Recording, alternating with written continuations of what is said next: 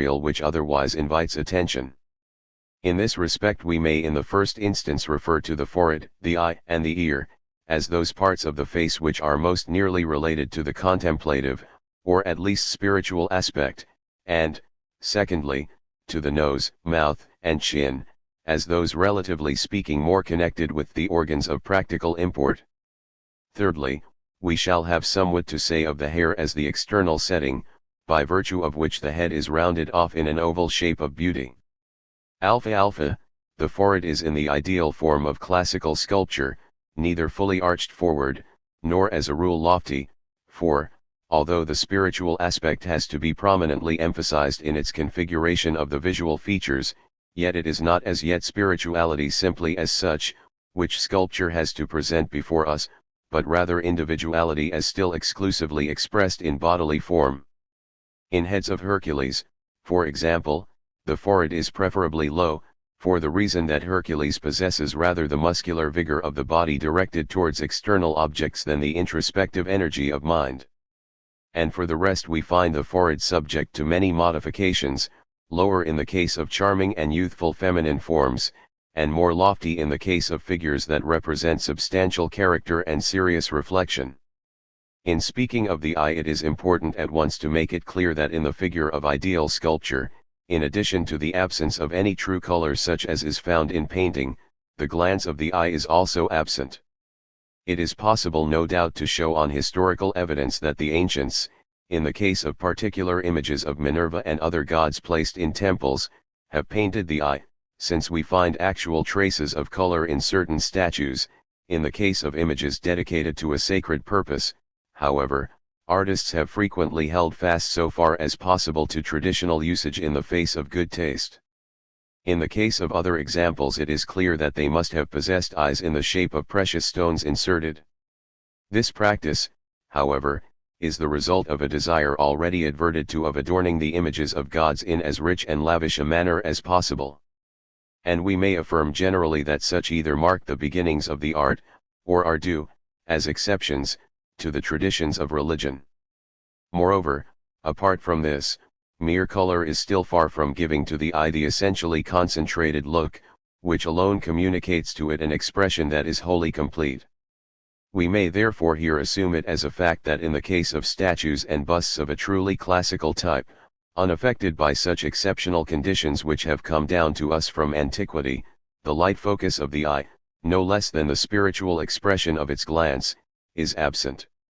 For although not unfrequently the focus is inserted in the apple of the eye, or at least is indicated by a conical depression, and a modification which expresses the light point of this focus and by this means a kind of visual glance, such remains nevertheless the purely external configuration of the eyeball, and is no presentation of its vitality. In other words, it is not the glance of it simply, the inward glance, that is, of the soul. We can readily imagine that it must cost the artist a great deal to sacrifice the eye in its simple aspect of animation. We have only to look a man in the eyes to discover a point of arrest, a center that explains and is basic to his entire presentment, which we may grasp in its simplest terms from the unifying declaration of its bare look. The eye glance is in fact that aspect which is most steeped in soul, it is the concentration of the inward life and its subjective emotion. Just as a man by means of a handshake, so, too, with yet more rapidity he is brought into unity with his fellow by virtue of the eye glance he faces.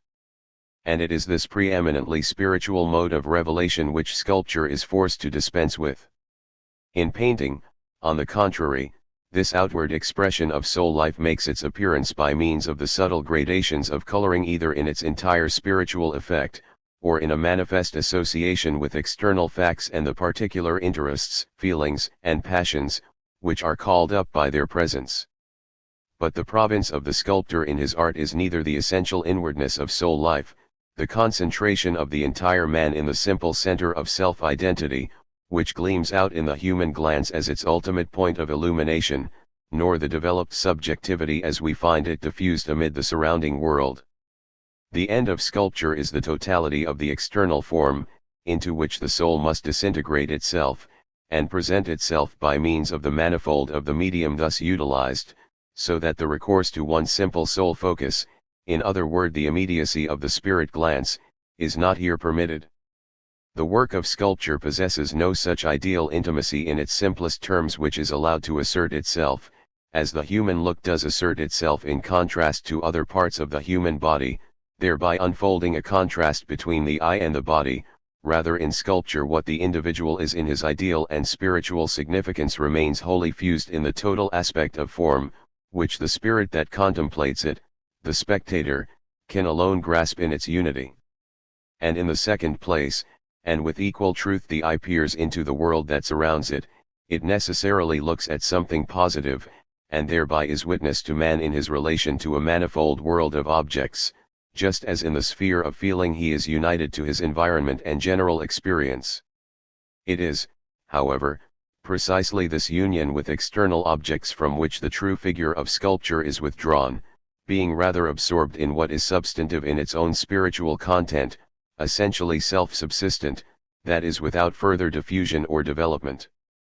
Thirdly, the glance of the eye receives its fully evolved significance by virtue of the expression of the rest of the bodily presentment, such as in its general mien and speech, albeit as the purely formal point of subjective life, in which the entire manifold of the form and its environment is concentrated to a focus, it holds itself aloof and contrasted with this development. A breadth of vision of this specific kind is, however, foreign to the plastic art. For this reason the more specialized mode of expression in the human vision, which did not at the same time immediately discover its further reciprocal response of effect in the entire compass of its configuration, could only be an accidental particularity, which the sculptured figure must dispense with. For reasons such as these, sculpture does not merely deprive itself of nothing when it leaves its figures bare of the eye's full glance, but we may affirm that it is only true to its fundamental principle when it totally disregards this mode of the soul's expression. Consequently it is merely one more example of the fine insight of antiquity, that it recognized firmly this limitation and restriction of sculpture, and remained loyal to the abstract view it implied. It is an evidence of the lofty intelligence of the ancients, based on the fullness of their reasoning faculties, and the comprehensive grasp of their outlook. No doubt we do meet with cases in antique sculpture, in which the eyes gaze upon some definite point, as for example in the case of the faun we have alluded to several times who glances at the young Bacchus. This smile of recognition is expressed in a moving way, but even here the eye is itself visionless, and the real statues of the gods in their simple situations are not presented to us in relations of this specific character so far as the direction of eye and glance is concerned. With regard to the form of the eye in ideal sculpture it is large of size, widely extended, oval and in respect to position placed at right angles toward the line of the forehead and nose, and in considerable depression. As far back as Winckelmann 160 the large size of the eye was accounted significant of beauty, just as a great light is more beautiful than a small one. The size, however, his description continues, is relative to the bone of the eye or its cavity, and is expressed in the mode of incision 161 and in the opening of the eyelids, of which in beautiful eyes the upper describes a more circular arch toward the angle within than the lower one. In the case of profile heads of superior workmanship the apple of the eye itself possesses a profile and receives precisely by virtue of this opening thus cut away a nobility and a free glance, whose very light, according to Winckelmann's observation, is rendered visible on coins through an exalted point or focus on the apple of the eye. At the same time mere size does not make all eyes beautiful, they are this in the first place by virtue of the cast of the eyelids, and in the second through being themselves deep set. In other words the eye ought not to press forward, and by so doing be thrust on the external world, for it is just this close relation to the external world which is removed from the ideal, exchanging for this the self-retirement of personality upon its own resources, that is, upon what is ideally substantive in the individuality. The projection of the eye, however, also suggests the thought that the apple of the eye is at one time pushed to the fore and at another withdrawn, and, particularly in the case of the staring gaze, only testifies to the fact that the individual is beside himself, either staring in total absence of thought, or in an equally soulless way absorbed in the gaze upon some material object. In the ideal of antique sculpture, the eye is placed in even more pronounced retreat than we actually find it in nature. Winckelmann suggests as a reason for this that in the case of statues of larger size which are placed more remote from the vision of the spectator, without this more receding position, on account of the fact that apart from this the apple of the eye was for the most part flat, the eye itself would have been without meaning and practically lifeless, if by just this more emphatic projection of the bone of the eye socket, the thereby accentuated play of light and shadow had not made the eye more apparently active. Yet this deepening of the eye has a yet further significance. In other words, if the forehead is thereby suffered to receive a prominence superior to that of nature, the contemplative portion of the face is the predominant factor, and we receive a keener sense of spiritual expression, while also the emphasized shadow in the eye sockets on its own account enables us to feel a depth and unimpaired inwardness, a look that is shut off from external objects, and retires on the essential presence of individuality, whose depths are suffused over the entire presentment. In the case of coins, too, of the best period, the eyes are deep set, and the enclosing bones of the eye are projected. The eyebrows, on the contrary, are not expressed by a more extended arch of tiny hairs, but merely suggested by means of the acute sharpness of the eye bone ridge, which, without interrupting the forehead in its form of continuity as eyebrows actually do through their color and relative elevation, surround the eyes as with an elliptical garland. The more elevated and consequently more independent arch of the eyebrows has never been regarded as beautiful. Winckelmann 162 further observes with regard to the ears that the ancients devoted the greatest care to their elaboration, so that in the case of cut stones indifferent attention to the execution of the ear is an infallible sign of the spuriousness of the work in question. In particular, he insists that statues which are portraits often reproduce the characteristic and individual type of the ear. It is consequently possible in many cases to ascertain the very personality represented from the ear, if the same happens to be known, and to take one example, from a single ear with an exceptionally large opening into it, to deduce the presence of a Marcus Aurelius. Indeed, the ancients have not failed to indicate in this respect what is actually misshapen. As examples of a peculiar type of ear to be found in ideal heads, Winckelmann draws attention to certain ears given to Hercules, which are beaten out flat, and others which bulge out in their cartilaginous folds. They indicate wrestlers and pancratiasts, just as Hercules himself carried off the prize at Elis as a pancratiast in the games of Pelops. Beta. We have still to add some remarks with reference to that part of the countenance which is more nearly related to the practical or sensuous side of natural function, in other words the specific form of the nose, the mouth, and the chin. The distinction in the form of the nose gives to the face a variety of configuration and many various kinds of expression.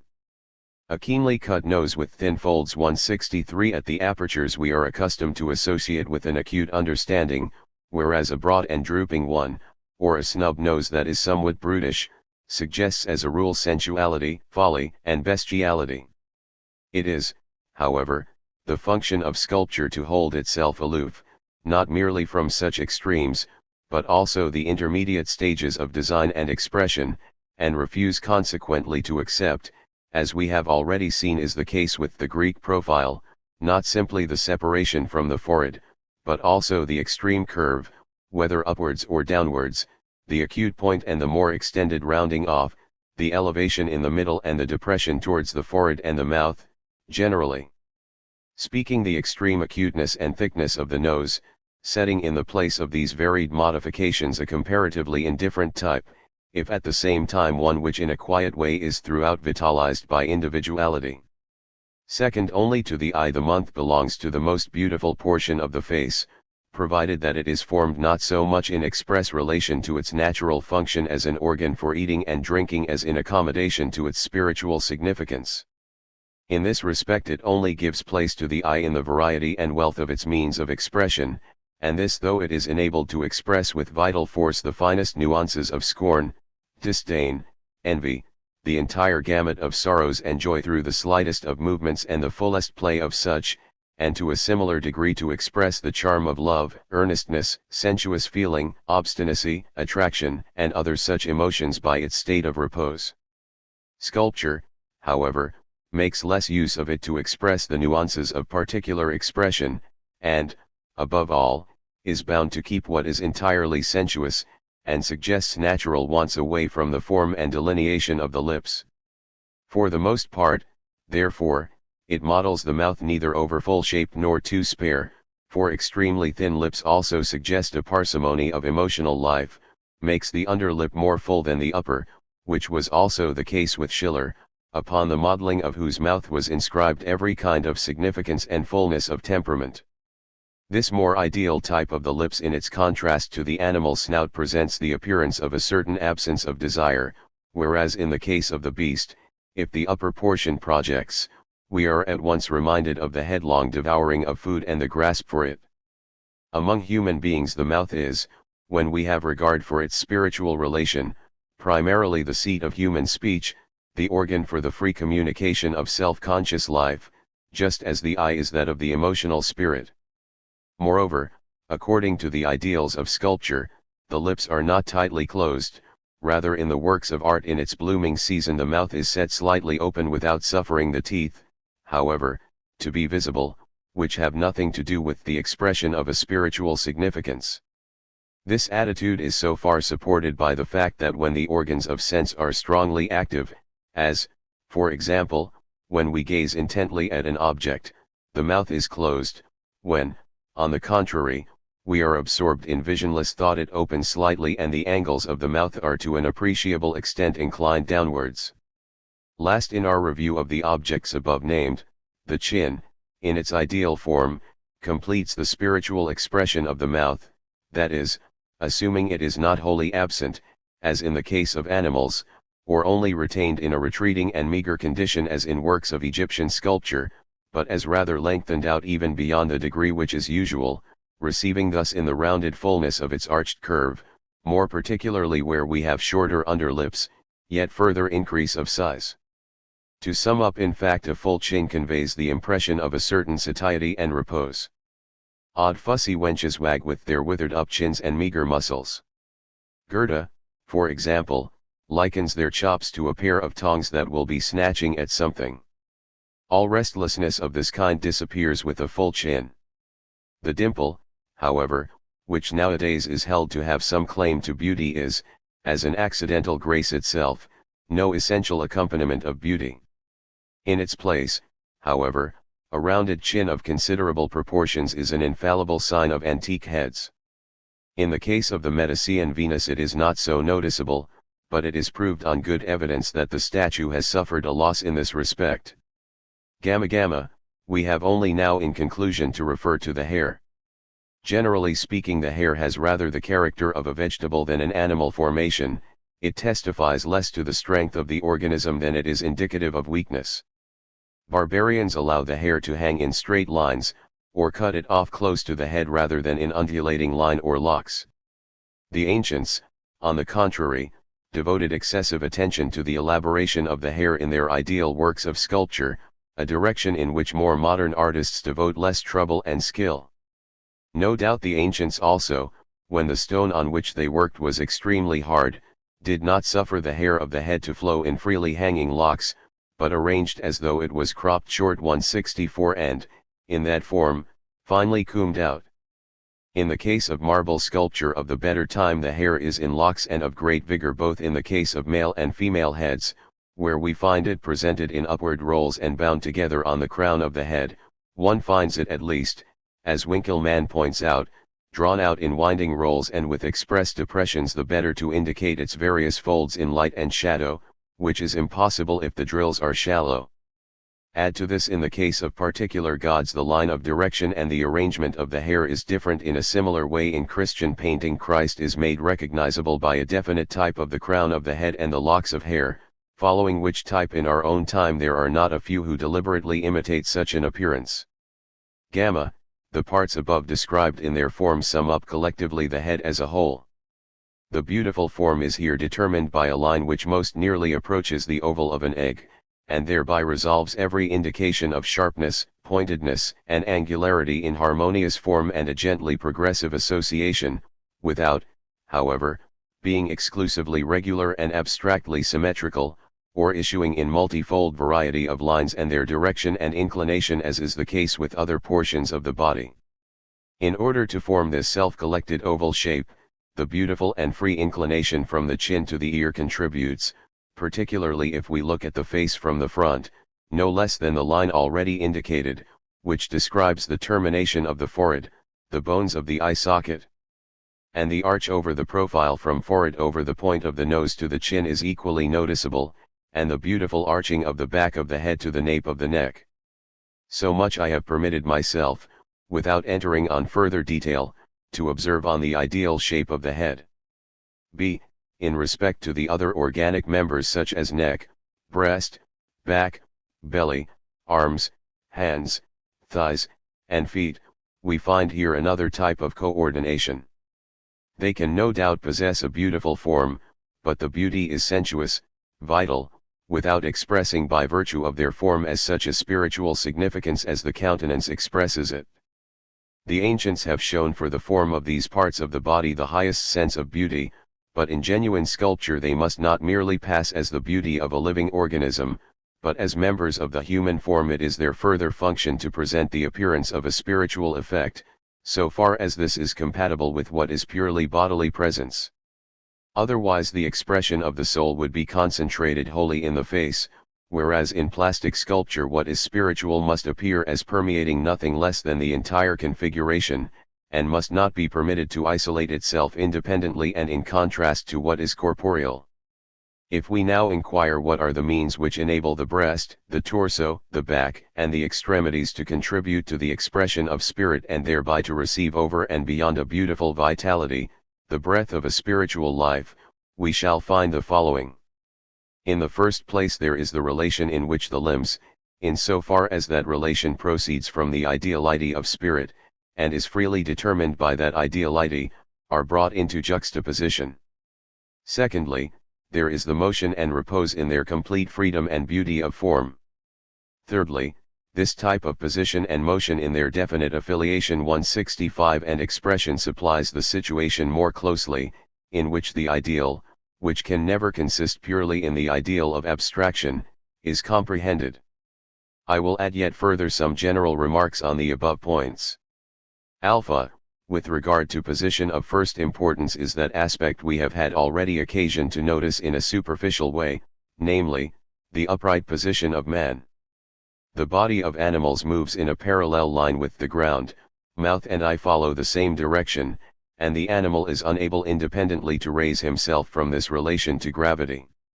The opposite is the case with mankind. The eye looking straight forward is placed in its natural direction, that is, in a right angle with the line of gravity and the body. Man is no doubt able to go on all fours just as animals do, and children do so in fact, but as soon as consciousness begins to awaken, man wrests himself from the animal chains of the earth, and stands up straight in free independence. This stanzion is an act of will, for if we cease to try to stand our body collapses and falls to the ground. In this way the upright position possesses a spiritual significance, in so far as the self-elevation from the ground remains linked with the volition and thus with that which is spiritual and ideal, just as we are accustomed to say of an essentially free and independent man, who keeps his opinions, views, principles, and aims unaffected by others, that he stands on his own feet. The upright position is, however, not yet merely as such beautiful, it is only so by virtue of the freedom of its form. In other words, if a man stands up only straight in an abstract way, letting his hands fall glued to his side with no interval of separation, his legs in the same way being close to each other, we receive an untoward expression of stiffness, even although in the first instance this is due to no compulsion. From this stiff effect we deduce on the one hand the abstract and likewise architectonic principle of uniformity, under which the limbs adhere together in the like position, and on the other hand we do not discover in it any determination derived from what is spiritual and the ideal principle. In such a case arms, legs, breast, body, all the members stand and hang just as though they had from the first grown there on man, without being brought by means of his spirit, his volition, and emotions into a change of position. The same thing may be said of the sitting posture. Conversely also the squatting or perching on the ground is destitute of freedom for the reason that it suggests an attitude of subordination, dependence, and serfdom. The free position, on the contrary, avoids in a measure this abstract uniformity and angularity, and places the position under lines which approximate to the organic form, and to a further extent it suffers spiritual relations to shine through, so that by virtue of such a position the conditions and passions of the soul are cognizable. Only in this manner can the position pass as a genuine exhibition of spirit. In the application of positions as significant pose 166, it is necessary, however, that sculpture proceed with great circumspection, and it has thereby many a difficulty to overcome. On the one hand, no doubt, the reciprocal relation of the members is to be derived from the ideal principle of spirit. On the other hand, however, this determination from the ideal side ought not to place the particular parts under a mode which contradicts the corporeal structure and the laws of the same, and thereby produce the impression of a constraint imposed on the members, or come into collision with the material of substance, in which sculpture is set the task to execute the artist's conceptions. And, in the third place, the pose must appear wholly spontaneous, as though the body received it of its own initiative, otherwise body and spirit have the appearance of being distinct and separable from each other, and are involved in the relative position of mere direction from one side and purely abstract obedience from the other, whereas both in sculpture ought rightly to constitute one and the same immediately congruent totality. This absence of constraint is here of the first importance. Spirit, as the ideal principle, must throughout transfuse the members, and these latter must in like degree essentially accept spirit and its determination as to the content of its own soul. As to the pose itself and its character, which we may empower to express the just attitude in ideal sculpture, we can readily infer from our previous exposition that it ought not be one wholly referable to change or instantaneous action. The representation of sculpture must produce no effect such as is seen in the case where men, while in the art of motion and action, were turned to stone or frozen by means of one's horn. On the contrary, it is necessary that the posture, although it may without question point to some characteristic action, express for all that merely a beginning and preparation, an intention, or it must indicate the close of an action and a return from the same to the state of repose. The repose and self-subsistency of a spiritual life, which potentially encloses in itself an entire world, is the most suitable aspect for the ideal form of sculpture. Beta, and, in the second place, what we have observed of posture is equally applicable to motion. There is in sculpture as such less room for motion in the full sense of the term than other arts 167, just in so far as the same does not as yet advance to the mode of presentation which is more nearly related to an art whose sphere of effect is more extensive. The tranquil image of the God in his blessed self-seclusion is the presentment which it is its task mainly to set before us in all its essential freedom from conflict. A variety of movement is necessarily excluded from such. What we ought to have is rather a stanzian or reclining posture of essential self-absorption 168. This attitude of self wholly referable to self it is which does not proceed to a definite action, and by doing so does not contract its entire energy to the space of a single moment, making such of first importance, but rather persists in the continued equilibrium of tranquility. We ought to be able to imagine that the figure of the gods will remain forever in the same posture. The escape from self-subsistency, the plunging of individual life within the vortex of a particular action that implies conflict, the strain of the moment, which is unable to continue as such relations are foreign to the ideality of sculpture. We cross them rather where, in the case of groups and reliefs, the particular moments of an action are presented with a distinct inclination to the principle of painting. A result brought about by powerful effects, and their passing exhibition, no doubt exercises upon us an immediate impression, but after once having received it we do not readily return to it. For that which is so prominent in the presentation is the affair of a moment's passage, which we both observe and recognize in that moment, whereas the ideal fullness and freedom, what is infinite in its significance, in other words that which holds our attention permanently, is relegated to the background. Gamma, in asserting this, however, we do not maintain that sculpture, where, in the case where it adheres to its principle in all its severity and attains its highest point, must necessarily exclude entirely the attitude of movement. If it did so, it would merely present to us the divine in its indeterminacy and indifference. On the contrary, in so far as it is its function to comprehend the substantive as individuality, and to present it to our vision in bodily form, both the ideal and external condition, in accordance with which it brings its content and form to an impression, is necessarily individual. And it is this individuality of a definite situation which is preeminently expressed by means of the pose and movement of the body. Inasmuch as, however, the substantive in sculpture is of most importance, and individuality is not as yet itself extricated from the same to the point of particular self-subsistency, the specific determinacy of the situation must not be of a kind that it impairs or annuls the simple sterling character 169 of that substantiveness, by either making it one-sided or drawing it into the conflict of collisions, or in a general way by placing it without reserve under the overmastering importance and variety of what is particular. It must rather remain, independently regarded, a determinacy less essential in its result, or rather we may say a vivacious play of vital force, harmless in effect over the superficial features of individuality, whose substantive character in no respect suffers loss thereby in depth, subsistency, and repose. This is, however, a point which I have at an earlier stage of this investigation already 170 discussed at length in relation to the ideal of sculpture when the situation itself was under review, in which the ideal ought to appear in definite relation to the presentation. Further discussion may here be consequently dispensed with. c. The last point of importance we have now to consider is the question of drapery in sculpture.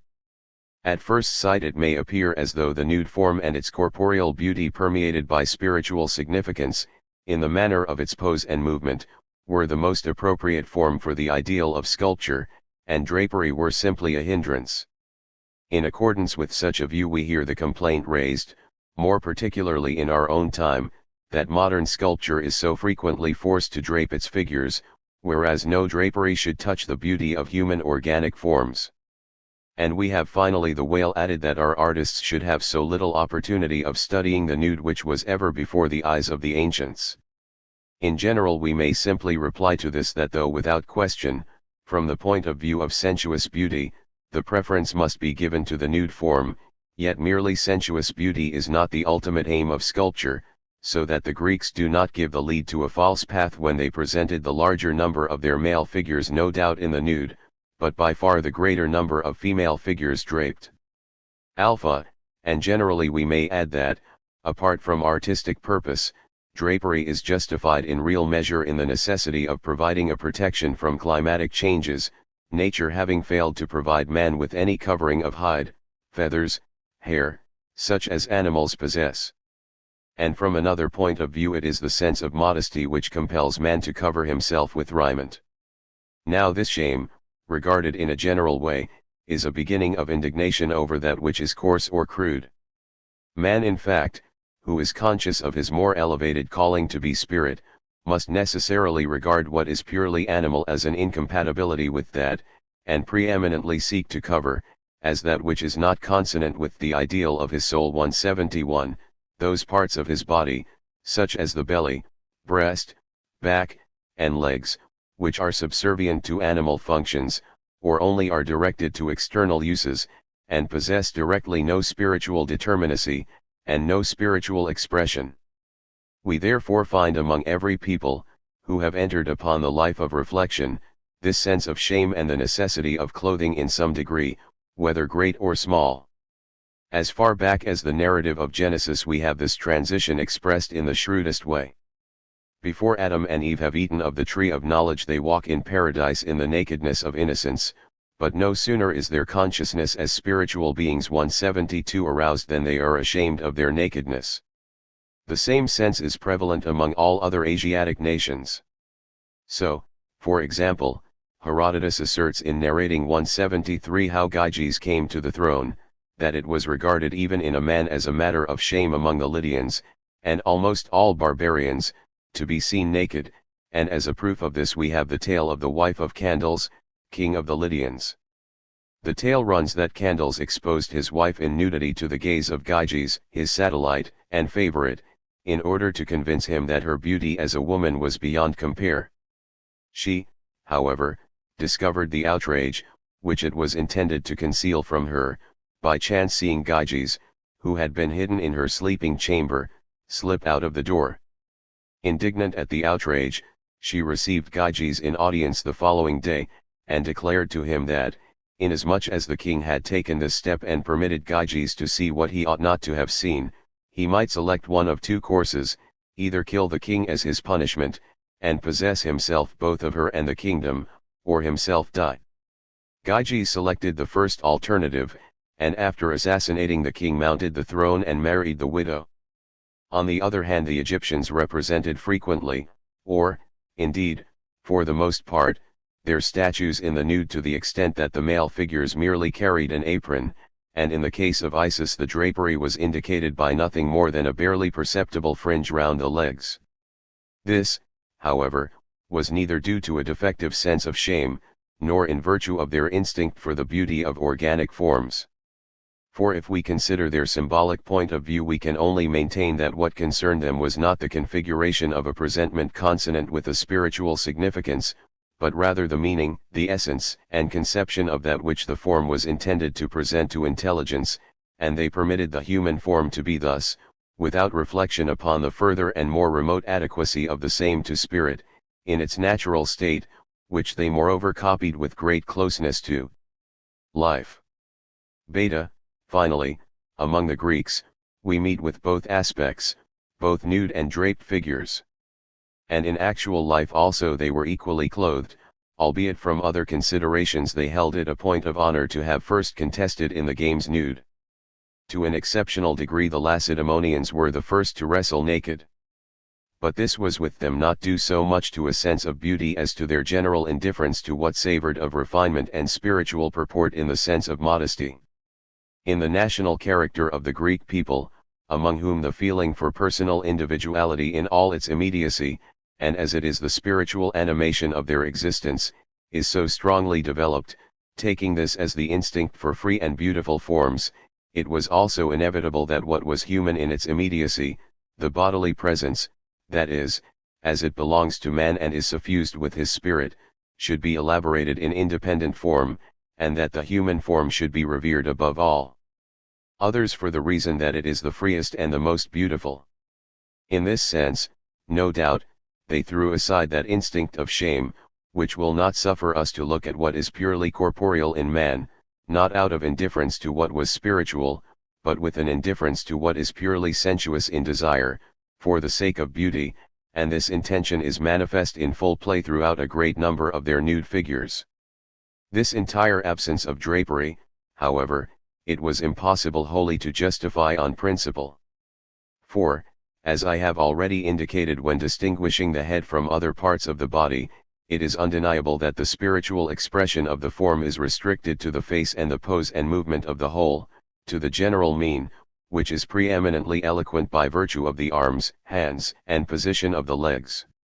For these organs, whose activity is in an outward direction, have still, and precisely by the nature of their pose and movement, for the most part the expression of a spiritual deliverance. The other members of the body, on the contrary, are and remain solely productive of a sensuous beauty, and the distinguishing features which are visible on them can only be bodily vigor, development of muscle, or degrees of delicacy and softness, such as characterize respectively the two sexes, age, youth, and childhood. As a means, therefore, of expressing what is spiritual in the form, the nudity of these parts is also from the standpoint of beauty indifferent, and it is only due to our moral sense, when, that is to say, the main thing looked for is the paramount presentation of the spiritual in man, that such parts should be veiled.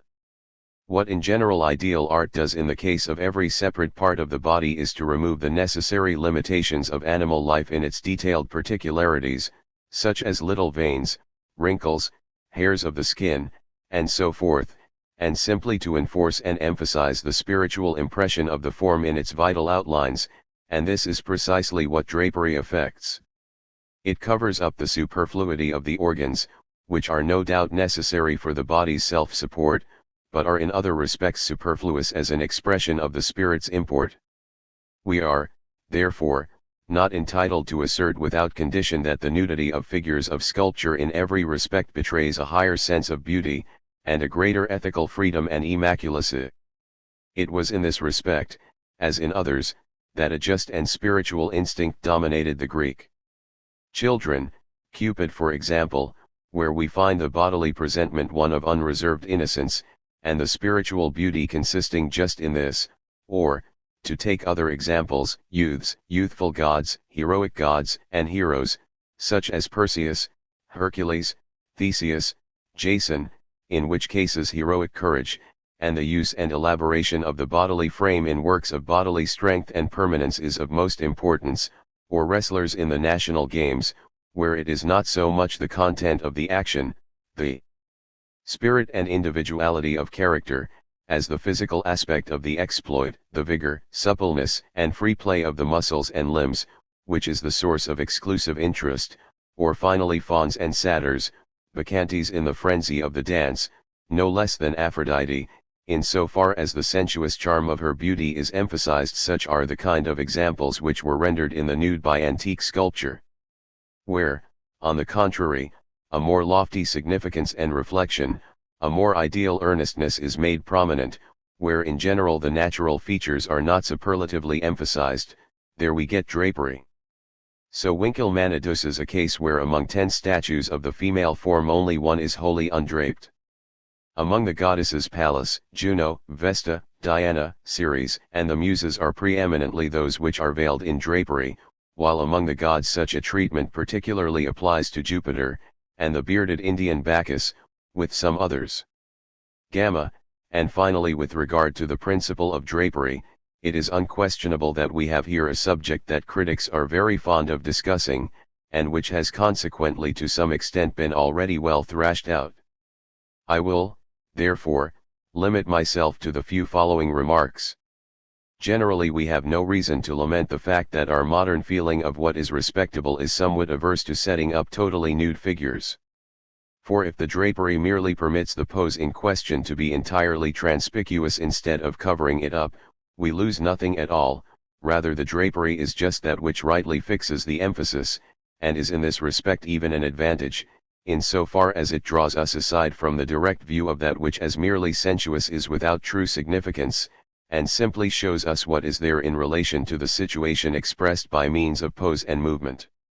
Alpha, once accept this principle, and it may at first sight appear that such covering is of most signal advantage for the artistic treatment, which conceals the contour of the limbs, and consequently also the pose as little as possible, precisely in fact as this is the case with our sufficiently enclosing modern garments. Our closely fitting sleeves and trousers follow the outlines of the form, and stand in the way of the motion and mean least of all by their making the entire form of the limbs visible. The long white garments and bulging out hoses of the Orientals, on the contrary, are intolerable to our sense of vivacity and multifarious activities, and are only fitting for folk who, like the Turks, sit the whole day long in one place with legs crossed, or only perambulate slowly and with great gravity. And yet we are conscious at the same time, indeed the very first glance at either modern statues or pictures will establish the truth for us, that our modern clothing is entirely unartistic. In other words, what we behold in it really is, as I have already in another passage insisted, not the fine, free, and vital outlines of the body in their tender and flowing elaboration, but stretched out sacks with stiff folds. For albeit we do obtain the most generalized form, yet the beauty of the organic undulations is lost, and what we really look at is a contrivance of exterior aim, a matter of tailor's work, which in one place is stitched together, in another folded back over, and yet in another made tightly fitting. In other words, as a whole, forms that are not free, folds and surfaces which are fastened together by stitch, buttons, and buttonholes.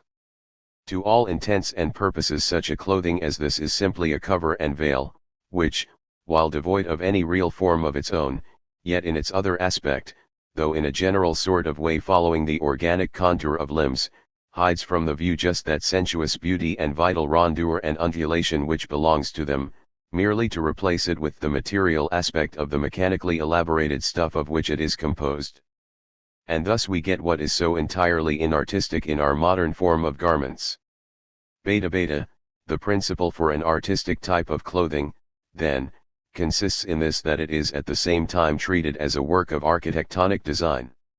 Such a work is simply an environment, in which a man can likewise move in freedom, and which must essentially possess and declare on its part a determinate shape of its own as its mode of covering, quite apart from the form which it encloses. Add to this such a work, in its aspect of a thing which is worn and carried, must freely follow its own mechanical texture. A principle of this type follows in the track of the kind of draping which we find adopted in the ideal sculpture of the ancients. Particularly here do we find that the mantle is as it were a house in which free motion is possible. It is no doubt carried, but is only made fast at one point, namely, on the shoulder.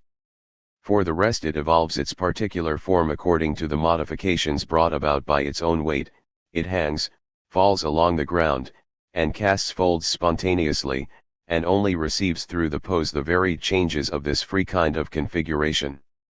In like manner there is little to impair essentially, if in varied degree, the freedom of disposition in other parts of antique drapery. This it is which constitutes its artistic quality. It is only in drapery such as this that we do not face something which is a burden, and something artificial, whose shape merely displays an external constraint and necessity, which is rather something itself independent in its form, and which, however, accepts from a spiritual source, that is the pose of the figure, its point of departure. For this reason the garments of the ancients are only fastened to the body so far as is actually unavoidable, that is, to prevent their collapse, and are modified by the pose of it. In all other respects they hang freely about it, and themselves in their power of movement through the motion of the body give yet further support to the same principle.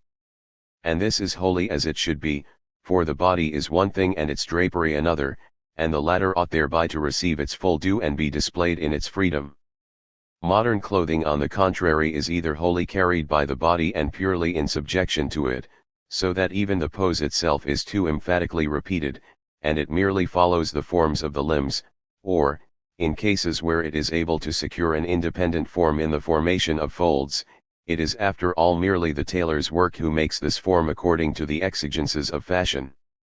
The material is, on the one hand, dragged up and down by the various parts of the body and their movements, and, on the other, by its stitches and seams. On grounds of this description the antique form of drapery is by a long way to be preferred to our modern style as the ideal standard for works of sculpture. No end has been written with every resource of antiquarian research over the form and details of the ancient ways of draping, for although men as a rule do not permit themselves to chatter much over fashion in their clothes, the kind of cloth, border, cut, and every other such detail, yet they find ample justification from the antiquarian standpoint for treating these trifling matters also as important, and of talking about them with even greater prolixity than is permitted to woman herself in her unchallenged field of supremacy. Gamma gamma, it is, however, a totally different problem we have to consider when the question is asked whether modern clothing, that is, the kind so greatly to be contrasted with the antique, is in all cases to be rejected. This question is of particular importance when we examine the case of portrait statues, and inasmuch as its main interest closely touches a principle of importance to art as we have it now, we will consider it at rather greater length. When nowadays we have to create a portrait of some contemporary, it becomes necessarily a part of it that the drapery and the environment are both accepted from the actual facts of their individual existence, for, inasmuch as it is just this actual person which is here made the object of art, this external framework, to which the clothing essentially belongs, is in its reality and truth precisely that which is most important. And this is more especially to be observed when what is aimed at is the presentment before our vision in our individuality of well-defined characters whose greatness and activity in any particular sphere have been remarkable.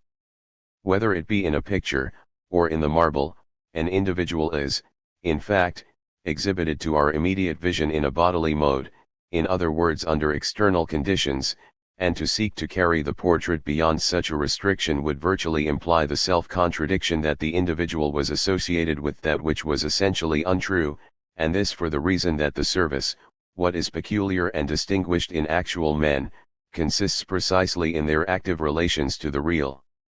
That is in their life and action in definite professional spheres. And if this individual activity is to be made clear to us, the environment must exhibit nothing that is foreign to or tends to impair the effect. A famous general, for example, has lived in respect to his professional surroundings with cannon, rifles, and powder before his eyes. If we intend to depict him in his professional activity, we recur most naturally to the way he gives orders to his adjutants, commands the line of battle, and advances against the enemy. And with yet more detail, such a general is not merely one of a class, but is distinguished by the particular style of his uniform. He is either a leader of infantry or a stalwart hussar, and so forth. In every example of this kind we have some exceptional form of habiliment which is appropriate to the circumstances. Moreover, a famous general is simply a famous general, not necessarily a lawgiver, poet, or even very possibly a religious man. He commands in all respects as a soldier, he is just that, he is, in a word, no complete totality, and this alone gives us the ideal and divine type. For the divinity of the ideal figures of sculpture is to be sought in nothing so much as this, that their character and individuality are appurtenant to no particular relations and professed callings, but are rather removed from such division, or, in the case that the idea of such relations is moved, it is so placed before us that we are forced to believe about such individuals that their powers of performance are unlimited. For reasons such as the above, a demand to represent the heroes of our time or the more recent past, when their heroism is of a restricted nature, in ideal drapery is very superficial. Such a demand testifies no doubt to a zeal for artistic beauty, but a zeal which is unintelligent, and in its devotion to the antique overlooks the fact that the greatness of the ancients likewise reposes essentially in the lofty comprehension of all that they accomplished. In other words, they have, no doubt, represented what is essentially ideal, but they have not sought to enforce a form that is opposed to reality. If the entire content of the individuals in question is not of an ideal character, then their draping ought not to be such, and if a powerful, determined, and resolute general does not already possess a countenance indicative of the lineaments of Mars, then to drape him with Greek drapery would be as much a folly as though we popped a bearded man in a maiden's petticoats. Despite this truth, however, modern clothing does involve us in considerable difficulty because it is subject to fashion, and consequently subject to change. For the rational principle of fashion consists in this, that it exercises over time the claim to be always subject to modification. A robe, according to some particular cut, soon passes out of fashion, and it is only in fashion so long as it pleases. But when the fashion is over, we cease to be used to it, and what pleased us a few years back now appears suddenly ridiculous. For this reason only those forms of garments are appropriate for statues which carry the specific character of a period in a more permanent type, but, in general, it may be advisable to find a middle way, as our artists attempt to do. Yet, despite of the rule, it is generally a mistake to clothe portrait statues in modern clothing when they are either small, or the object sought after is simply a familiar presentation. In such cases mere busts are best, which are the more easily lifted to an ideal elevation, simply neck and breast being retained, inasmuch as the head and the physiognomy thus remain of most importance, and everything else is relegated to incidental insignificance. Where we have large-sized statues, on the contrary, more particularly where the pose is one of tranquility, we see at once, because they are in repose, how they are draped, and large-sized male figures, even in the painted portrait, when clothed after modern wont, can only with difficulty be raised over what is insignificant. As instances we may mention the full-figure seated portraits by old Tischbein of Herder and Wieland, of which we have excellent engravings on copper. One feels at once, when looking at them, that it is a somewhat stale, flat, and unprofitable business to gaze at their breeches, stockings, and shoes, and absolutely so to see their cozy, self-contented posture on a sofa, where they have their hands lying happily together over their pensées. It is another matter with portrait statues of individuals where, either in respect to the period of their activity they are far removed from our own, or are themselves essentially of an ideal greatness. In such cases what is old is already divested of the temporal aspect and has passed into the more indefinite background of the general idea, so that in this release from its particular form of actuality it is also in the mode of its drapery capable of an ideal presentation. And this is still more true in the case of individuals, who by virtue of their self-subsistency and the ideal fullness of what are otherwise the mere limitations of their particular profession, and detached from what is merely the activity of a definite period of time, create independently for themselves a free totality, a world of relations and activities, and consequently should appear, even in the aspect of their habiliments, as exalted above the familiar guise of everyday life in their ordinary temporal costume. As far back as the Greeks we find statues of Achilles and Alexander, on which the more individual traits of portraiture are of so fine a quality that we should rather imagine them to be sons of gods than human beings. In the case of the genial and great-hearted youth Alexander this is quite as it should be.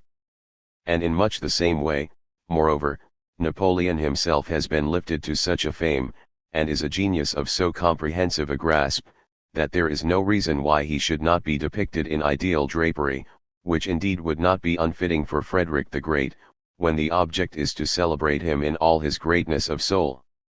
No doubt the size of the statues is here, too, of importance.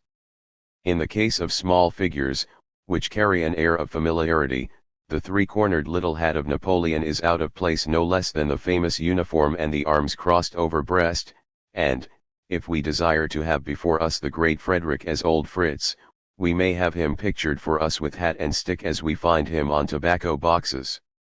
3. The individuality of ideal figures of sculpture.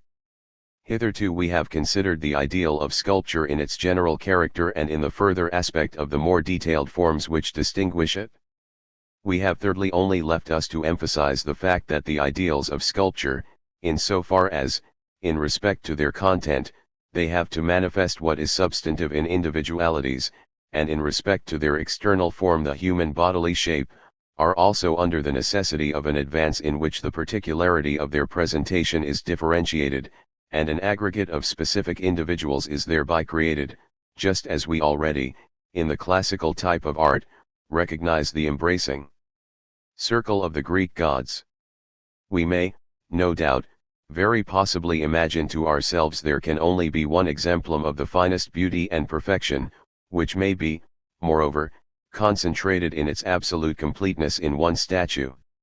Such a conception of one ideal in its purity is deficient in insight and indeed ridiculous. For the beauty of the ideal consists just in this, that it is no purely general form or standard, but essentially individuality, and consequently possesses both particularity and character.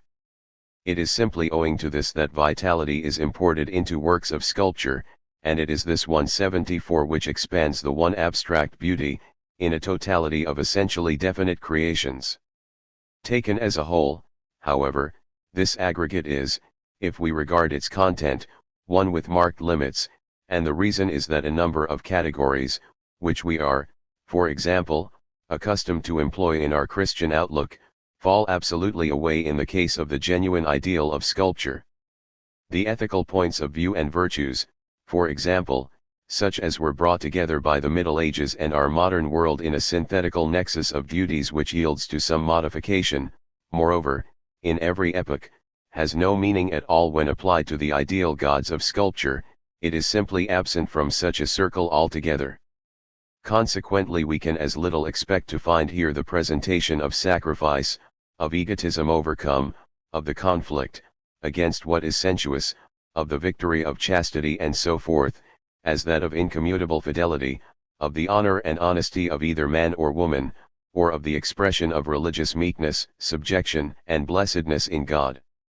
All these virtues, qualities, and conditions repose in part on the breach between what is spiritual and what is corporeal, and in part they retire altogether beyond what is of the body within, the intimate shrine of the soul, or betray the individual personal life in its separation from its entirely concrete and explicit substance, as also in its struggle to find again mediation in the same. Moreover, the circle of these veritable gods of sculpture is no doubt a totality, but, as we already discovered in our consideration of the classical type of art, it is, when we examine the distinguishing differences of its notion, no stringently articulated and unified system. Moreover, the particular examples are every one of them to be distinguished from all the others in their essentially definite and self-exclusive individuality, albeit they are not thus set apart by virtue of the characteristics of a purely abstract mintage, but rather, on the contrary, include much which they share in common relatively to their ideal and divine substance. We will now pass in review the distinctions above indicated under the following aspects.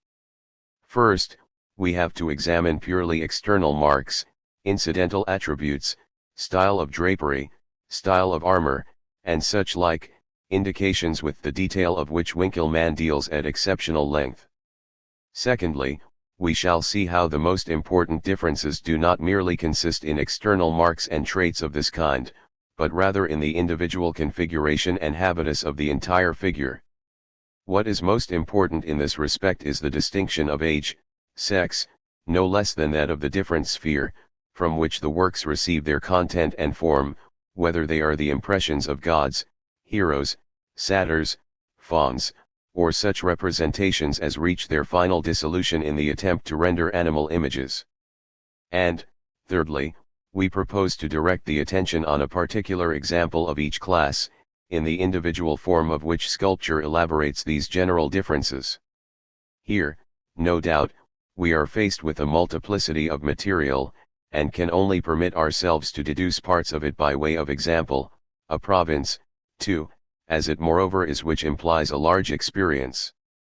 A. In considering these first mere attributes and all such external accessories, the kind of ornament, armor, tools, vessels, and in general all that is associated with mere environment, we find that such things are of a very simple character in superior works of sculpture, and retained only in a temperate and restricted degree, so that we see little of them beyond what is suggestive or sufficient to appeal to our minds. It is the independent figure, that is its expression and not outside accessories, which has to give us the spiritual significance and its manifestation. Conversely, however, marks of this kind are nevertheless necessary, in order to enable us to recognize the particular gods. In other words, divinity in its universal guise, which is the source of the substantive part of the presentment in the case of each individual, asserts, by virtue of this very equality of ground basis, close affinity between the expression of each example and also between the individual figures, so that every god is to this extent withdrawn from the aspect of his particularity, and can indeed further pass through other conditions and modes of expression, than would otherwise belong to them. For this reason we do not as a rule have set before us the particular characterization with complete seriousness, and it is frequently these external additions which exclusively make the particular god intelligible. Among these indicating marks I will allude briefly to the following. Alpha, I have already discussed the real attributes when the classical type of art and its gods presented an opportunity. In sculpture the same lose yet more their self-subsistent, symbolical character, and merely retain the right to appear as the external presentation and form which is referable to simply one aspect of the specific gods, a presentment which is true to this extent or approximately so. Such marks are frequently borrowed from animal life, as for example when Zeus is represented with the eagle, Juno with the peacock, Bacchus with the tiger and panther, who are harnessed to his car, because, as Winckelmann observes 175, this animal is an exceptionally thirsty one, and, moreover, fond of wine, and in the like manner we have Venus with her hair. Other attributes are tools or utensils of some kind, which are related to activities and actions, which may be ascribed to any particular god by virtue of his or her specific individuality. So we have Bacchus depicted with the thyrsus wand, in order to entwine thereon the ivy leaves and garlands, or he receives a wreath of laurel leaves, to indicate him as victorious in his expedition to India, or a torch, with which he lighted Ceres' home. Accessories such as these, among which I have here, of course, only just the most famous examples, are an exceptional stimulus to the acuteness and learning of our professors, and carry them into a kind of commerce in trifles, which too frequently leads them out of bounds, and finds significance in things where there is really none. As an example, we are assured that two famous sleeping female figures in the Vatican and the Villa Medici are representations of Cleopatra, simply because they have a bracelet in the shape of a viper, and to the vision of such archaeologists a serpent at once suggests the death of Cleopatra, much as it would suggest to a pious father of the Church the original serpent who seduced Eve in paradise. It was, however, a prevailing custom for Greek women to wear bracelets in serpent coils, and such bracelets in fact were called by that name. Consequently, the just sense of Winckelmann 176 has long ago rejected this interpretation, and Visconti has finally recognized 177 them as figures of Ariadne, as she at last sinks to sleep after her sorrow at the departure of Theseus. Although in uncounted cases acuteness of this quality shows itself at fault in dealing with detail of this kind, and makes itself appear contemptible in its departure from such insignificant facts, yet unquestionably both research and criticism of apparently unimportant facts are necessary, because it is only thereby that we can arrive at the closer determination of a figure. Yet even here the difficulty crops up, that attributes no less than form, do not in all cases point our conclusions to one God, but may be shared in common by several. We have the vase, for example, not only associated with Jupiter, Apollo, Mercury, Aesculapius, but also with Ceres and Hygeia. Several goddesses receive the ear of corn, we find the lily in the hand of Juno, Venus, and Hope, and even the lightning is not the exclusive possession of Zeus, for it is shared by Pallas, who on her part again does not alone carry the aegis, but on equal terms with Zeus, Juno, and Apollo 178. The source of the individual deities from a general significance of less determinate character which, they share itself is associated with ancient symbols, which were appurtenant to this more general and consequently more widely shared nature. Beta, accessories of this incidental nature are more in place with works which, already departing from the simple repose of the gods, represent actions, groups, or the series of figures such as we find on reliefs, and for this reason are able to make more extensive use of a variety of external indications and suggestions. On gifts dedicated to a devout purpose, which are frequent in all kinds of works of art and nowhere more frequent than, in the case of statuary, on statues of Olympic victors, but more particularly on coins and cut stones, the rich and prolific invention of the Greek found ample scope for the presence of symbolical references of this type, such as that to his city's locality and others like it. Gamma, other signs are more removed from purely external significance, and penetrate deeper within the individuality of such deities. These themselves are a part of the particular type in question, and are an integrating factor in it. Among such we may mention the specific type of the drapery, armor, adornment of the hair, and other attire of a similar nature, in respect of which I must here content myself in elucidation with a few examples borrowed from Winckelmann, who exercised great acuteness in such matters. Among the several gods Zeus was preeminently recognizable by the general treatment of his hair, and our authority maintains 179, that any particular head can at once be determined as one intended for this deity or no by the hair over his forehead, or his beard, even though there be nothing else significant to arrest us. In other words, he asserts that, the hair is elevated in an outward curve on the brow, and its different divisions fall in a narrow curve with broken lines 180 down again. This type of hair treatment was so rigorous, that we even find it persisted in among the sons and grandchildren of Zeus. So, for example, the head of Zeus is barely to be distinguished from that of Aesculapius in this respect, who consequently receives another kind of beard, more particularly over the upper lip, where the same is more depressed in its curve, whereas that of Zeus is rather folded over the angle of the mouth and intermingled with the beard on the chin. Winckelmann further recognizes the fine head of a statue in the Villa Medici, later in Florence, by means of the more curled beard, which, moreover, folds over the upper lip, and is of greater thickness, and must be distinguished from the heads of Zeus with their greater tendency to curled locks. Pallas, in direct contrast to Diana, wears her hair long, bound together in its downward fall from the head, and then beneath the fillet flowing in a series of locks. Diana, on the contrary, wears hers thrown up from all sides, and fastened in a knot on the crown of the head. The head of Ceres is up to the back portion covered with her veil. Add to this, in addition to the corn she carries, she holds a diadem as Juno does, in front of which, to quote our authority once more 181, the scattered hairs are thrown into a charming confusion, as though to suggest possibly her sorrow at the robbing of her daughter Proserpine. Individuality of the same kind is emphasized by other exterior means, as for example, when we recognize Pallas by her helmet and its particular shape, in her type of drapery and various other things. b. The truly vital individuality, however, in so far as it should find its mintage in sculpture by means of the spontaneous and beautiful bodily form, ought not to be asserted merely by such accessories as the external attributes or modes of things we have cited, but should be displayed no less in the form itself than in its expression. In attempting such an individualization, the fine insight and creative power of the Greek artist increased in proportion as the figures of their deities possessed a substantive basis of essentially the same kind, from which, without wholly departing from it, it was their task so to elaborate the characteristic individuality that this ground root of their conception was still maintained as a wholly vital and present fact. Nothing invites our admiration so much in the best works of antique sculpture than the exquisite attention the artist directed to the task of bringing the smallest traits of the presentment and expression into harmony with the entire figure, an attention which is, in fact, the source of such a harmony.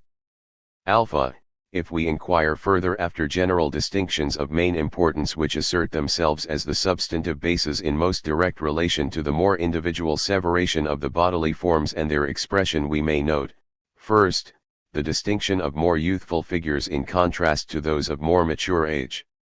In the genuine ideal, as I have already stated, every trait, every particular part of the figure is expressed, and, moreover, the direct line, which is taken straight forward, avoids the abstractly level surface precisely as the circular form avoids the geometrical circle, and instead of this the vital variety of lines and shapes is elaborated in the finest way throughout by the nuances of their transitional forms which unite them. In juvenile and youthful age the boundaries of forms are less noticeably fluent, and pass into each other so finely, that we may compare them, I borrow the simile from Winckelmann 182, with the surface of a sea unruffled by the wind, of which we may say that, although in continuous motion, it is still. In the case of more advanced age, however, such distinguishing features are more definitely emphasized, and have to be elaborated with more pronounced characterization. Consummate male figures consequently are more likely to please us at the first glance, because the expression is throughout more distinct, and we wonder more readily at the knowledge and ability of the artist. Youthful examples appear more easy in their accomplishment because of their softness, and the smaller number of their distinguishing features. As a matter of fact, however, the opposite is the case. That is to say, in so far as the forming of their parts in the interval between their first growth and their completion is permitted to be indefinite 183, the joints, bones, sinews, muscles, are necessarily more delicate and tender, yet are none the less suggested. Antique art celebrates its triumph in just this fact, that even in its most delicate figures all parts throughout and their appropriate organization are somehow made perceptible in barely visible nuances of elevation and depression, by means of which the science and virtuosity of an artist is only followed by an observer whose research and attention is equally thorough. If, for example, to take the case of a delicate human figure, such as the youthful Apollo, the entire structure of the human body were not reproduced actually, and in all its essentials with consummate, if half-veiled insight, the members might indeed appear well and fully rounded off, but they would be at the same time flaccid, without expression and variety, so that the entire effect could hardly satisfy. As a striking example of the distinction between the youthful body and a man's in mature age, we may adduce the sons and father in the Laocoon group. Speaking generally, the Greeks, in the representation of their deities, preferred the still youthful age, and even in heads and statues of Zeus and Neptune do not indicate old age. Beta, in the case of the sex, in which the figure is portrayed, the difference, that is, between male and female figures, we meet with a distinctive mark of still more importance. In general we may affirm of the latter what I have already briefly stated in the contrast drawn between the more youthful and more advanced age. The female figures are more tender and soft, the sinews and muscles, albeit they must be there, are less pronounced, the transitional lines are more flowing and malleable, yet in the wide interval of expression from the point of quiet earnestness, greater severity of power and dignity to that of the most delicate charm and grace of the love attraction, there is room for the richest gradations and variety. We find a wealth of form equally great in the male figures, in the treatment of which we have, moreover, the expression of elaborate bodily strength and courage. The cheerful tone of delight, however, is shared by all, a blithesomeness and blessed indifference, which soars above all particularity, associated not unfrequently with a trait of tranquil sorrow, a kind of smile through tears, in which we neither have wholly smile nor tears. There is not a marked line of distinction here between the masculine and feminine character, for the more youthful figures of Bacchus and Apollo frequently are fined out to the point of feminine delicacy and softness, nay, we even find representations of Hercules in which there is so much the appearance of a young woman's form that critics have confused him with Iole, his sweetheart. And it is not merely this point of transition but even the combination of the male and female figure, which the ancients have expressly represented in their hermaphrodites. Gamma, thirdly, and in conclusion, there is the question as to the main distinctions which the figure of sculpture receives in order that it may be classed within one of the specific divisions of subject matter which constitute the content of the ideal outlook on the world appropriate to this art. The organic forms which sculpture can utilize generally in its plastic effort are on the one hand the forms of humanity, on the other those of animal life. In respect to the animal forms we have already seen that in the case of the more severe type of the art at its culminating perfection they will only be found as attributes associated with the divine form, as when we find a hind with the hunting Diana, or Zeus with an eagle. And the same thing may be said of the panther, griffin, and similar figures. Apart from the genuine attributes animal forms are, however, accepted partly in combination with human shapes, and in part entirely by themselves. The extent, however, of such representations is of a limited character. Apart from figures of the roebuck it is above all the horse whose beauty and fiery animation obtains a recognition in plastic art, whether it be in union with the human form, or in its own free and independent shape.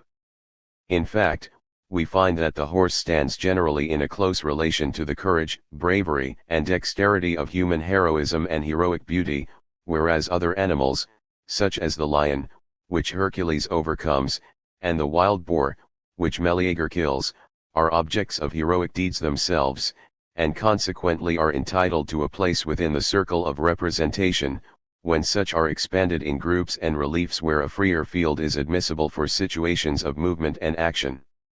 The human figure on its part, in so far as it is conceived in form and expression as pure ideal, supplies the adequate form for the divine, which, being still in union with the sensuous material, is not capable of being concentrated in the simple unity of one God, and can merely embrace a collective whole of divine figures. And similarly, to put the matter conversely, the human, whether we regard it according to its form or its expression, cannot pass out of the province of human individuality, albeit the same is at one time brought into intimacy and union with the divine, and at another with the animal nature. For these reasons sculpture is faced with various sources out of which it can select and elaborate its subject matter, and which I will now review. The essentially central source is, as I have already several times indicated, the sphere of the particular gods. Their distinction from humanity preeminently consists in this, that as they, in respect to that which they express, appear essentially gathered up over and beyond the finitude of care and mortal passion within a blessed repose and everlasting youth, so, too, their bodily shapes are not merely purified from the finite particularity of mankind, but they are further detached from everything which would suggest the needs and necessary limitations of sensuous life, without, however, losing their vitality. We have, for example, an object of human interest in the way a mother pacifies her child. The Greek goddesses, however, are always represented as childless. Juno, according to the myth, tosses the young Hercules from her, and the Milky Way is the result. To associate a son with the majestic spouse of Zeus was beneath the dignity of the antique point of view. Even Aphrodite does not appear in sculpture as mother. Cupid is no doubt very near to her, but scarcely in the sense of her child. In the same way Jupiter is nursed by a goat, and Romulus and Remus are suckled by a wolf. Among Egyptian and Hindu representations, on the contrary, we find many, in which deities receive mother's milk from goddesses. Among Greek goddesses the maiden form is that which is preeminent, this being that which to the least extent asserts the purely natural functions of the wife. The above constitutes an important contrast between classical art and romantic, in the latter of which maternal love is a leading subject. After the gods we find that sculpture deals with heroes and those figures which have both the human and animal form in their composition, such as centaurs, fauns, and satyrs. The line of distinction between heroes and gods is a very fine one, and much the same interval separates them from ordinary human life. Winckelmann observes with regard to a Bacchus on a coin of Cyrene, with a single glance of tender jollity we could make a Bacchus of it, and one trait of godlike greatness would leave us an Apollo. And yet even in such cases human forms, where the object is to envisage the force of the will and bodily strength, tend in certain directions to make for greatness. The artist gave to the muscular development a vital activity and movement, and in violent action set in motion all the springs of nature's workmanship. Inasmuch as, however, we find the same hero subject to an entire series of conditions not merely distinct, but opposed to each other, the masculine forms here also frequently approximate to the feminine. This is, for example, the case where Achilles first appears among the maidens of Lycomedes.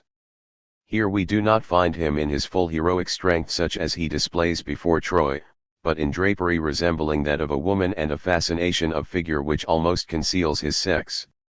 Hercules, too, is not always depicted in the gravity and power suggestive of the tedious labors which he performed, but in the milder impersonation of his service to Omphale, as also in the repose of his deification, and generally in a variety of situations. In other relations heroes possess the closest affinity for the figures of the deities themselves, Achilles for that of Mars, for instance. It is consequently only after the most profound study that we can recognize the specific meaning of a piece of statuary merely from the characterization without further suggestion from attributes. Really expert connoisseurs can, however, deduce the character and shape of the entire figure from isolated pieces and supply what is missing, from which fact we again are instructed to admire the fine insight and the consequential character the individualization of Greek art displays to us, whose masters knew how to preserve and execute even the smallest detail in consonance with the entire effect. Coming now to satyrs and fauns, we find in them made visible what is throughout excluded from the lofty ideal of the gods, the needs of mankind, the jollity of life, sensuous pleasure, satisfaction of excessive desire, and the like. Yet we find in particular young satyrs and fauns so remarkable for the beauty in which they are represented by the ancients that, to adopt a phrase of Winckelmann 184, every example of such figures may be exchanged, if we accept the head, for a statue of Apollo. I refer to that one which is styled Saroctonas, and possesses the same stanzion of the legs. The heads of fauns and satyrs may be known by their pointed ears, their stiffly erected hair, and their little horns. A second province of sculpture is occupied by what is human simply. In this we have above all else the beauty of human form as we find it set before us in its elaborate power and dexterity in the sacred games. Wrestlers, discoboli, and the like are its main subject matter. In such productions sculpture proceeds in a way that is somewhat opposed to the mere portrait, in which department the ancients, even in cases where they actually copied real personages, still understood how to hold fast throughout to the principle of sculpture as we have come to know it. The last field that sculpture makes its own is that of independent animal figures, more particularly lions, hounds, and some others. Here, too, the ancients did not fail to grasp, make vital in its individuality, and enforce the principle of sculpture, the substantive significance of form, and indeed attain to such a perfection that, to take one example, the cow of Myron has become more famous than all his other works. Goethe, in Kunst und Alter Thumb 185, has described it with great charm of style, and preeminently drawn attention to the fact that, as we have already seen, such as animal function as suckling is only presented by Greek art in the entirely animal world. He entirely sets on one side poetical conceits such as we find in ancient epigrams, and with acuteness confines his attention to the naivete of the conception out of which this most familiar of artistic themes arises. See, in concluding this chapter we have now to refer a little more closely to the particular individuals, in the characterization and vitality of which the distinctions above mentioned are elaborated, that is to say, for the most part to the presentment of gods. Alpha, however much, speaking generally, and we may no doubt seek to enforce our conviction in reference also to the spiritual deities of sculpture, this spiritual significance is at bottom the emancipation of individuality, and the remark applies to ideals also according to the degree of their ideality and nobility. To that extent as individuals their distinction from one another is less marked. And the astonishing thing in the problem of sculpture, as solved by the Greeks, consisted just in this, that despite of the universality and ideality of their gods they have none the less preserved their individuality and lines of distinction. They have done so despite the fact that in certain directions we are conscious of the endeavor to eliminate hard and fast boundaries and to depict particular forms in their transitional state. If, moreover, we are inclined to regard individuality in a way that suggests definite traits as being appropriate to definite deities, much as the traits of a portrait are so, a fixed type will thereby necessarily appear to be substituted for a vital creation and art will suffer accordingly. But this is quite as little in accordance with the facts.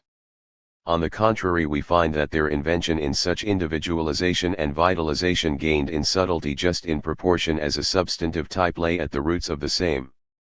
Beta, again, in considering the particular deities, we are inevitably led to the conviction that one individual is of commanding influence in determining all these ideal figures.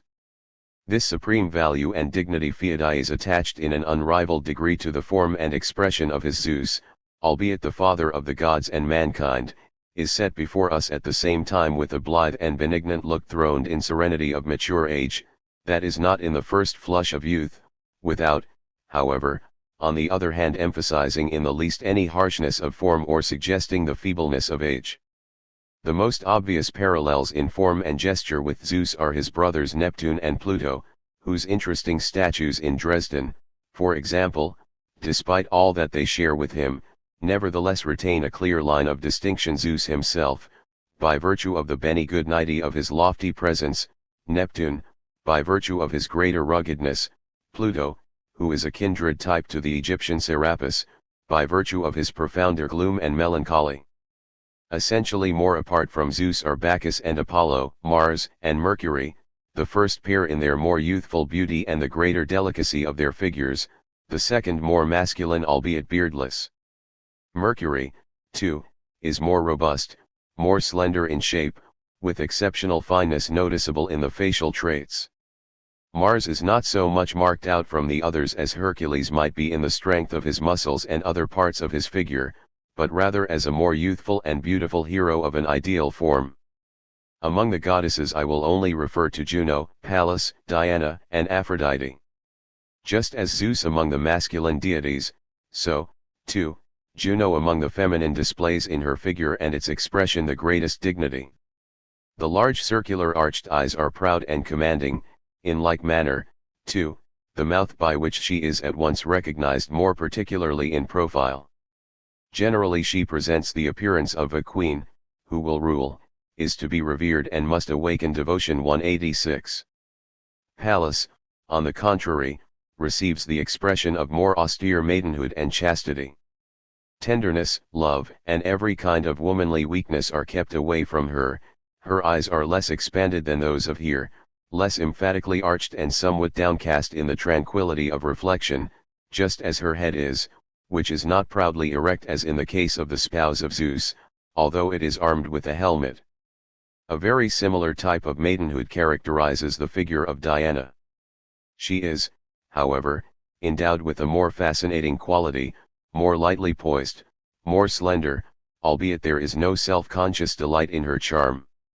She is not given the pose of tranquil observation, but is generally in motion, pressing forward as toward some object in her vision.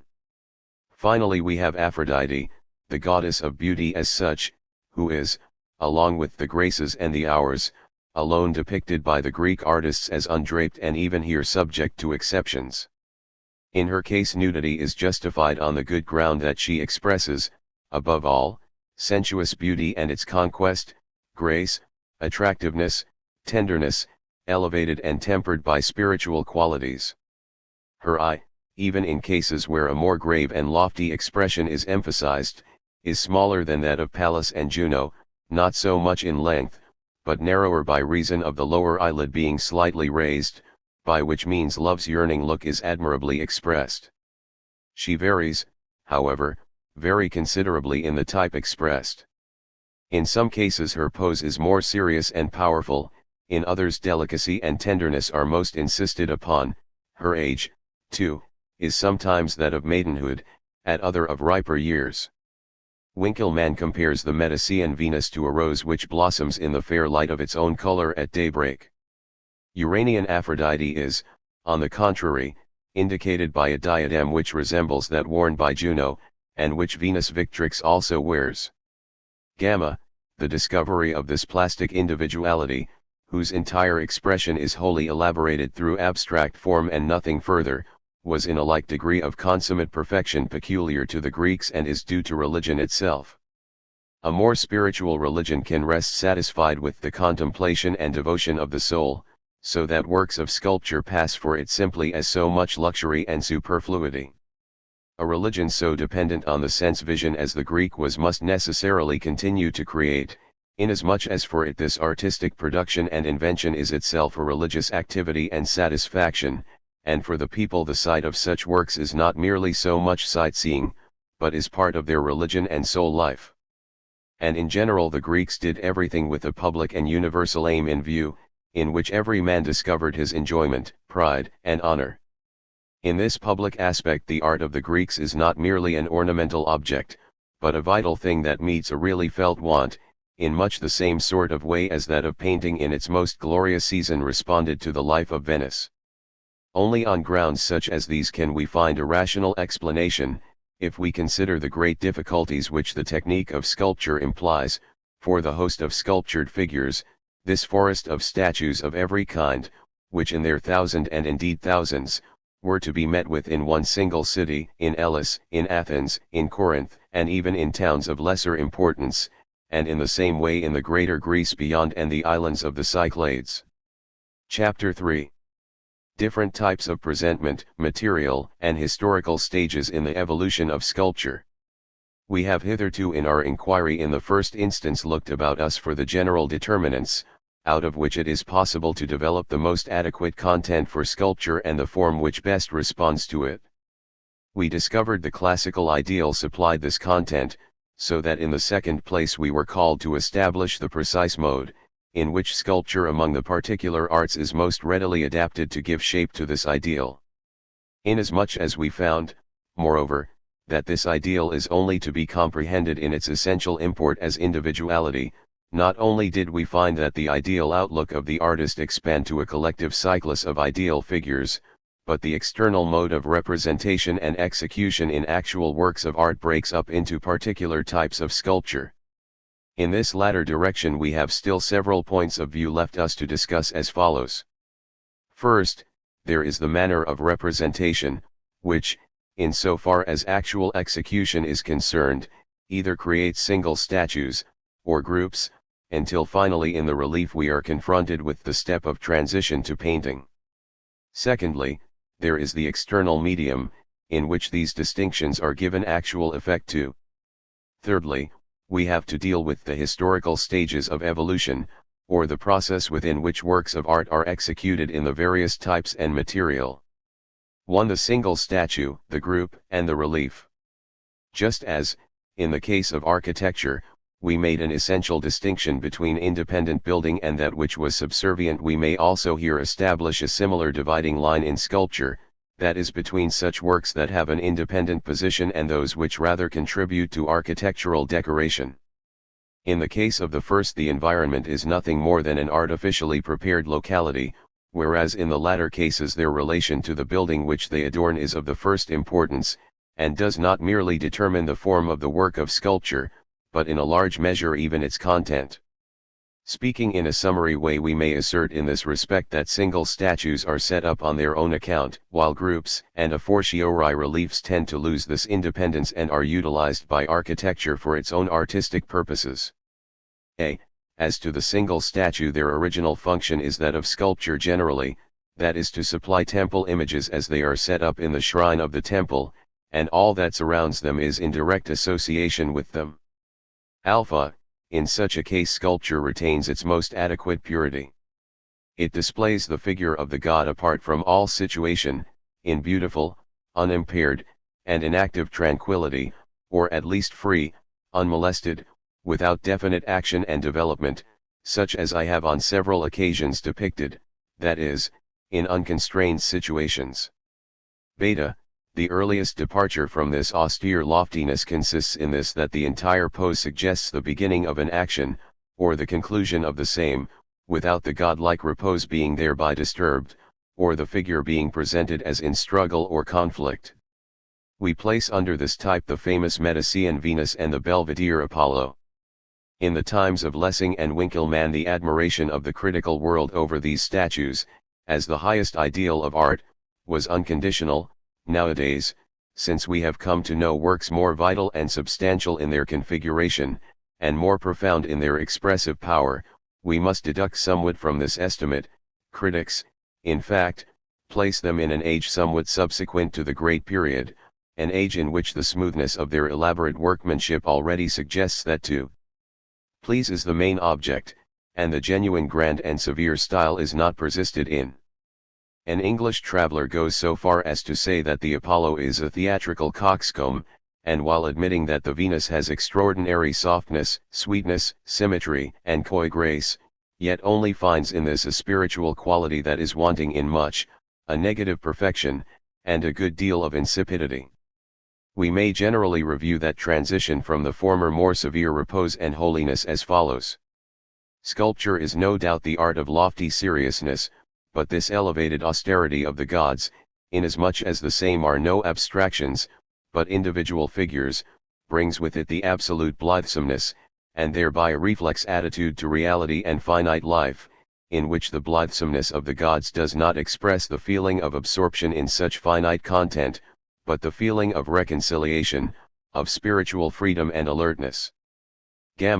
In consequence of this, Greek art is throughout permeated with all the blithesomeness of the Greek genius, and has found its satisfaction, delight, and an object for its activity in a countless number of gratifying situations. When it once had discovered a way from the constraint of the abstractions of its presentment to an appreciation of vital individuality, which is the unifying factor of the whole, its joy in all that is indicative of life and cheerfulness became a real thing, and artists became occupied with a great variety of subjects, which, without glancing aside at anything suggestive of pain, horror, distortion, or injurious, fixed as its final limit unoffensive humanity and remained thus. The ancients have in this respect executed much of the greatest excellence. I will here only mention, among the many mythological subjects of playful, that is playful in the most innocent way, interest, the sports of Cupid, in which we already see a close approach to the ordinary life of mankind, just as there were others in which the vitality of the presentment is the main interest, and indeed the very attempt to secure and execute such subject matter itself contributes this blithesomeness and innocence to the effect. In this kind of way we may point out that the dice players and satellite of Polycletus were thought quite as highly of as his Argive statue of here. the discus throwers and racers of Myron were equally famous. How dear to this folk, too, and admired is that youth in a seated posture who extracts a thorn from his foot. There were many others of the same type of production in great measure merely by name. We are face to face with the fleeting moment of natural existence, which is here arrested forever by the sculptor. Beginning with examples such as the above of a movement towards external objects, sculpture proceeds further in the representation of situations, conflicts, and actions yet more involved with motion, and at last arrives at the group. For with an increase of specific detail in the action we have placed before us the more concrete animation, which expands in contradiction, reactions, and thereby, too, in the presence of several figures essentially related and intertwined with each other. Alpha, at first we have, however, merely tranquil juxtapositions, such as, for example, the two colossal horse tamers, which are set up in Rome on Mount Cavallo, and indicate Castor and Pollux. The one statue is commonly ascribed to Phidias, the other to Praxiteles.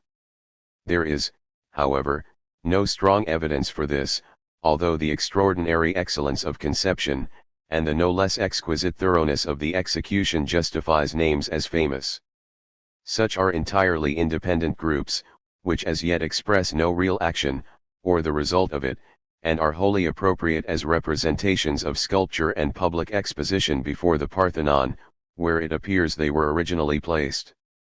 Beta, sculpture, however, is equally occupied in the group with the presentment of situations, which have as their content conflicts, discordant actions, pain, and other similar conditions.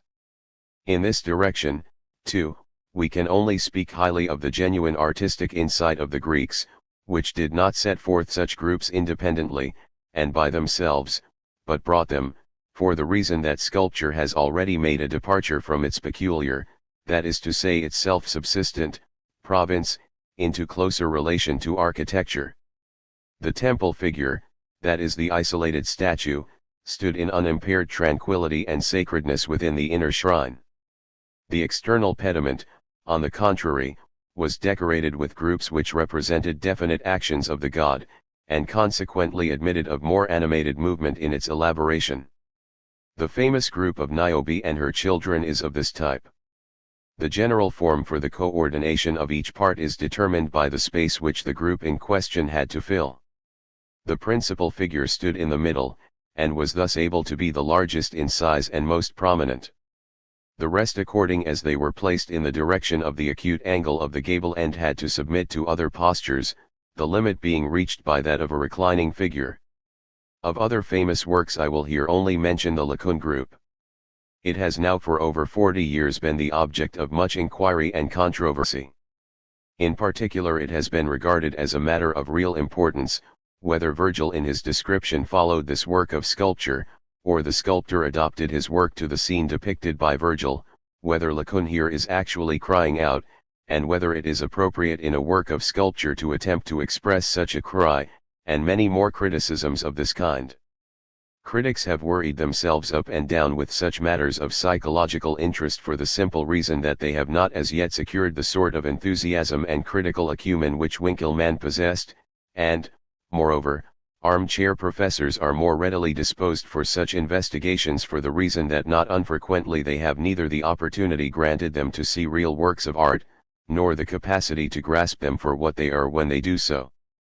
The most essential thing which can occupy our attention in this group is this, namely, that in the supreme pain, the supreme truth, the convulsive tension of the body, the distension of all the muscles, the noble aspect of beauty is still preserved, and the process has not been carried in the remotest degree to the extremes of grimace, distortion, and overstrain.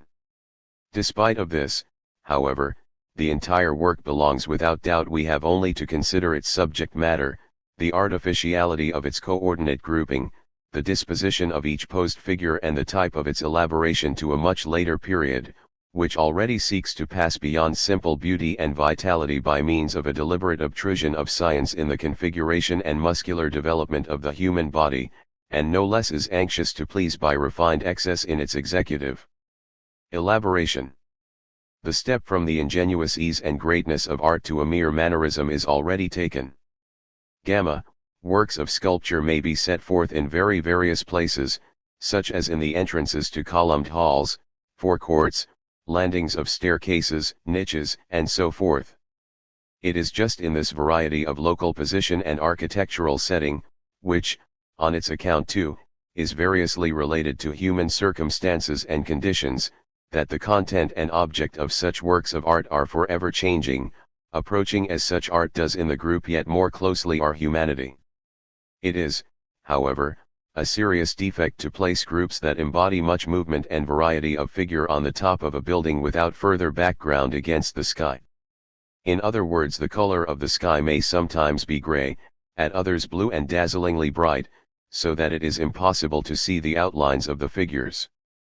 Yet these outlines, that is, the silhouette we find in them, is just what is most important. It is the main thing which we recognize, and which simply makes the rest intelligible.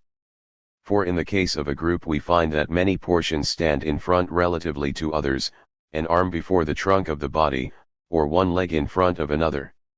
Now the fact of distance alone disturbs the clearness and intelligible articulation of such parts, or at least tends to do this more emphatically than in the case of outlined portions which are independent. We have only to imagine a group depicted on a piece of paper in which certain parts of a figure are strongly and sharply indicated, while others on the contrary are marked with lines of less defined and arresting definition. This is precisely the effect of a statue's lines, and yet more those of groups, which have no other background but that of the sky. In the latter case we only see a sharply indicated silhouette, in which, so far as what is within the compass of that outline, only relatively weaker articulation is visible.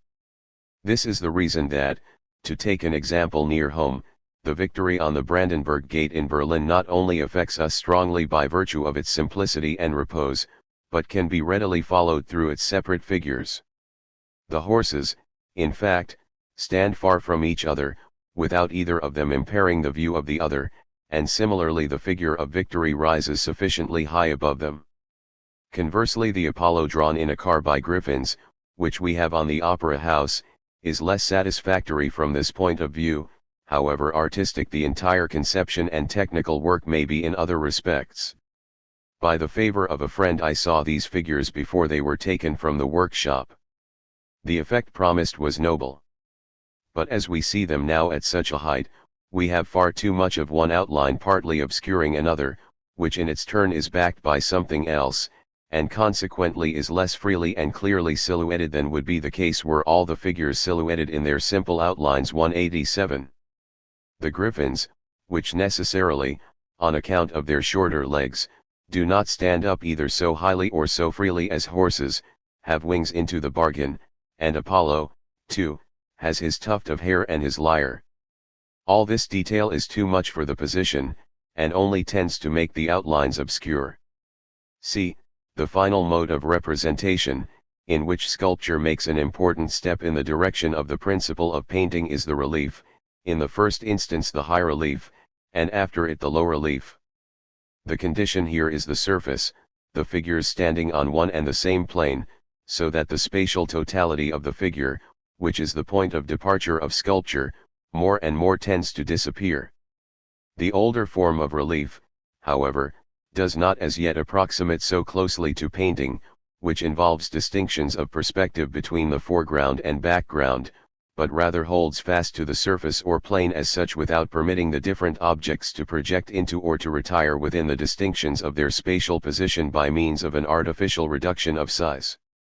In the present case figures in profile are preferred, and they are placed side by side on an even surface. A simple treatment of this kind does not admit the content of complicated actions, but actions which in real life already adopt more or less of one and the same line of motion, processions of all kinds, whether those of sacrifice or Olympian victors or others. Add to this the relief is capable of the greatest variety of form. It not only fills up and decorates the friezes and walls of temples, but is attached to utensils of all kinds, sacrificial bowls, votive gifts, shells, goblets, urns, lamps, and so forth. It is the adornment of seats and tripods, and is closely allied to the skilled crafts. Here as nowhere else the ingenuity of invention receives the fullest scope in every kind of form and combination, and is no longer in position to retain the true object of independent sculpture. 2. The material of sculpture. We have, by our acceptance of the principle of individuality, which is fundamental to sculpture, been compelled not merely to emphasize in separation the different provinces of the divine, human and natural, from which plastic art accepts its subject matter, but also to classify the several modes of presentation in the single statue, group, or relief. In the same way we have to discover a like variety of division in the material which the artist can make use of in his works. For different kinds of content and mode of presentation are more particularly congenial to different kinds of sensuous material, and betray a secret attraction to and affinity with such. By way of generalization I will merely here permit myself the remark that the ancients, in addition to the extraordinary excellence of their invention, equally excite our astonishment by reason of the amazing elaboration and versatility of their technical accomplishment. Both aspects present an equal difficulty in sculpture, because the means at hand here for such presentation are without the ideal many-sidedness, which is at the disposal of the other arts. Architecture is no doubt poorer still in this respect, but it is not her province to embody spirit in its vitality, or what is actually alive in nature in a material which is by itself wholly inorganic. This elaborate dexterity in the absolutely consummate treatment of pure material is, however, bound up with the notion of the ideal itself, for its very principle is a complete entrance into the sensuous concreteness and the blending together of the ideal with its external mode of existence. The same principle is therefore once again asserted, where the ideal attains its executed form and realization. In this respect we have no reason to wonder, when it is asserted that artists, in periods distinguished by great executive ability, either executed their works of marble in clay without models, or, if they had recourse to them, set about their work in a much freer and unconstrained manner than is the case in our own times, where, to put the fact bluntly, it only makes copies which are now executed in marble after originals carried out in the clay 188. The old artists retained in fact the vital enthusiasm, which is always to a more or less extent lost in the case of copies and replicas, although it is undeniable that now and again we meet with defective work in famous masterpieces, as, for example, eyes that are not of the same size, ears one of which is placed lower than the other, feet that are of unequal length and others of the same kind. They did not lay so much stress on the absolute precision of the compass in such things as ordinary production and art criticism, that mediocrity of talent which imagines itself so profound, is wont to do, and it can do little else. Among the different materials in which sculptors have executed images of gods, wood is one of the most ancient. A trunk, a post at the top of which a head can be indicated, such was the beginning. Among the earliest examples of the temple image many are of wood, but the material was also used even in the days of Phidias. The colossal Minerva of Phidias at Plataea was mainly carved from wood which was gilded, the head, hands, and feet being of marble 189, Myron, 2190, executed a Hecate out of wood here with only one head and body, and no doubt for Aegina, where Hecate was most revered and a festival took place annually in her honor, a festival which the Aeginetans maintain the Thracian Orpheus had inaugurated for them. Generally speaking, wood, when it is not covered over with gilding or some other precious material, by reason of its texture and the grain of it, appears too fine a material for works of importance and more appropriate to smaller figures, for which purpose it was frequently used in the Middle Ages, and is still thus utilized nowadays. Other materials of most importance are ivory, associated with gold, founded bronze, and marble. Alpha, as is well known, Phidias employed ivory and gold for his masterpieces, such as his Olympian Zeus, and also for his famous colossal Athene in the Acropolis of Athens, who carried on her hand an image of victory, itself being larger than life-size. The nude portions of the body were made out of sheets of ivory, the drapery and mantle from gold plates, which could be removed. This type of workmanship in yellowish ivory and gold dates from a period in which statues were colored, a kind of representation which steadily approximated to the one-color tone of bronze and marble. Ivory is an extremely pure material, smooth and without the granular character of marble, and, moreover, costly. And among the Athenians the costliness of the statues of their gods was itself of importance. The palace at Plataea had merely a superficial gilding, that at Athens solid metal plates. The statues had to be both of colossal size and of the richest material.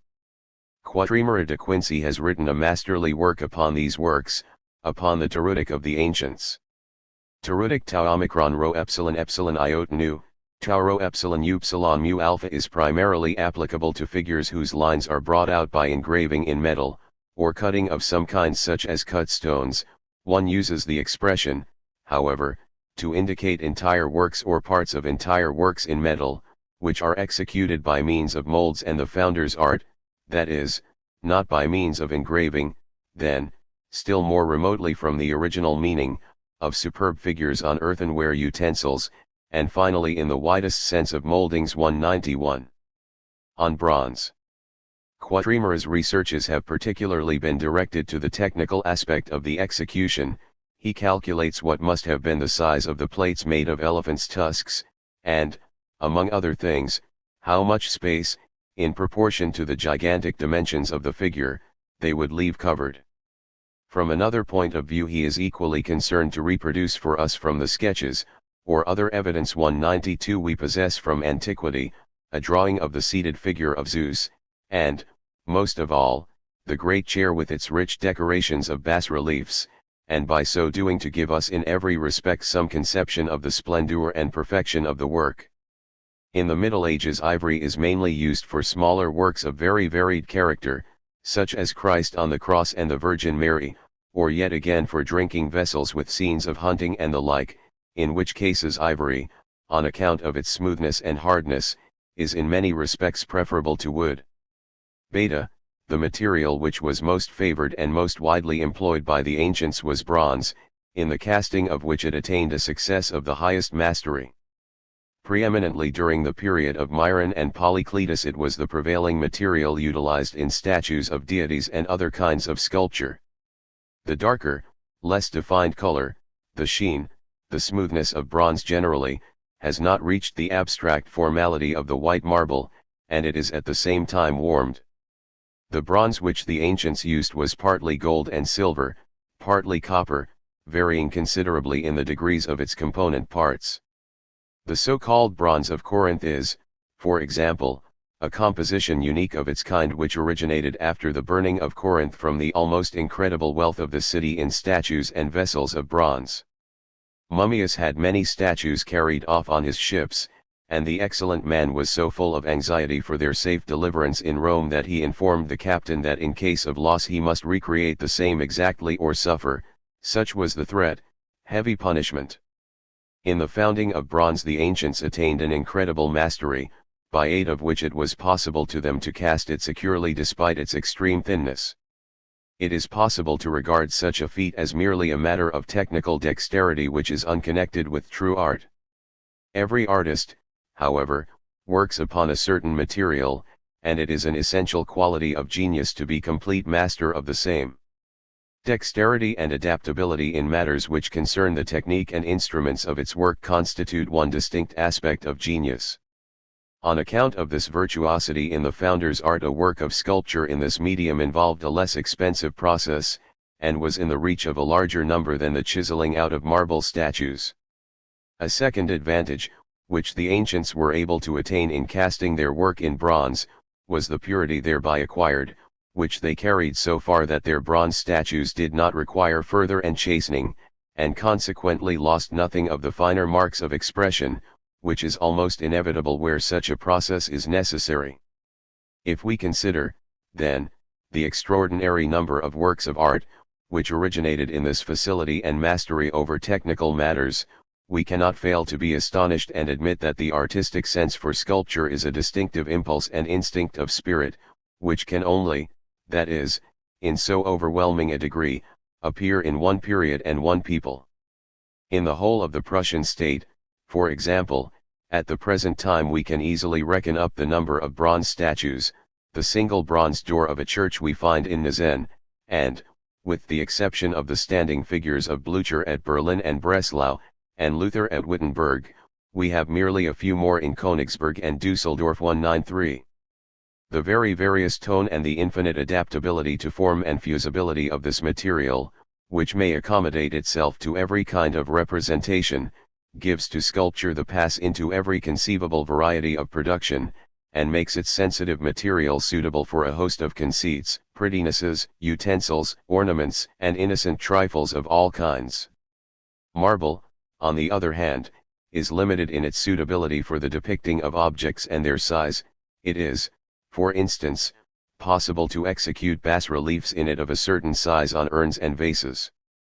It is, however, unsuitable for smaller objects. In the case of bronze, however, which is not merely cast into specific forms, but can also be beaten into shape and informed by the engraver's tools, there is hardly any type or size of representation which it does not command. We may here, by way of more definite example, instance the case of coinage minting. In this art, too, we find that the ancients executed masterworks of beauty, albeit in the technical aspect of the mere mintage 194 they stand as yet far behind our present elaboration of all that is mechanical in the design. The coins in fact were not really minted, but beaten but of pieces of metal closely resembling a globular form. This department of the art attained its culmination in the time of Alexander. The coins of the Roman Empire have already deteriorated. In our own time Napoleon endeavored to revive the beauty of antique work in his medals and coinage, and they are of great excellence. In other states, however, the mere worth of the metal and accurate weight is mainly important in the mintage of coin. Gamma, the last kind of material exceptionally favorable to sculpture is stone, which possesses independently the external aspect of consistency and permanence. The Egyptians long before chiseled out their sculptured colossi with a labor that spared no pains from the hardest granite, syenite, and basalt. Marble is, however, most directly, as a material, in harmony with the aims of sculpture through its soft purity, whiteness, no less than by the absence of definite color and the mildness of its sheen, and in particular possesses, by virtue of its granular texture and the soft interfusion of light which it carries, a great advantage over the chalk-like dead whiteness of gypsum, which is too bright, and easily kills with its glare the finer shadows. We find a distinct preference given to marble, only at a later epoch of the Greek school, that is during the period of Praxiteles and Scopas, who executed their most famous works in marble. Phidias no doubt worked in marble, but for the most part only in the execution of head, hands, and feet. Myron and Polycletus mainly made use of bronze. Praxiteles and Scopas, on the other hand, appear to have sought to remove from sculpture that feature which is alien to its main principle, namely color. No doubt it is undeniable that the beauty of the ideal of sculpture is capable of being embodied in bronze as in marble, with no diminution whatever of its purity. When, however, as was the case with Praxiteles and Scopas, art begins to approach the softer forms of grace and charm of figure, the marble asserts itself as the more congenial medium. For marble encourages, by virtue of the transparency of its surface, a softness of outline, its gentle articulation 195 and mild conjunction, add to this that the tender and artificial elaboration of consummate work always appears more clearly on the soft whiteness of stone than on bronze, however noble it may be, which, in proportion as the transition of green is beautifully gradated, makes the lustres and the reflections all the more disturbing to the effect of repose 196. For the same reason the careful attention, which at this period was paid to effects of light and shade, whose nuances and gradations are more clearly marked by marble than by bronze, was a further reason why stone should be preferred to metal. See, in conclusion, we ought to associate with the above more important kinds of material precious stones and glass. The ancient gems, cameos, and pastes are invaluable. They repeat in fact on the smallest scale, yet with consummate finish, the entire survey of sculpture, from the simple figure of a god, through all the varied forms of grouping to every possible kind of conceit in dainty delight and prettiness. Winckelmann, however, observes with regard to the Stish collection 197, "It was while looking at this that I was made aware of a truth, which afterwards became to me of great value in elucidating monuments, very difficult to understand, and the truth is this, that on cut stones, no less than on imposing works of sculpture, we very rarely come across events which took place after the Trojan War, or after the return of Odysseus to Ithaca, if we only accept the one case of the Heraclidae and the descendants of Hercules, for in this latter case the limits of history and fable still overlap, and fable is the main subject of these artists. Only one example of the tale of the Heraclidae, however, is known to me personally.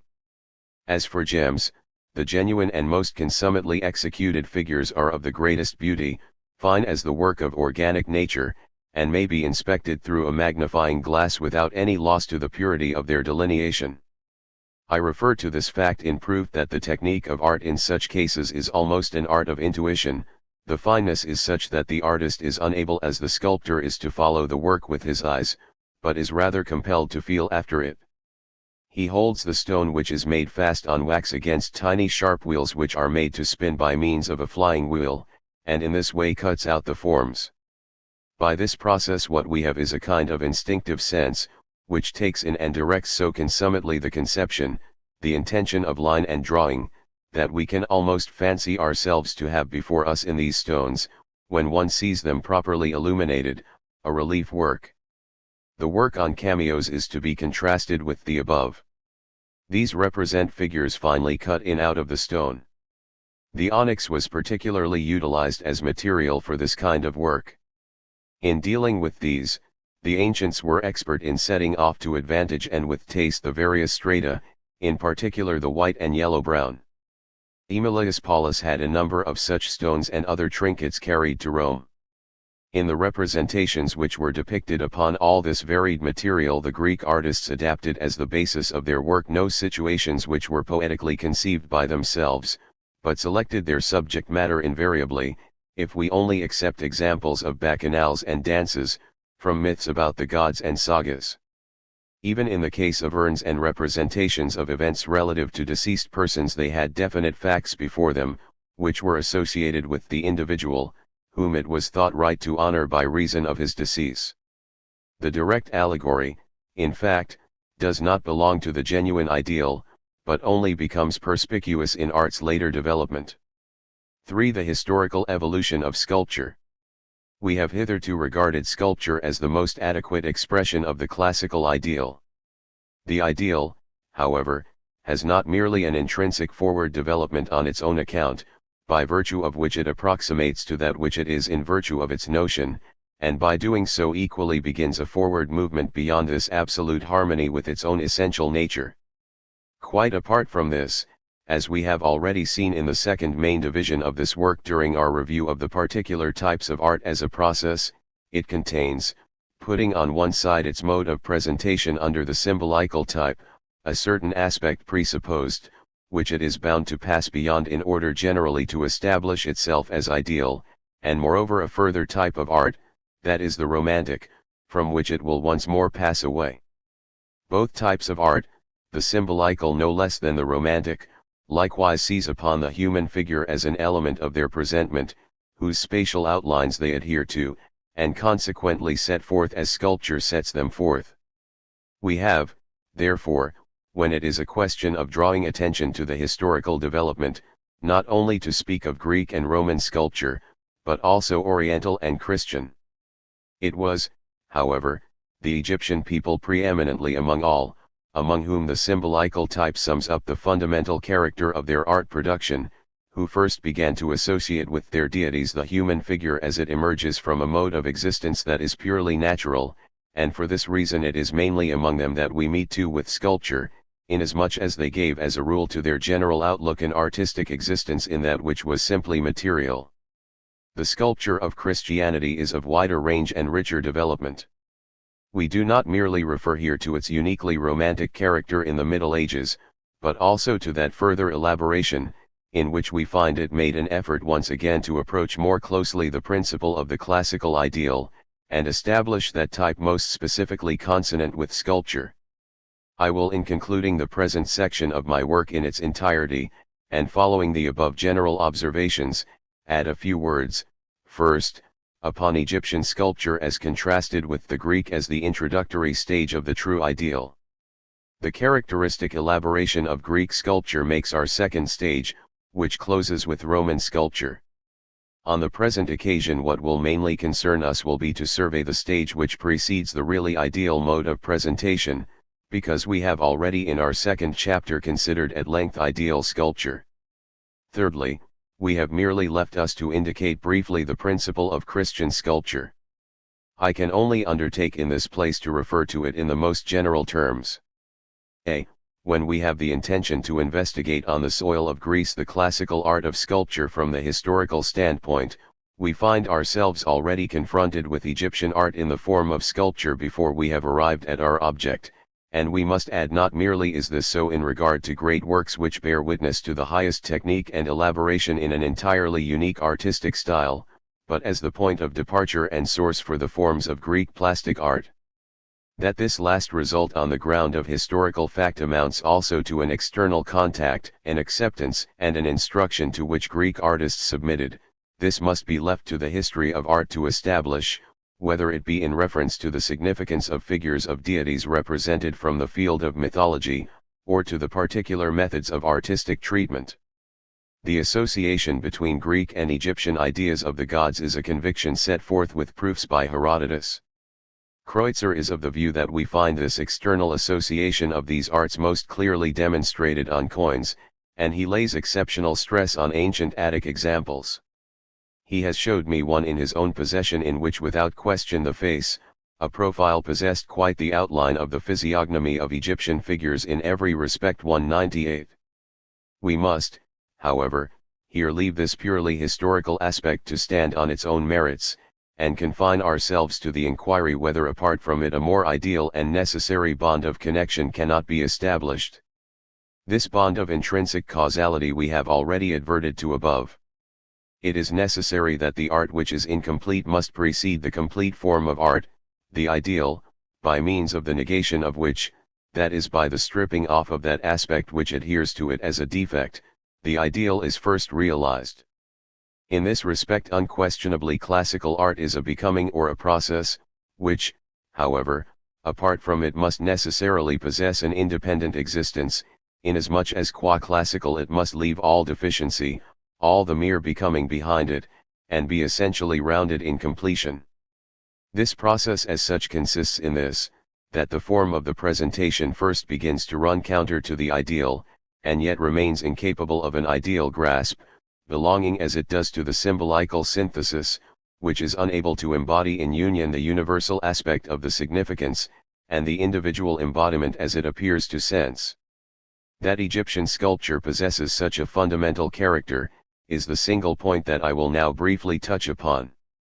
Alpha, the primary fact that calls for attention is the deficiency we find here in ideal and creative spontaneity, despite the greatest technical perfection. The source of works of Greek sculpture is the vitality and freedom of the imagination, which builds up individual figures from the religious ideas which are prevalent, and in the individuality of this its production makes an actual fact of its own ideal outlook and classical perfection. The Egyptian figures of deities, on the contrary, receive an inherited 199 type. As Plato long ago observes 200, the representations were long before fixed by the priestly caste, and it was neither permitted to painter nor any master of sculpture to introduce novelty, nor indeed to invent anything at all, but to accept instead what was already among them and traditional, neither is such permission conceded now.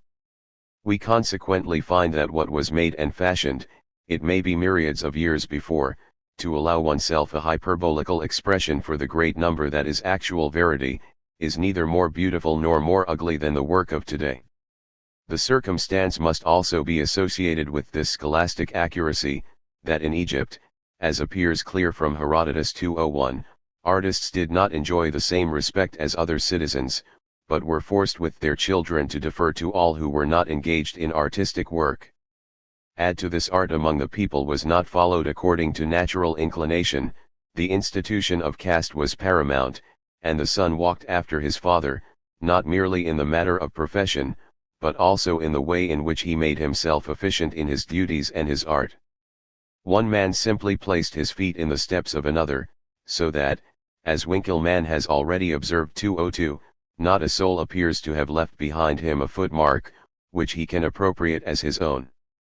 Consequently art, when fully confronted with this enforced serfdom of spirit in conjunction with which the mobility of free and artistic genius, in other words, not the mere impulse after external honor and reward, but the more elevated impulse to be artist, is banished, maintained itself simply as the mere craftsman working in a purely mechanical and abstract way according to forms and rules ready to hand, rather than with the vision of the artist of his own individuality in his work, viewed in this way as his own unique creation. Beta, coming now in the second place to the actual works of art, here, too, we may borrow from Winckelmann, whose descriptions attest once more his exceptional acuteness of observation and distinction, and whose account of the character of Egyptian sculpture is in its main lines as follows: 203. Speaking generally, we may say that both grace and vitality, which are the result of the genuine sweep and balance of organic line, are absent from the entire figure and its detailed parts. The outlines are straight or in lines that show less deviation from it, the pose appears constrained and stiff, the feet are thrust close together, and in cases of figures in the upright position where one foot is placed before the other, both point in the same direction instead of having the toes turned outwards. In the same way, in masculine figures, the arms hang down straight and glued to the body. Further, the hands, such is Winckelmann's view, are shaped much as we find them in men who possess hands not badly shaped originally, but deteriorated and neglected. Feet, on the other hand, are too flat and spread out, the toes are of equal length and the little toe is neither crooked nor curved inwards. In other respects hands, nails, and toes are not badly shaped, although neither the joints of fingers nor toes are indicated. And similarly we may say of all the rest of the nude figure the muscles and bones are but slightly indicated, and the nerves and veins not at all. In short, so far as detail is concerned, despite the laborious and able execution, just that aspect of the elaboration is absent which alone communicates to the figure its true animation and vitality. The knees, however, bones, and elbows are traceable in relief, as we find them in nature. Masculine figures are conspicuous for their exceptionally narrow waist above the hips. The backs of figures, on account of their position against columns and their being sculptured from one block with them, are not visible. Together with this lack of mobility, which is not entirely due to the technical inferiority of the artists, but must be regarded as a result of their primitive conception of the figures of deities and their mysterious repose, is nearly associated the absence of any true situation and any sort or kind of action, which are asserted in sculpture by means of the position and motion of the hands and the demeanor and expression of delineation. No doubt we do find among Egyptian representations on obelisks and walls many figures in movement, but these are purely reliefs and are for the most part painted. To add a few more examples of even more intimate detail, the eyes are not deeply set as in the Greek ideal, but are almost on a level with the forehead, they are flattened and extended obliquely. The eyebrows, eyelids, and rims of the lips are mainly suggested by the graver's lines, or the brows are indicated by a stroke in relief, which extends as far as the temples and is at that point cut off angular-wise.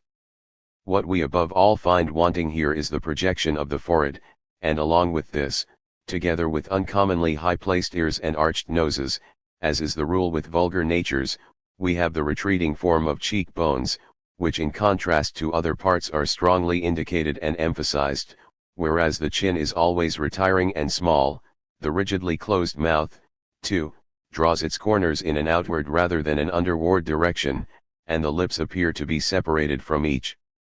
other by a mere slit. Speaking generally, then, such figures are not only wanting in freedom and vitality, but more than anything else the head fails to show us the expression of spiritual significance. The animal aspect is the prevailing one, and spirit is not as yet suffered to appear in its self-poise and independence.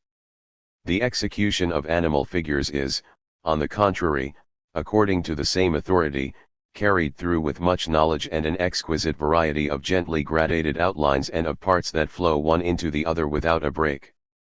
And if in the human figures spiritual life is not as yet liberated from the animal type and the interfusion of the ideal with what is sensuous and of nature on a new and free model is absent, yet we find here that the specifically symbolical significance of the human no less than the animal figures is directly expressed by means of sculpture in these embodiments of forms, in which human and animal shapes pass into one mysterious union. Consequently the works of art, which carry on their face this character, remain at the stage where the breach between significance and form is not yet bridged over. For such a stage significance is still of main importance, and what is aimed at is rather the conception of that in its general aspect, than the vitalization of any one individual figure and the artistic enjoyment derived from such presentment. Sculpture proceeds here from the genius of an entire people, about which we may on the one hand affirm, that it has in the first instance arrived at the point where the need of imaginative conception is disclosed, and it is satisfied to find that indicated in the work of art, which is present in the conception, and here of course is a conception which is religious. We are not therefore entitled, taking into consideration the great strides they have made in laborious activity upon an actual perfection in technical execution, to call the Egyptians uneducated in their sculpture merely on the ground that, despite all this, they did not as yet in great measure seek to attach truth, vitality, and beauty to their results, by virtue of which qualities the free work of art receives a soul. Doubtless from another point of view the Egyptians did advance beyond the mere idea and its necessary demand. They sought further to envisage and embody the same in human and animal forms, nay, they knew how to comprehend and set forth the forms, which they reproduced, clearly, without distortion and in their just relations. They failed, however, to impart to them the breath of vitality, which the human form in its natural state already possesses, and to infuse with them that more exalted life, by virtue of which an active and fluent motion of spirit could be expressed in a created image that was adequate to its significance. Their works rather attest a seriousness that is entirely lifeless, an unsolved riddle, so that the configuration does not so much embody their own individual ideality as permit us to surmise a further significance which is still alien to it. I will here only adduce one example, namely, the frequently recurring figure of Isis, holding Horus on her knees.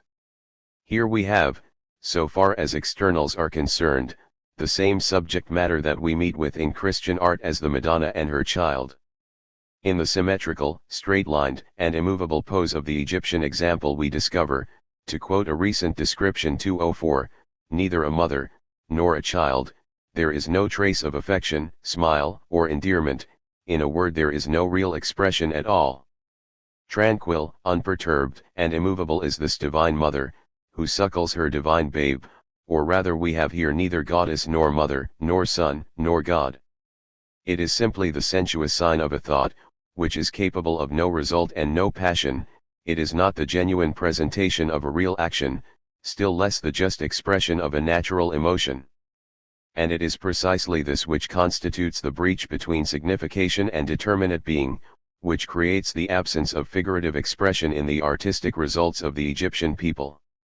Their ideality or spiritual sense is still so imbruted, that it has no imperative desire to possess the precision bound up in a true and vital representation carried through with detailed accuracy, to which the onlooker has nothing to add, but may simply surrender himself to the attitude of reception and translation, because everything is already a gift of the artist. We must have a more lofty feeling of the individual self-respect aroused than the Egyptians possessed, before we cease to be content with the indefinite and superficial features of art, and make valid in its products a claim to reason, science, motion, expression, soul, and beauty. We find this artistic self-consciousness, so far as sculpture is concerned, first wholly alive among the Greeks. By its presence all the defects of the Egyptian phase of art vanish. Yet in this further development we do not have to make a wide leap from the imperfections of a type of sculpture still symbolical to the perfected result of the classical ideal. Rather the ideal has, in its own distinctive province I have noticed this more than once although lifted to a higher range, to remove the defects whereby in the first instance its onward path of perfection is obstructed. Alpha, I will here very briefly refer to Aeginetan and ancient Etruscan works of art as examples of such beginnings within the sphere itself of classical art. Both these stages, or rather styles, already pass beyond that point of view, which is satisfied, as was the case with Egypt, in repeating forms, we will not say absolutely opposed to nature, but at least forms that are lifeless, precisely as they have been received from others, and is further content to place before the imagination a figure, from which the same can abstract its own religious content and recover the same for memory, without, however, attempting to work it out under a mode, by virtue of which the work is made apparent as the individual conception and vitality of the artist himself. But along with this and to the same degree this preliminary stage of ideal art fails as yet to force its way entirely to the true classical ground, and this, first, because it is still clearly constrained within the bonds of the type and therewith the lifeless, secondly, because though it makes an advance in the direction of vitality and motion, yet in the first instance all that it attains to is the vitality of what is wholly of nature, rather than that beauty, whose animation is spirit's own gift, and which manifests the life spirit inseparably conjointment within the living presentment of its natural form, accepting the individual modifications of this fully completed union with equal impartiality from present vision of actual fact and the free creation of genius. It is only in recent times that we have obtained a more detailed knowledge of Aeginetan works of art, over which it has been a matter of controversy, whether they belong to Greek art or no. In considering their artistic quality, as representations, we must at once make an essential distinction between the head and the rest of the body. The whole of the body, if we accept the head, attests the most faithful apprehension and imitation of nature. Even accidental features of the skin are copied and excellently executed with an extraordinary manipulation of the marble surface, the muscles are set forth in full relief and the skeleton framework of the body well indicated, the figures are thick set in their severity of line 205, but are reflected with such knowledge of the human organism, that they appear alive to a limit of actual deception, to an extent, so Wagner assures us 206, that we are almost scared at the sight and hardly like to touch them. On the other hand, in the execution of heads all attempt to represent nature is abandoned. One uniform design of face is throughout apparent in all the heads despite every divergence of action, character, and situation, the noses are pointed, the forehead is still the retreating type, which fails to rise up straight and with freedom, the ears are set high in the head, the long slit eyes are flat and oblique, the closed mouth ends in corners which are pursed outwards, the cheeks are stretched flat-shaped, the chin, however, is strong and angular 207. Of a similar uniformity is the form of the hair and the fall of the drapery, in which symmetry, a principle which is also uniquely conspicuous in the pose and groupings, and second to that, a peculiar kind of exquisiteness are the prevailing characteristics. This uniformity has been in part imputed to a lack of the sense of beauty in seizing national traits, and in part traced to the fact that reverence for the ancient traditions of an art still immature has fettered the hands of the artists. An artist, however, whose life is that of his personality, and who lives in his work, does not suffer his hands to be thus shackled, consequently we can only explain this type of work, associated as it is with great ability in other respects, by assuming some bondage of spirit, as yet not wholly conscious of its freedom and independence of its creative powers. The pose of these figures is of the same kind of uniformity, not so much a quality of stiffness as uncouthness, lack of enthusiasm, and in a measure, where we have the attitudes of warriors, resembling what we sometimes find from artisans at their trade, such as the rough work of joiners with the plain 208. The net result, which we gather from the above description, we may affirm to be that, however interesting they may be for the history of art, what is wanting in such works of art, in the conflict they disclose between tradition and the imitation of nature, is spiritual animation.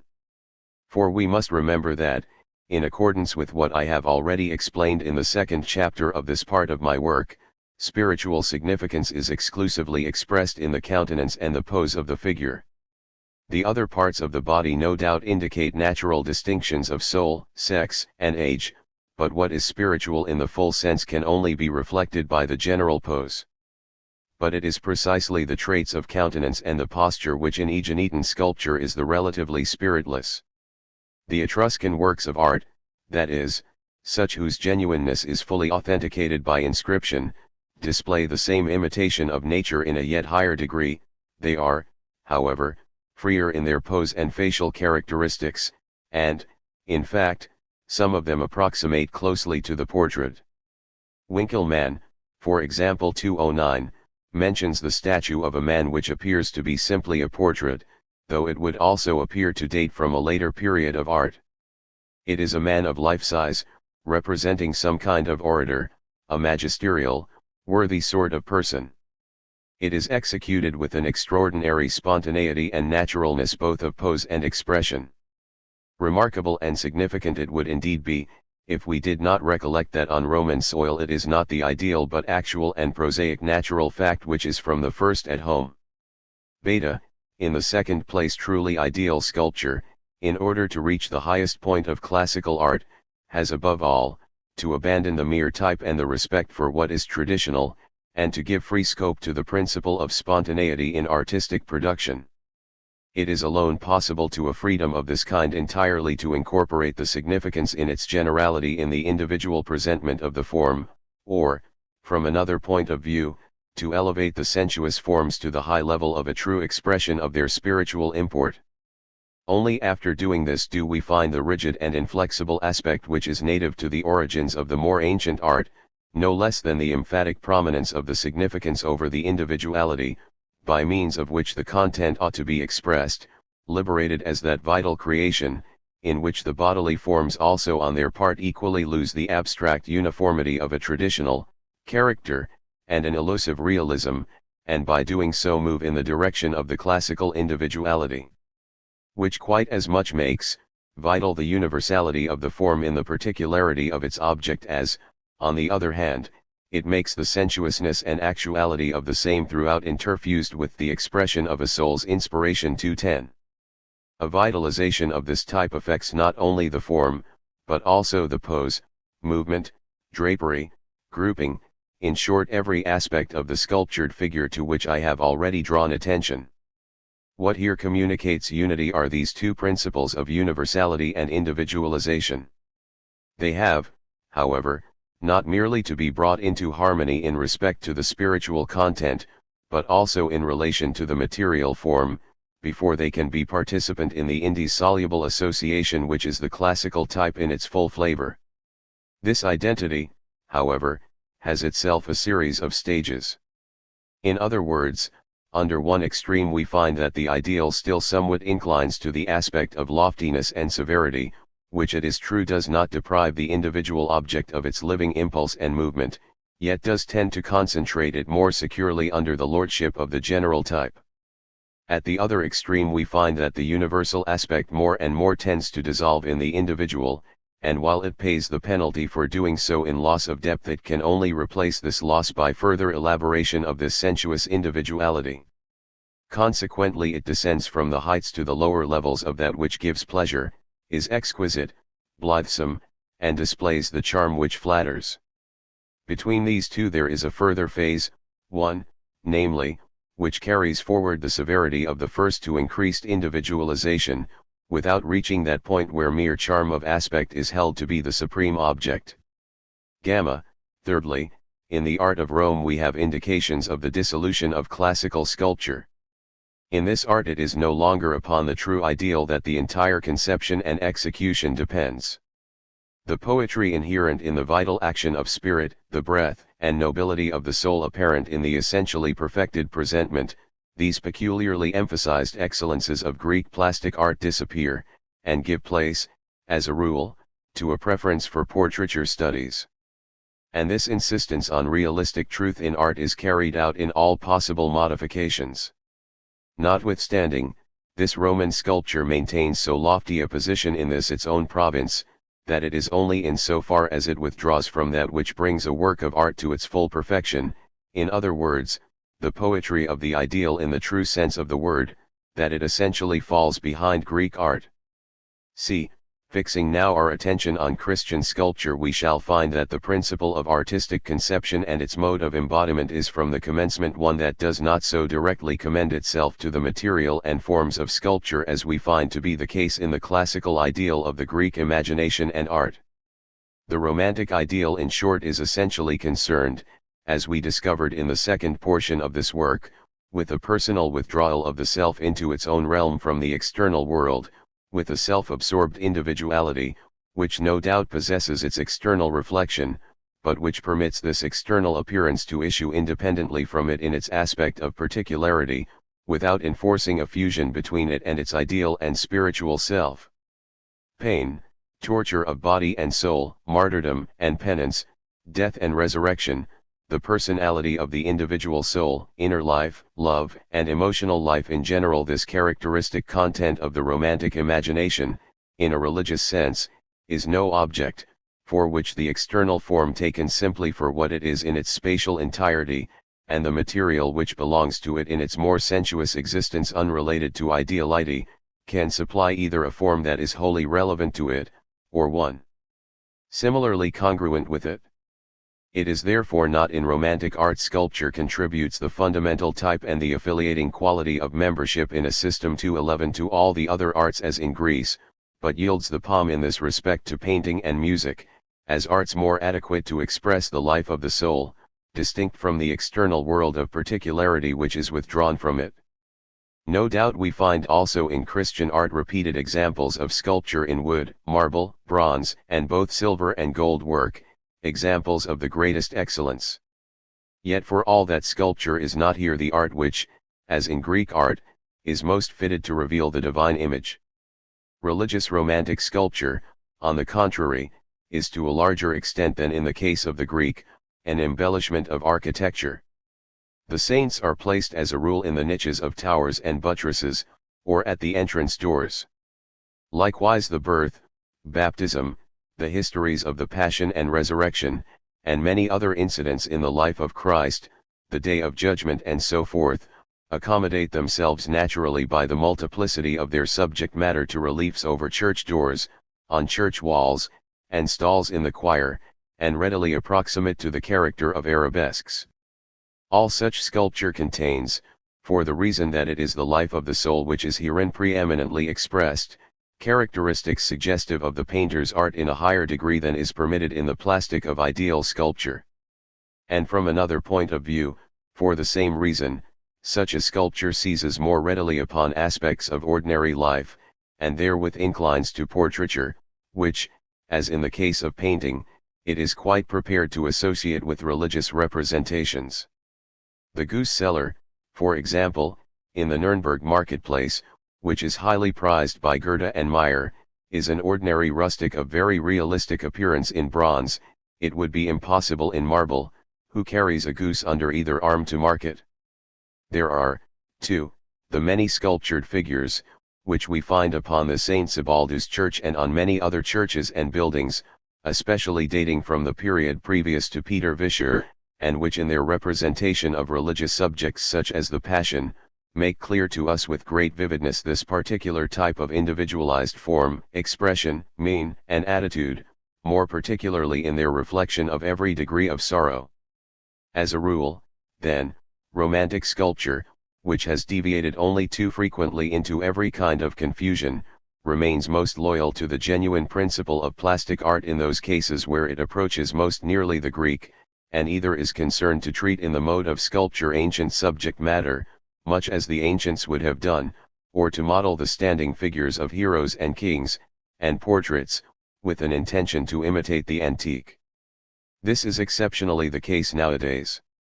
Much of the most excellent work, however, has been accomplished by sculpture, even in the religious field. It is only necessary here to mention the name of Michelangelo.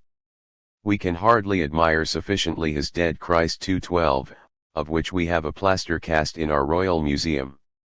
The authenticity of the sculptured figure of the Madonna in the Frauenarche at Bruges, a consummate work, is disputed by certain critics. Speaking for myself, Nothing has ever more impressed me than the tomb of the Count of Nassau at Breda 213. The Count reposes with his lady, life-size figures both in alabaster, on a slab of black marble.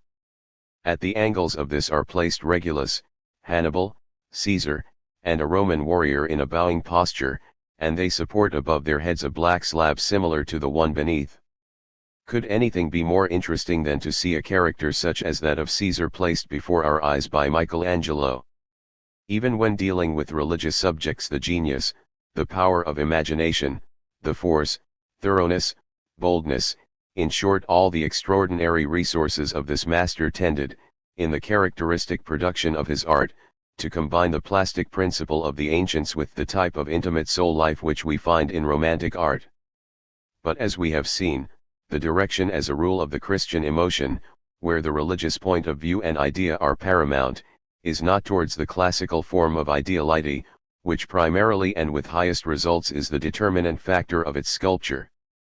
From this point we may now fix the transition from sculpture to another principle of artistic apprehension and presentment, which requires for its realization another sensuous material. In classical sculpture it was the objective and substantive individuality in its human shape, which constituted the vital core, and the human form was placed thereby at such a lofty level, that it was in fact retained in its abstract simplicity as the beauty of form, and as such converted to the divine image. Under such a one-sided aspect of content and representation man is not fully himself in his concrete humanity. The anthropomorphism of art remains in its incomplete state in ancient sculpture.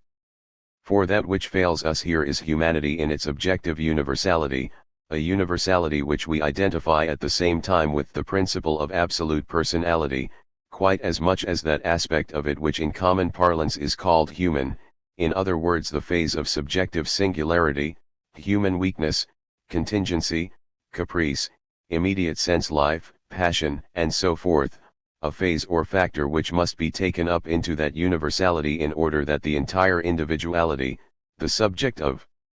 conscious life, that is, in its entire range, and in the infinite compass of its reality, may appear as the vital principle both of the mode of presentment and its content.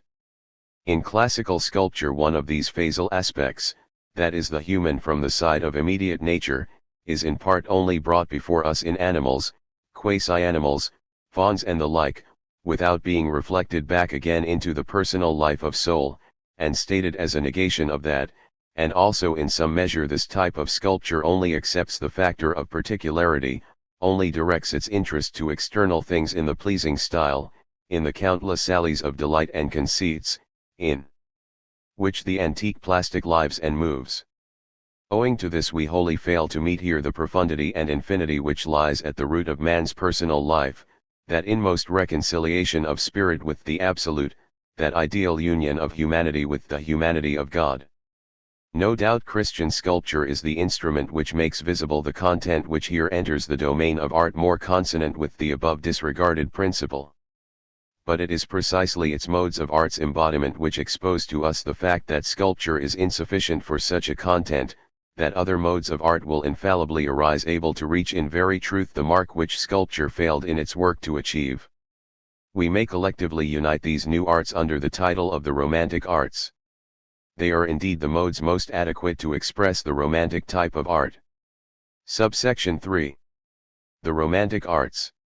The source of the general transition from sculpture to the other arts is, as we have seen, the principle of subjectivity, which now invades art's content and its manner of exposition. What we understand here by subjectivity is the notion of an intelligence which ideally exists in free independence, withdrawing itself from objective reality into its own more intimate domain, a conscious life which no longer concentrates itself with its corporeal attachment in a unity which is without division. There follows from this transition, therefore, that dissolution, that dismemberment of the unity which is held together in the substantive and objective presence of sculpture, in the focus of its tranquility and all-inclusive rondeur, and as such is apprehended in fusion. We may consider this breach from 2 points of view.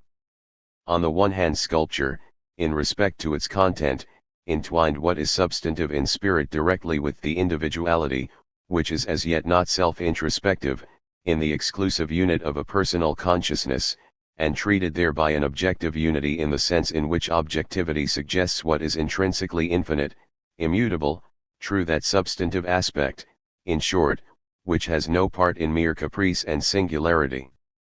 And from another point of view, sculpture failed to do more than discharge this spiritual content wholly within the corporeal frame as the vital and significant instrument of the same, and by doing so create a new objective unity in that meaning of the expression, under which objectivity, as contrasted with all that is wholly ideal and subjective, indicates real and external existence.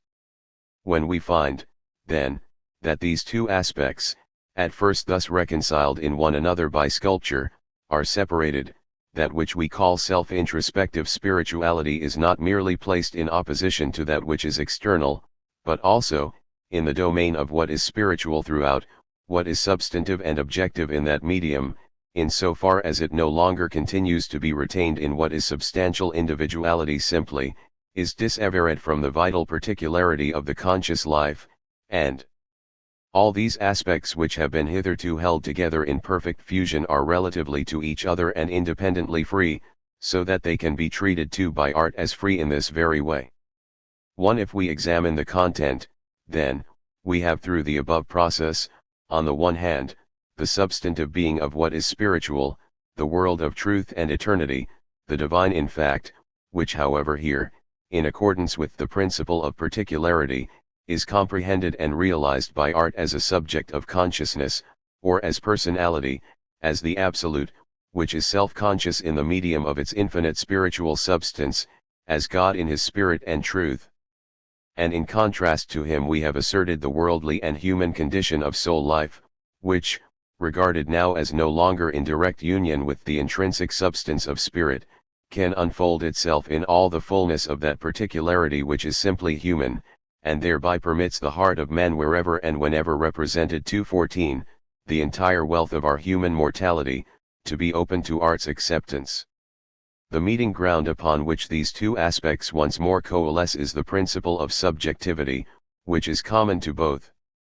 The absolute is, in virtue of this, disclosed to us to the full extent a living, actual, and equally human subject of consciousness, as the human and finite conscious life, viewed as spiritual, makes vital and real the absolute substance and truth, or in other words simply the divine spirit.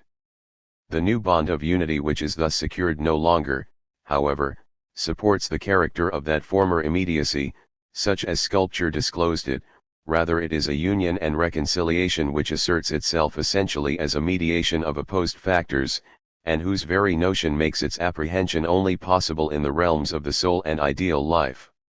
I have already, when the general subdivision of our science in its entire compass offered an opportunity for doing so, laid it down, that if the ideal of sculpture sets forth in a sensuously present image the essential solidity 215 of the individuality of the God in the bodily form alone able to express that substance, the community thereupon essentially confronts such an object as the intelligent reflection of that unity.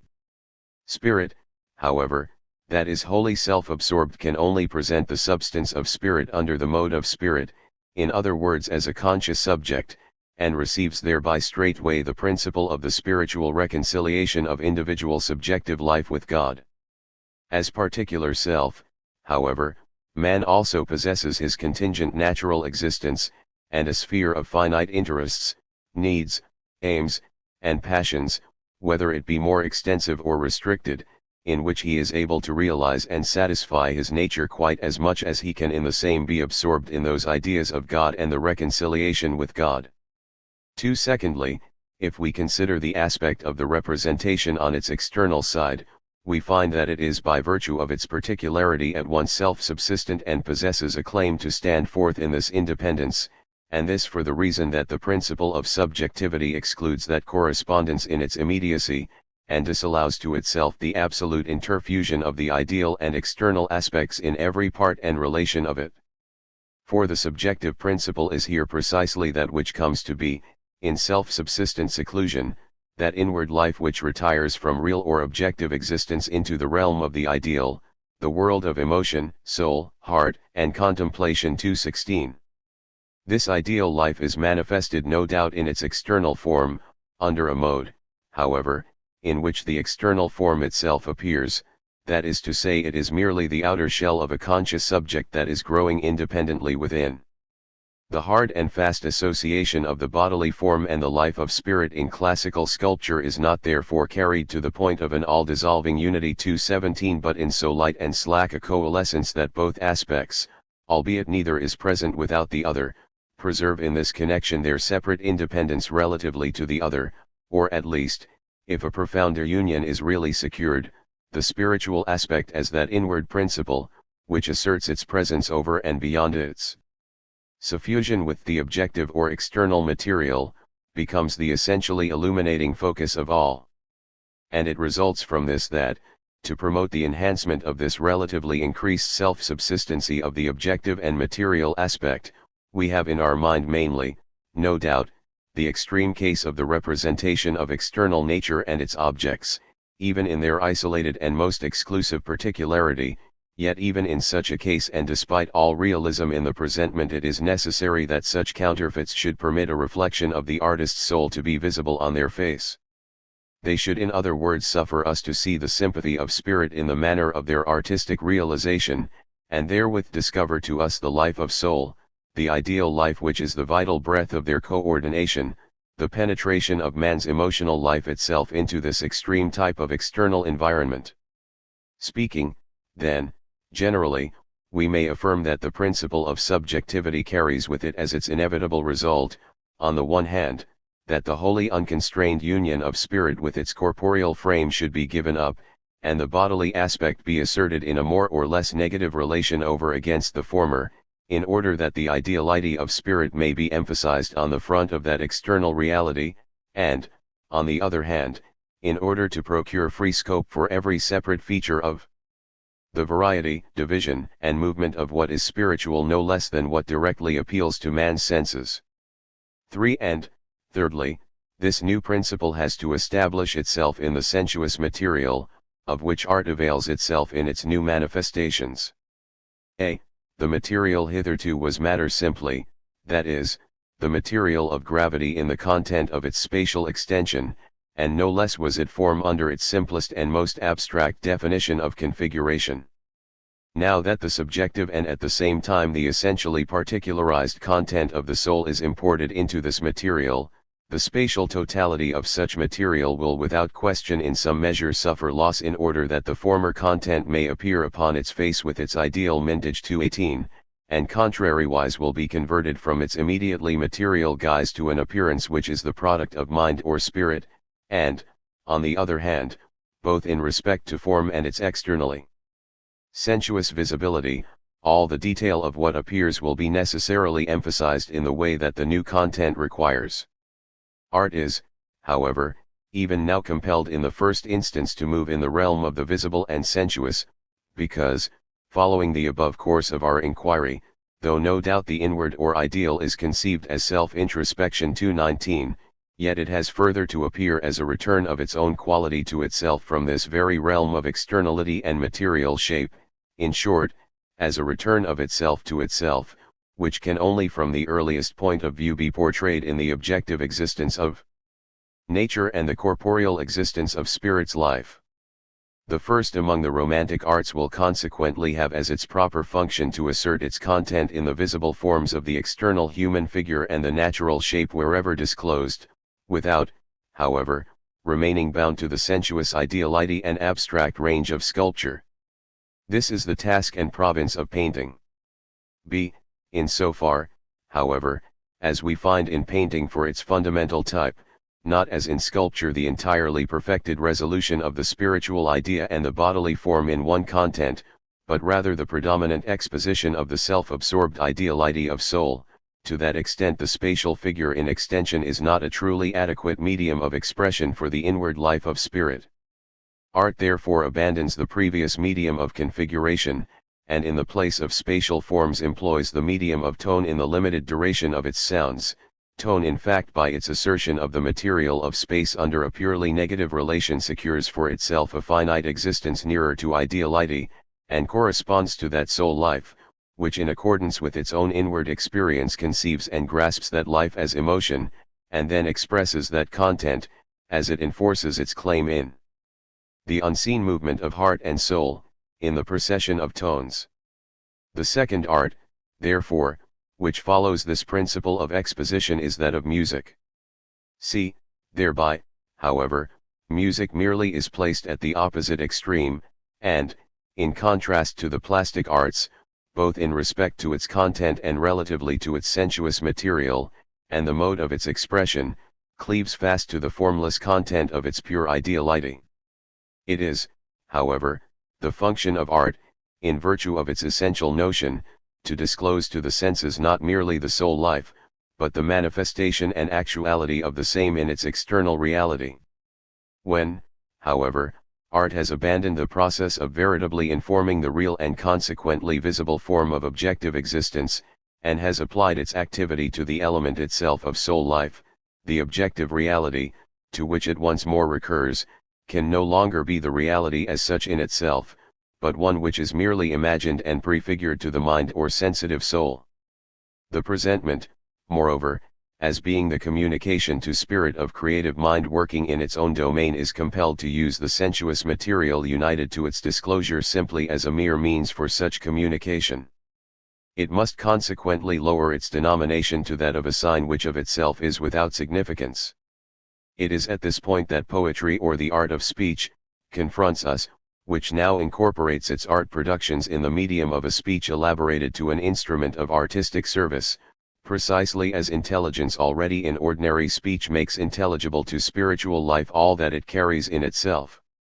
And, moreover, for the reason that it is able thus to unfold the entire content of spirit in its own medium, it is the universal art, which belongs indifferently to all the types of art, and is only excluded in that case where the spiritual life which is still unrevealed to itself in its highest form of content is merely able to make itself aware of its own dim presentiments in the form and configuration of that which is external and alien to itself. Chapter I. The Art of Painting. The most adequate object of sculpture is the tranquil self-absorption of personality in its essential substance, the character whose spiritual individuality is in the fullest degree displayed on the face of its corporeal presentment, making the sensuous frame, which reveals this incorporation of spirit, adequate to such an embodiment of mind wholly in its aspects of external form. The sightless look has as yet failed to concentrate at one point the supreme focus of ideal life, the vital breath of soul, the heart of most intimate feeling, and is as yet without spiritual movement, without the deliberate distinction between a world without it and a life within. It is on account of this that the sculpture of the ancients leaves us in some degree unmoved. We either do not remain long before it, or our delay is rather due to a scientific investigation of the fine modifications of form and detail which it displays. We cannot blame mankind if they are unable to take the profound interest in fine works of sculpture which such works deserve. To know how to value them is a study in itself. At first glance we either experience no attraction, or are immediately conscious of the general character of the whole. To come to closer quarters we have first to discover what it is that continues to supply such an interest. An enjoyment, however, which is only the possible result of study, thought, learning, and a wide experience is not the immediate object of art. And, moreover, the essential demand we make that a character should develop, should pass into the field of action and affairs, and that the soul should thereby meet with divisions and grow deeper, this, after all our journey in search of the delight which the study of the works of antique sculpture may bring to us, remains unsatisfied. For this reason we inevitably feel more at home in painting. In other words, we are at once and for the first time conscious in it of the principle of our finite and yet essentially infinite spiritual substance, the life and breath of our own existence. We contemplate in its pictures the very spark which works and is active in ourselves. The God of sculpture remains for sense perception an object simply. In painting, on the contrary, the divine appears as itself essentially the living subject of spiritual life, which comes into direct relations with the community, and makes it possible for each individual thereof to place himself in spiritual communion and reconcilement with him. The substantive character of such a divinity is not, as in sculpture, an individual that persists in the inflexible bond of its own limitations. 220, but is one which expands into and is differentiated within the community itself. The same principle generally differentiates the individual from his own bodily frame and external environment to quite as considerable an extent as it brings the soul into mediated relation with the same. Within the compass of this subjective differentiation regarded as the independent assertion of human individuality as opposed to God, nature, and the inward and external life of other persons, regarded also conversely as the most intimate relation, the most secure communion of God with the community, and of individual men with God, the environment of nature and the infinite variety of the wants, purposes, passions, and activities of human existence falls the entire movement and vitality. Which sculpture, both in respect to its content and its means of contributing expression, suffers to escape, and it adds an immeasurable wealth of new material and a novel breadth and variety of artistic treatment which hitherto was absent. Briefly, then, this principle of subjectivity is on the one hand the basis of division, on the other a principle of mediation and synthesis, so that painting unites in one and the same art what hitherto formed the subject matter of two different arts, namely, the external environment, which architecture treated artistically, and the essentially spiritual form, which was elaborated by sculpture. Painting places its figures on the background of a nature or an architectural environment, both of which are the products of its own invention in precisely the same sense, and is able to make this external material in both of these aspects by virtue of its emotional powers and soul a counterfeit within its ideal realm, in the degree that it understands how best to place it in relation and harmony with the spirit of the figures that live and move therein. Such is the principle of the new advance that painting contributes to the representative powers of art.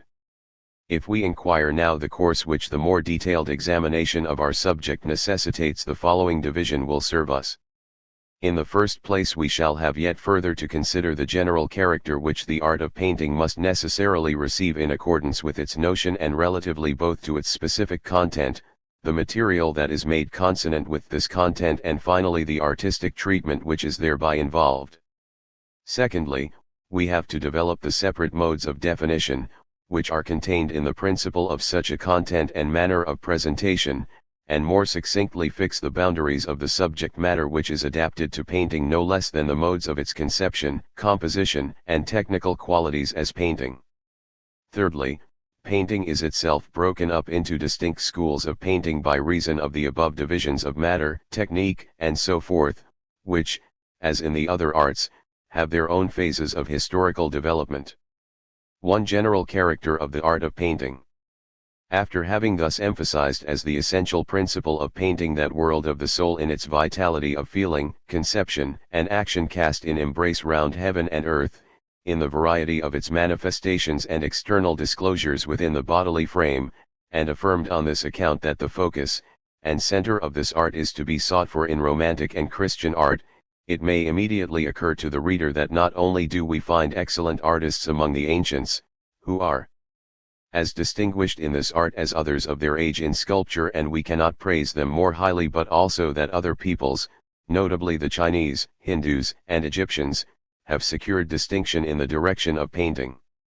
Without question, the art of painting is, by virtue of the variety of the objects treated and the particular type of its manner of execution, less 221 restricted in the range of nations that exemplify its pursuit.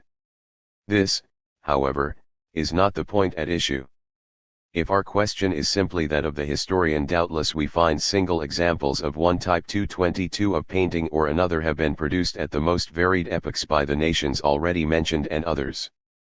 It is, however, a profounder question altogether when we ask ourselves what is the principle of painting, examine the means of its exposition, and in doing so seek to establish that content, which by virtue of its own nature is emphatically consonant with the painter's art as such and its mode of presentment, so that we can affirm the form thus selected to be wholly adequate to the content in question.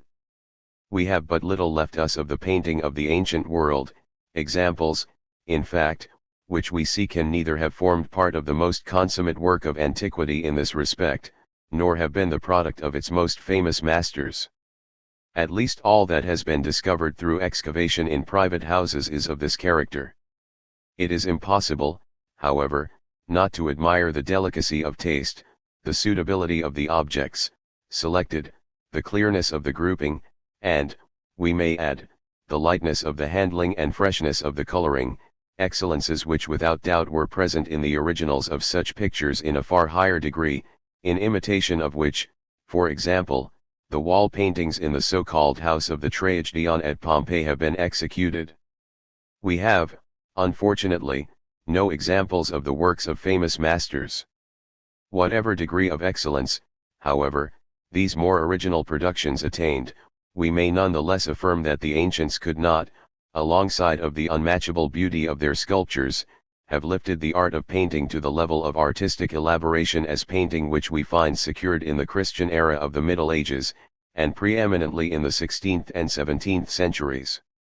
And we may assume this to be so on the philosophical ground that the most genuine heart of the Greek outlook is, in a degree which is inapplicable to the other arts, concordant with the root and fragrance of that which sculpture and sculpture alone can supply.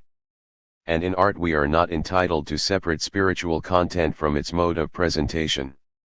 If, having this clear to our minds, we inquire how it is that painting only reached its most characteristic consummation through the content of the romantic type of art, we can but reply that it is precisely the intimacy of feeling, the blessedness 223 and pain that give to us the soul of this profounder content, whose demand is for such a vital infusion, which has paved the way to and in fact been the cause of this higher perfection of painting. As an example of what I mean, I will but recall to recollection one particular instance already cited, namely, that we borrow from Raoul Rachet of the treatment of Isis carrying horns on her knees. In general the subject is identical with the Madonna pictures, a Divine Mother and her child. The difference of handling and conception in the two cases, however, is immeasurable. The Egyptian Isis, as we find her thus situated on bas-reliefs, has nothing maternal about her, no tenderness, no trait of soul or emotion, such as is not even wholly absent in the stiffer Byzantine pictures of the Madonna. And if we think of Raphael, or any other great Italian master, what results have they not achieved from this subject of the Mother and Christ babe? What depth of emotion, what spiritual life, what intimacy and wealth of heart, what exaltation and endearment, how human and yet how entirely filled with divine spirit is the soul which speaks to us from every line and feature. And under what infinite variety of forms and situations is this one subject presented to us even by particular masters taken singly and still more by different artists. The Mother, the pure Virgin, the physical, the spiritual beauty, loftiness and devotion of love, all this and countless other features are emphasized in their turn as the main significance of the expression. But chief of all we find throughout that it is not the sensuous beauty of mere form, but the animate life of spirit, by virtue of which artistic genius no less than mastery of execution is asserted and secured. Now it is quite true that Greek art has passed a long way beyond Egyptian art, and we may add that it has made the expression of man's soul an object aimed for. But it was not capable of grasping that intimacy and depth of emotion which is discovered to us in the Christian type of expression, and indeed was careful, in accordance with its entire character, not to attach itself to such intensity of feeling. Take, for instance, the case I have more than once already cited of the faun, who carries the youthful Bacchus in his arms. It is, no doubt, expressive of extremely tender and amiable qualities. The nymphs are equally so who tend upon Bacchus, a situation which is depicted by a gem in a very beautiful group of figures.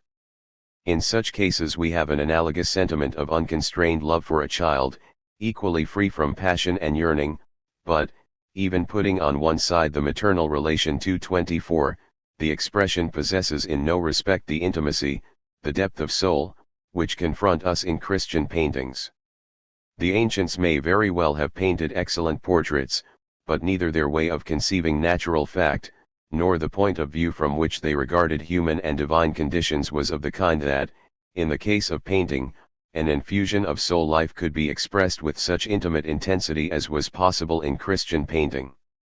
The demand of painting, however, for this more personal type of inspiration is a result of its very material.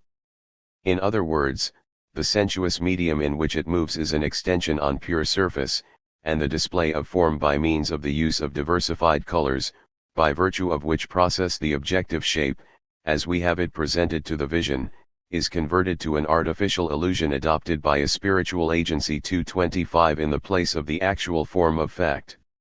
It is part of the principle of such a treatment of material that which is external should not ultimately retain its validity in its independent native existence, even in the modified form it takes as a vital product of human hands, but should in this form of realization be lowered as reality to a purely phenomenal reflex of the inward soul life itself, which seeks to contemplate itself independently as such. When we look into the heart of the matter we shall find that the advance from the rounded form of sculpture amounts to nothing less than the above statement. It is the soul life, the ideality of spirit which undertakes to express itself in an intimate way through the counterfeit of the objective world. Add to this, in the second place, that the surface on which the art of painting makes its objects visible, opens independently the path to the employment of a surrounding background and other complex relations, and color too, regarded as the articulation of that which appears, requires a correspondent differentiation of soul life, which can only be rendered clearly through the definition of expression, situation, and action, and consequently makes necessary variety, movement, and the detailed exposition of both the inward and external life.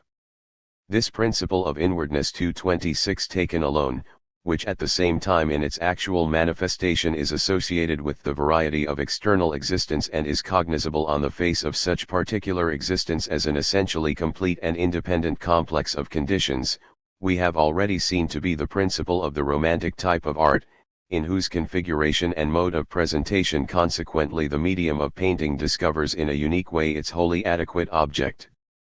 Conversely we may affirm at the same time that romantic art, when the question is actually one of definite works of art, must seek for material which is consonant with its content, and in the first instance it finds such in painting, which consequently remains more or less of a formal character when dealing with all objects and compositions not of this type 227. Granting, then, the fact that we find outside the Christian paintings an Oriental, Greek, and Roman school of painting, yet the real center and focus of all is nonetheless the elaboration which this art secured within the boundaries of Romantic art. We can only speak of Oriental and Greek painting in the same kind of way as we did when, despite our main thesis that sculpture attained its highest crown of perfection in the classical ideal, we referred to a subordinate Christian type of sculpture. In other words, we are forced to admit that the art of painting first apprehends its content in the material of the Romantic type of art, which completely corresponds to its instruments and its modes, and consequently that it was only after the treatment of such material that it discovered how best to use and elaborate in every direction all the means at its disposal. Following now the course of the above remarks in a wholly general way, we have to observe as follows in connection with the content, material, and artistic mode of treatment of painting. A. The fundamental definition of the content of painting is, as we have seen, subjectivity as an independent process 228. Alpha, in this process, looking at it from the point of view of a reflex of soul life, individuality must not wholly pass into the universality its substance, but must on the contrary disclose how it retains that content as a distinctive personality 229, and possesses and expresses its inward life, that is the vitality of its own conception and feeling in the same. Neither should the external form be wholly dominated by the ideal individuality as is the case in sculpture. For the principle of subjectivity, albeit that it permeates the external material as the mode of objectivity adequate to express it, is notwithstanding likewise an identity which withdraws itself into itself out of that objective domain, and by virtue of the self-seclusion is relatively to that objective aspect neutral, leaving it quite untrammelled. Just as therefore, on the spiritual side of the content, the particularity of the personal life is not set forth in direct union with its substance and universality, but is essentially reflected as the culminating feature of its independent embodiment 230, so, too, in the objective envisagement of form, the particularity and universality of the same are carried from their previous plastic union 231 to a predominance of the individual aspect, and indeed of comparatively accidental and indifferent features, and in a manner much the same as that which, in the reality of sense experience, is the prevailing character of all phenomena. Beta, a further important point is that connected with the range of scope that is permitted to the art of painting in virtue of its principle with regard to the objects to be thus presented. The free principle of subjectivity suffers on the one hand the entire field of natural objects, and every department of human activity to remain in its substantive mode of existence; on the other, it is capable of entering into fusion with all possible detail, and creating therefrom a content of its own ideal life. Of rather we should say that only in this interfusion with concrete actuality does it assert itself as concrete and vital in its products. Consequently it is possible for the painter to import a wealth of material into the realm occupied by his artistic works, which remains outside the reach of the sculptor. The entire world of the religious idea, conceptions of heaven and hell, the history of Christ, his disciples and saints, external nature, all that concerns humanity down to the most fugitive of situations and characters, all this material and more can find a place here. For as we have seen, all that pertains to the detail, caprice, and accidental features of human need and interest is affected by this principle, which at once strives to comprehend and compose it. Gamma, and along with this fact we have as its corollary that painting makes the soul of man itself the subject of its creative work. All that is alive within the soul is present in ideal form, if it is, when we consider its content, at once objective and absolute in the abstract sense. 232.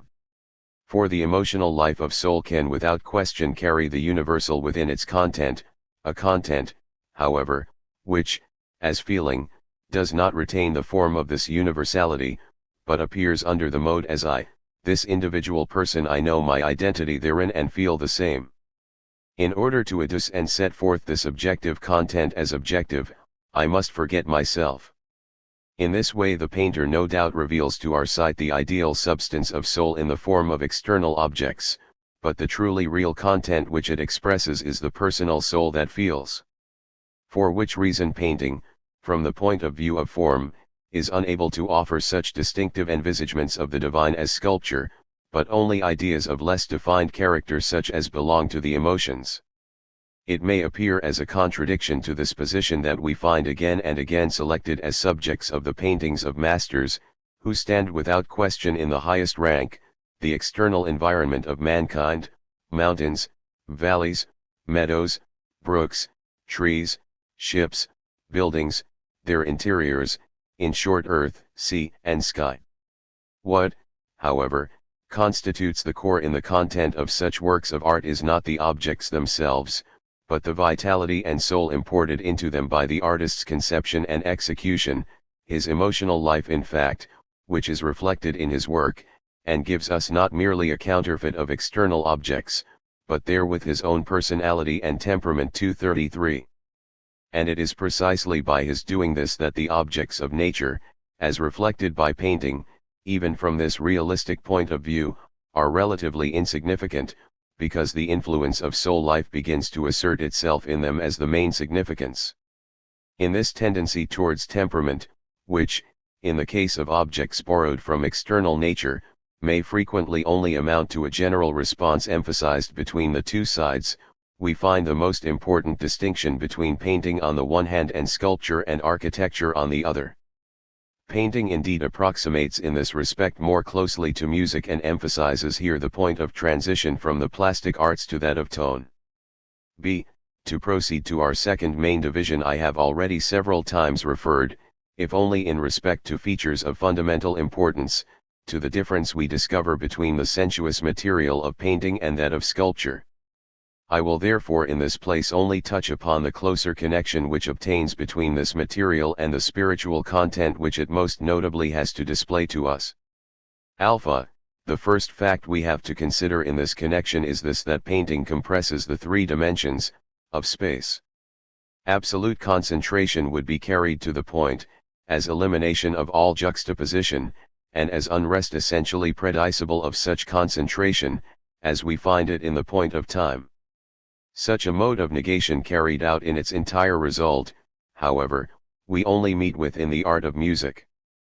Painting, on the contrary, permits the spatial relation still to subsist, and only effaces one of the three dimensions, superficies is made the element of its representations.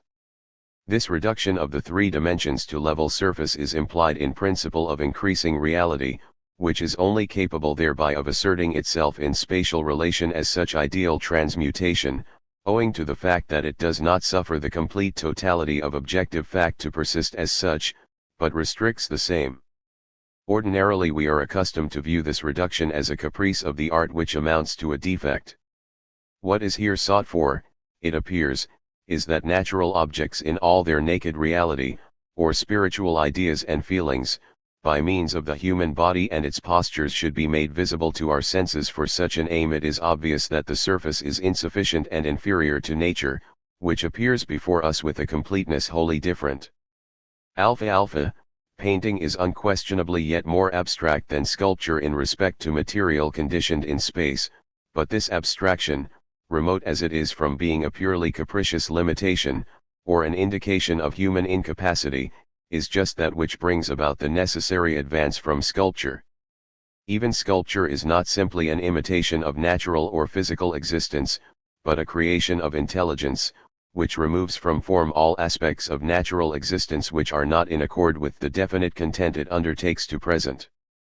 This elimination was carried out by sculpture in the case of all color detail, so that what remained to it was only the abstraction of material form. In painting we have the opposite process, its content being the ideality of soul life, which can only appear on the face of objective reality, by a process of self-absorption from that very material. 234. The art of painting, therefore, no doubt, works for the sense perception, but in a way, through which the object which it displays remains no longer an actual natural existence wholly in space, but is changed to a counterfeit creation of intelligence, in which it only so far reveals its spiritual source as it annuls the actual existence of its object, recreating it for itself in a purely phenomenal semblance within its own spiritual realm. For spirit. Beta, and to this intent painting must necessarily effect a breach with the totality of the spatial condition, and there is no reason for charging to human incapacity this loss of nature's completeness. In other words, inasmuch as the object of painting from the point of view of its spatial existence, is merely a semblance, reflective of the soul of man, exhibited by art for his spirit, the self-subsistency of the object as we find it actually in space is dissolved, and the object is related in a far more restricted way to the spectator than is the case in sculpture. A statue is by itself wholly an isolated object, independent of the spectator, who may place himself where he pleases, his point of view, his movements, his walking round it, not one of them affect the work of art as a whole. 235. If this self-subsistency is to be preserved, the sculptured figure must also have some definite impression to offer each and every point of view. And this independence of the work must be retained in sculpture for the reason that its content is the tranquility, self-seclusion, and objective presence which, in both an external and ideal sense, reposes on their own substance. In painting, on the contrary, whose content is conditioned by an ideal atmosphere, and in fact is composed of ideal relations essentially particularized, it is precisely this aspect of discord in a work of art between object and spectator which has to be emphasized, and yet with a like directness to be resolved in the fact, that the work, as depicting the ideality of intelligence in its entire mode of presentation, can be only defined under the assumption that it stands there related to an individual mind, that is a spectator, and apart from the same has no self-subsistency. The spectator is assumed and reckoned to be there from the first, and the work of art is only intelligible as related to this point of personal contemplation. 236. For such a relation to mere visibility and its reflection upon an individual consciousness, however, the mere show of reality is sufficient, or rather the actual totality of the spatial condition is a defect, because in that case the objects seen retain an independent existence, and do not appear to be created by spirit for its own contemplation. Nature consequently is not entitled to reduce its images to the plane surface, its objects possess and claim to possess a real and independent existence. The satisfaction, however, we derive from painting is not in actual existence, but in the contemplative interest we receive from the external reproduction of ideal truths, things born of the soul, and its art therefore dispenses wholly with the need and apparatus of spatial reality in its complete organization. Gamma, and together with this reduction to the level surface we may thirdly associate the fact that painting is placed in a still more remote position to architecture than that occupied by sculpture.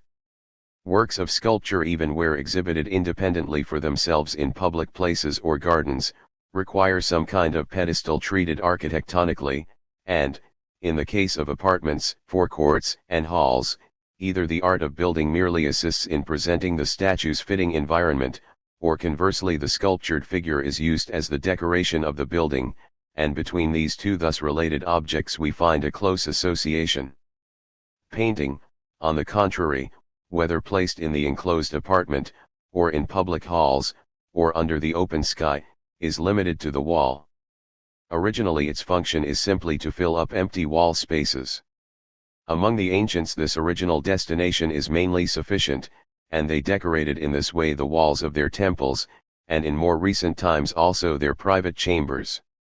Gothic architecture, whose main task is the enclosure under the most grandiose conditions, supplies no doubt still larger surfaces, or rather the largest possible, yet it is only in the most ancient mosaics that we find painting is employed as a decoration of empty spaces, whether in the case of the outside or the interior. The more recent architecture of the 14th century, on the contrary, fills up its enormous wall surfaces in an architectural manner, the most imposing example I know of which is the main facade of Strasbourg Cathedral. Here we find that the empty surfaces, excluding the entrance doors, the rows, and other windows, are filled in by the ornamental work analogous to that of windows traced over the walls, and decorated by figures of considerable delicacy and variety of form, so that we have no need here for painting. In the case of religious architecture, therefore, painting mainly appears in buildings which begin to approximate to the ancient type of architecture. As a rule, however, Christian painting is to be distinguished from the arts of building, and presents its works in independent form, as for example in large pictures, whether placed in chapels or on high altars.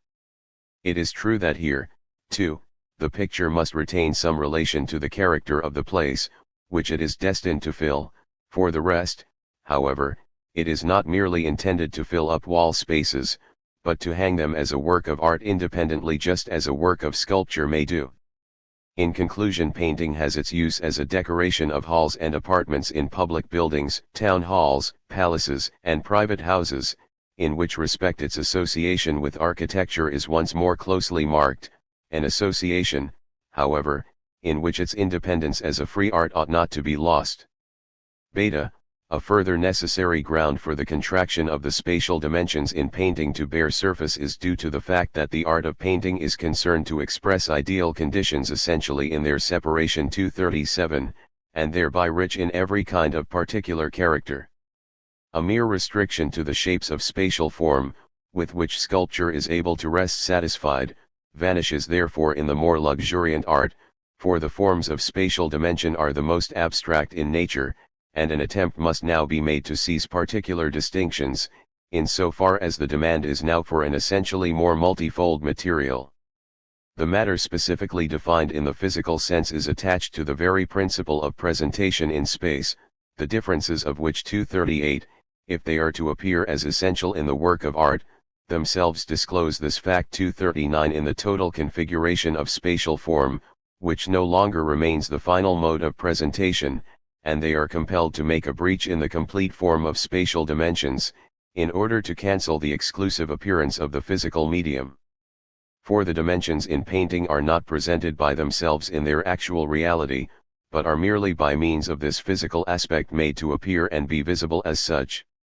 Alpha, if we further inquire what is the nature of the physical element which the art of painting makes use of, we shall find this to be light, regarding it as that medium which renders all objects whatever visible. Previously the sensuous, concrete material of architecture was the resisting matter of gravity, which more particularly in the art of building asserted this character of heavy material in its features of burden, constraint, power to support and be supported, and even in sculpture still retains such characteristics. Heavy material encumbers because it does not possess its center of material unity in itself, but in something else, and it seeks for the center and strives towards it, though it retains its position through the resistance of other bodies, which become by doing so bodies of support. The principle of light is an opposite, or extreme, of that material of weight which is not as yet enclosed within its unity. Whatever else we may predicate of light, it is obvious that it is absolutely devoid of weight and offers no resistance, rather it is pure identity with itself, and thereby simple self-relation, the primordial ideality, the original self of nature. In light nature make its start on the path of ideality or inwardness 240, and is the universal physical ego, which of course is not carried here to the point of particularity 241, nor has as yet concentrated itself within the unit of individuality and self-seclusion, yet is thereby enabled to cancel the bare objectivity and external show of heavy matter and abstract from the sensuous and spatial totality of the same 242. From this aspect of the more ideal quality of light it becomes the physical principle of the art of painting. Beta, light regarded simply as such, however, only exists as one aspect contained in the principle of subjectivity, that is, as this more ideal identity.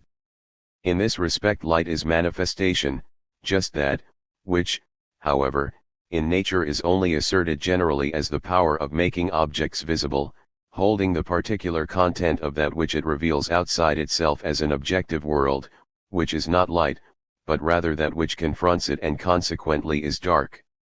These objects light renders cognizable under their distinctions of form by irradiating them, that is, illuminating to a greater or less degree their obscurity and invisibility, and permitting certain parts to be more visible, namely, as they approach the spectator, and others, on the contrary, more obscure as they withdraw from him.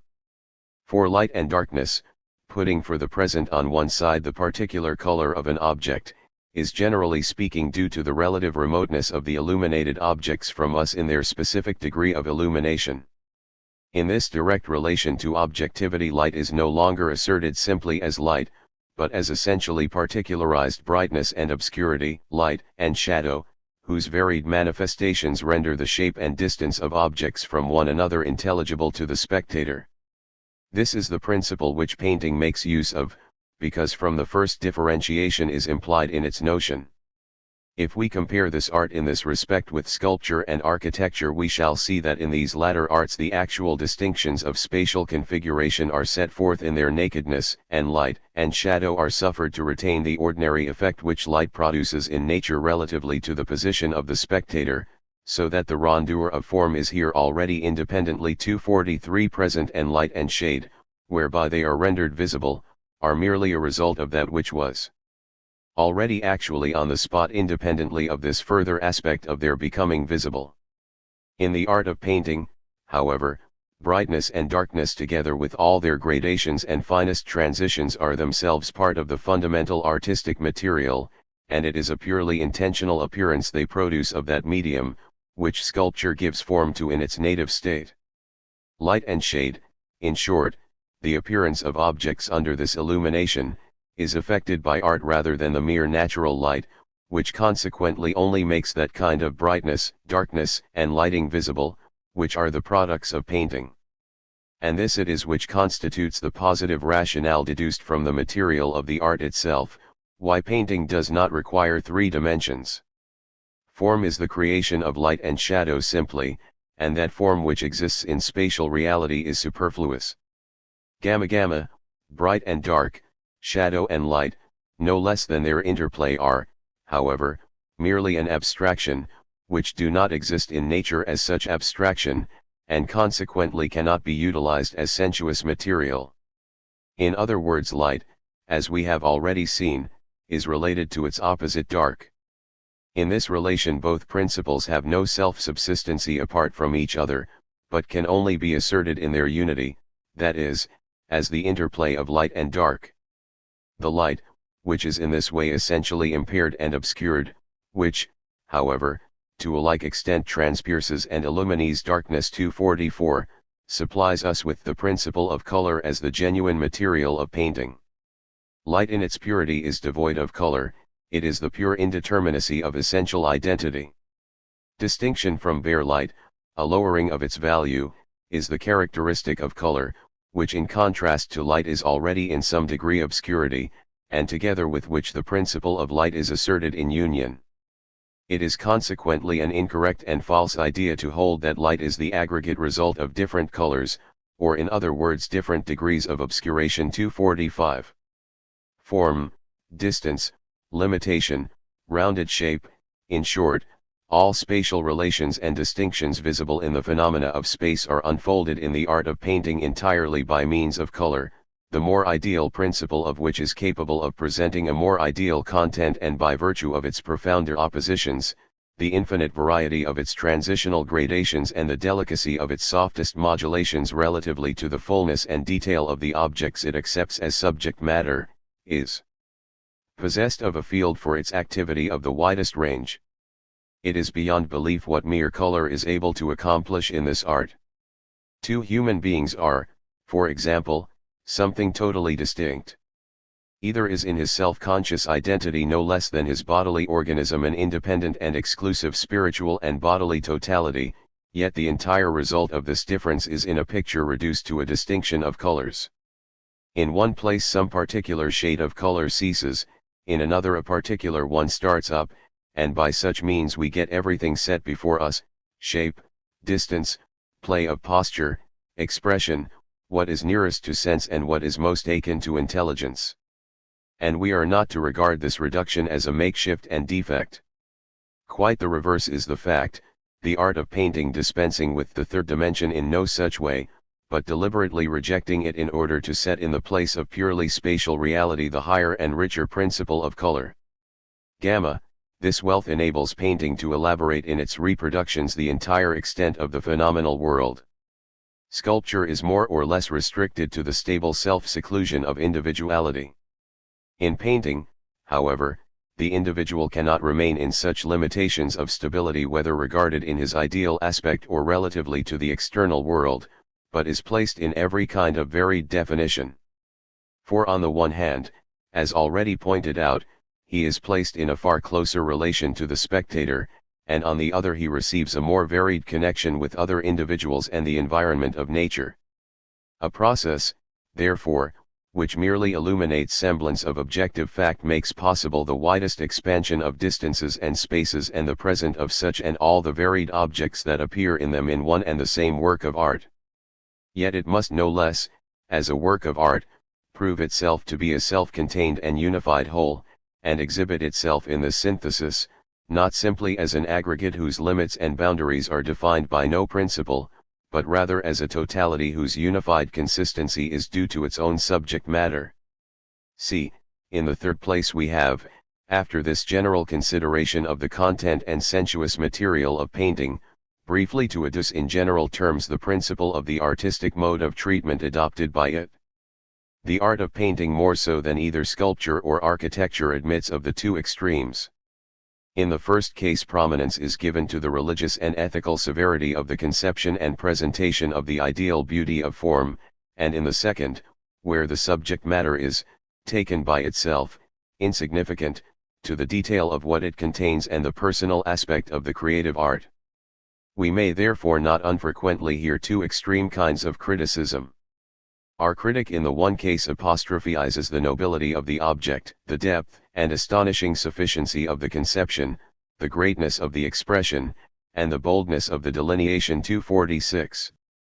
And in the other equal praise is given to the fine and unexampled character of the painter's treatment of his color. This contrast is implied in the very notion of the art. Indeed, we may affirm that it is impossible to unite both aspects on one plane of elaboration. Each must remain inevitably independent of the other. For painting has shape simply as such, that is, the forms of spatial limitation, no less than color as means contributive to its artistic result, and is placed thereby midway between the ideal of the plastic arts and the extreme form of the direct detail of nature's reality, by reason of which we get two distinct types of painting. One, that is the ideal, whose essential basis is universality, and the other, that which presents particular objects in all their closeness of detail. Alpha, in this respect painting must accept, in the first instance, as sculpture, that which is substantive in the sense that the objects of religious belief are such, no less than the great events of history, and its preeminent individual characters, albeit it renders visible this substance in a form wherein the ideal and personal aspect is emphasized. It is the imposing character, the serious significance of the action portrayed, or the depth of the soul expressed which is here of most importance, so that the elaboration and employment of all the rich artistic means which are within the reach of painting, and the dexterity, which the wholly consummate use of these means demands regarded as a tour de force of technique, cannot here be entirely indicated.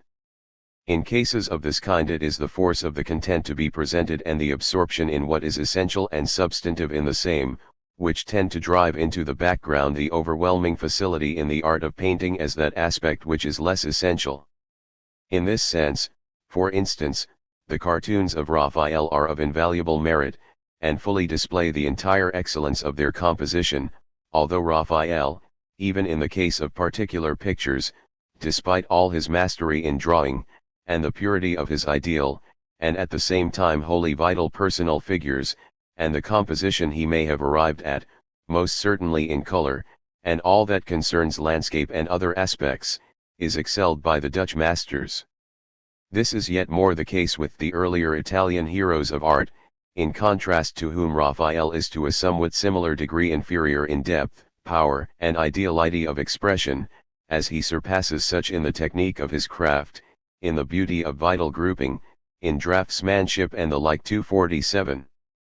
Beta, conversely, however, the art of painting, as we have seen, ought to advance further than this exclusive absorption in the ideal and infinite content of man's soul life. Its function is equally to assert the subsistency and freedom of detail, which, however incidental it may be, contributes to the environment and background of the work.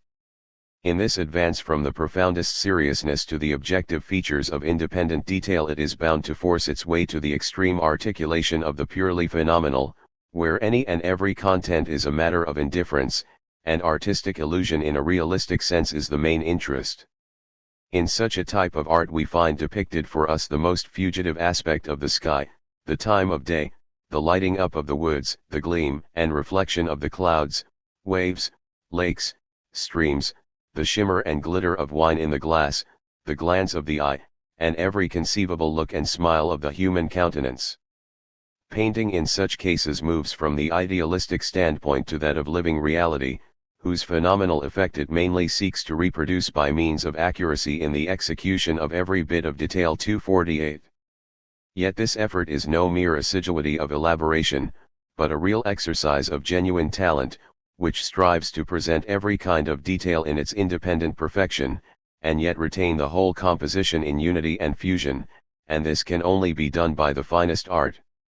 In such work the vital force of the realistic appearance thus secured tends to be more near to the artist's aim than the ideal, and it is precisely this kind of art, as I have already found occasion to remark, which raises, as no other, controversial points over the significance of the ideal and nature.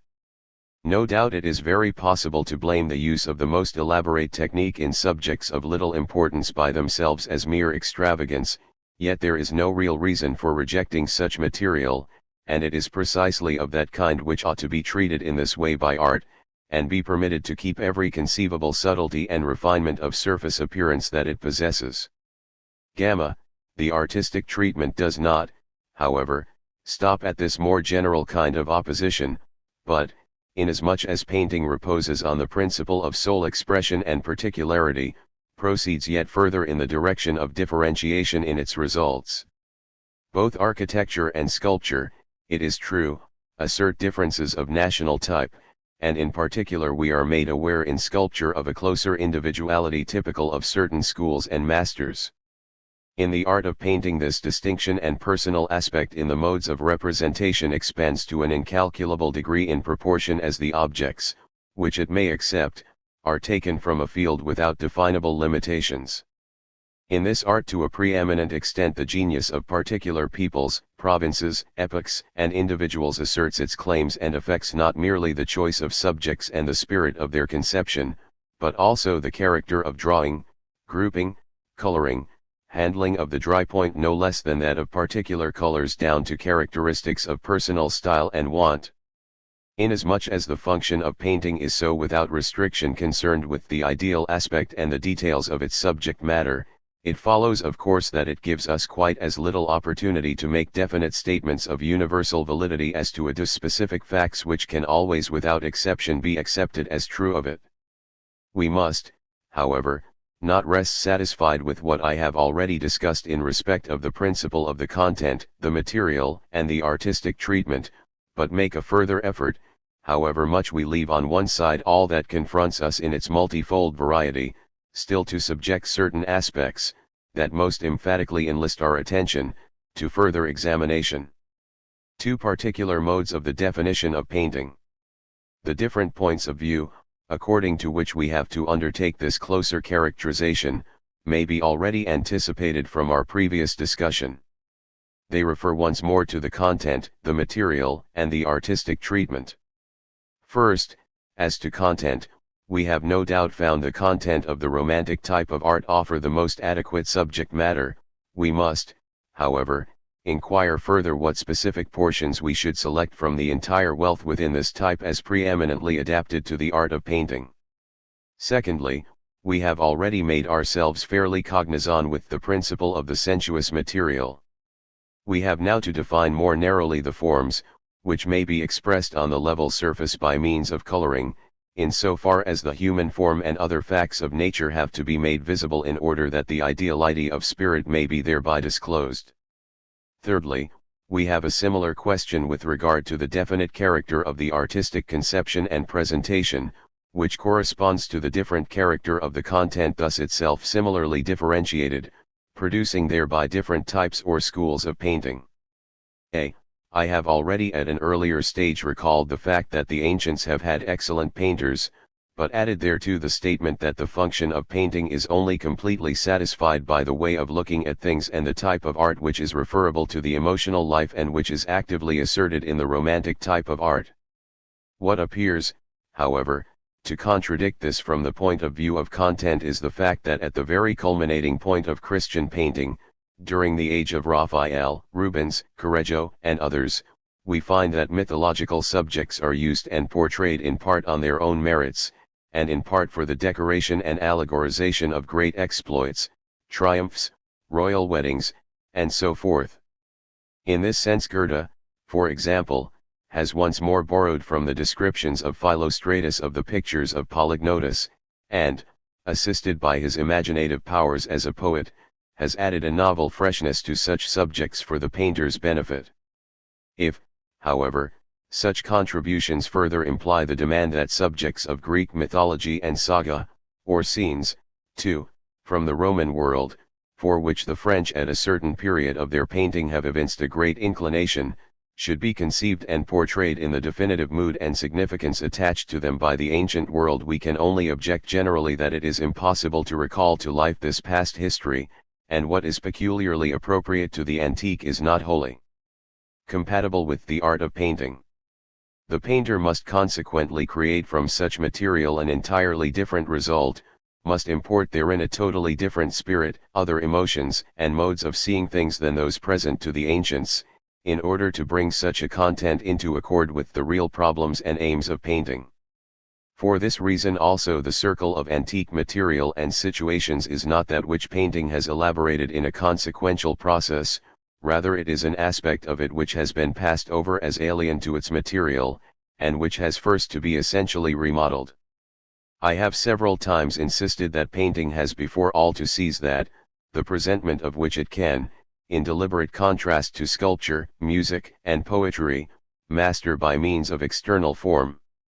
And this is preeminently the self-concentration of spirit, which is denied to sculpture, while music again is unable to make the passage to the external appearance of ideality, and poetry itself can merely render visible the bodily presence in an incomplete way. Painting, on the contrary, is still in a position to unite both aspects.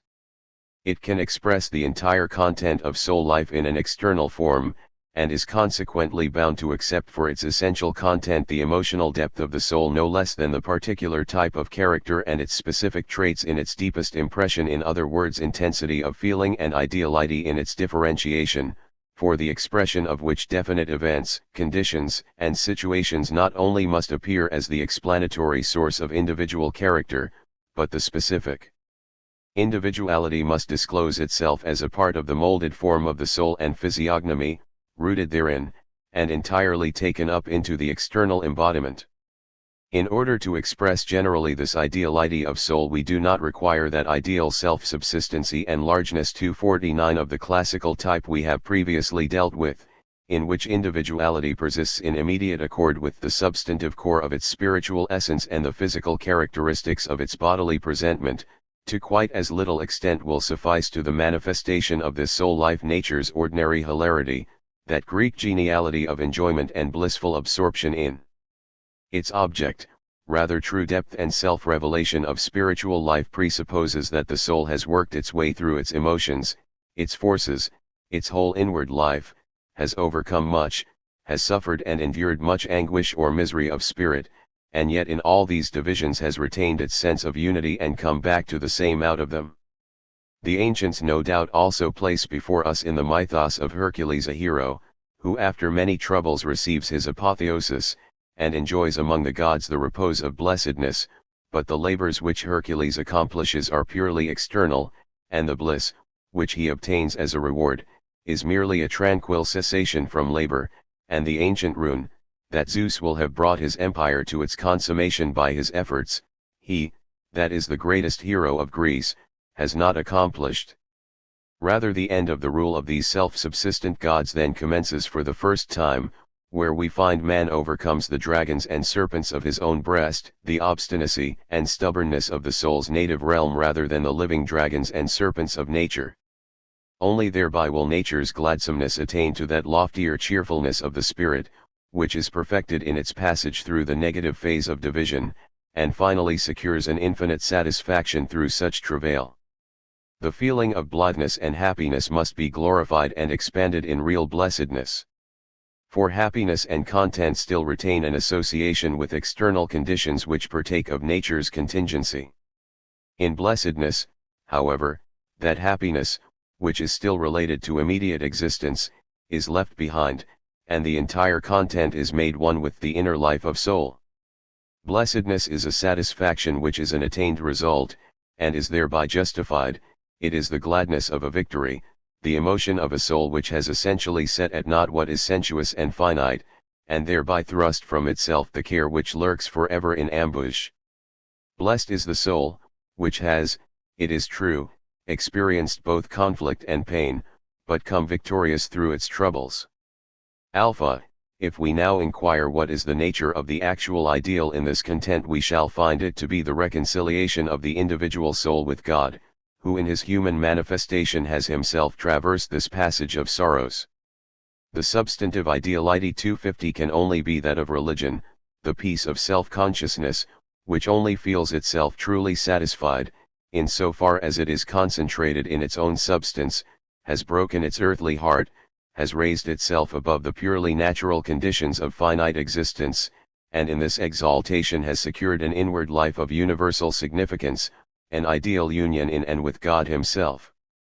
The soul wills itself, but it finds the object of its will in something other than itself. In its particularity, it thereby gives itself up in its opposition to God, in order to find itself again and its joy in him.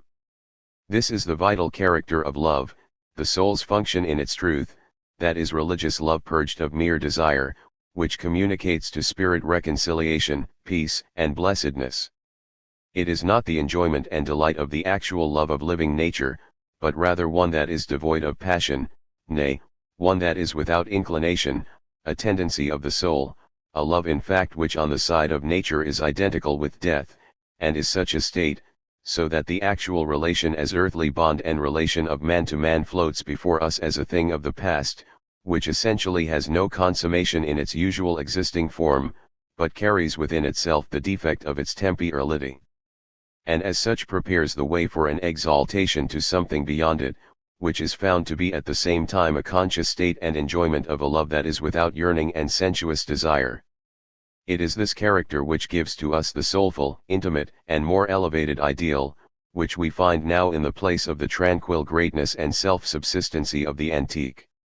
No doubt the divinities of the classical ideal were not without a trait of somber grief, a negative replete with fateful import, which is as it were the shadow of a cold necessity passing over these blithesome figures, which remain, however, secure in their substantive divinity and freedom, their simple greatness and might. The freedom of love, however, is not a freedom of this kind, being more instinct with soul life, for the reason that it subsists in a relation between soul, and spirit to spirit. This inward glow enkindles the ray of bliss made actual in the soul, a love, which in suffering, and the extremest loss not merely can discover comfort or independence therefrom, but in proportion to the depth of its suffering can feel the more profoundly therein the reality and assuredness of its love, making clear the mastery of its own essential substance in that suffering. In the ideal of the ancients, on the contrary, we find no doubt, independently of that trait of a tranquil sorrow already indicated, the expression of the pain of noble natures, as for instance in the case of Niobe and Laocoon. They do not betake themselves to lamentation and despair, but adhere to their greatness and loftiness of spirit, but this self-continency remains empty, their suffering, their pain is likewise the conclusion of the matter. In the place of reconcilement and satisfaction we can only have an austere resignation, which, without suffering entire collapse, surrenders that upon which it had previously laid hold. It is not the base that is crushed. 251, no rage, no contempt or vexation is expressed, but despite of it all the loftiness of this type of individuality is not but an inflexible self-continency. 252, an endurance of destiny that is without relief, in which the nobility and pain of the soul do not appear as reconciled in fulfillment. In the romantic love of religion we find for the first time the expression of blessedness and freedom. This union and satisfaction is by nature concrete in a spiritual sense, for it is the feeling of spirit which is made cognizant of its unity in something other than itself. And for this reason we find necessary here, if the content presented is to be complete, two aspects, in so far as the reduplication of spiritual personality is necessary to love's appearance. It reposes upon two independent individuals who possess, however, the sense of their intrinsic union. With this union, however, the negative condition is always at the same time connected. In other words, love belongs to the soul's condition, the subject of such a conscious state is, however, this independently self-stable 253 heart, which to experience love must bid goodbye to itself, surrender itself, and sacrifice the unyielding focus of its individual isolation. It is this sacrifice which constitutes the motive principle of love, the life and emotion of which is bound up wholly in a self-surrender.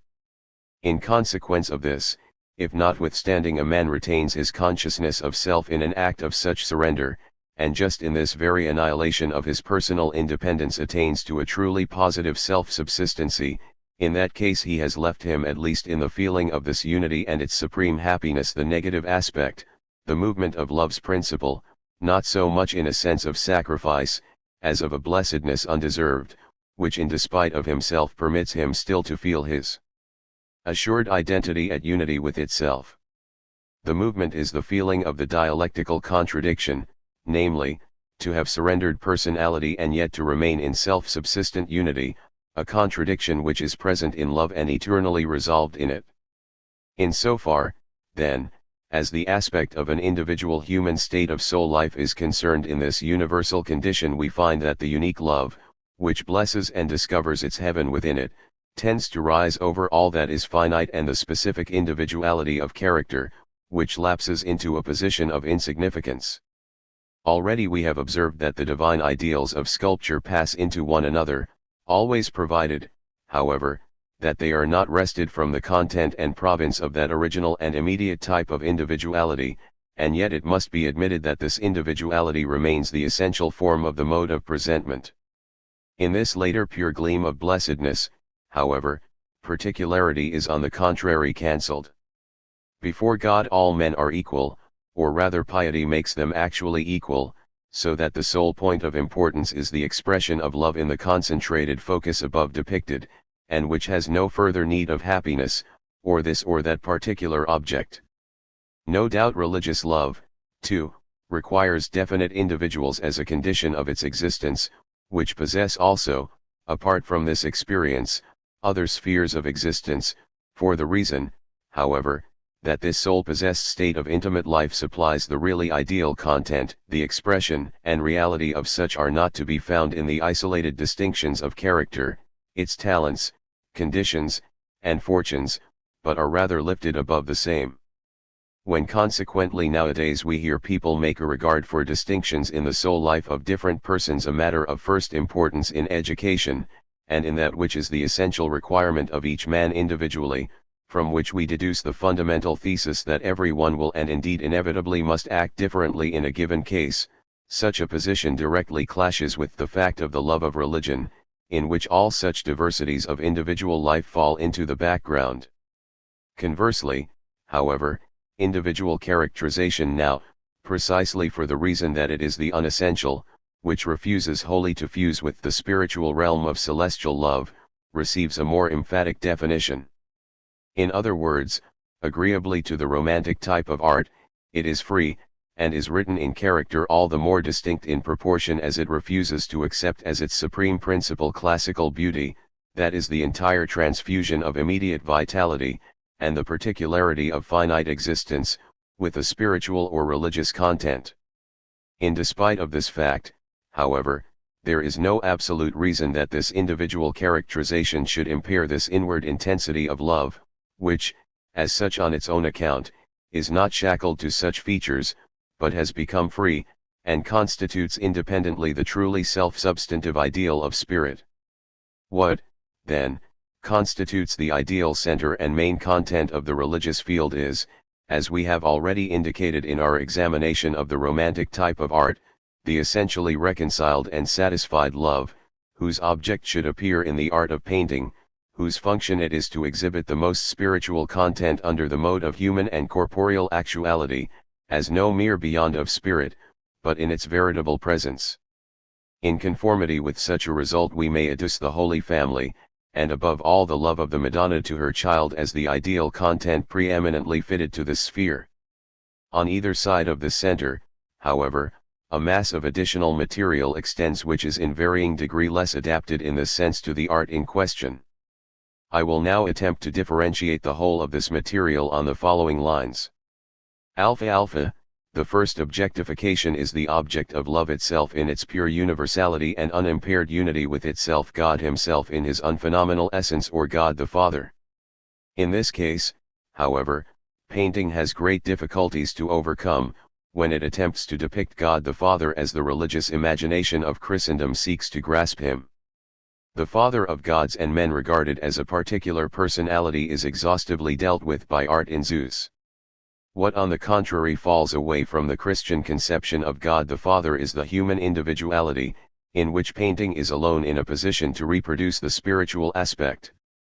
For taken in his independent self-exclusion, God the Father is no doubt spiritual personality and supreme power, wisdom, and so forth, but only retained as such without defined form and as an abstraction of thought. The art of painting is, however, unable to avoid anthropomorphization, and must perforce assign to him the figure of man. However broad in its generalization, however lofty, ideal, and masterful the presentment of such a figure may be, we fail to get beyond the fact that it is entirely a human individual of more or less grave aspect, which fails entirely to coalesce with the conception of God the Father. Among the early Flemish painters, Van Eyck in his God the Father of the altar picture at Ghent has attained the greatest success that we can conceive as possible in this sphere. It is a creation that may well match our conception of the Olympian Zeus. But however consummate it may be also in its expression of eternal repose, loftiness, power, worth, and other qualities, and it is quite impossible to overstate the depth and imposing character of its conception no less than its execution, yet our imagination cannot fail to find something in it which does not satisfy. For what is here set before us as God the Father, that is to say a creation that is likewise human personality, is just what we first meet with in Christ the Son. It is in him that we contemplate for the first time this decisive moment in which individuality and human existence combine as a moment in the divine life. 254, and moreover combine in such a way that the same is not disclosed as an ingenious creature of the fantasy, as was the case with the Greek divinities, but as essential and very revelation, the fact of all importance and fundamental significance. Beta, the more essential object, therefore, of love in the creation of painting will be Christ. In other words, with this object art at once finds itself in the sphere of humanity, a sphere which along with Christ embraces further material in its presentations of the Virgin Mary, Joseph, John the Baptist, the disciples, and so forth, and ultimately the common folk who in part are followers of the gospel, and in part cry out for the crucifixion of its master and mock him in his sufferings. And here once more the already mentioned difficulty confronts us how we are to conceive and depict Christ in his universality, when he is presented in the ordinary way of half-length figures or portraits. I must admit that for myself at any rate, the heads of Christ I have seen by Carexai and others, and, to take two famous examples, that of Van Eyck, formerly in the Sully collection and now in the Berlin Museum, and that of von Hemling, now in Munich, do not give me the entire satisfaction which they ought to do. That of Van Eyck, no doubt, is very imposing in figure, forehead, color, and general conception, but the mouth and eye wholly fail to express anything that transcends our humanity. The expression is rather that of an inflexible seriousness, which is emphasized by the general type of the form, the parting of the hair, and other traits. And when such heads incline still further in expression and shape towards the specifically human type, and a milder, more yielding and tender aspect is thereby imported, much of their depth and power of impression is very readily lost, and least of all suited to such, as I have already observed, is the beauty of Greek form. For this reason Christ, as depicted in the experiences of his actual life, is a more suitable subject for pictorial effort. Yet in this connection an essential distinction must not be overlooked. It is quite true that in the biographies of Christ we have from one point of view the human consciousness of God presented us as a fundamental aspect. Christ is one of the gods, but under the guise of an actual man, and takes his place among men as one of them, in whose phenomenal appearance he can consequently be depicted in so far as such expresses the life of spirit. From another point of view, however, he is not merely an individual man, but entirely God. In such situations, therefore, in which the supreme divinity forces its way beyond the limits of human soul life, the art of painting is met with a fresh source of difficulty. The very depth of the content begins to be too overpowering. For in the majority of cases in which we find Christ presented, for example, merely as a teacher, art will not pass much beyond the point in which he is depicted as the noblest, most worthy, and wisest of men, much as Pythagoras or any other wise man, is presented to us in such a picture as Raphael's School of Athens. The most important way in which painting can overcome such a difficulty is to bring the divinity of Christ mainly into direct contrast with his surroundings, and above all, to contrast it with the sins, the repentance and penance, or the meanness and evil of our humanity, or again conversely through his worshippers, who, by their adoration of him remove him as one of themselves and a man, existing in a particular place, from such immediate conditions, so that we behold him exalted to the heaven of spirit, and at the same time get a glimpse of the fact that his appearance has not merely been that of God, but also that of the human form under its ordinary and natural, in other words, not wholly ideal conditions, who as spirit essentially possesses his existence in our humanity and the human community, and expresses his divinity as reflected in the same. But we must not understand this reflection as though God is present in humanity as in a purely accidental or external mode of form and expression, rather we ought to regard the spirit manifested in the consciousness of mankind as the essential spiritual existence of God himself. 255. Such a mode of presentation will be exceptionally appropriate where Christ is to be represented as man, teacher, as the risen and glorified person who ascends up to heaven before our eyes. To speak plainly, In situations such as these, the means of expression in painting, such as the human form and its color, the countenance, the glance of eye, are not wholly sufficient to express all that is implied in the Christ. And least of all will the antique beauty of form suffice.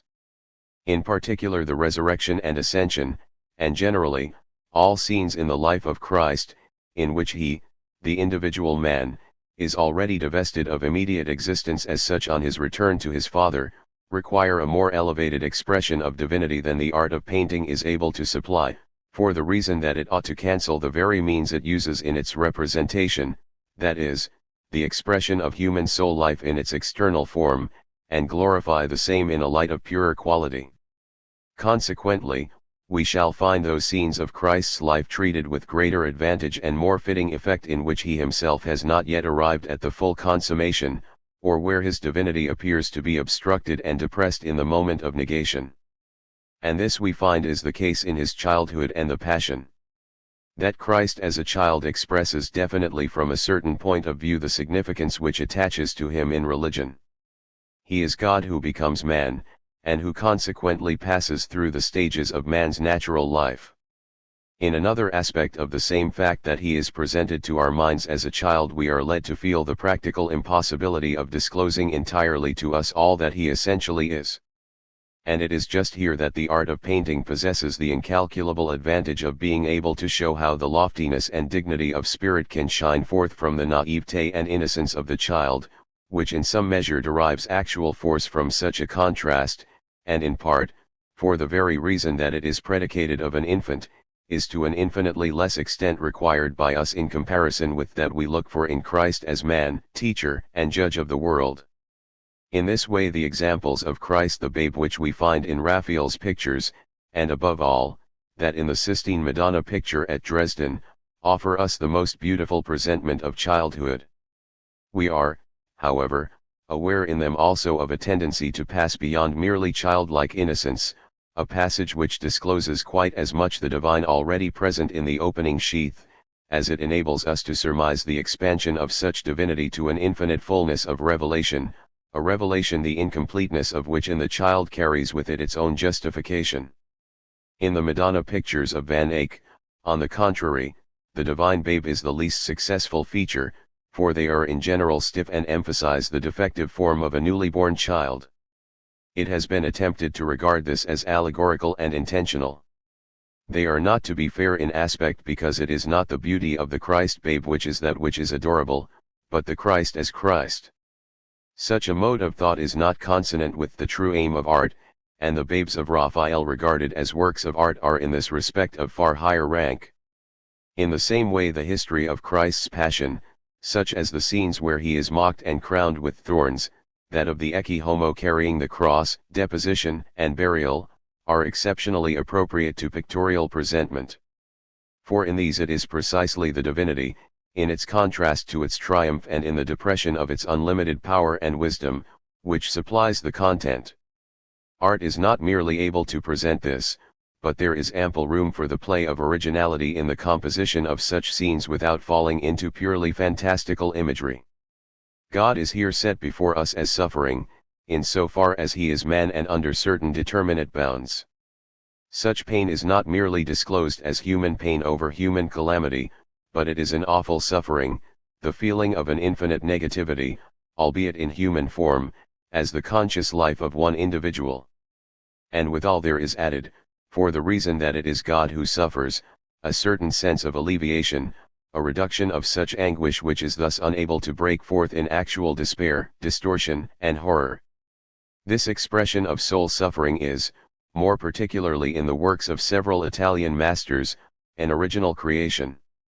The pain is in the lower portions of the countenance, a gravity of mien, and nothing more, not as in the lacuna contraction of the muscles, which can be interpreted as an actual cry, but in the eyes and on the forehead the billows of soul anguish are, so to speak, allowed to roll over one another.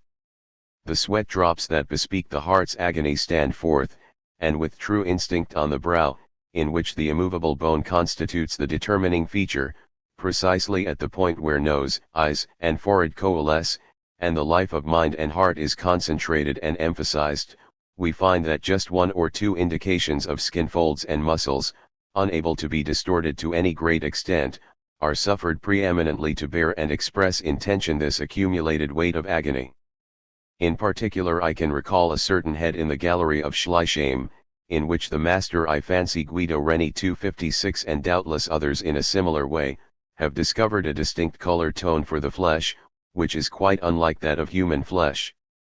They had to disclose the night of the spirit and created for the same a dowry of color, most admirably adapted to express this tempest, these black clouds of spirit which are likewise encompassed by the brazen forehead of the divine nature 257. As the most perfect subject of such painting, however, I have already affirmed that love, which is essentially satisfied, whose object is no purely spiritual beyond, but one actually present, so that we can behold love itself in its object. The highest and most unique form of such a love is that of the Virgin Mother for her Christ child, the love of the one mother who has brought forth the Savior of the world and carries him in her arms. This is the content of most loveliness, to which we may say Christian art generally and preeminently the painter's art in the religious sphere has been exalted. The love of God, and more expressly 258 that of which Christ is the object, is of an entirely spiritual type. Its object is only visible to the eyes of the soul, so that in these cases we do not in the strict sense get the reciprocity which is bound with the notion of love, and moreover there is no natural tie which secures the lovers and from its origin binds them to each other. Every other type of love, to put the matter conversely, remains in some measure accidental in its incidence, and in another aspect of it the lovers possess, as, for instance, sisters, or the father's love for his children, yet further relations outside this particular one, which assert an essential claim upon them. A father or brothers are compelled to direct their attention to the world, the state, affairs, or war, in one word universal ends, the sister becomes wife, mother, and so forth. In the case of a mother's love of her child, on the contrary, the love is from its very nature neither something that is contingent, nor is it merely a single phase 259. It is its highest earthly type, in which its natural character and its most sacred function immediately coalesce. From the point of view, however, in which as a rule in maternal love the mother sees and feels at the same time her husband in her child, we may observe that this aspect, too, in the Virgin Mary's case disappears. Her feeling has nothing in common with a wife's love for her wedded husband, on the contrary her relation to Joseph is rather that of a sister, and on the side of Joseph a feeling of respectful reverence for the child that is God's and Mary's. We therefore find that religious love is set forth in its fullest and most ideal 260 human form, not in that for Christ amid his sufferings, nor in his resurrection, nor as he delays his departure among his friends, but in the emotional nature of a woman, in Mary. Her entire soul and life is human love for the child, which she calls her own, and along with it adoration, and love of God with whom she feels herself thus united 261. She is humble before God, and yet is steeped in the infinite exaltation that she is the single one among maidens who is above all blessed. Not alone and apart, but only in her child is she made perfect in God, but in that, whether it be by the cradle or as Queen of Heaven, she is entirely content and blessed, without passion and yearning, with no other want, with no other aim to have or possess anything but that which she possesses. The manifestation of this love under the aspect of its religious content expands in many directions, such as the Annunciation, the Visitation, the Birth, the Flight into Egypt, and other such incidents. We may also associate with it, during the later course of the Christ life, the disciples and women, who follow him, and in whom the love of God is more or less a personal relation of their love to the living, present Savior, who, as actual man, pursues his course among them, and in like manner also the love of those angels who, on the occasion of his birth and at other times, hover around in grave adoration or simple joy. In treating all such figures the art of painting in particular discloses the complete peace and content of such a love. But this peace, furthermore, is dissolved in the most heartfelt anguish. Mary the Mother beholds Christ carrying the cross. She sees him suffer on the cross and die, she sees him taken from the cross and buried, and no grief is more poignant than her own. And yet we may observe that it is neither the irreparableness 262 of such a grief, or rather of such a loss, nor the weight of the calamity, nor the lament over the injustice of destiny, which constitutes the real content in such anguish, so that a contrast between it and the sorrow of Niobe is particularly instructive. Niobe, too, has lost all her children, and is set before us in severe loftiness and unperturbed beauty. The main content here is the aspect of the natural life of this ill-starred sufferer, the beauty in which nature has robed her and which embraces the entire presentment of her actual existence. She, this actual personality, is beauty personified, and therein she persists. But her soul life, her heart, has lost the entire content of its love, its soul, and her individuality and beauty can only turn into stone. The grief of Mary is of a wholly different type. She feels intimately the dagger which cuts through her soul's very center, her heart breaks, but she does not become stone. She did not merely possess love, but her soul life throughout is nothing but love, that is, free and concrete ideality, which retains the absolute content of that which it loses, and in the loss itself of the beloved persists in the peace of love. Her heart indeed breaks, but the substantive principle of her heart, the content of its life 263, which is disclosed through her anguish of soul with a vital strength that can never be lost, is something infinitely more exalted, namely, the living beauty of the human soul, as contrasted with its abstract substance, whose ideal existence as presented in bodily shape, when it is lost remains indeed indestructible, but is turned to stone. There is one further subject for painting in connection with Mary the mother of Jesus, and that is her death and assumption. Scouril has with exceptional beauty depicted a death of Mary in which we find the charm of her youth once more restored 264. This master has united in his picture the expression of somnambulism, presence of death, rigidity and blindness towards the exterior world with one which seems to suggest that the spirit, which seems somehow to penetrate through their general aspect, has found a home elsewhere and is blessed therein. Thirdly, we must include within the sphere of the actual presence of God in the life, sufferings, and glorification of himself, mankind at large 265, that is to say the consciousness of individual human life, which God, or more accurately the events of his history, constitutes as itself an object of his love, communicating to it a content which is not merely finite but absolute in its significance. Here, too, we may emphasize the three aspects of tranquil devotion, repentance, and conversion, which both from the point of view of the soul and that of external condition the history of the divine passion repeats to mankind, no less than the ideal consummation in glory and the blessedness of pure attainment. In respect to the first of these, namely, devotion, we have here what is primarily the content of prayer. This relation is in one aspect of it a humbling, surrender of the self, the seeking of peace in another, from another point of view it is not a petition but rather a prayer 266. Petition and prayer are no doubt closely connected in so far, that is, as a prayer can be a petition. And yet the genuine petition seeks after something for itself. It importunes the man who possesses something of importance to myself, that he may feel inclined to do me a favor in virtue of the request, that his heart may yield, or his love may be roused toward me, in one word that his feeling of identity with myself may be awakened.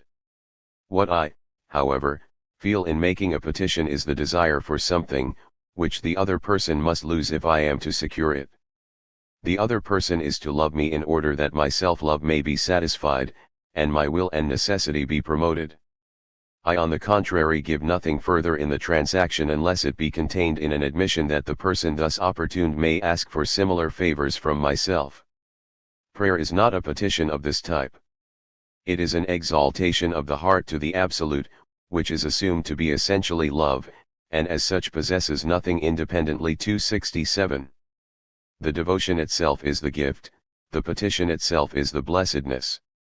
For although prayer may contain a petition for some particular thing, yet it is not this particular thing which is the true purport of the prayer, rather the essential truth of it is the conviction that the petition will be heard, and not heard in its relation to the particular request so much as to the absolute trust that God will apportion that which is best for me to receive. And thus even in such a connection prayer is itself its own satisfaction, the enjoyment, the express feeling and consciousness of eternal love, which not only with its ray of illumination shines through the object 268 of prayer and its situation, but in fact constitutes the situation and what is there actually or is thereby manifested.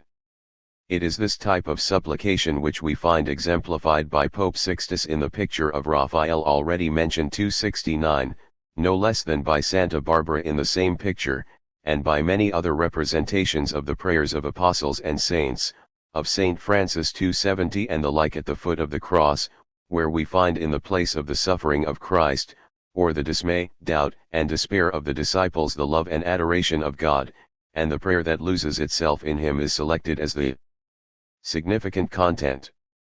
We find such rendered with particular force for the most part on the countenances of aged men marked strongly with the sufferings and experience of life in the earlier period of painting, faces that appear to be portraits, souls permeated with devotional feeling to such an extent that this attitude of prayer does not merely appear to be experienced at this particular moment, but rather they are presented us as pious and saint-like persons whose entire life, thought, instinct, and volition is one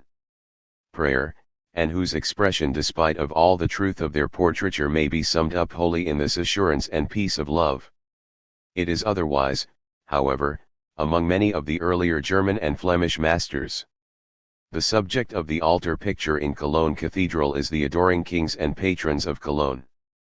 We find this subject too frequently selected by the school of Van Eyck.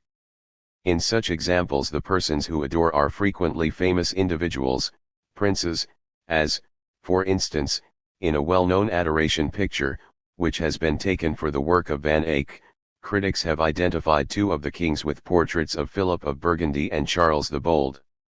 In the case of personages of this type we see that they are something more than saints, have affairs in the world, and only go to Mass on Sunday or in the early morning, but during the rest of the week or for the rest of the day have other business to look after. And more particularly in our Flemish or German pictures the patrons are pious knights, God-fearing housewives with their sons and daughters. They resemble Martha who fares hither and thither and is concerned with matters of external or mundane significance, rather than Mary who has selected once and for all the best part.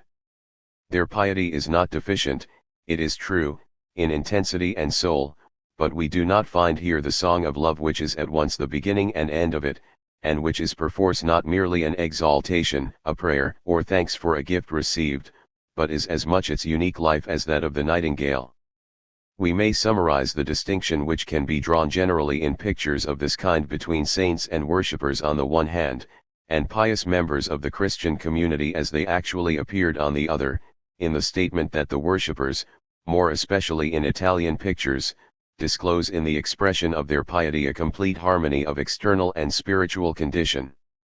It is their very soul which we find written for the most part on their countenances, which are not permitted to express anything opposed to the emotions of their heart. In the actual conditions of life this is not always the case. An infant, for example, when it weeps, more particularly when beginning to do so, quite apart from the fact that we know its grief is not worth the trouble of crying over, often makes us smile with its ugly faces.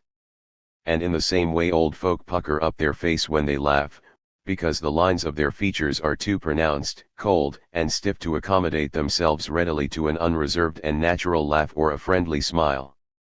The art of painting should endeavor to avoid this incompatibility between the emotions of piety expressed and the sensuous forms which have to express them, and, so far as possible, produce a harmony between the soul and its external mode of expression.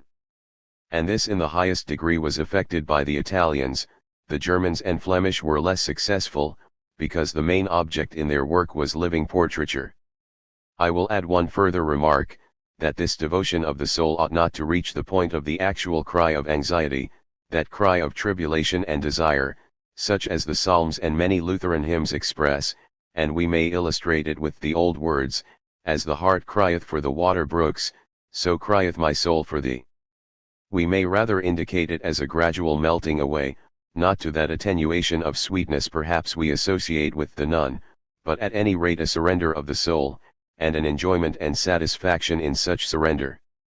For that travail of faith, that anxious troubling of soul, that doubt and desperation which persists in disunion, such a type of hypochondriacal piety which never is certain whether it is still sin, whether there has been repentance and pardon is complete, a surrender, in which the soul can never advance a step, and is always betraying the fact by his anxiety, such a state is not compatible with the beauty of the romantic ideal. We much prefer that the eye of devotion should raise its look of yearning heavenwards, although it is both more artistic and gives us yet more satisfaction when it is centered on some present object of adoration, whether it be the Virgin Mother, Christ, or Saint. It is a facile thing, only too facile, to attach to a picture a spiritual interest, by making its central figure gaze heavenwards, anywhere beyond the world, just as we find that nowadays people are only too ready to make use of an equally facile way of proving God and religion to be the foundation of society by quoting texts of the Bible rather than establishing such a basis on the reason of actual reality. Such a gaze of countenance upwards becomes in the pictures of Guido Reni 271, for example, a pure mannerism. The Assumption of the Virgin, too, which we find at Munich, has been much eulogized by its admirers and critics, and we may admit that the exalted character of its transfiguration, the absorption and surrender of the soul in the heavenly vision, and indeed the entire pose of the ascending figure, to say nothing of the brilliance and beauty of the coloring, is most impressive. But for myself I find such representations which depict the Virgin Mother in her own daydream of love and blessedness with her glance centered on her babe still more appropriate to her truth. The other type of yearning and strain, with its upward gaze heavenwards, is somewhat too near to our modern sentimentalism. A further aspect of importance is concerned with the entrance of the principle of negation into the spiritual devotion of love. The disciples, saints, and martyrs, have to pass through, in some measure as an experience of their souls, and in part, too, as one of their external life, that way of suffering along which the Christ in the history of his passion passed before them. This suffering lies to some extent on the confines of art.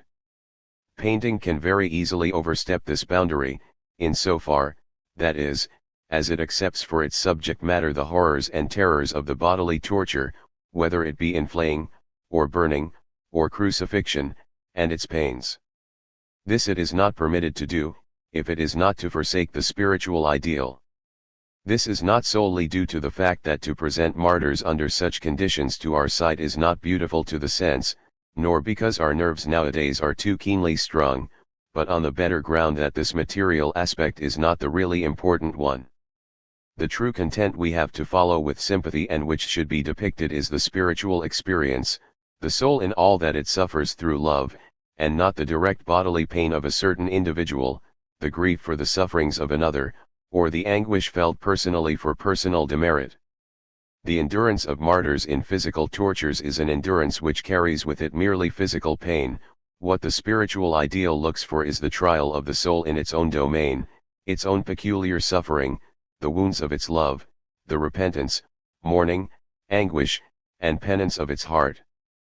But we must add that in depicting this pain of soul the positive aspect must not wholly be absent.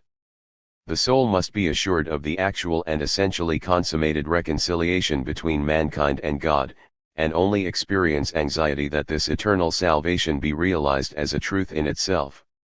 In this connection we not unfrequently meet with repentant people, martyrs and monks, who, despite of their assuredness of an objective atonement, partly are overwhelmed with sorrow for a heart whose entire surrender they deem to be right, and partly have already made such complete surrender, and yet are always for realizing such reconciliation anew, and consequently forever imposing on themselves the burden of penances. And we find, therefore, in the artistic treatment of such situations a twofold point of departure. In other words, the artist may, to start with, presuppose in his subject an open disposition, freedom, cheerfulness, and decision of spirit, such as carries with ease life and the yoke of the actual world and knows how to readily deal with the same, then he may fitly associate with such painful experiences a native nobility, grace, freshness, freedom, and beauty of form. When, on the contrary, his work is based upon a natural sense that is more refractory, defiant, savage, and limited, the conflict of the spirit in overcoming the flesh and the world, and securing to itself the religion of salvation will necessarily imply more severe travail. In cases of such obstinacy of soul, therefore, the harsher reflections of force and stability are more apparent, the scars of the wounds which have been inflicted on an obstinacy of this type are more visible and enduring, and the beauty of the physical result tends to vanish. 272. Thirdly, that positive aspect of atonement, the transfigurement that results from grief's travail, the blessedness that comes of repentance may be independently accepted as the subject of artistic presentment, though it may readily pass into false conceptions.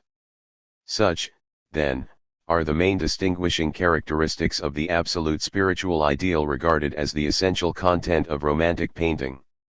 It forms the material of its most successful and solemn creations, works that are immortal by virtue of the depth of their contemplation, and when the representation of essential truth is thereby expressed, they are nothing less than the most exalted expansion of the soul to its heaven of bliss, the most intimate and complete revelation of ideal life that an artist can bring before our vision.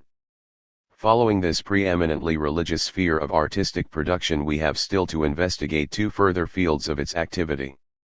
Beta, in direct contrast to the province of religion, we have that which, if we consider it in its isolated abstraction, is equally destitute of the life of soul and God, nature in its simplest terms, and regarded more definitely in its connection with painting, nature's landscape. We have stated the character of the object of religion to be such that in it the substantive ideality of the soul expresses therein the indwelling sense of love as united to the absolute. 273. This inward ideality has, however, a further content. It is able to discover in that which is wholly external an accord with soul life, and can recognize in the objective world as such traits which have an affinity with what is spiritual. Regarded in their immediacy, no doubt, hills, mountains, woods, valleys, streams, meadows, sunlight, moon, and the starry heavens, are simply perceived to be the natural objects they are. But, in the first place, these objects have to start with an independent interest, in so far as it is the free life of nature, which appears in them, and produces a sense of fellow feeling in the individual as one who shares that life himself, and, secondly, the particular changes of nature's moods bring about states in the soul which correspond to such moods. It is possible for man to follow with his own life this animation of nature and partake in this harmony of soul with its environment, and feel thereby at home in nature. Just as the Arcadians spoke of a Pan, who made them shudder and frightened in the gloaming of the forest, in the same way the varied conditions of nature's landscape in its gentle blithesomeness, its balmy repose, its spring freshness, its wintry chill, its morning awakening and evening rest find their counterfeits in states of the soul. The tranquil depth of the ocean, the possibility that its depths may break forth with infinite power is akin to soul movements, just as conversely the roaring, upwelling, foaming, and break of storm-tossed waves stir the soul with concordant music. It is an ideal significance of this kind that the art of painting accepts as its object. And for this reason it is not natural objects merely as such in their external form and association which ought to constitute its true content, so that painting is nothing more than a mere imitation, but rather the animation of nature's life, which interfuses it throughout and which is able to bring into prominence and assert with more vividness in the scenes of nature reproduce the characteristic affinity of specific conditions of this life with particular spiritual states. It is a vital participation in nature of this kind which gives us the meeting point, steeped as it is in the soul life and temperament of the artist, by means of which nature may become the content of painting not merely as environment, but as possessing a distinct individuality. 274. Gamma, there is yet further a third type of idealization which we find partly in the case where objects wholly insignificant are detached from the position they occupy in the landscape, and, partly, in scenes of human life, which may appear to us not merely as wholly accidental as thus selected, but even of a kind that is both mean and commonplace. I have already found an opportunity for an attempt to justify the artistic selection of such subjects. 275. I will in connection with painting merely add the following remarks to our former discussion. The art of painting is not merely concerned with the inward life of the soul, but with that ideal element that is essentially particularized. 276. This latter type of ideality, for the reason that particularity is its principle, is not content to rest satisfied with the absolute object of religion, and as little will merely accept from the external world nature's vitality and its defined character as landscape, rather it insists on partaking of everything, in which man as an isolated individual soul can take a rational interest and find pleasure. Even in the case of its representations of religious material art, in proportion as it develops, it attaches such more closely to terrestrial conditions and the objects of actual vision, giving to its content the complete presence of natural existence, so that we ultimately find that the aspect of sensuous existence is most important and the interest of devotional life only so in a subordinate degree. For here, too, art receives the task to work out the ideal in its fullest realization, in other words, to present to our senses that which is originally detached from them, to carry over objects taken from the remoteness of past life into present life and unite them with that present human life. At our present stage of human evolution, it is the ideality which we find in actual life as it faces us, in the circumstances of daily experience, the most common and the most trivial, which is the actual content. Alpha, if we inquire, then, what it is that makes a content of this kind, otherwise so poverty-stricken and indifferent, compatible with the claims of art, we must reply that it is the substantive core that is contained and made valid therein, in general terms the vitality and delight of self-subsistent existence, exemplified in the greatest variety of its aims and interests. The life of mankind is always in the immediate present. What a man may do in each moment thereof is something specific, and its justification consists in the fact that he carries through all his engagements, the least no less than the greatest, with heart and soul. In this way he is united with each particular incident, and, by infusing into each the entire force of his individuality, appears to identify his whole existence with such.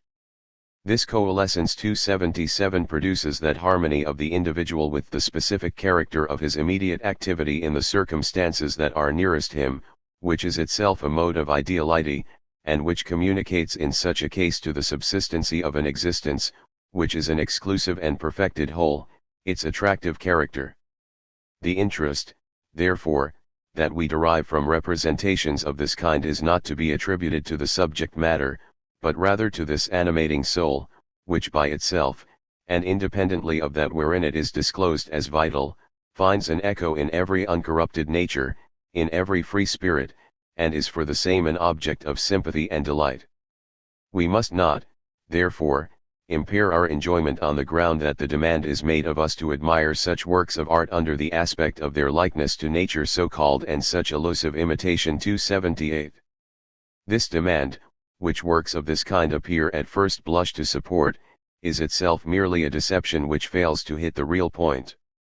For an admiration of this type is solely deducible from the wholly external comparison of a work of art and a work of nature, and is only associated with the similarity of the counterfeit with an object or fact presented us, whereas the real content here and the artistic quality in the composition and execution is the coalescence of the matter portrayed with its own substance, which is the reality as independently depicted in its vital characterization.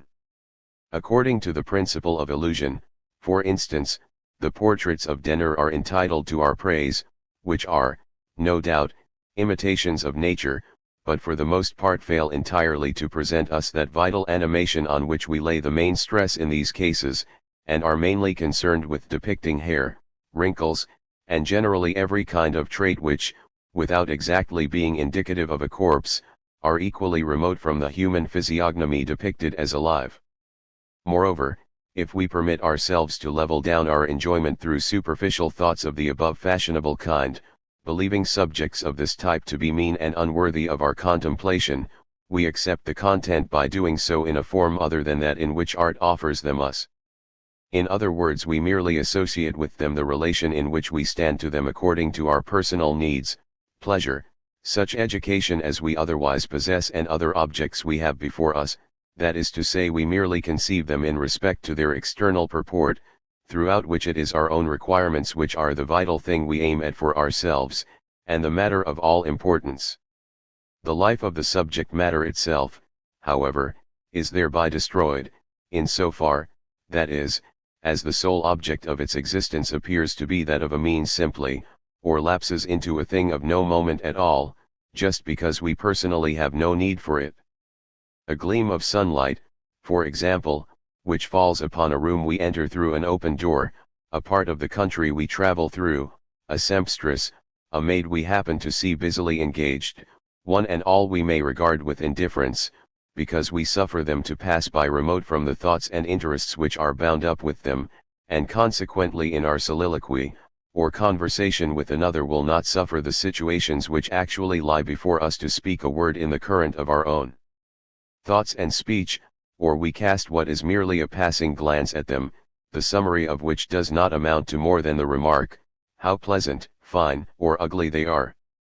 Thus we are charmed with the joviality of dance of peasants, while we merely glance at it superficially, or turn away from it with contempt, because we are hostile to every sort of barbarism. We treat in a similar way the human countenances we come across in our daily life, or which we happen to chance upon. Our own personal point of view, and the various matters which engage us are forever being interposed. We are forced to address this or that person in a certain way, we have affairs to dispatch, we have certain things to consider, thoughts that affect our relation to such a person, we observe him under the particular circumstances of our knowledge, we regulate our conversation relatively to that, or we are silent upon it, if he may be likely to resent it. In short, we have always in our minds the man's business, station, and status, and our attitude to and business with him, remaining in a wholly practical relation, or in a position of indifference and preoccupied inattention. Art, however, when it depicts such real life, wholly changes our attitude to it, it cuts away once and for all practical deviations. 279, such as we are wont to associate with such material, it places us simply in the attitude of abstract contemplation to it, and in the like degree it does away with its indifference, and directs our otherwise preoccupied attention wholly to the situation portrayed, upon which we must collect and concentrate all our faculties, if we are to enjoy it. Sculpture, in particular, by virtue of its ideal mode of production from the first strikes off all practical relation to the object to the extent that its product at once betrays the fact that it does not belong to this reality. Painting, on the contrary, carries us wholly into the presence of the daily life with which we are in immediate contact, but it furthermore destroys all the threads of practical necessity, attraction, inclination, or disinclination, which draw us to such a present, or the reverse, and forces us to approach those objects more intimately as ends to themselves in their own particular phase or mode of life. What we meet with here is just the opposite to that which Herr von Schlegel, for example, in the tale of Pygmalion, expresses so very prosily as the return of the completed work of art to common life, that is to a relation of a man's own inclinations and an actual enjoyment, a return which is the very opposite of that alienation, in which the work of art places the objects delineated in their relation to our practical necessities, and, precisely by doing so, sets forth before us their own independent life and appearance. Beta, just as, then, art, in this particular sphere, re-establishes the forfeited independence of a content, which we otherwise failed to preserve in its unique characteristics, in the same way, secondly, it is able to secure in stability such objects as may happen to appear in actual existence in a form we are not accustomed to respect simply as such. The higher nature stretches in its organization and shifting appearance the more it resembles the actor who only serves the present need. In this connection I have already emphasized the fact as a triumph of art over reality, namely, that it is able to fix that which is most evanescent. This power of art in attaching permanence to momentary things applies not only to the sudden flash of life we find concentrated in certain situations, but also to the magical effect of its external presentment in the rapid changes of its color. A troop of horsemen, for example, may alter every moment in the mode of its grouping, and the mutual relation of each rider within it. If we were one of such, we should have something else to do than consider the lively effect of such changes. We should have to mount, dismount, make up our haversack, eat, drink, rest, groom, drink and feed our horses, or, if we looked on as ordinary folk, we should look at such with wholly different interests. We should want to know what they are there for, what nationality they are, for what reason they have left their barracks, and so forth.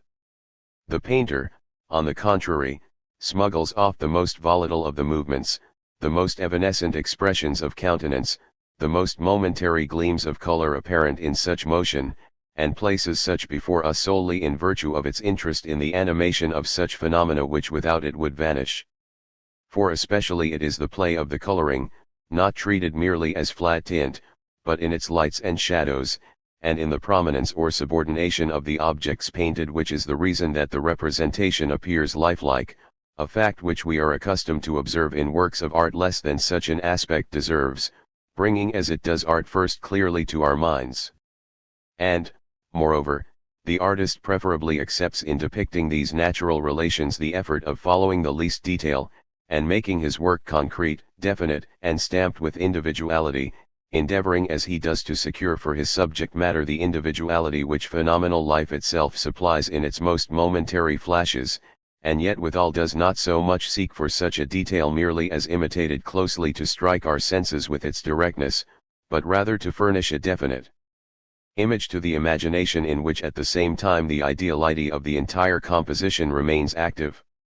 Gamma, the more insignificant the objects are, in comparison with the material of religion, which this particular phase of painting accepts for its content, to that very extent it is just this quality of artistic creation, the manner of observation, conception, elaboration, the vitality communicated by the artist to his work by all his individual faculties, in short the soul and living enthusiasm of his execution, which constitute a prominent aspect of its interest, and are part of its content.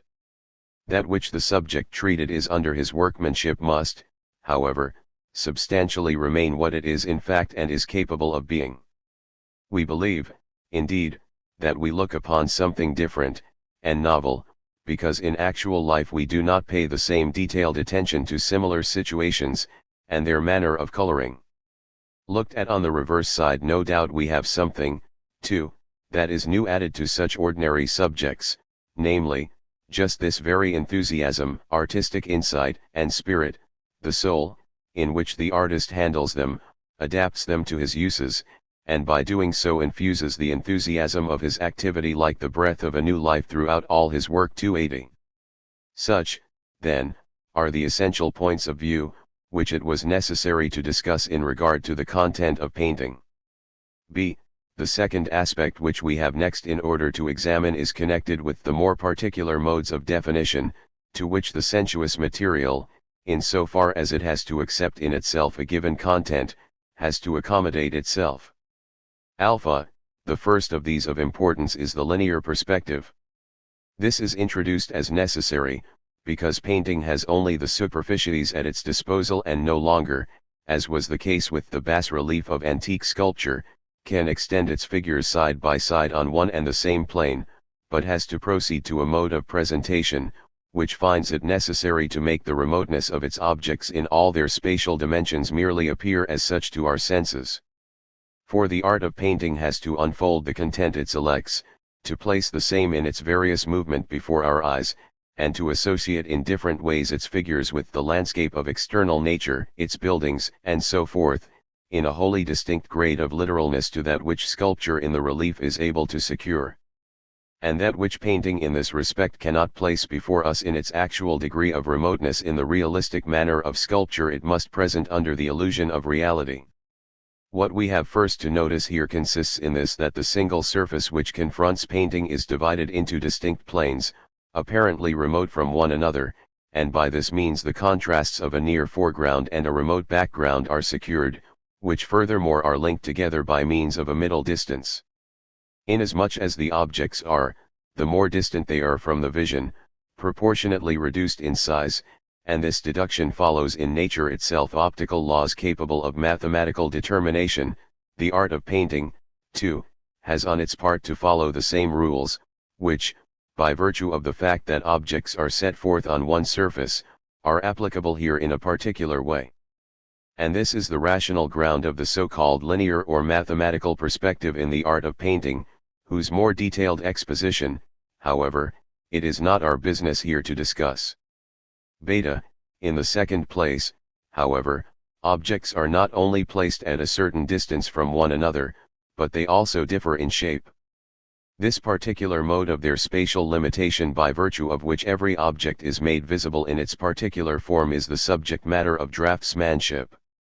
The art of drawing gives us for the first time not merely the comparative distance of objects from one another, but their respective configuration. Its most important principle is accuracy of form and relative distance, which of course in the first instance is not as yet associated with ideal 281 expression, but related simply to external appearance, and consequently forms the purely external framework 282, an accuracy, however, which, more particularly in the case of organic forms and their varied movements, is on account of the foreshortenings thereby rendered necessary one of extreme difficulty. In so far as these two aspects are related purely to form and its spatial totality, they constitute the plastic or sculpturesque features in painting, which this art, for the very reason that it expresses what is most ideal in its significance by means of external form, can as little dispense with as it can in another respect remain solely content with. For its supreme task is the employment of color, and in such a way that in all that is truly painting distance and shape only attain and discover their genuine presentment by virtue of the distinctions of color. Gamma, it is, therefore, color, and the art of coloring, which make the painter a painter. We dwell with pleasure, no doubt, on the drawing, and exceptionally so on the study or sketch, as on that which preeminently betrays the quality of genius, but however rich with invention and imagination, with whatever directness the soul of an artist may assert itself in such studies by reason of the more transparent and mobile shell of their form, yet the fact remains to be painting we must have color, if the work is not to continue abstract from the point of view of its sensuous material, in the vital individuality and articulation of its objects. We must, however, at the same time admit that drawings and dry-point drawings from the hand of great masters such as Raphael and Albrecht Dürer are of real importance. In fact, from a certain point of view we may say that it is just these hand drawings which carry with them the finest interest. We find here the wonderful result that the entire spirit of the master is expressed directly in such manual facility, a facility which places with the greatest ease, in instantaneous work, without any preliminary essays, the essential substance of the master's conception. The border drawings of Dürer, for example, in the prayer book of the Munich Library, are of indescribable ideality and freedom. Idea and execution appear in such a case to be one and the same thing, whereas in finished pictures we cannot avoid the sense that the consummate result is only secured after repeated overpaintings, a continuous process of advance and finish.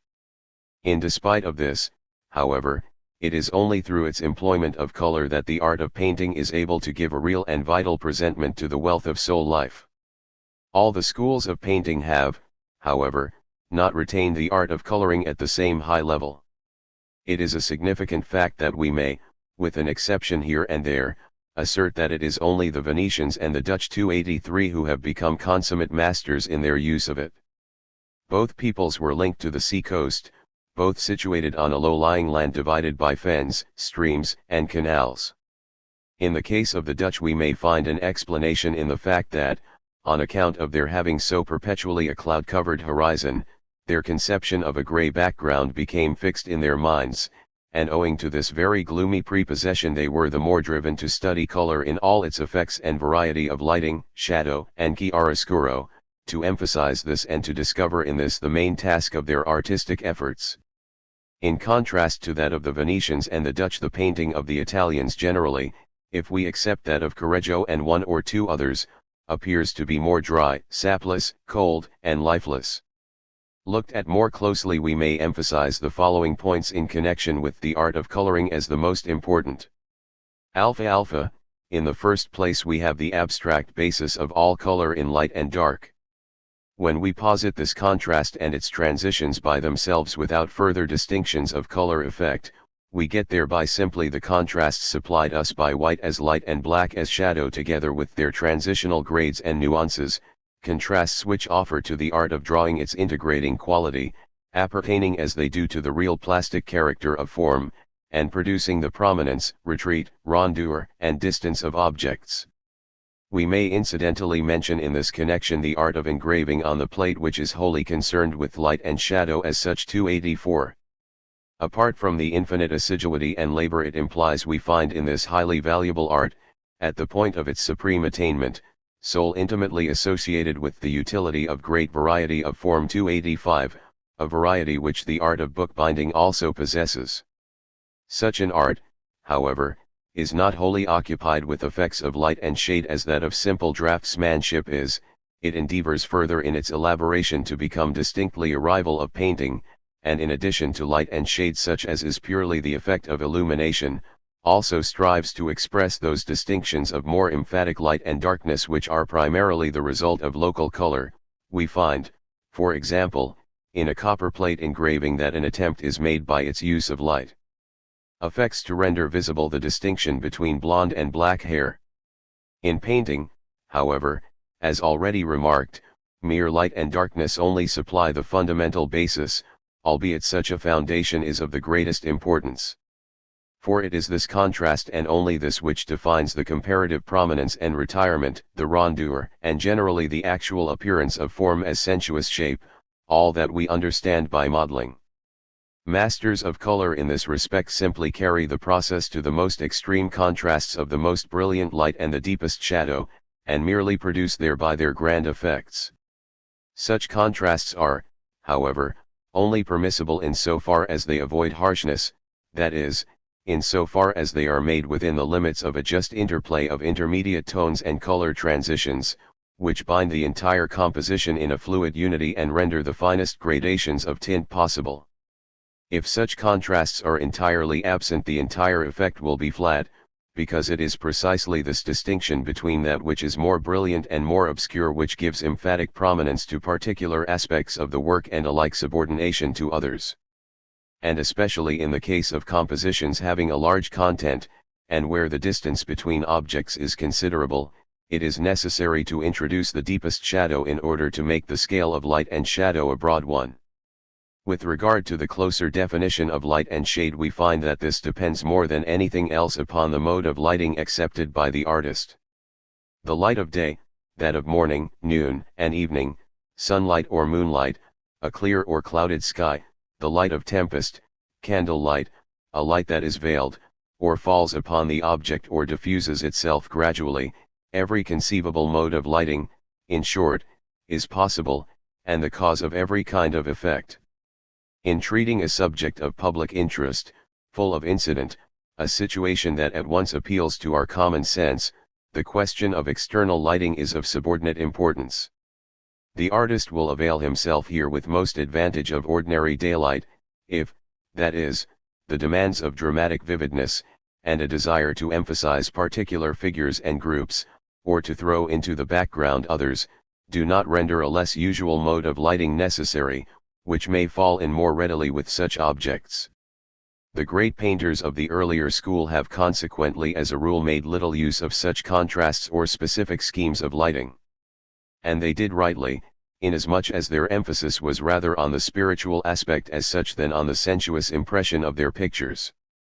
And on account of the preeminent ideality and spiritual significance of the content they were able to dispense with the aspect of their work which inclined more or less to the material side. In the case of landscapes, on the contrary, and subjects of less importance taken from ordinary life, the question of lighting makes a very different appeal.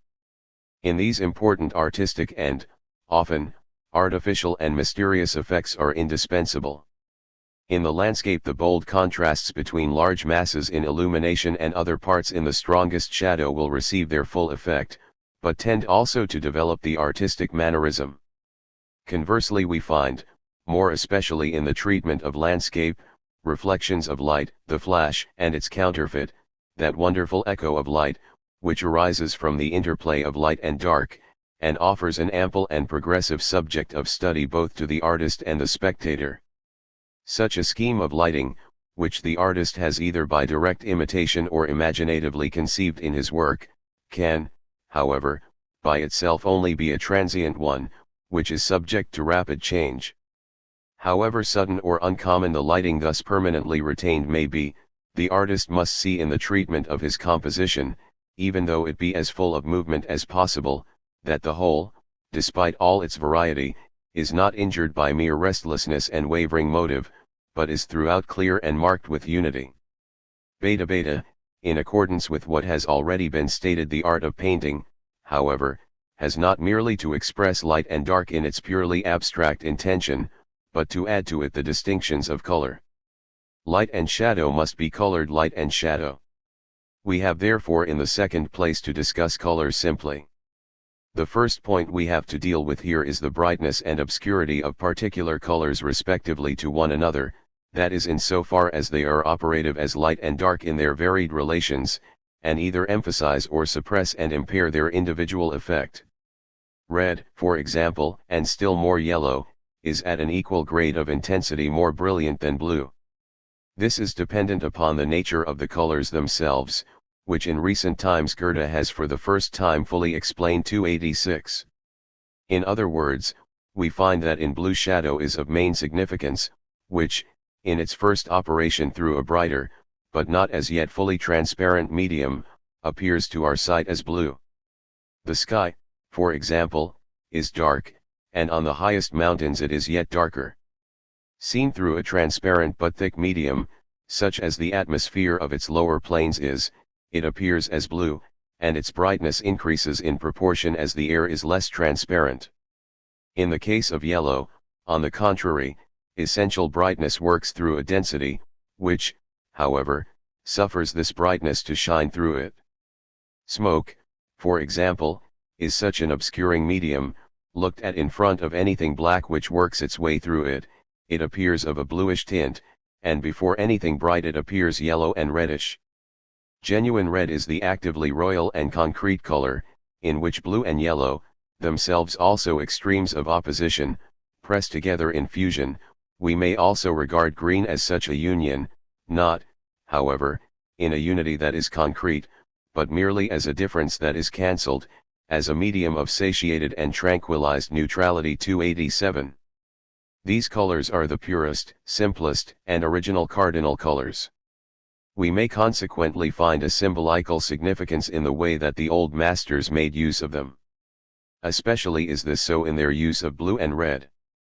Blue corresponds with the milder, sensuous, more tranquil aspect, a contemplation which is rich in feeling, in so far as it has obscurity for its principle, and offers no resistance, whereas the brightness therein rather suggests that which resists, produces, is alive and blithesome. Red corresponds with what is masculine, dominant, and royal, green with that which is indifferent and neutral.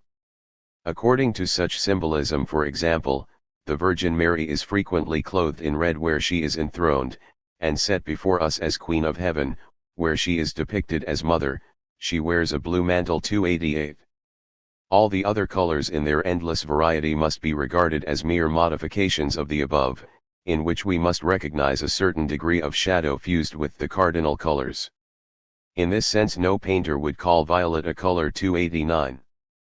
Furthermore, all these colors, in their mutual relation to each other, are respectively of greater brightness or obscurity, a fact that the artist must bear in mind if he is not to fail in getting the just tone which any particular section of his modeling or distance effects ought to have.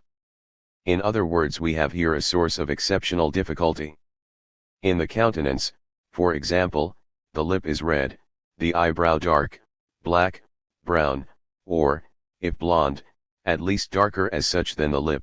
In the same way the cheeks with their reddish tint are more brilliant in color than the nose, with its main impression of yellow, brownish, or greenish tint. Such portions of the face can readily receive a greater brightness and intensity owing to this local color than is consonant with their modeling as parts of the whole. In sculpture, indeed in mere drawing too, Such parts of a composition receive their light and shadow wholly in reference to their particular form and its manner of lighting. A painter on the contrary must accept their local coloring, and this disturbs such a relation. Such a difficulty is even more obvious between objects more removed from one another. For the ordinary vision of sight, it is our mind which determines the distance and form of such objects, not merely by means of their color appearance, but also on a variety of other grounds. In painting, however, all that we have before us is color, which as such is able to interfere with that which is demanded by mere brightness and darkness as such. The art of the painter, therefore, consists in his ability to resolve this contradiction, and so to arrange his colors that neither in their local tints, nor in their mutual relation in any other way, they impair the modeling as a whole. Only if success is secured in both respects are we likely to see the actual shape and color of the objects realized in perfection. With what consummate art, for example, have the Dutch painted the sheen of satin dresses with all their variety of reflections and gradations of shadow in their folds, or the flash of silver, gold, copper, vessels of glass and velvet, and in the same way we may mention the lighting of Van Eyck gives to his jewels, gold borders, and medals. The colors by means of which the flash of gold is presented have nothing of metallic about them. Looked at closely we merely see yellow, which by itself is of no great brightness. The entire effect is due on the one hand to the prominence of the form, and on the other to the contiguity of the mutual gradations of distinct color tones. A further aspect in the second place is the harmony of the coloring. I have already observed that the very nature of the facts necessitates that color should have itself an articulated system. And this complete result should appear. No fundamental color should be wholly omitted, otherwise our sense of this integrated whole is lost. To an exceptional degree the old Italian masters and the Dutch satisfy us in this respect. We find in their pictures blue, yellow, red, and green 290. It is this completeness which supplies the basis of our color harmony. The colors, moreover, must be so arranged that not merely their artistic contrast, but also their mediation and resolution, and a repose and reconciliation as the result of such, is made visible to the sight. Such effective contrast and repose in conciliated extremes is brought about partly by the way the colors are associated, and partly by the degree of intensity which characterizes each color.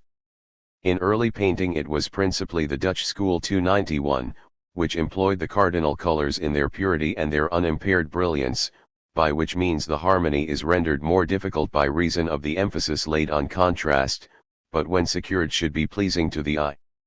Where, however, the decisive character and force of color is insisted on, the nature of the subject matter itself should be more definite and simple. And by attending to this a higher degree of harmony between coloring and content is also obtained. The important personages, for instance, must receive the color that is most emphatic, and in their characterization, their entire deportment and expression should appear more imposing than the subordinate figures, who will receive merely the composite colors. In landscape painting the contrast of pure cardinal colors is less pronounced. In scenes, on the contrary, in which human figures are of most importance, and more particularly where drapery occupies large spaces of canvas, the more simple colors will be in their right place. In such we have a scene taken from the world of spiritual life, in which that which is inorganic, the natural environment, is more abstract, in other words must not appear in its natural completeness and isolated manner of effect, and the varied tints of landscape in all the profusion of their gradations are less suitable. As a rule the landscape is not so entirely fitted to the environment of human scenes as a room, or generally that which is architectural, inasmuch as situations which take place in the open air are in general not accepted from a class in which the life of soul without considerable reserve is manifested. If a man is placed before us with the open landscape around him it should appear simply as environment. And in cases of this type it is right to make use of colors that are exceptionally prominent. But the use of such involves also boldness and power of execution. Sickly sweet, overpowered 292, doting faces are not the kind for such treatment. Such soft expressions, such over-diluted countenances, which, ever since Mengs gave them as people are wont to think typical of ideality, would be entirely pulverized by such decision of color. In recent times and among us Germans, weak faces which have essentially nothing to say 293, carefully posed in ways that imagine themselves to possess grace, simplicity, and imposing character, are all the fashion. This lack of distinction, on the side of spiritual characterization, has its counterpart in and indeed produces a similar lack of definition in color and tone, so that all colors are run together in one confusion, and forceless condition of mutilation and evaporization, and no real emphasis is laid on any. You cannot say that one suppresses another exactly, but then none adds contrast to another. It is no doubt a color harmony of a kind, and frequently it impresses with its excessive sweetness and flattering endearment, but the note of distinction is absent. In this connection Goethe thus expresses himself in his observations added to the translation of Diderot's essay on painting: critics do not by any means admit that it is easier to make weak color harmonious than a strong scheme, but it stands to reason when color is strong, when colors are placed before us vividly, in that case the eye will experience their harmony or discord with greater vividness. If, however, we weaken our colors, employ some with brilliance, others in fusion, others in obscure squalor, then it is obvious no one will be able to say whether the picture he looks at is harmonious or not. One thing in any case we can say of it: it lacks distinction. With harmony of color, however, we have not by any means attained the goal of the art of coloring. To reach this consummate effect, in the third place, several other aspects must not be neglected. In this respect I will restrict my observations to 3 points: first, the so-called atmospheric perspective; secondly, flesh color; and in conclusion, the magic of color brilliancy. Point 294. Linear perspective is connected in the first instance merely with the different degrees of size, which the lines of objects possess in their greater or less remoteness from the human eye. This alteration and reduction of form is, however, not the only thing painting has to reproduce. In nature everything is affected by the presence of atmosphere, not merely between different objects, but even different parts of them, a difference which asserts itself in color. This tone of color which thus as it were evaporates with the distance is what constitutes atmospheric perspective, in so far as thereby objects are modified partly in deliberate outline, and partly in respect to their light and shadow and general coloring. As a rule people think that what is nearest to the eye in the foreground is brightest, and what lies in the background is more obscure. In truth the matter is otherwise. 295. But lights and shadows in the foreground are strongest, in other words the contrast between light and shade has a more powerful effect, and outlines are more defined near to the spectator. In proportion, however, to the degree of their remoteness, they lose in definition of color and form, because the contrast of their light and shadow is gradually reduced, until finally everything disappears in conspicuous gray. Different schemes of lighting, however, necessitate in this respect various modes of treatment.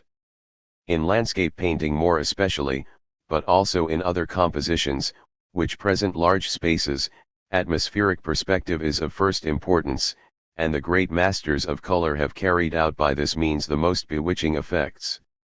The most difficult achievement in coloring, the ideal and consummation of its art, is the color effect of the human flesh. 296, which unites in its perfection all other color tones, without permitting any particular one to be singly prominent. The healthy red in the cheeks of youth is, no doubt, pure carmine without any admixture of blue, violet, or yellow, but this red is itself only a flush, or rather a sheen, which appears to rise on the surface, and imperceptibly passes into the prevailing flesh tints. And this is an ideal 297 commixture of all the fundamental colors. Through the transparent yellow of the skin the red of the arteries and the blue of the veins is visible, and along with the light and shade and all the variety of sheen and reflection we have further tones of gray, brown, even green, which at first sight appear as contrary to nature, but for all that may contribute to the justness and truth of the effect. Moreover, this composite treatment of many apparent tints is wholly without sheen as such, that is, it reflects nothing alien to it on its surface, its vital quality is entirely a result of itself and the living thing it is. It is this rendering of that which is the life shining through the organic integument which constitutes the main difficulty. We may compare it to a lake in the evening glow, in which we behold the objects that it reflects 298 no less than the clear depth and native character of water. The flash of metal combines on the contrary, no doubt, both light of its own and transparency. Jewels both flash and are translucent, and something similar is seen in the case of velvet and silk stuffs, but none of these approaches the life conferred interfusion of colors apparent on the surface of the living flesh. The skin of animals, whether hair or hide, wool, and so forth, are in like manner of the most varied coloring, but it is a color capable of more direct and independent definition in its parts, so that the variety is rather the result of different surfaces and planes. It is not a single transfusion and suffusion of many colors such as human flesh is. The nearest approach to it perhaps is the interplay of color visible in the bunch of grapes, or the exquisitely tender gradations of translucent color in the rose. And yet even this last example is unable to give us the counterfeit of ideal animation 299 which flesh color should possess. It is this volatile emanation of the soul exhibited on a non-transparent surface which is one of the most difficult problems of painting. For this ideality, this reflex of the inward life of soul must not appear on a surface as imported there, must not be pasted there as so many streaks, hatchings, and so forth of material color, but seem to us itself to belong to the living whole 300, a transparent depth, as the blue of heaven, which offers our vision no repellent surface, but one in which we are infallibly invited to unfold. Already Diderot, in the essay on painting translated by Goethe, expressed himself as follows on this head: he who once has truly felt and secured the apparition of flesh color is far on his way to perfect victory. Thousands of painters have died without such a feeling, and many thousands more will die without doing so. In so far as the material is concerned, by means of which this untransparent vitality of flesh is reproduced, the first medium to declare its suitability for such an effect was the oil pigment. Work in mosaics is of all the least fitting to present us such a composite effect. Its permanency is no doubt a recommendation, but inasmuch as it can only express color gradations through variously colored glass cubes or stones placed in juxtaposition, it is wholly unable to reproduce the intermingling flow of one unified presentment of many colors. Fresco and tempera painting carry us considerably further in this direction. Yet in the case of fresco painting the colors are put on the wet plaster with too great rapidity, so that, on the one hand, the greatest facility and sureness of brushwork is an essential, and, on the other, the work has to be carried out with broad adjacent strokes, which on account of their drying so rapidly do not admit of a fine degree of finish. 301. The same kind of difficulty meets us in the case of tempera painting, a process 302 which no doubt admits of great lucidity of expression 303 and beautiful contrasts of light and shadow, yet for all that, by reason of the fact that its medium dries so quickly, is less adapted to the fusion and elaboration of its effects, and necessitates an articulate surface made up of definite strokes of the brush. The oil pigment, on the contrary, not only permits of the most tender and subtle melting together and elaborate fusion of color effect, so that transitions are so imperceptible we cannot say where one color begins and where it leaves off, but it is, where its component elements are properly fused and the execution of it is as it should be, itself remarkable for a luminous quality like that of precious stones, and it can, by virtue of its distinctions between opaque or transparent colors 304, reproduce in a far higher degree than tempera painting the translucency of different layers of color. The third and last point for our consideration in this connection is the emanation 305 and mystery of color in its entire effect. This witchery of color appearance will mainly be found, where the substantive ideality of objects has become an effusion of spirit which enters into the scheme and treatment of its colored presentment. In general, we may say that the magic consists in a handling of color by means of which we obtain an interplay of scenic effect which is devoid of defined articulation as such, which is, in fact, simply the result of molding of color in the finest degree of fluency, a fusion of colored material, an interplay of reflected points which pass into one another, and are so fine and evanescent in their gradations, so full of vital cohesion that the medium here seems already to have entered that of musical sound. From the point of view of modeling, the mastery of chiaroscuro is part of this magic result, an aspect of the art in which among the Italians Leonardo da Vinci and, above all, Correggio were supreme. While introducing the very deepest shadow, the transparency of this is not only preserved, but is carried through imperceptible gradations to the most brilliant light. By this means roundness in the molding of form is complete, there is no harshness of line or limit, but all is equable transition. Light and shadow are not here merely in their immediate effect as such, but gleam through one another much as a spiritual force is operative through an external shell. It is just an effect like this we find in the artistic treatment of color, and the Dutch were no less than others consummate masters of this. By virtue of this ideality, this mutual relation between the parts, this interfusion of reflections and color scintillations, this alternation and evanescence of transitional tones, a breath of soul and vitality is throughout communicated in the brilliancy, depth, the mild and juicy illumination of color. It is this which gives us the magic effect of a masterpiece of color, it is the unique gift of the genius of the artist who is himself the magician. Gamma, and this brings us to the last point we have to discuss on this part of our subject. We started with the linear perspective, we passed on then to drawing and concluded with color, first considering light and shade in its relation to modeling, and, secondly, viewing it as color simply, or more accurately, as the mutual relation between degrees of brightness and darkness in colors, regarding it, moreover, in its aspects of harmony, atmospheric perspective, flesh color and magical effect. We have now to consider more directly 306 the creative impulse of the artist in bringing about such color effects. The ordinary view is that the art of painting follows definite rules in attaining its results. This is, however, only true of the linear perspective, being as it is a wholly geometrical science, and even in this case rules must not obtrude themselves in their abstract stringency, if we are to preserve all that essentially contributes to our art. And, in the second place, we shall find that artistic drawing accommodates itself even less readily than perspective to universal rules, but least of all is this true of coloring.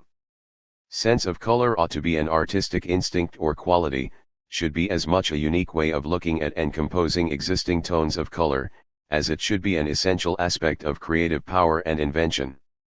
On account of this personal equation in the production of color, the way, that is, the artist looks at and is active in the making of his world, the immense variety which we find in different modes of treating, it is no mere caprice and favorite mannerism of coloring, which is absent from the facts in rerum natura, but lies in the nature of the case. Goethe supplies us with an example of personal experience which, as confided in his Dichtung und Wahrheit, illustrates what I mean. As I returned to my cobbler's house, he had just visited the Dresden Gallery. Once more to take lunch, I could scarce trust the evidence of my eyes. I believed myself to see before me a picture of Van Ostade 307, so complete it was, that you might have hung it there and then in the gallery. Composition of subject matter, light, shadow, brown tone of the whole, all that is admirable in this artist's pictures I saw actually before me. It was the first time that I was aware, to such a high degree, of the power which I subsequently exercised with intention, the power of seeing, that is, with the eyes of the particular artist, to whose works I had just happened to devote exceptional attention. This facility afforded me great enjoyment, but also increased the desire from time to time to persevere in the exercise of a talent which nature seemed ungracious enough to disallow me. 308. This variety in the manner of coloring is exceptionally conspicuous in the painting of human flesh, quite apart from all modifications rendered necessary by the mode of lighting, age, sex, situation, and the like considerations.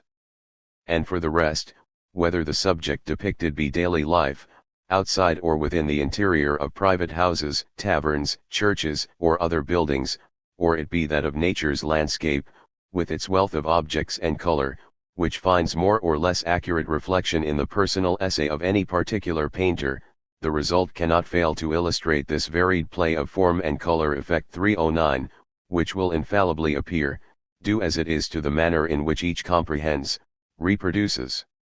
and creates his own work according to his own outlook, experience, and imaginative powers. See, we have hitherto, in discussing the several points of view which are given effect to in the art of painting, referred, firstly, to its content, and secondly to the sensuous medium in which such content can be built up. We have in conclusion to define the mode under which the artist is bound to conceive and execute his content as a painter and under the conditions of his particular medium. We will divide the very considerable matter which such an investigation implies in the following manner. First, we have to deal with the more general distinctions in forms of conception, which it will be necessary to classify and follow in their progressive advance to richer manifestations of life. Secondly, we shall have to direct attention to the more definite aspects, which, within these general types of conception, are more directly referable to genuine pictorial composition, that is, the artistic motives apparent in the particular situation and manner of grouping selected. Lastly, we propose to review rapidly the mode of characterization, which results from distinctions of subject matter no less than modes of conception.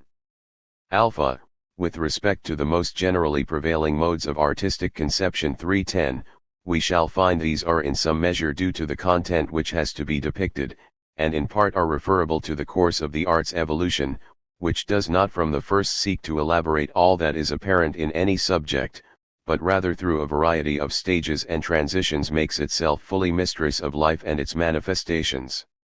Alpha, the first position which the art of painting is able to secure still betrays its origin from sculpture and architecture. In the entire mode of its conception it is still in close association with these arts.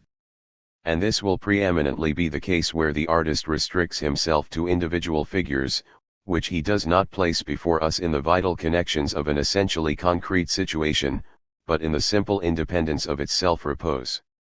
Out of the many sources of content which I have indicated as adapted to painting, we shall find religious subjects, Christ, his apostles, and the like are exceptionally suited to such abstract treatment.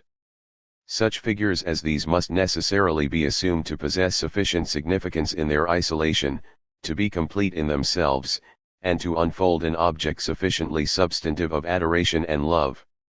Belonging to this type, particularly in early art, we meet with examples of Christ or his saints isolated without definite situation and environment. If we do find the latter, it mainly consists in architectural embellishments, particularly Gothic. This is frequently the case in early Flemish or Upper German art 311. In this relation to architecture, among the columns and arches of which such figures as the 12 Apostles and others are frequently composed, painting does not as yet attain to the lifelike actuality of its later development, and we find that even the figures still retain in some measure a character which inclines to the statuesque, or to some extent do not move beyond such a general type as we find indicated in its fundamentals by Byzantine painting. For isolated figures of this character, devoid of any background or only retaining a purely architectonic outline, a more severe simplicity of color, and a more emphatic brilliancy, is as it should be. The oldest school of painters have consequently employed a single tinted ground of gold instead of a rich natural landscape, a ground which the colors of drapery have to confront, and to which they are compelled to adapt themselves. These are consequently more decisive and glaring than the colors employed in the periods of art's finest bloom, just as we find as a rule that simple vivid colors such as red, blue, and the rest are most pleasing to uncultivated people. To this earliest type of conception it is that for the most part the miracle-working pictures belong.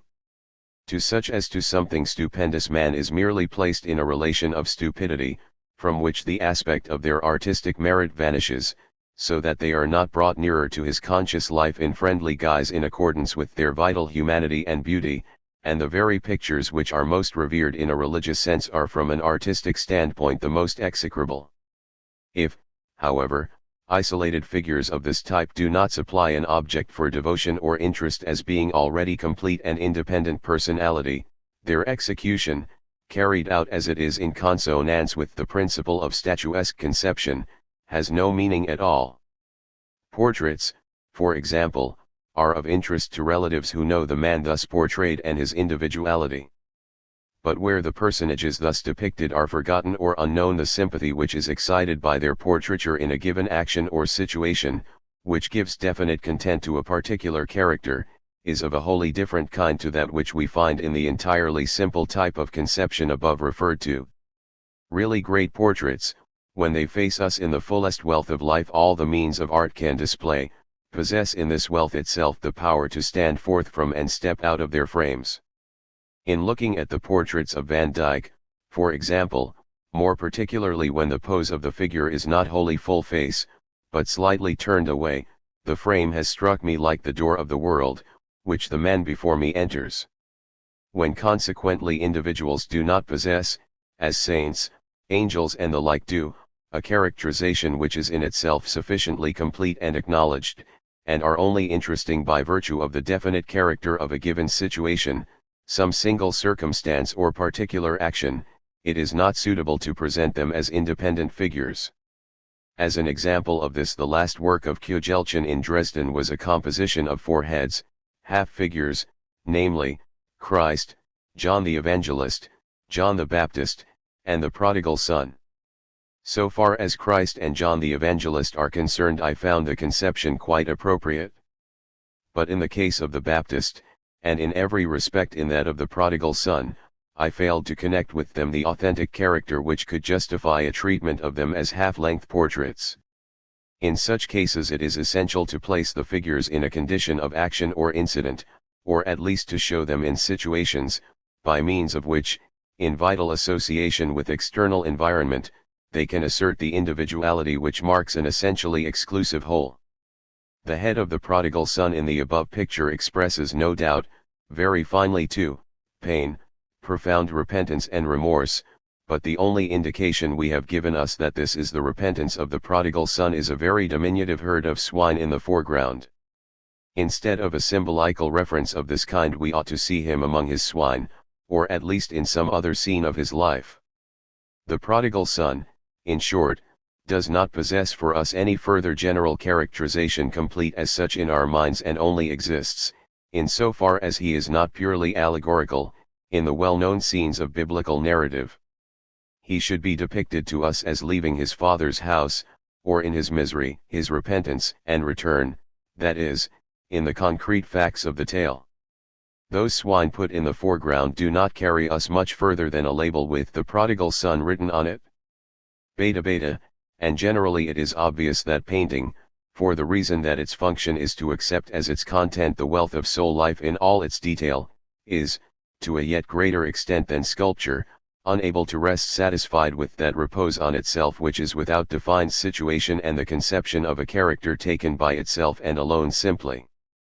It is bound to make the effort to exhibit such self-subsistency and its content in specific situation, variety, and distinction of character viewed in their mutual relations and in association with their environment.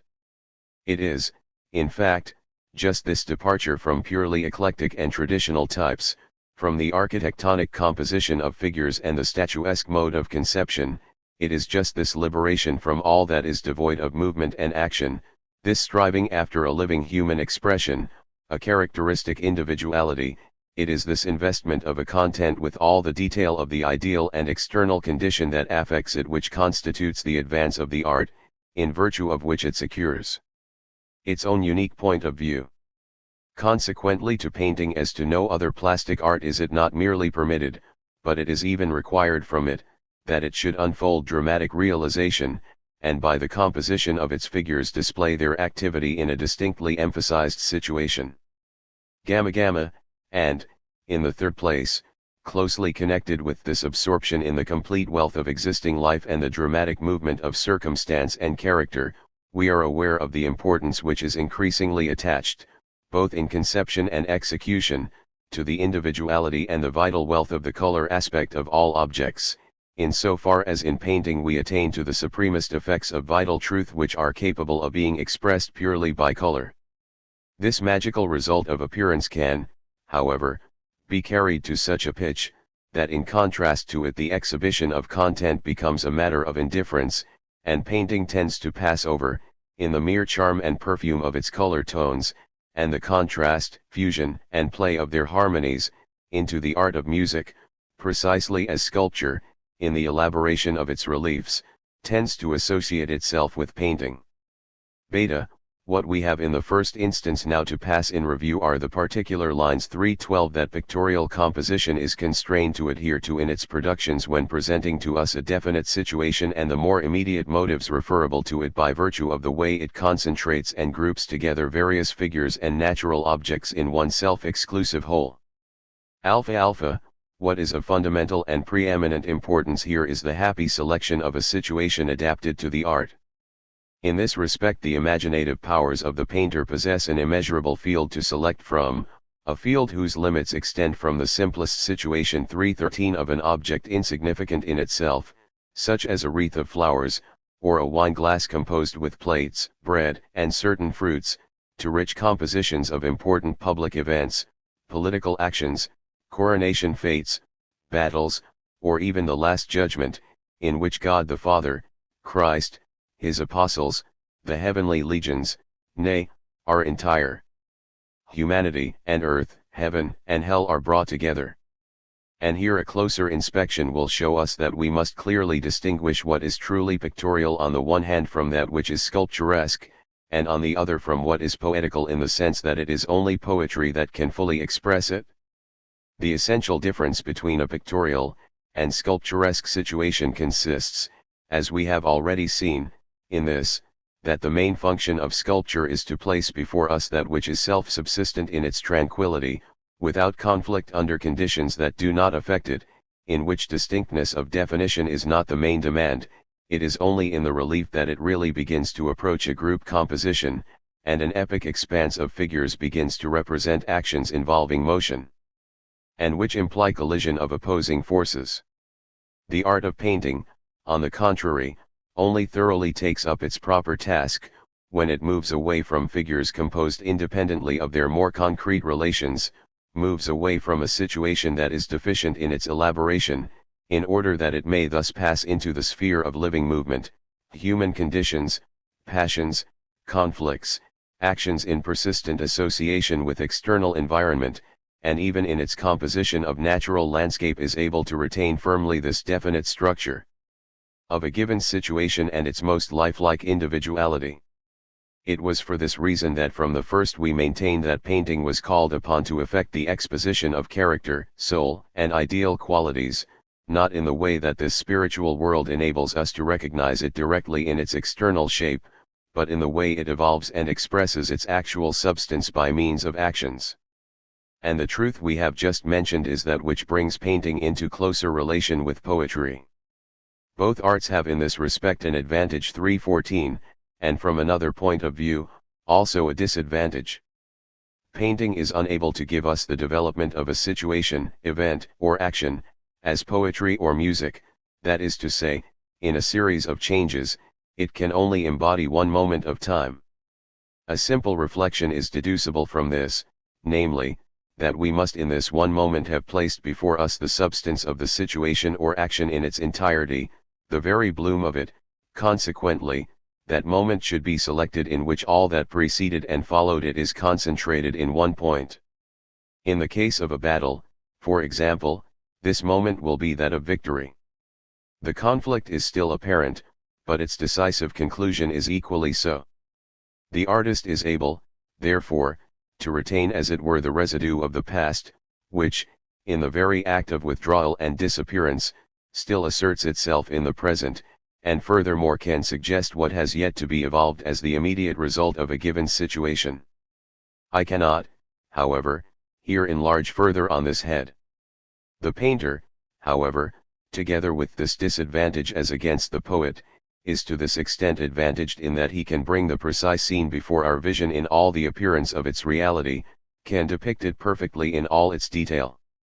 Ut pictura poesis erit is no doubt a favorite saying which is particularly and pertinaciously advanced by theorists, and is no doubt actually accepted and exemplified by narrative poetry in its descriptions of the seasons, its flowers, and its landscapes. Detailed transcription of such objects and situations is, however, not only a very dry and tedious affair, and indeed, so far from being exhaustive, always leaves something more to say. It is, further, contrasted with painting, only a confusing result, because it is forced to present as a successive series of ideas what painting sets before our vision once and for all, so that we constantly tend to forget what has gone before and lose it from our minds, despite the fact that it should be held in essential relation with that which follows, inasmuch as under the spatial condition it is in fact a part of it, and only is significant in this association and this immediacy. It is, however, just in this contemporaneous exposition of detail that the painter can restore that which, in respect to the progressive series of past and future events, he fails to secure. There is, however, another respect in which painting yields place to poetry and music, and that is in its lyrical quality.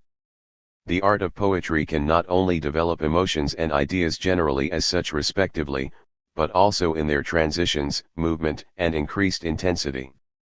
In respect to concentrated intensity, this is yet more the case in music, which is essentially concerned with soul movement. To represent this, painting has nothing beyond the expression of face and pose, and if it does exclusively direct its effort to what is actually lyrical, it misconceives the means at hand. However much the soul's passion may be expressed in the play of the countenance or bodily movement, such expression should not be directly referable to emotion as such, but to emotions in so far as they are present, with a definite mode of expression, in an event or action. The fact that it reveals ideality in external form therefore does not connote the abstract meaning that it makes the nature of the soul visible by means of physiognomy and form, under the mode of which it expresses soul life. It is rather just the individual situation of an action, passion in some specific outburst thereof, by means of which the emotion is unfolded and recognized. When, therefore, it is attempted to interpret the poetical quality of painting under the assumption that it should express the soul's emotion directly, without a motive and action more near to it in facial expression and pose, all that we do in such a case is to throw the art back upon an abstraction, which its effort should precisely strive to be rid of. We ask of it, in short, that it should master the peculiar and just contribution of poetry, and if it attempts to do this the result will be a barren and stale one. I particularly insist on this point because in the exhibition of art we had here last year, 1828, several pictures from the so-called Dusseldorf school have received much attention, the painters of which, while displaying in their work considerable knowledge and technical ability, have laid almost exclusive stress on this ideal aspect, on material that is only capable of adequate presentment in poetry. The content, for the most part borrowed from poems of Goethe or from Shakespeare, Ariosto, and Tasso, may be generally indicated as the ideal emotion of love. As a rule the most capable of these pictures set before us a pair of lovers, Romeo and Juliet, for example, or Rinaldo and Armida, without any further situation, so that these couples have nothing more to do and express except the fact that they are in love with each other, in other words, they share a mutual attraction, gaze on each other as lovers, and as lovers look yet again. Naturally in such a case the main expression must be concentrated in the mouth and eyes, and we may add that our Rinaldo has been so placed relatively to his spider legs that he looks very much as though he did not know what to do with them. They are extensions which are entirely without meaning. Sculpture, as we have seen, dispenses with the glance of eye, the soul flash. Painting, on the other hand, seizes on this potent means of expression, but it must not focus everything at this one point. It should not make the fire or the refluent languor and yearning of the eye or soft friendliness of lips the soul and center of expression without any other motives. Equally defective was the Fisherman of Hübner, the theme of which was borrowed from that famous poem of Goethe, which depicts with such wonderful depth and charm of feeling the indefinite yearning for the repose, coolness, and purity of water. The naked fisher lad, who in this picture is being drawn into the water, has, just as the male figures in the other pictures have, a very prosaic-looking face, such as we could not imagine, if the features were in repose, to be capable of profound or beautiful emotions. And, as a rule, we cannot assert of these figures, whether male or female, that they are beautiful in a healthy sense. They, on the contrary, merely betray the nervous excitement, weakness, and disease of love and emotional life generally, which people have no business to repeat and which we would willingly, whether in life or art, be spared. To the same class of conception belongs the way that Shadow, the master of this school, has depicted Goethe's Mignon. The character of Mignon is wholly poetical. What makes her interesting is her past, the severity of her destiny as it affects both her inward and outward life, the conflict of her Italian, wholly excited passion in a soul which is still obscure to itself, which can neither decide upon a course of action or object, and which, being this mystery to itself, merges itself in such and yet can do itself no good. It is the self-expression wholly divided in itself and yet retiring into itself, and only letting us see its confusion in isolated and unrelated eruptions, which creates the awful interest we cannot fail to experience in her. Such a network of contradictions we may no doubt imagine in our minds, but the art of painting is wholly unable to present it to us, as Shadow has attempted to do, simply by means of Mignon's form and physiognomy, without defining further any situation or action. We may, therefore, assert generally that the above-mentioned pictures are conceived without any real insight for situations, motives, and expression. It is, in short, an inseparable condition of genuine artistic representations of painting that the entire subject matter should be grasped with imaginative power, should be made visible to us in figurative form, which is expressed and manifests its ideal quality through a series of feeling, that is, through an action, which is of such significance to the emotion, that each and everything in the work of art appears to be entirely appropriated by the imagination to express the content selected. The old Italian painters have to a conspicuous degree, no less than their modern fraternity, depicted love scenes and in part borrowed the material from poetry, but they have known how to clothe the same with imagination and delight.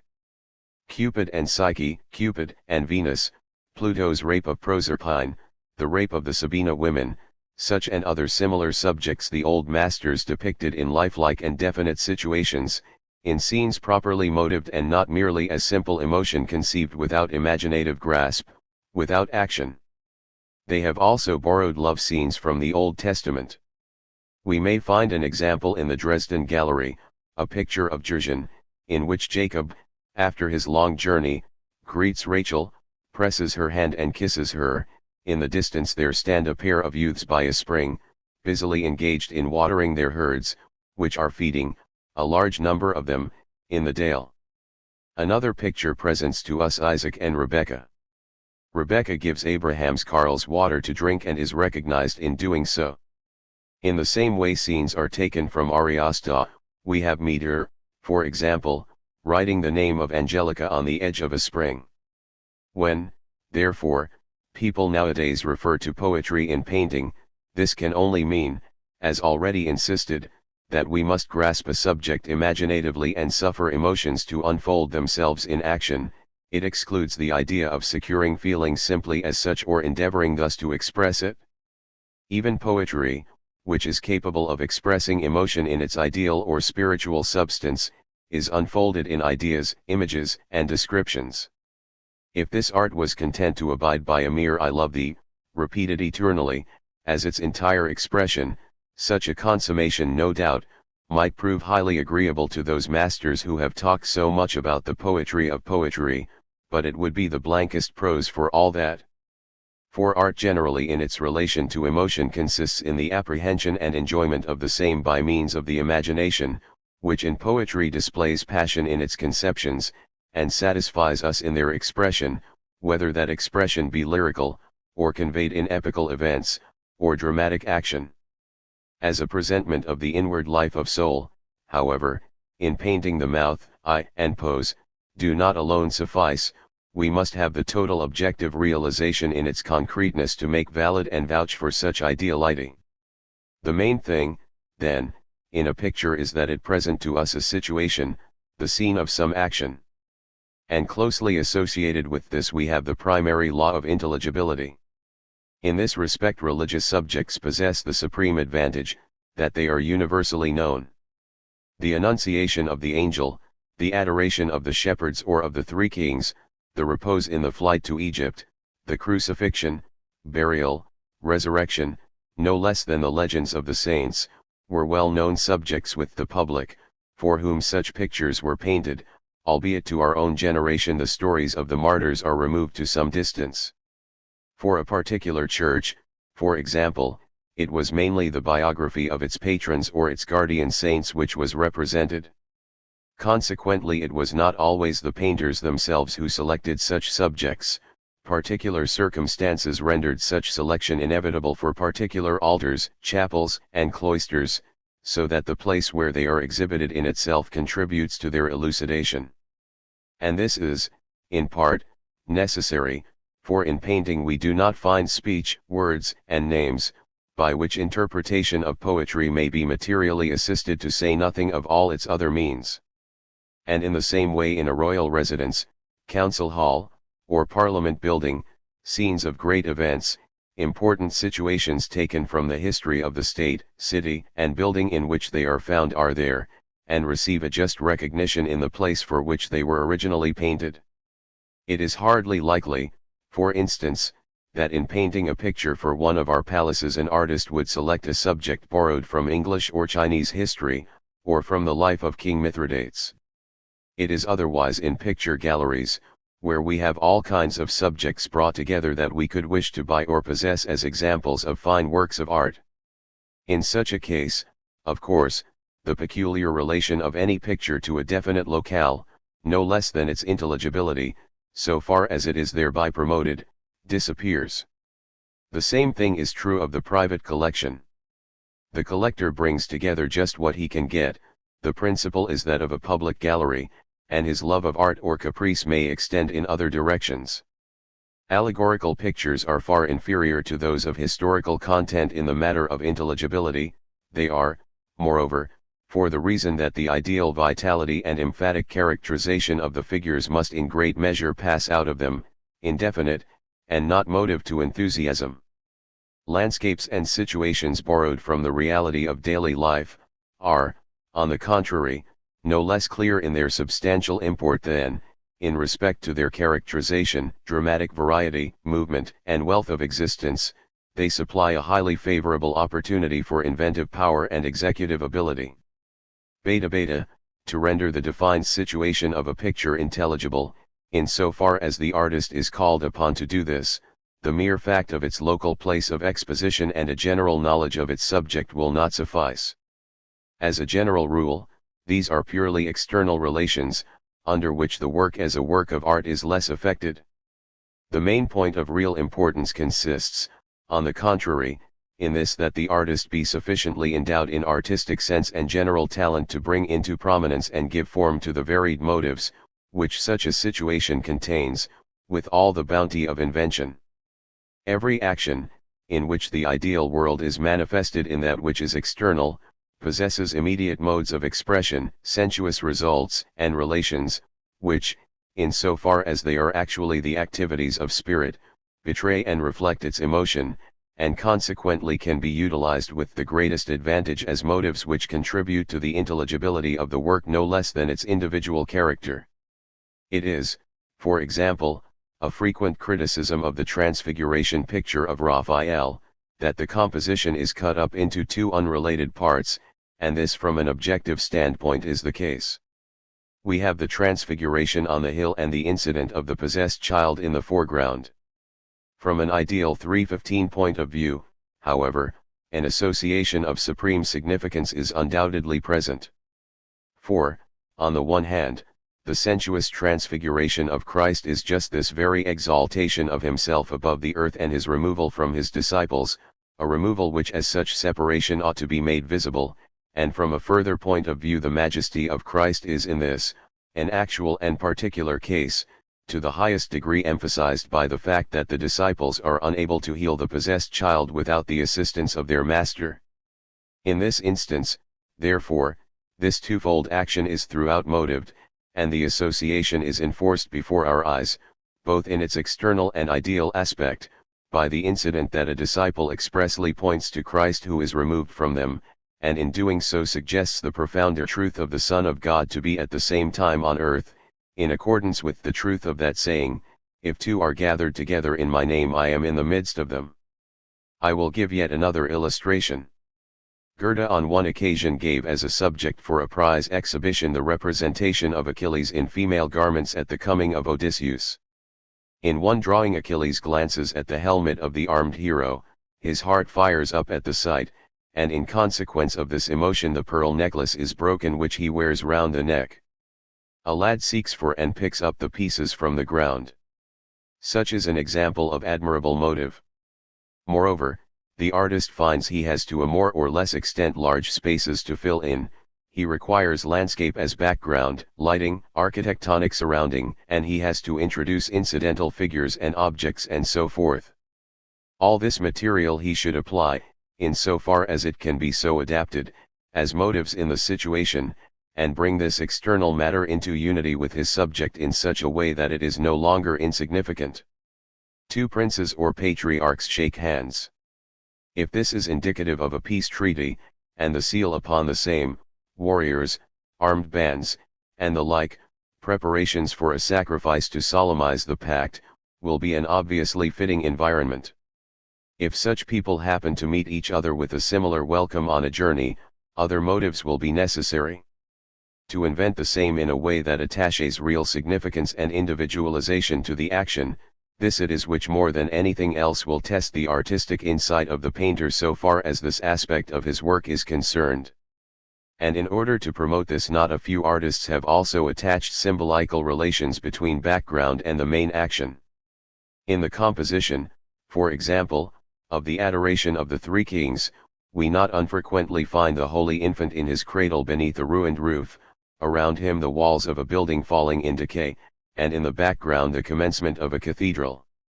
The falling stonework and the rising cathedral directly suggest the victory of the Christian Church over paganism 316.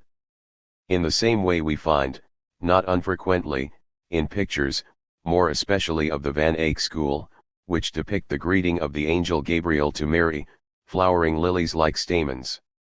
They indicate the maidenhood of the Mother of God. Gamma, inasmuch as in the third place the art of painting,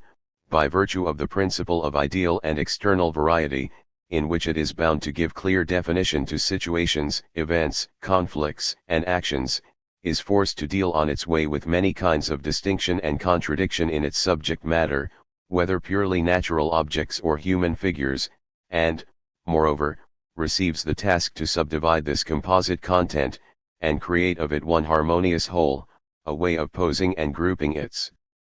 figures artistically, becomes one of the most important and necessary claims made upon it.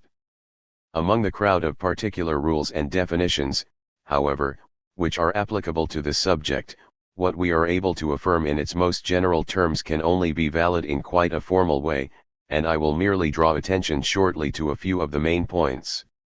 The earliest mode of composition still remains entirely architectonic, a homogeneous juxtaposition of figures or a regular opposition and symmetrical arrangement, not merely of the figures themselves, but also their posture and movements. We may add that at this stage the pyramidal form of grouping is much in favor. When the subject is the crucifixion of our Lord, such shapes follow as a matter of course. Christ is suspended on high from the cross, and at the sides we have a group of the disciples, Mary the Mother, or saints. In pictures of the Madonna also, in which Mary is seated with her child on a raised throne, and we find adoring apostles, martyrs, and so forth, beneath them on either side we have a further illustration of this form. Even in the Sistine Madonna picture this mode of grouping is still in its fundamental features retained. And, generally, it brings repose to the eye because the pyramids, by virtue of its apex, makes the otherwise dispersed association coherent, giving an external point of unity to the group 317. Within the limits, however, of such a generally abstract symmetrical composition, the pose of the figures may be marked in detail by great vividness and individuality, and equally the general expression and movement. The artist, while using in combination the means of his art, will have his several planes, whereby he is able more definitely to emphasize the more important figures as against the others, and he can in addition avail himself of his scheme of lighting and color. The way he will arrange his groups to arrive at this result is sufficiently obvious. He will not, of course, place his main figures at the sides, or place subordinate ones in positions which are likely to attract the highest attention. And similarly he will throw the strongest light on objects which are part of the most significant content, rather than leave them in shadow, and emphasize with such strong light and the most conspicuous tints objects which are incidental. In the case he adopts a method of grouping less symmetrical, and thereby more lifelike, the artist will have to take especial pains not to make the figures press too closely on each other, which results in a confusion not unfrequently noticeable in certain pictures. We should not be under the necessity of having first to identify limbs and discover which belong to which, whether they be arms, legs, or other properties, such as drapery, armor, and so forth. It will, on the contrary, be wisest in the case of larger compositions, in the first instance no doubt, to separate the whole into component parts easily ascertained, but, at the same time, not to isolate them in dispersion entirely. And particularly will this be advisable where we have scenes and situations, which on their own account naturally tend to a broad and disunited effect, such as the gathering of manna in the wilderness, market fairs, and similar subjects. On the above subject I must restrict myself here to these very general observations. Gamma, having thus, firstly, dealt with the general types of pictorial composition, and, secondly, with the composition from the point of view of selection of situations, arrangement of motives and grouping, we will now add a few remarks upon the mode of characterization, by means of which painting is to be distinguished from sculpture and its ideal plastic character. Alpha, I have several times previously taken occasion to remark, that in painting the ideal and external particularity of soul life is admitted in its freedom, and consequently is not necessarily that typical beauty of individualization which is inseparable from the ideal itself, but one which is suffered to expand in every direction of particular appearance, by virtue of which we obtain that which in modern parlance is called characteristic.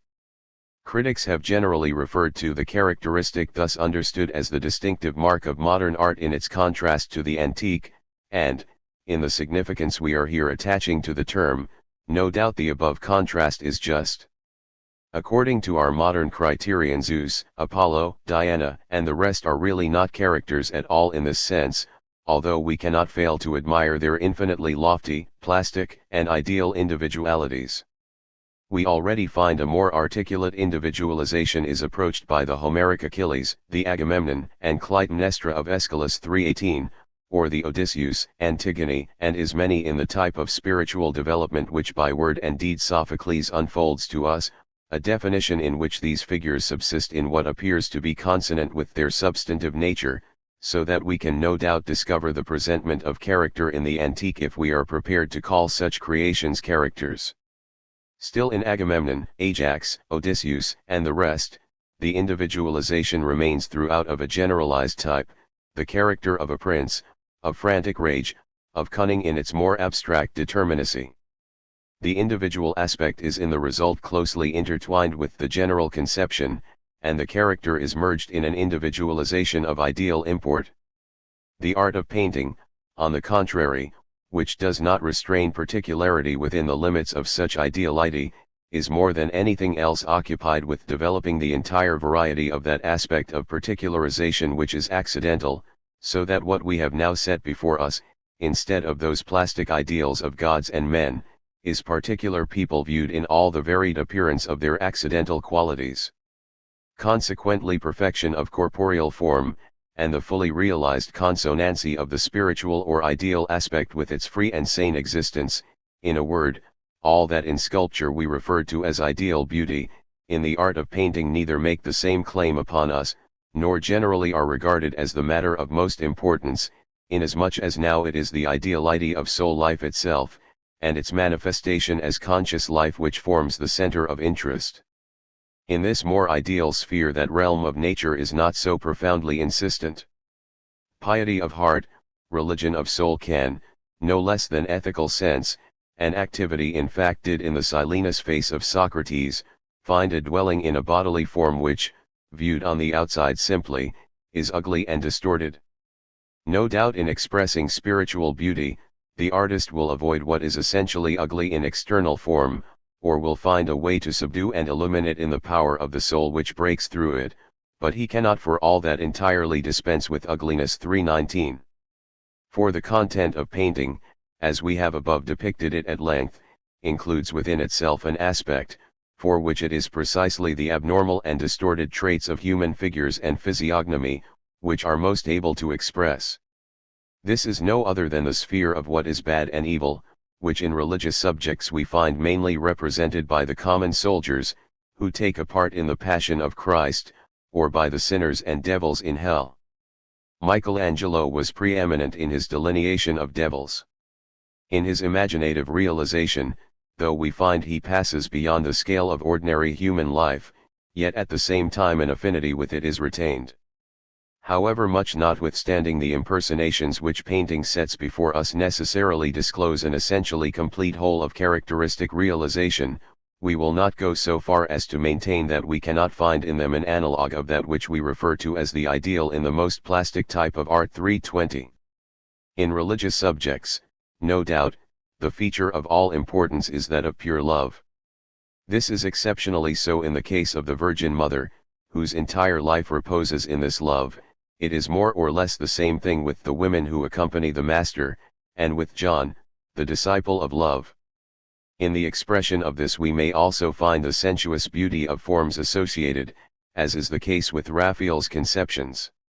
Such a close affinity must not, however, assert itself merely as formal beauty, but must be spiritually made vital through the most intimate expression of soul life, and thereby transfigured, and this spiritual penetration must make itself felt as the real object and content.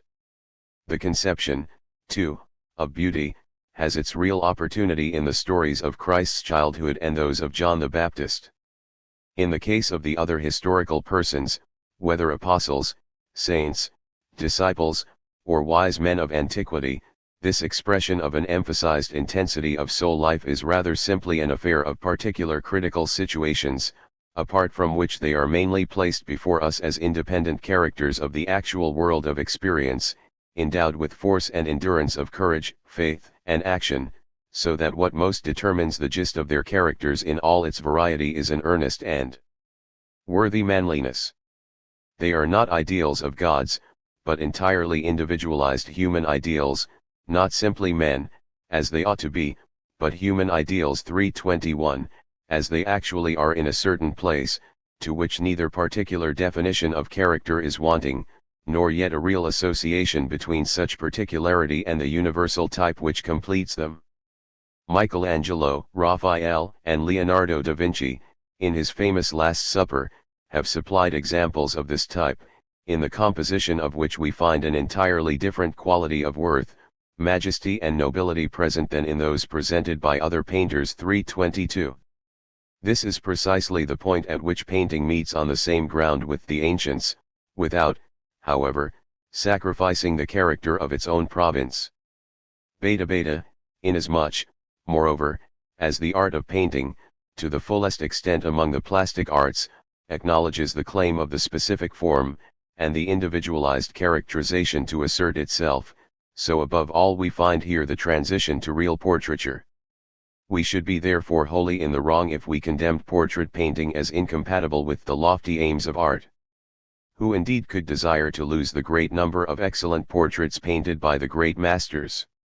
Who is not, quite apart from the artistic merits of such works, curious to have definitely substantiated to their vision this actual counterfeit of the idea of famous personalities, their genius and their exploits, which they may have otherwise had to accept from history? For even the greatest and most highly placed man was, or is, a veritable individual, and we desire to see in visible shape this individuality, and the spiritual impression of it in all its most actual and vital characteristics. But apart from objects, which lie outside the purview of art, we may assert in a real sense, that the advances in painting from its imperfect essays consist in nothing so much as this very elaboration of the portrait.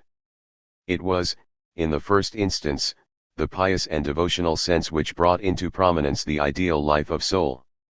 A yet finer art added new life to the sense by adding to its product reality of expression and individual existence, and with this profounder penetration into external fact the inward life of spirit, the expression of which was its main object, was also enhanced and deepened. In order, however, that the portrait should be a genuine work of art, the unity of the spiritual individuality must, as I have already stated, be stamped upon it, and the spiritual impression of the characterization must be the one mainly emphasized and made prominent.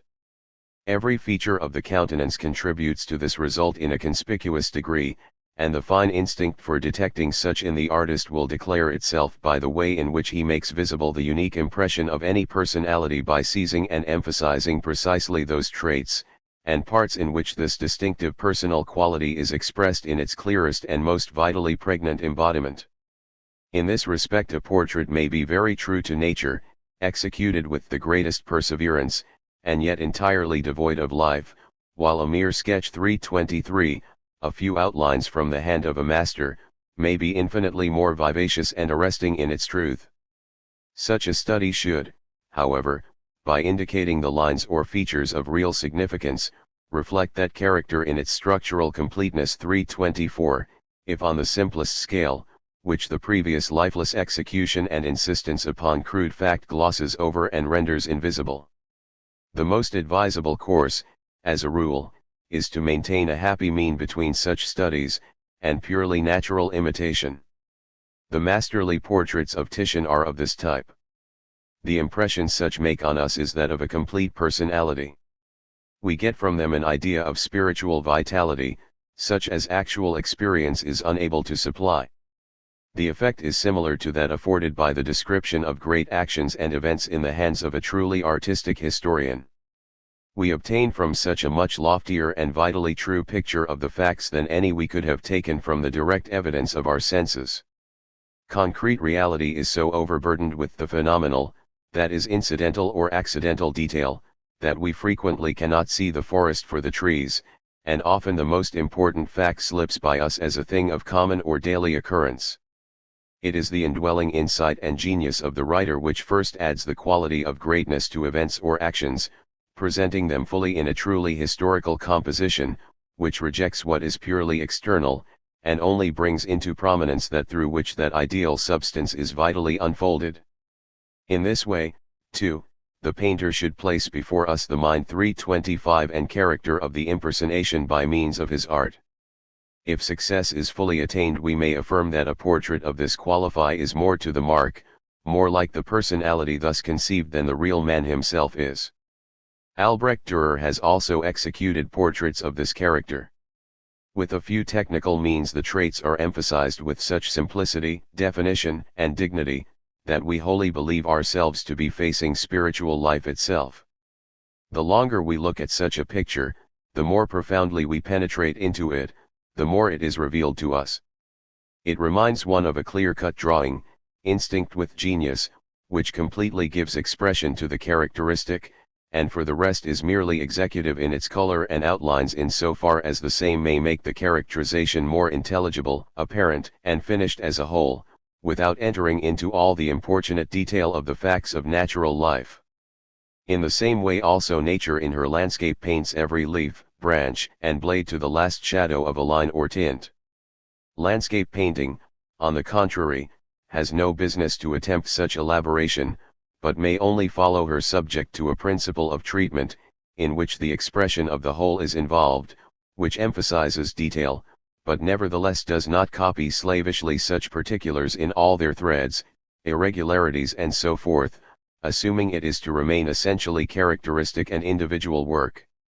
In the human face the drawing of nature is the framework of bone in its harsh lines, around which the softer ones are disposed and continue in various accidental details.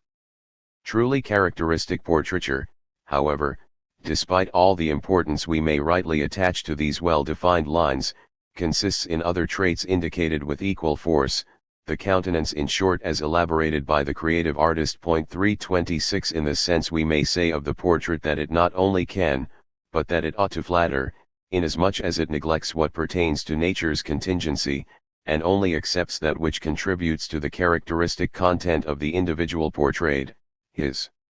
most unique and most intimate self.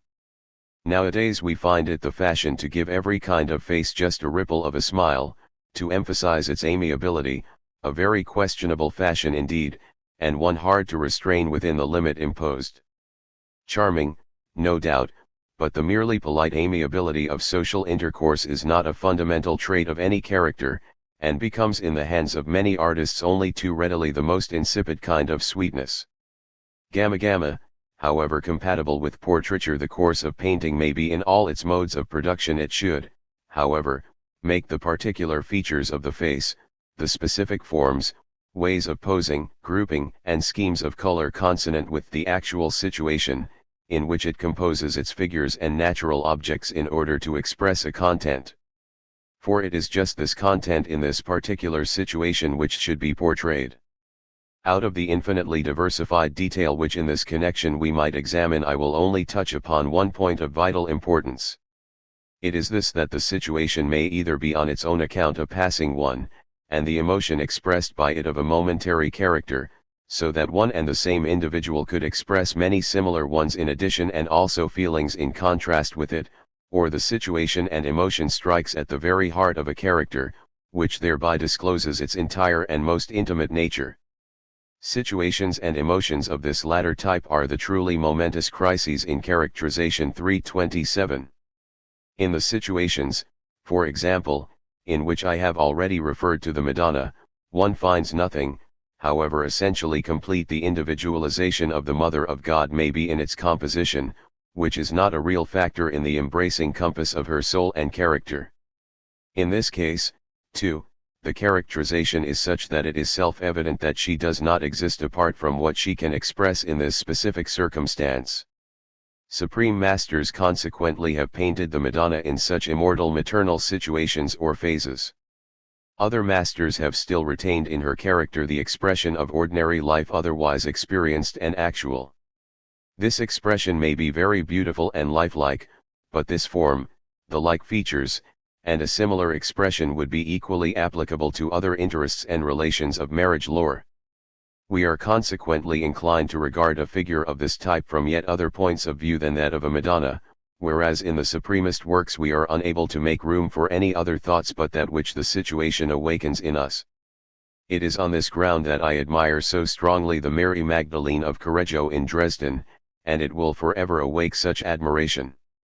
We have here the repentant sinner, but we cannot fail to see that sinfulness is not here the point of serious consideration. 328. It is assumed she was essentially noble and could not have been capable of bad passions and actions. Her profound and intimately self-imposed restraint therefore can only be a return to that which she really is, what is no momentary situation, but her entire nature.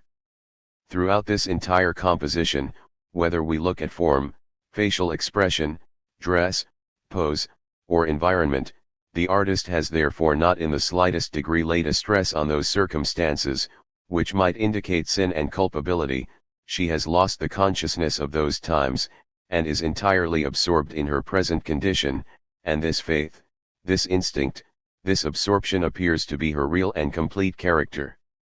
Such a complete reciprocity between soul life and external surroundings, determinacy of character and situation, the masters of Italy have illustrated with exceptional beauty. In the example I have already referred to of Cugelchin's picture of the prodigal son, on the contrary, we have no doubt the remorse of repentance and grief expressed to the life, but the artist has failed to secure the unity of the entire character, which, apart from such an aspect of it, he possessed, and of the actual conditions under which such was depicted to us. If we examine quietly such features, we can only find in them the physiognomy of any one we might chance to meet on the Dresden Bridge or anywhere else. In the case of a real coalescence of character with the expression of a specific situation, such a result would be impossible, just as, in true genre painting, even where the concentration is upon the most fleeting moments of time, the realization is too vivid to leave room for the notion that the figures before us could ever be otherwise placed or could have received other traits or an altered type of expression. These, then, are the main points we have to consider in respect to the content and the artistic treatment in the sensuous material of painting, the surface, that is, and color. 3. Historical development of painting.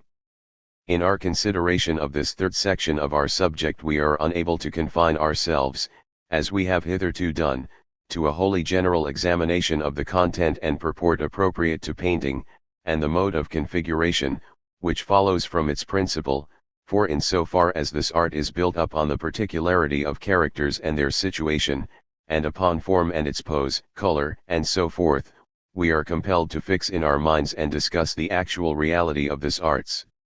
separate productions. No study of painting is complete that does not take into its survey and is unable to enjoy and criticize the pictures themselves, in which the aspects of it we have examined are enforced. This is a general rule in the case of all art, but it applies with exceptional force to painting among those we have up to the present considered.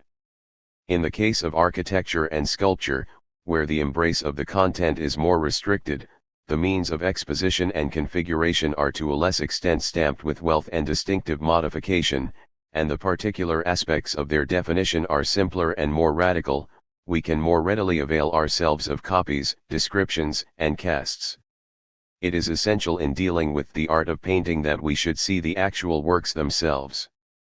In this case mere descriptions, however important they may be in a subsidiary sense, will not suffice.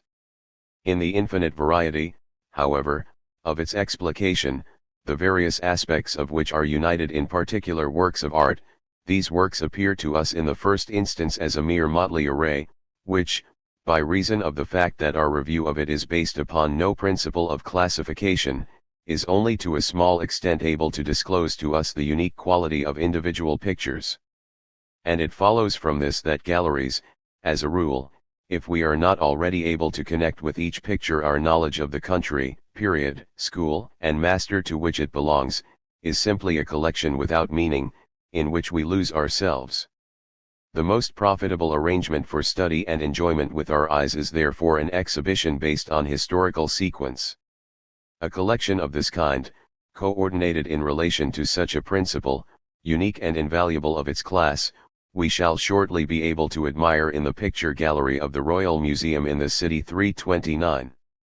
In this we shall not only possess a historical survey of the technique of art in its stages of development, but shall have set before our minds, as an essential process with a history, that articulation of its ideal content in the distinctions of its schools, their various subject matter, and their different modes of artistic conception and treatment. It is only through having given us a survey as consonant as this is with that vital process that we can form an idea from its origins in traditional and eclectic types, of the living growth of art, its search after expression and individual characteristic, its liberation from the inactive and tranquil station of its figures, that we can appreciate its progress to dramatic movement, grouping, and all the wealth and witchery of its color, or finally learn to distinguish its schools, which either to some extent treat similar subject matter in a way peculiar to themselves, or are distinct from each other by reasons of the variety of their respective content. A historical development of painting such as that referred to is of as great importance to scientific observation and exposition as it is to accurate study. The content of art as I have presented it, namely, the elaboration of its material, the distinct and fundamental changes in the mode of its conception, we find all this and more receives thus for the first time its concrete coherence in a sequence and under a classification which corresponds with the facts. It is therefore incumbent on us to glance at this process, if only by way of emphasis to what most immediately arrests attention. In general the advance consists in this, that it originates in religious subjects conceived still in a typical way, with simple architectonic arrangement and unelaborated color. After this, in an increasing degree of fusion with religious situations, we get actuality, vital beauty of form, individuality, depth of penetration, charm, and witchery of coloring, until art finally turns its attention to the world itself, makes itself master of nature, the daily occurrence of ordinary life, or what is of significance in national history whether present or past, or portraiture and anything else down to the merest trifle and the least significant fact, and with an enthusiasm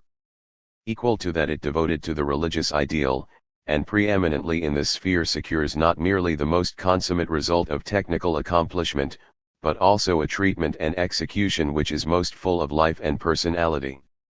This progress is followed in clearest outline if we take in succession the schools of Byzantine, Italian, Flemish, Dutch, and German painting, after noting the most prominent features of which briefly we shall finally indicate the transition to the art of music. 330.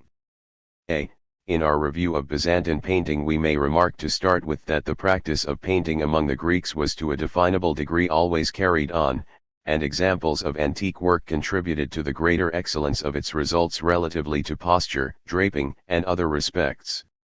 On the other hand, the touch of nature and life wholly vanished from this art. In facial types it adhered strictly to tradition, in its figures and modes of expression it was conventional and rigid, in its general composition more or less architectonic.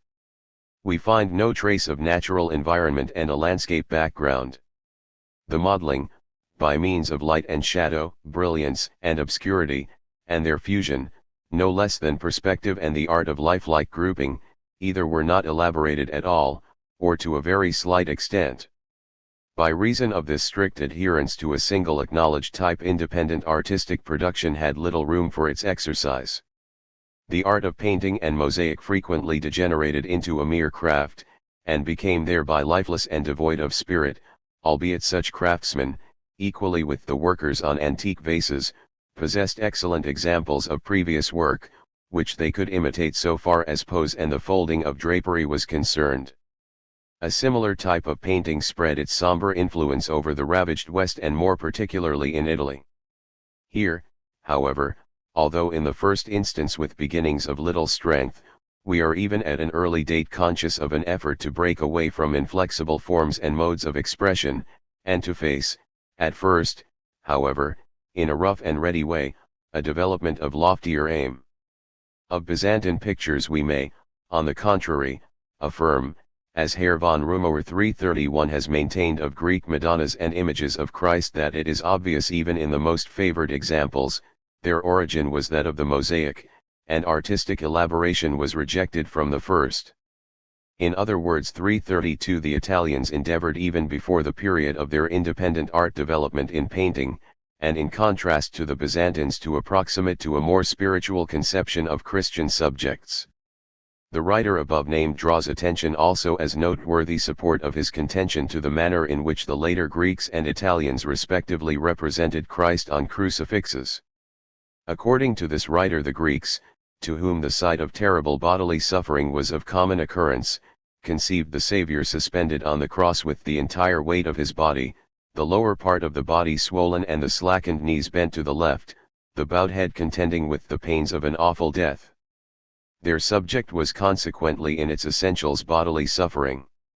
The Italians, on the contrary, in their more ancient monuments, while we must not overlook the fact that the representation of the Virgin Mary with her child no less than the crucified is only of rare occurrence, were accustomed to depict the figure of the Saviour on the cross, adopting, so it appears to us, the idea of the victory of the spiritual, not as in the former case the death of the body.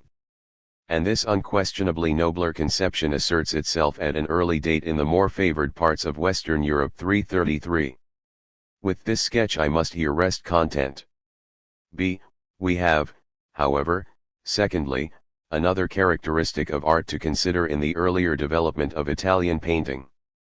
Apart from the religious content of the Old and New Testament and the biographies of martyrs and saints, it borrows its subjects in the main from Greek mythology, very seldom, that is, from the events of national history, or, if we accept portraits, from the reality of contemporary life, and equally rarely, and only at a late stage and exceptionally, from natural landscape.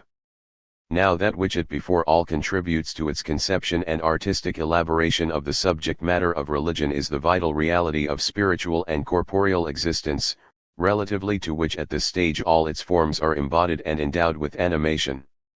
For this vitality the essential principle on the spiritual side is that natural delightfulness, and on the corporeal side is that beauty which is consonant with physical form, a beauty which independently, as beautiful form, already displays innocence, buoyancy, maidenhood, natural grace of temperament, nobility, imagination, and a loving soul. If there is further added to a naturel of this type the exaltation and adornment of the soul in virtue of the ideal intimacy of religion and the spiritual characteristics of a profounder piety established as a vitalizing principle of soul life in this essentially more admitted and inviolable province of spiritual redemption 334, in such a case we have presented to us thereby an original harmony of form and its expression, which, wherever it is perfected, vividly reminds us in this sphere of Romantic art and Christian art of the pure ideal of art. No doubt also within a new accord of this type the inward life of the heart will be predominant, but this inward experience is a more happy, a purer heaven of the soul, the way of return to which form what is sensuous and finite, and the return to God, albeit the passage may be through a travail in the profounder anguish of repentance and death, is, however, less saturated with trouble and its insistency. And the reason of this is that the pain is concentrated in the sphere of soul, of idea, of faith, without making a descent into the region of passionate desire, intractable savagery, obstinate self-seeking, and sin, and only arriving at the hardly won victory through smiting down such enemies of the blessed state. It is rather a transition of ideal permanence 335, a pain of the inward life, which feels itself as such suffering rather simply in virtue of its enthusiasm, a suffering of more abstract type,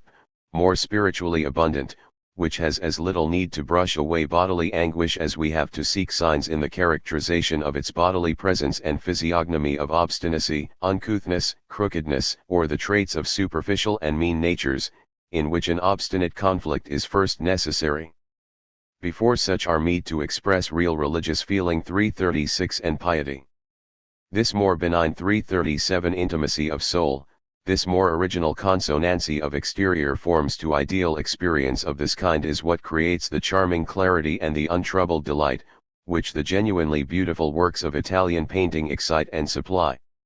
Just as we say of instrumental music that there is tone and melody in it, so, too, we find that the pure song of soul floats here in melodious fusion over the entire configuration and all its forms.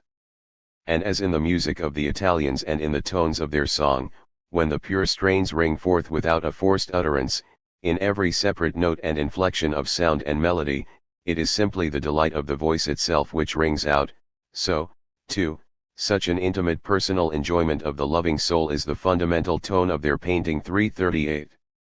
It is the same intimacy, clarity, and freedom which meet us again in the great Italian poets.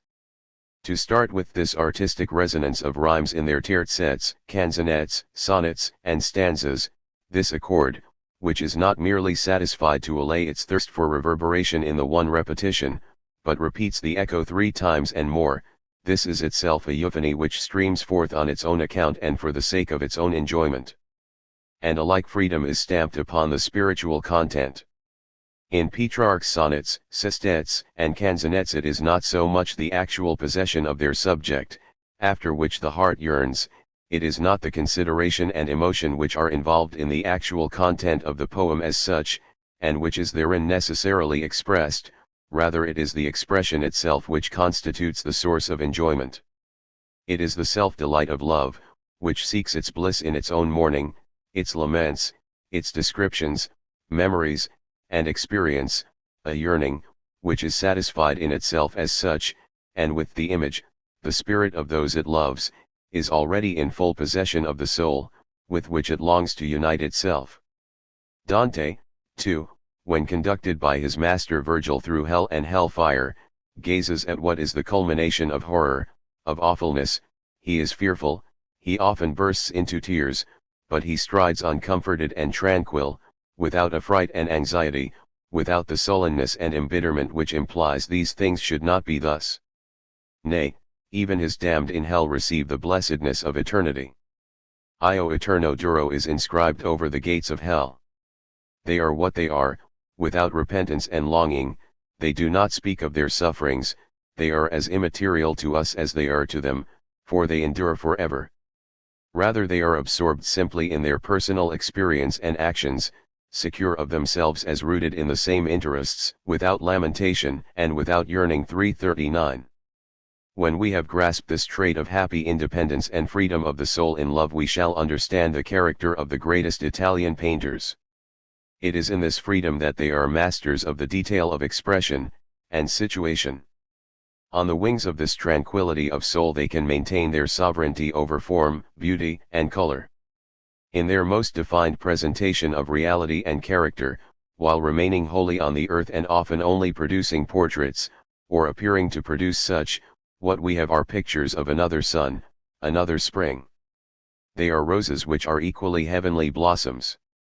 And, consequently, we find that in their beauty we do not have merely beauty of form, we do not have only the sensuous unity of soul impressed on sensuous corporeal shapes, we are confronted with this very trait of reconciled love in every mode, feature, and individuality of character.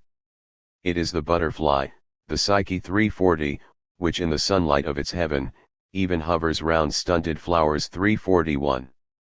It is only by virtue of this rich, free, and rounded beauty that they are able to unfold the ideals of the antique art's more recent perfection. Italian art has, however, not immediately and from the first attained to such a point of perfection, it had in truth a long road to traverse before it arrived there. And yet, despite this, the purity and innocence of its piety, the largeness of the entire conception, the unassuming beauty of form, this intimate revelation of soul 342, are frequently and above all in the case of the old Italian masters most conspicuous where the technical elaboration is still wholly incomplete. In the previous century it was fashionable to depreciate these earlier masters, and place them on one side as clumsy, dull, and barren 343. It is only in more recent times that they have been once more rescued from oblivion by savants and artists, but the wonder and imitation thus awakened has run off into the excess of a preference which tends to deny the advances of a further development in mode of conception and presentment, and can only lead astray in the opposite direction. In drawing the reader's more close attention to the more important phases in the development of Italian art up to this period of its fullest perfection, I will only briefly emphasize the following points which immediately concern the characterization of the essential aspects of painting and its modes of expression. Alpha, after the earliest stage of rawness and barbarism, the Italians moved forward with a fresh impetus from that in the main craftsmanship type of art which was planted by the Byzantines. The compass of subjects depicted was, however, not extensive, and the distinctive features of the type were austerity, solemnity, and religious loftiness. But even at this stage I am quoting the conclusions of Herr von Rumohr, who is generally recognized as an authority upon these earlier periods. 344, Duccio, the Sienese, and Cimabue, the Florentine, endeavored to assimilate the few remains of antique drawing, which was grounded on laws of perspective and anatomical precision, and so far as possible, to rejuvenate the same in their own genius.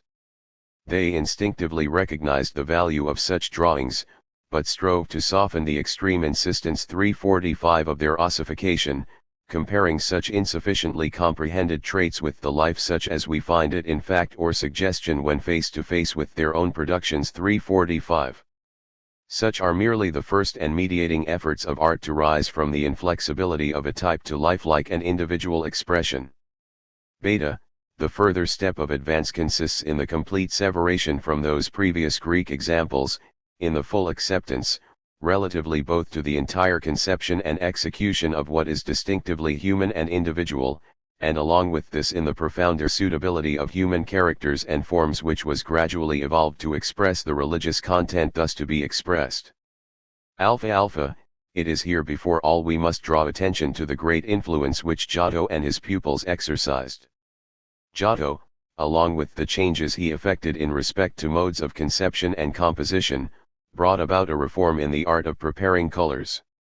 The later Greeks probably, such at least is the result of chemical analysis, made use of wax either as a medium of color, or as a kind of varnish 346, and from this we get the yellow-green and obscure general tone, which is not sufficiently explained by the action of lamplight 347. Giotto wholly dispensed with this glutinous medium of the Greek painters, and used instead, when preparing his colors 348, the clarified milk of young shoots, unripe figs, and other less oleaginous limes 349, which Italian painters of the early Middle Ages had used, very likely even before they strenuously imitated the Byzantines 350. A medium of this kind had no darkening effect on the colors, but left their luminosity and clarity unimpaired. Still more important was the reform effected by Giotto in Italian painting with respect to selection of subjects and their manner of presentment. Ghiberti himself praises Giotto for having abandoned the rude style of the Greeks, and without leaning in this direction to an excess having introduced the truth and grace of nature. Boccaccio, too, says of him that nature is unable to create anything that Giotto could not imitate to the point of deception 351. In Byzantine pictures we can hardly detect a trace of natural appearance. It was Giotto, then, who concentrated his attention on what is present and actual, and compared the forms and effects which he undertook to exhibit with life as it existed around him. And we may associate with this tendency the fact that during the times of Giotto not only do we find that the state of society was more free and intent on enjoyment, but that the veneration of several later saints took its rise then, saints whose lives more or less fell in that period 352. It was such Giotto utilized particularly in emphasizing the truthful presentment of the subjects of his art. There was, in fact, thus the further demand suggested by the content itself that he should bring into prominence the natural features of the bodily presence and exhibit more defined characterization, action, passion, situation, pose, and movement. What we find, however, to a relative degree disappears from this attempt is that imposing religious seriousness which is the fundamental characteristic of the phase of art which it followed 353. The things of the world receive a stage and a wider opportunity for expression, and this is illustrated by the way Giotto, under the influence of his age, found room for burlesque along with so much that was pathetic. In this connection Herr von Rumohr states rightly, under conditions of this description I am at a loss to understand how certain critics, who have exclusively insisted on this feature of Giotto's work, can so overestimate Giotto's tendency and performance by claiming it as the most sublime effort of modern art 354. It is a great service of the above-named critic to have once more placed in a true light the point of view from which Giotto can be justly appreciated. He throughout makes us careful to see, that in this tendency of Giotto to humanize and towards realism he never really, as a rule, advances beyond a comparatively subordinate stage in the process. Beta, the advance of painting continued under the manner of conception for which Giotto was in the main responsible. The typical representation of Christ, the apostles, and the more important events which are reported us by the evangelists, were more and more thrust into the background. Yet in another direction the embrace of subject matter was for that reason extended. As our author expresses it, all artists engaged in depicting the various phases in the life of Latter-day Saints, such as their previous worldliness, the sudden awakening of conscience, their entrance into the life of piety and asceticism, the miracles of their lives, more particularly after their decease, in the representation of which, as is to be expected from the external conditions of the art, the expression of the effect upon the living exceeded any suggestion of invisible powder 355. Add to this that the events of the life and passion of Christ were not neglected. The birth and education of Christ, the Madonna with her child were exceptionally favored subjects, and were invested with a more lifelike domesticity, touched with a more intimate tenderness, revealed to us in the medium of human feeling, and, moreover, to quote yet further, in the problems 356 suggested by the Passion it was not so much the sublime and the triumph as simply the pathetic aspect which was emphasized, a direct consequence of the enthusiastic wave of sympathy with the earthly sufferings of the Saviour, to which Saint Francis, both by example and teaching, had communicated a vital energy hitherto unheard of.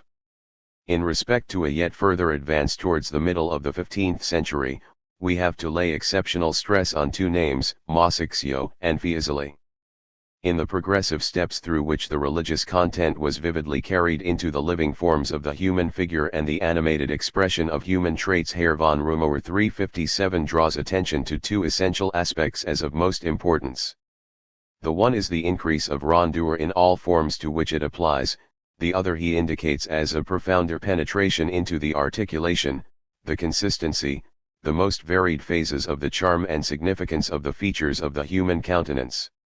Masaccio and Angelico da Fiesole between them were the first to contribute effectively to the solution of this artistic problem, the difficulty of which in its entirety exceeded the powers of any one artist of that period.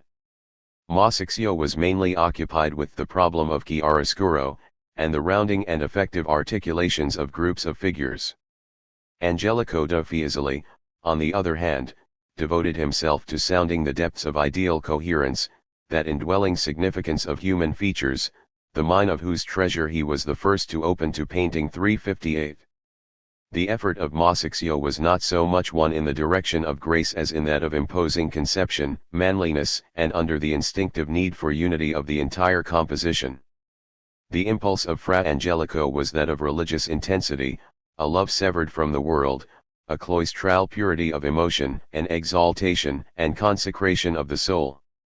Vasari assures us in his account of him that he never commenced work without prayer, and never depicted the sufferings of the Redeemer without bursting into tears. 359. We have, then, as aspects of this advance of painting a more exalted vitality and realism, but, on the other hand, the depth of piety, the ingenuous devotion of the soul in its faith overran itself and overpowered the freedom, dexterity, naturalism, and beauty of the composition, pose, drapery, and color. If the later development was able to attain to a far more exalted and complete expression of the spiritual consciousness, yet the epoch we are now considering has never been surpassed in purity and innocence of religious feeling and serious depth of conception. Many pictures of this time may very well, by reason of the fact that the forms of life, which are used to depict the religious intensity of soul life, do not appear fully adequate to this expression, give us something like a repulse. From the point of view, however, of spiritual emotion, which is the most vital source of these works of art, we have still less reason to fail to acknowledge the naive purity, the intimacy with the most profound depths of the truly religious content, the assuredness of faithful love even under oppression and in grief, and oft, too, the charm of innocence and blessedness, inasmuch as the epochs that followed it, however much in other aspects of artistic perfection they made a step forwards, yet for all that never secured again the perfection of these previous excellencies, when once it had been lost. Gamma, a third aspect attaches to the further development of the art, in addition to those already discussed, which may be described as the wider embrace of it relatively to the subjects accepted for presentation by the new impulse.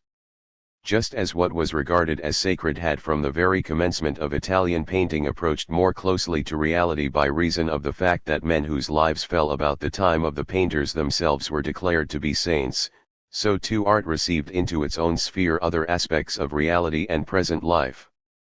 Starting from that earliest phase of pure spirituality and piety, an art whose aim was wholly absorbed in the expression of such religious emotions, painting proceeded more and more to associate the external life of the world with its religious subject matter.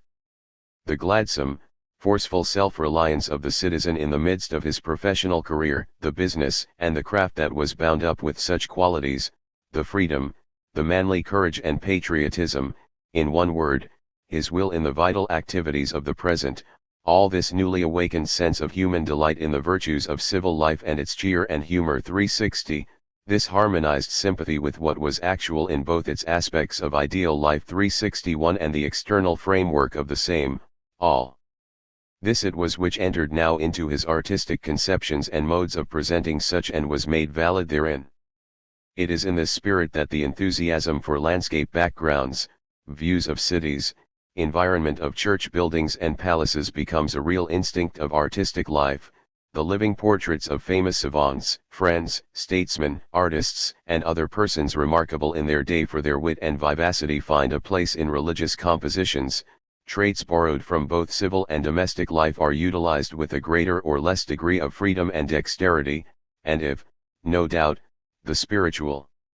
aspect of the religious content remained the foundation of all, yet the expression of piety was no longer exclusively isolate, but is linked together with the more ample life of reality and the open stage of the world. 362. No doubt we must add that by reason of this tendency the expression of religious concentration and its intimate piety is weakened, but art required also this worldly element in order to arrive at its culminating point. Gamma, out of this fusion of the more embracing reality of life with the ideal material of religious emotion arose a new problem for genius to solve, the complete solution of which was reserved for the great masters of the 16th century. The supreme aim now was to bring the intimate life of soul, the seriousness and the loftiness of religious emotion into harmony with the animation, the actual presence of characters and forms both in its corporeal and spiritual aspect, in order that the bodily configuration in its pose, movement, and color, may not simply remain an external framework, but become itself essentially an expression of spirit and life, and by virtue of that expression, made throughout all its parts wholly the reflex of soul life no less than of external form, reveal a beauty without break or interruption. Among the masters of most distinction, who set before themselves such an aim, we should preeminently mention Leonardo da Vinci. It was he, who, by virtue of his artistic thoroughness, his almost over-refined passion for detail, his exquisite delicacy of mind and feeling, not only penetrated further than any other 363 into the mysteries of the human form and the secrets of its expression, but, through his equally profound knowledge of all the technique of a painter, attained to an extraordinary infallibility in the employment of all the means that his researches and practice had placed within his reach. And, along with this, he was able to retain a reverential seriousness in composing his religious subjects, so that his figures, however much they present to us the ideal of a more complete and rounded actuality, and disclose the expression of sweet, smiling joyfulness in facial traits and the delicate rhythm of drapery, do not thereby dispense with the dignity, which the worth and truth of religion demand. 364. The most unflecked quality 365 of perfection reached in this direction was, however, that first attained by Raphael. Herr von Rumohr assigns more particularly to the artists of the Umbrian school dating from the middle of the 15th century a mysterious fascination, which no sympathetic nature can resist, and endeavors to find the source of this attraction in the depth and tenderness of feeling no less than the marvelous unity into which these painters knew how to bring memories from the oldest essays of Christian art of a style only very partially understood by them. 366 with the milder conceptions of a later time, and in this respect proved themselves superior to the Tuscan, Lombard, and Venetian fellow artists of that period. 367. It was just this expression of flawless purity of soul and absolute surrender to the yearning and enthusiastic flow of tender feeling to which Pietro Perugino, the master of Raphael, devoted his artistic efforts, and succeeded by doing so in fusing the objectivity and vitality of external forms, throughout all its actual realization and in every detail, an aim which had previously received the most marked attention in the elaborate work of the Florentines. Starting from the work of Perugino, to whose artistic taste and style he appears to have consistently adhered in his early work, Raphael proceeded yet further to realize to the most consummate degree the demand of the ideal above indicated. In other words, we find united in him the highest ecclesiastical feeling for the themes of religious art and a complete knowledge and enthusiastic respect for natural phenomena in all the animation of their color and shape, together with an insight fully as great for the beauty of the antique. This great admiration for the idealistic beauty of the ancients did not bring him in any way to imitate and adapt to his work the forms which Greek sculpture had elaborated in their perfection. What he seized from it was simply the general principle of their free beauty, which in his hands was throughout suffused with a more individual vitality more applicable to his art and with a type of expression more deeply informed with soul life, and at the same time with an open, blithesome clarity and thoroughness, in all the detail of the presentment that up to his time was as yet unknown among Italian artists. In the elaboration and consistent fusion and coherence of this ideal atmosphere he reached the highest point of his attainment. On the other hand, in the magical charm of chiaroscuro, in the exquisite tenderness and grace of soul expression, of forms, movements, and grouping, it is Correggio who most excels, while the incomparable greatness of Titian consists in the wealth of natural life that he displays, the illuminating bloom, fervency, warmth, and power of his color. We know nothing more delightful than the naivete of Correggio's not so much natural as religious and spiritual grace, nothing more sweet than his smiling, Unconscious Beauty and Innocence 368. The artistic perfection of these great masters is a culminating point of art such as could only be mastered by one nation in the course of historical development. C. Thirdly, in so far as the question is that of German painting, we may affiliate that which is entirely German with that of Flemish or Dutch painters. The general distinction between the above schools and that of the Italians consists in this, that neither the Germans nor the painters of the Netherlands were willing as a creation of their own to attain to the free ideal forms and modes of expression characteristic of Italian art, or were able to progress to that spiritually transfigured type of beauty which is essentially the result of such. What they did elaborate, however, was, in one aspect of it, the expression of depth of emotion and the austere seclusion of the individual soul, and, from another point of view, they attach to this intensity of faith the separate definition of individual character in the broader significance of it, that is to say, one which does not merely disclose the fact of its close interest with the claims of faith and salvation, but also shows how the individuals represented are affected by the concerns of the world, how they are buffeted by the cares of life, and in this severe ordeal have gained worldly wisdom, fidelity, consistency, straightforwardness, the constancy of chivalry and the sterling character of good citizens.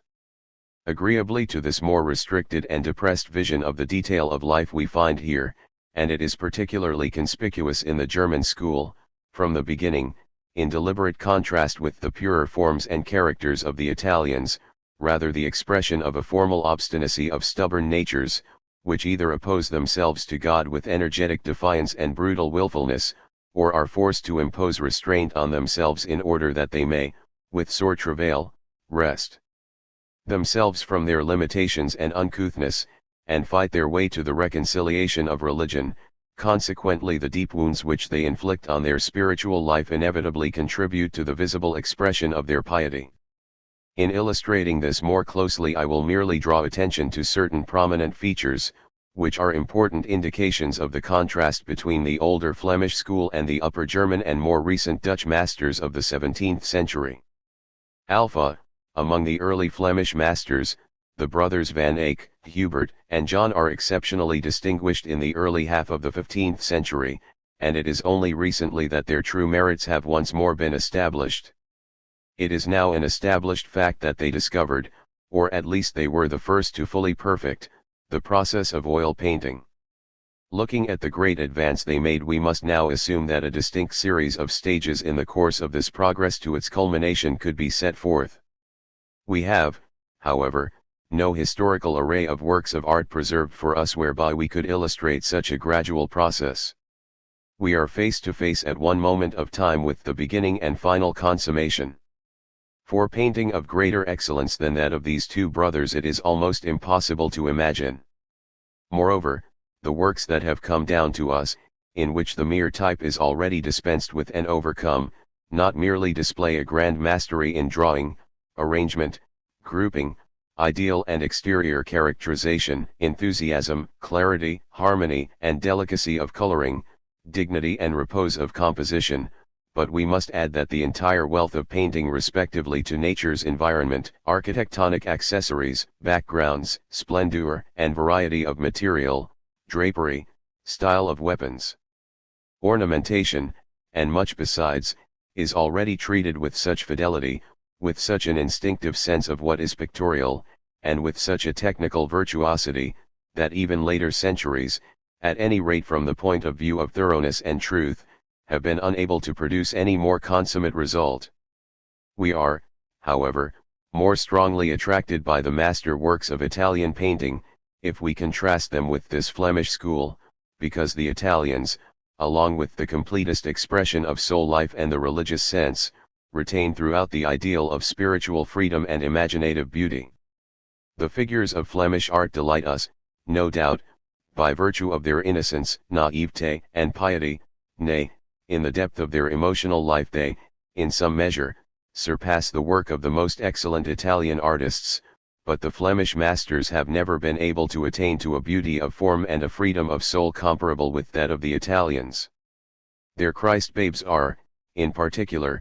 badly modelled, and for the rest their characters, whether men or women, however strongly, subject to their dominant expression of religious fervor, they may display a sterling character in their relation to secular interests sanctified by the depth of their faith, nevertheless appear to us lacking in a significance which can exalt itself over such a piety, or rather, as dominated by it, do not appear able at the same time to be essentially free, instinct with imagination and the enterprise of superior qualities. Beta, a further aspect we shall do well to consider is the transition from the more tranquil, reverential piety to the representation of martyrdoms, and, in general, what is not beautiful in reality. It is more particularly the North German masters who excel in scenes borrowed from the Passion, in which they emphasize the savagery of the soldiery, the evil aspects of the mocking, the fierceness of the hate against Christ during the course of his sufferings, with particular insistence on features of ugliness and distortion, and which are intended to denote external forms correspondent with the depravity of spirit. The tranquil and beautiful activity of an unassuming personal piety is thrown into the background, and the movements which are inseparable from the situations above mentioned unfold us hideous distortions, expressions of ferocity, and all the unbridled exhibition of passions. Where we have the contending tumult and the uncouthness of characters presented with such detail, it is not surprising that such pictures are defective in the ideal harmony of their composition no less than their color, so that, more especially where a taste for old German paintings first crops up, critics, when thus confronted with what is, as a rule, an inferior class of technical accomplishment, fall into many mistakes when determining the date of their production. Thus it has been maintained that they are previous to the more consummate pictures of the Van Eyck period, although, for the most part, they hail from a more recent time. However, the Upper German masters were not exclusively occupied with works of this type, but have likewise treated a variety of religious subjects, and, indeed, Albrecht Dürer, with others, exemplifies this even in scenes from Christ's Passion, have understood how effectively to grapple with the extremes of pure savagery, and even when treating such themes to preserve an ideal nobility and an external independence 369 and freedom. Gamma, finally, the development of German and Flemish art is characterized in a complete identification of itself with the ordinary life of the present, and, along with this, in a unified system of the most varied modes of presentation, which, both in respect to their content and technique, are distinct from one another and independently elaborated. We have seen already the advance made by Italian painting from the simple nobility of devotion to an ever-increasing assertion of secular motive, which here, however, as we pointed out in the case of Raphael, was in some measure permeated by ecclesiastical prepossessions, and in part limited by the coherent principle of antique beauty. We may add that the later course of this school is not so much a dissolution of that unity in the representation of every kind of subject matter under the predominant interest of the colorist as a more superficial disposition, or rather, eclectic imitation of styles of draftsmanship and painting. German and Flemish art, on the contrary, has in the most definite and exceptional degree traversed the entire scheme of content and modes of treatment, starting from its wholly traditional church pictures, single figures and half-lengths, then on to thoughtful, pious and devotional subjects, until we come to that animation and extension of the same in larger compositions and scenes, in which, however, the free characterization of figure, the heightened vitality effected by means of processions, retinues, incidental personages, embellishment of garments and utensils, wealth of portraiture, architectural works, environment, views of churches, cities, streams, forests, mountains, is still conceived and executed as a whole subject to religious motivation. This focal center still persists, but we find that the range of subjects, which had hitherto been held together in unity, is broken into division, and the separate parts become, in the specific singularity and contingent character of their alternations or independent modifications, subject to every possible type of conception and pictorial execution 370. In order to arrive at a full appreciation of this aspect of art's development in the present context, for we have already referred to the point, we will pass briefly in review the national conditions which were operative in the change. We are under the necessity to justify, as we shall attempt to do in the following observations, a transition from direct relations to the Church and the outlook and pictorial modes of piety to a delight in the world simply, that is to say, to the objects and particular phenomena of nature, to domestic life in its dignity, congeniality, and peaceful seclusion, to an enjoyment of national festivities and processions, rustic dances, the games and follies attendant upon church fetes. Now the Reformation had thoroughly penetrated Holland. The Dutch had become Protestants and overcome the despotism of the Spanish crown and church. And what is more, we do not, if we consider the political condition here, either find a distinguished nobility which drives forth its princes and tyrants, or imposes laws on them, nor yet an agricultural people, oppressed peasantry, who break free as the Swiss have done, but rather a population which, in by far the largest proportion of it, if we except the few brave souls that tilled the soil and its more than brave heroes of the sea, consisted of citizens of the town, men of business, well-to-do burghers, men who, rejoicing in their ordinary avocations, entertained no lofty pretensions, but, as became their courage and intelligence, with audacious reliance in God, stood up to defend the freedom of their hardly won liberties and the particular privileges of their provinces, cities, and guilds, dared to oppose themselves to all hazards without fear of the transcendent prestige of the Spanish dominion over half the world, to bravely let their blood flow for such an aim. And by virtue of this righteous boldness and endurance victoriously secured both their religious and civic independence. And if we may brand any single condition of soul life as distinctively Deutsch, it is just this loyal, well-to-do, and genial citizenship, which, in a self-respect that is without pride, in a piety which is not merely absorbed in enthusiasm and devotion, but which is concretely pious in the affairs of the world 371 and is homely and contented in its abundance, remains neat and clean, and in persistent carefulness and contentment under all circumstances, armed with its own enduring sense of independence and freedom, is able, with loyalty to its former life, to preserve the sterling character of its forefathers unimpaired.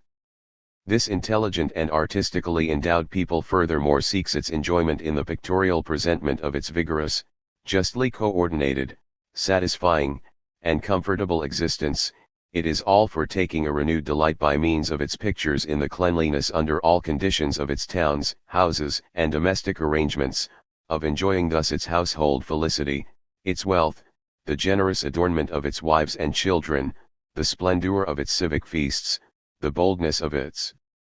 seamen, the fame of its merchandise and the shipping, in which it rides over all the seas of the world.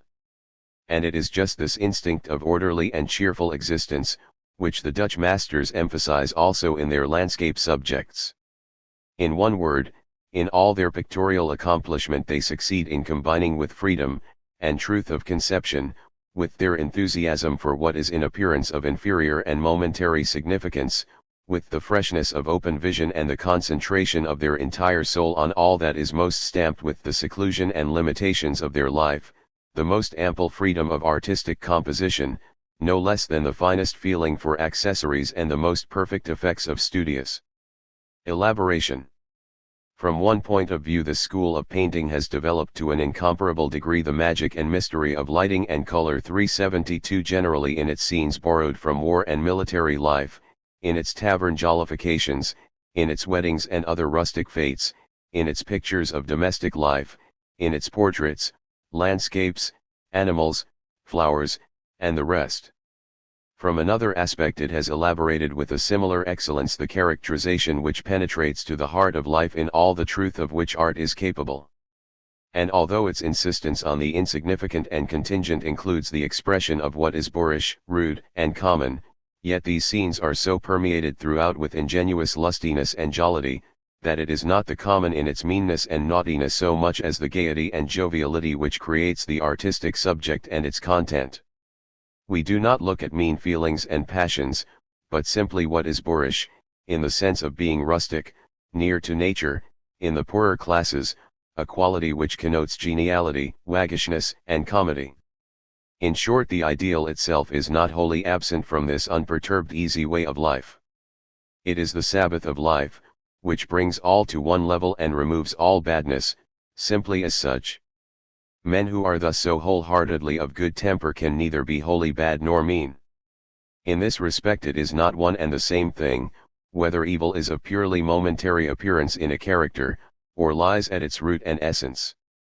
In the work of these Dutch painters what is humorous in a situation cancels what is evil, and it is at once clear to us that the characters could be something other than that in the guise of which they are for the time being set before us. 373. A gaiety and comedy of this description contributes much to the invaluable character of these pictures. If pictures of this rollicking type are attempted nowadays, the painter, as a rule, only places before us what is essentially mean, coarse and bad without the illuminating atmosphere of a comic situation. 374. A bad wife rails at her tipsy husband in the tavern with all her might. In a scene of this kind we have only put before us, as I have already remarked, the bald facts that the man is a dissipated brute and the woman a rating wench. If we look at the Dutch masters in this light we shall no longer entertain the view that the art of painting should have said goodbye to such subjects altogether, and merely confined itself to depicting the gods of old, myths, and fables, or even Madonna pictures, crucifixions, martyrs, popes, and saints of both sexes. What is a vital ingredient of every work of art is inseparable also from painting, and this is the observance of what generally concerns our humanity, the spirit and characterization of man, in other words what man is and what each individual is. This vital grasp of the conscious life of human nature and the external forms of its appearance, this naive delight and artistic freedom, this freshness and cheerfulness of imaginative sympathy, this absolute directness of execution is what constitutes the poetry that underlies the work of the majority of the Dutch painters of this period. In their paintings we may study and acquaint ourselves with human nature and mankind. Nowadays, however, our artist only too frequently will confront us with portraits and historical pictures, at which we have only to cast a bare glance, and we see that, while flatly contradicting the wildest dream of what is possible in mankind or anyone in particular, he neither knows aught at all about man or his natural color, nor yet the modes of composition. 375 in which we may justly express that humanity. 376. Chapter 2. Music. Introduction. If we glance back at the course the evolution of the several arts has taken, we shall find that it began with architecture. It was the art which was least complete, for, as we discovered, it was, by reason of the purely solid material, which it attached to itself as its sensuous medium, and made use of according to the laws of gravity, incapable of placing before us under an adequate mode of presentation what is spiritual. It was consequently constrained to limit itself to the task of preparing from the resources of the mind an artistic external environment for spirit in its living and actual existence. Sculpture, on the contrary, and in the second place, was able, it is true, to accept the spiritual itself as its object. It was, however, neither one in the sense of a particular character, nor as the intimate personal life of soul, but rather as a free individuality, which is as little separate from the substantive content as it is from the corporeal appearance of spirit, a presentment which only displays itself as such individuality, in so far as the same enters into it, in the degree that the same is actually required to import an individual vitality into a content which is itself intrinsically essential. Moreover, it only, as such ideal spiritualization, is fused with the bodily configuration to the extent of revealing the essentially inviolable union of spirit with that natural embodiment which is consonant therewith. This necessary identity in the art of sculpture of spirit's independent existence wholly with its corporeal organization, rather than with the medium of its own ideal essence, makes it incumbent upon the art still to retain solid matter as its material, but to transform the configuration of the same, not, as was the case with architecture, into a purely inorganic environment, but rather into the classical beauty adequate to spirit and its ideal plastic realization. And just as sculpture in this respect proved itself to be preeminently fitted to give vitality to the content and mode of expression of the classical type of art in its products, while architecture, despite all the service it rendered in the content which belonged to it, was unable in its manner of presentation to pass beyond the fundamental mode of a purely symbolical significance, so, too, thirdly, With the art of painting, we enter the province of the romantic. No doubt we find still in painting that the external form is the means by virtue of which the ideal presence is revealed. In this case, however, this ideality is actually the ideal and particular subjectivity, is, in short, the soul life returning upon itself from its corporeal existence, is the individual passion and emotion of character and heart, which are no longer exclusively delivered in the external form, but mirror in the same the very ideal substance and activity of spirit in the domain of its own conditions, aims, and actions. On account of this intimate ideality of its content, the art of painting is unable to rest satisfied with a material that, in one aspect of it, is in its shape merely solid matter, and in another as such crude form is merely tangible and unparticularized, but is forced to select exclusively the show and color semblance of the same as its sensuous means of expression. The color, however, is only present in order to make still apparent spatial forms and shapes as we find them in the actuality of life, even in the case where we see the art developed into all the magic of coloring, in which the objective fact at the same time already begins to vanish away, and the effect is produced by what appears to be no longer anything material at all. However much, therefore, painting is evolved in the direction of a more ideal independence of a kind of appearance which is no longer attached to shape as such, but is permitted to pass spontaneously into its own proper element, that is, into the play of visibility and reflection, into all the mysteries of chiaroscuro. Yet this magic of color is still throughout of a spatial mode, it is an appearance growing out of juxtaposition on a flat surface, and consequently a consubsistent one. If, however, this ideal essence, as is already the case under the principle of painting, asserts itself in fact as subjective soul life, in that case the truly adequate medium cannot remain of a type which possesses independent subsistency. And for this reason we get a mode of expression and communication, in the sensuous material of which we do not find objectivity disclosed as spatial configuration, in order that it may have consistency therein. We require a material which is without such stability in its relation to what is outside it, and which vanishes again in the very moment of its origin and presence. Now the art that finally annihilates not merely one form of spatial dimension, but the conditions of space entirely, which is completely withdrawn into the ideality of soul life, both in its aspect of conscious life and in that of its external expression, is our second romantic art, music. In this respect it constitutes the genuine center of that kind of presentment which accepts the inner personal life as such, both for its content and form. It no doubt manifests as art this inner life, but in this very objectification retains its subjective character. In other words, it does not, as plastic art, suffer the expression in which it is self-enclosed to be independently free or to attain an essentially tranquil self-subsistency, but cancels the same as objectivity, and will not suffer externality to secure for itself an inviolable presence. 377 over against it. In so far, however, as this annihilation of spatial objectivity, regarded as a means of manifestation, is an abandonment of the same which is itself already in anticipation asserted of the sensuous spatiality of the plastic arts themselves. 378, this principle of negation must also in a similar way have its activity conditioned by the materiality, which, up to this point, we have indicated as one of tranquil independent self-subsistency, just as the art of painting reduces in its province the spatial dimensions of sculpture to the simple surface. This cancelling of the spatial form therefore merely consists in this, that a specific sensuous material surrenders its tranquil relation of juxtaposition, is, in other words, placed in motion, but is so essentially affected by that motion that every portion of the coherent bodily substance not merely changes its position, but also is reacted upon and reacts upon the previous condition. 379. The result of this oscillating vibration is tone, the medium of music. In tone, music forsakes the element of external form and its sensuous visibility, and requires for the apprehension of its results another organ of sense, namely hearing, which, as also the sight, does not belong to the senses of action but those of contemplation, and is, in fact, still more ideal than sight.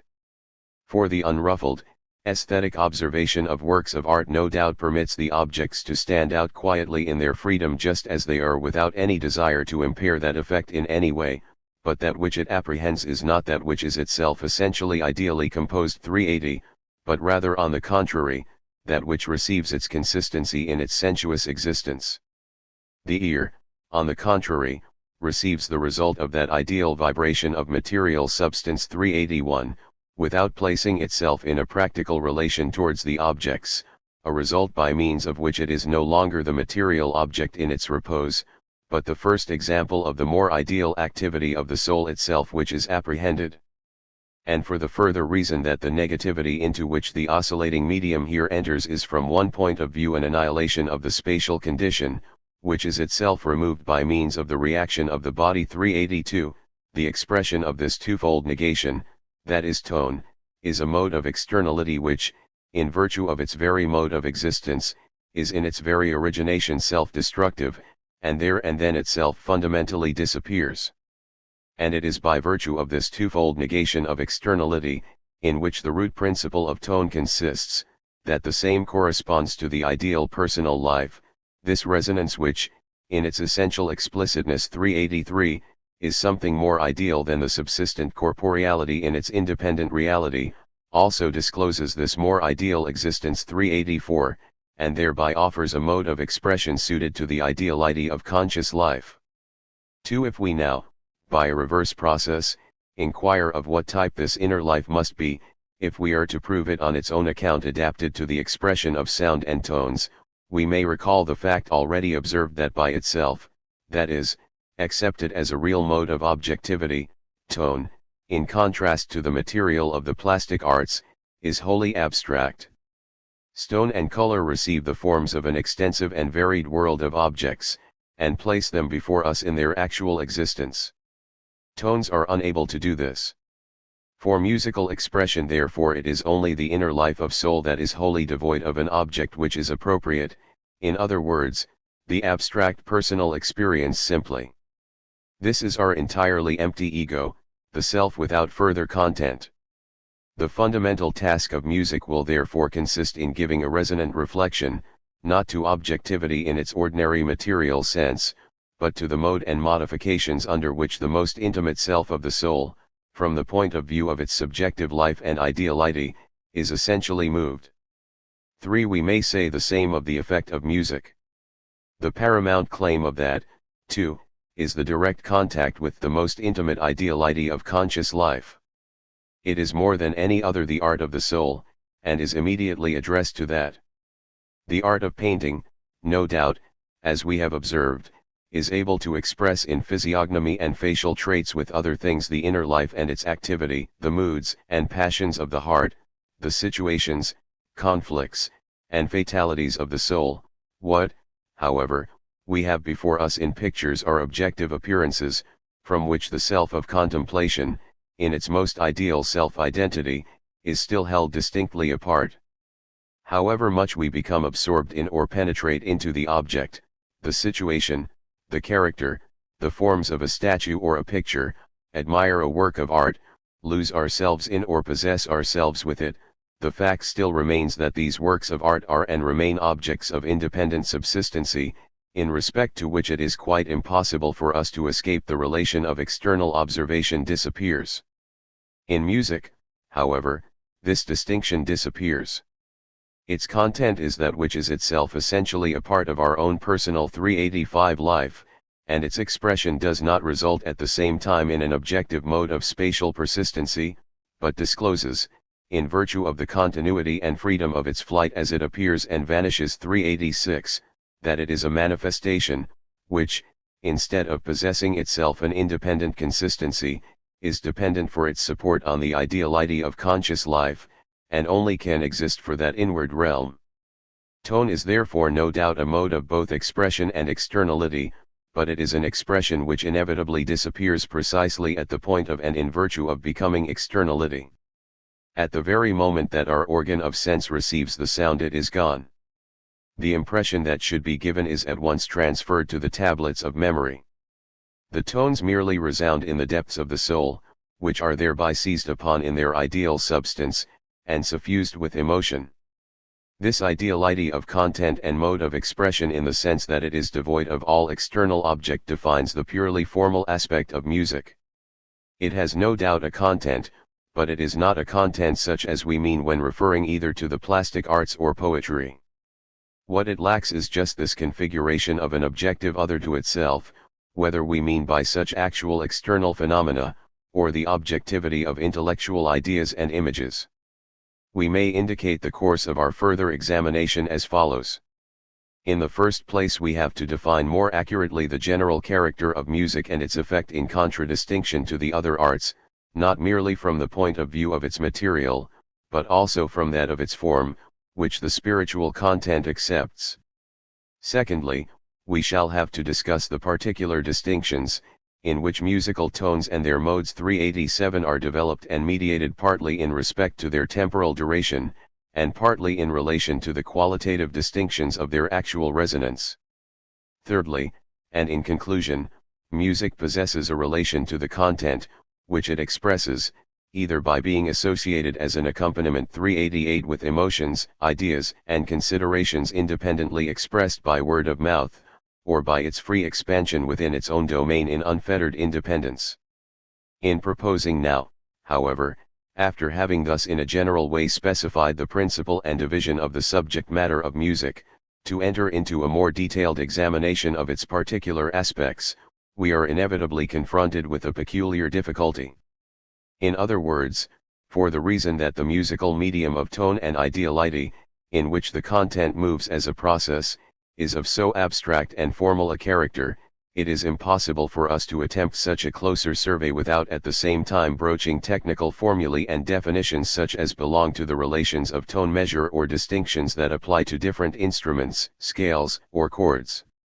I must admit to no expert knowledge in this sphere of musical science, and can only offer my apologies for being unable to do more than limit myself to more general points of view and a few isolated observations. 1. The general character of music. The essential points of view which are of general importance in a survey of music we may examine under the following heads of division. First, we have to compare music on the one hand with the plastic arts, and on the other with poetry. Secondly, we shall by means of the above comparison be in a better position to understand the way in which music is able to master and disclose a given content. Thirdly, and as a result of the latter inquiry, we may with more accuracy explain the peculiar effect which the art of music, in contradistinction to the other arts, exercises on the soul. With regard to the first point, we should, if we are desirous of setting it forth clearly in its specific individuality, compare music with the other two arts from three distinct points of view. And, first, it may be observed that it stands in a relation of affinity to architecture, although it is in strong contrast with it. Our meaning is this. In the art of building, the content which should be made apparent in architectonic forms, does not, as is the case in works of sculpture and painting, wholly enter into the configuration, but remains distinct from it as an external environment. So, too, in music, under its aspect of the most specifically romantic art, the classical identity of ideality and its external existence receives its resolution in a similar, if converse, way to that in which architecture, as the symbolical type of presentation, was not as yet wholly able to secure such a unity. For this ideality of spirit proceeds from what is purely the concentration of soul life, to ideas and images and the forms of such, as elaborated by the imagination, whereas the art of music is throughout more occupied in expressing merely the element of feeling and furthermore surrounds the independently expressed ideas of the mind with the melodic chime of emotions, just as architecture in its province places around the statues of the god, no doubt in an unyielding way, the reasonable forms of its columns, walls, and entablatures. 389. Beta. In this way, tone and its formative combinations is for the first time a medium created by art and entirely artistic expression of a wholly different type from that we find in painting and sculpture acting through the material of the human body and its pose and physiognomy. In this respect, too, music may be more nearly compared with architecture, which does not accept its forms from what is actually presented, but as the creation of human invention, in order to inform them, partly according to the laws of gravity, and in part according to the rules of symmetry and harmonious coordination. Music does the same thing in its own sphere, in so far as it from one point of view follows the harmonious laws of tone which depend on quantitative relations independently of the expression of emotion, and in another aspect of it, in the recurrence of time and rhythm no less than in the further development of the tones themselves, in many respects is subject to the forms of regularity and symmetry. Consequently we find operative in music not merely the profoundest ideality and soul, but the most rigorous rationality. It unites, in fact, two extremes, which readily lend themselves to emphatic contrast in their independent self-assertion. In this aspect of independence music more particularly assumes an architectonic character when we find in it a coherent temple of harmony of its own creatively composed and coordinated according to the laws of music, and released from the direct expression of soul life 390. Gamma. Despite all this similarity, however, the art of tones moves to quite as large a degree in a sphere wholly opposed to that of architecture. We find, no doubt, in both arts as a basis quantitative or more accurately measure relations, the material, however, which in each case is informed, agreeably to such relations, is totally different. Architecture attaches itself to the heavy sensuous material in its tranquil juxtaposition and external form in space. Music, on the contrary, lays hold of the tone spirit 391 as it rings freely out of the spatial material in the qualitative distinctions of musical sound and in the flow of a movement subject to the condition of time. For this reason the works of both arts belong to two entirely distinct spheres of spiritual activity. The art of building places in an enduring form its colossal constructions for external contemplation in symbolical forms. The swiftly evanescent world of tones, on the other hand, directly penetrates through the ears of man to the depths of his soul, attuning the same in concordant emotional sympathy. Beta, and if we, in the second place, consider the closer relation of music to the two other plastic arts 392, we shall find that the similarity and distinction, which attaches to such a comparison, is in some measure founded upon the truths already enunciated. Alpha of these music is furthest removed from sculpture, and this is not merely so in respect to material and type of configuration, but also in that of the completed coalescence of its ideal and external aspects. There is in short a closer affinity between painting and music. In part this is due to the predominant ideality of expression exemplified in both, in part it is referable to treatment of material, in which, as we have already seen, it is permissible for the art of painting to approach the very boundary of music itself. Painting has, however, for its aim in common with sculpture the representation of an objective form in space, and is restricted in its material to the actual form of things already present outside the sphere of art. It is unquestionably true that neither in the case of the painter nor the sculptor do we accept a human countenance, a position of the human body, the outlines of a mountain, the leafage of a tree precisely in the forms they present to us as here or there in nature. In both cases we are bound to justify what we have before us under the conditions of the art in question, to adapt it to a particular situation, no less than to employ it as a means of expressing the inevitable artistic result of the entire content of the work. We have, therefore, in both cases on the one hand an independently recognized content, which has to receive artistic individualization, and, on the other, we are confronted with the forms of nature as they are similarly presented in isolation, and the artist is bound, if he be truly an artist, and seek to unite these two sources of inspiration in his composition, to discover in both the material and support 393 for his conception and execution. In short, he will, acting in the first instance on the security of such general principles 394, endeavor on the one hand to fill out with more concrete detail the generality of his imaginative idea, and on the other to idealize and spiritualize the human or any other of the forms of nature, which are submitted to serve him as particular models. The musician, on the contrary, it is true, does not abstract from all and every content, but finds the same in a text, which he sets to music, or with absolute freedom gives musical utterance to some definite mood in the form of a theme, which he proceeds to elaborate. The actual region, however, of his compositions remains the more formal ideality, in other words pure tones, and his absorption of content becomes rather a retreat into the free life of his own soul, a voyage of discovery into that, and in many departments of music even a confirmation, that he as artist is free of the content. If we are in a general way permitted to regard human activity in the realm of the beautiful as a liberation of the soul, as a release from constraint and restriction, in short to consider that art does actually alleviate the most overpowering and tragic catastrophes 395 by means of the creations it offers to our contemplation and enjoyment, it is the art of music which conducts us to the final summit of that ascent to freedom. Or in other language, that which the plastic arts secure through the objective fact of a plastic beauty, which displays the entirety of human life, human nature as such, its universal and ideal significance, in the detail of its particularity, without losing that essential harmony. This effect music must produce in a wholly different manner. The plastic artist need only exhibit, in that which is enclosed in the conception, what was already therein from the first, so that every detail in its essential determinacy is merely a closer explication of the totality which already floats before the mind in virtue of the content which is there to exhibit it. A figure, for example, in a plastic work of art, requires in this or that situation a body, hands, feet, bust, a head with a given expression, a given pose, other figures or other aspects to which it is related as a whole, etc., and all these aspects presuppose the others, in making collectively essentially complete work.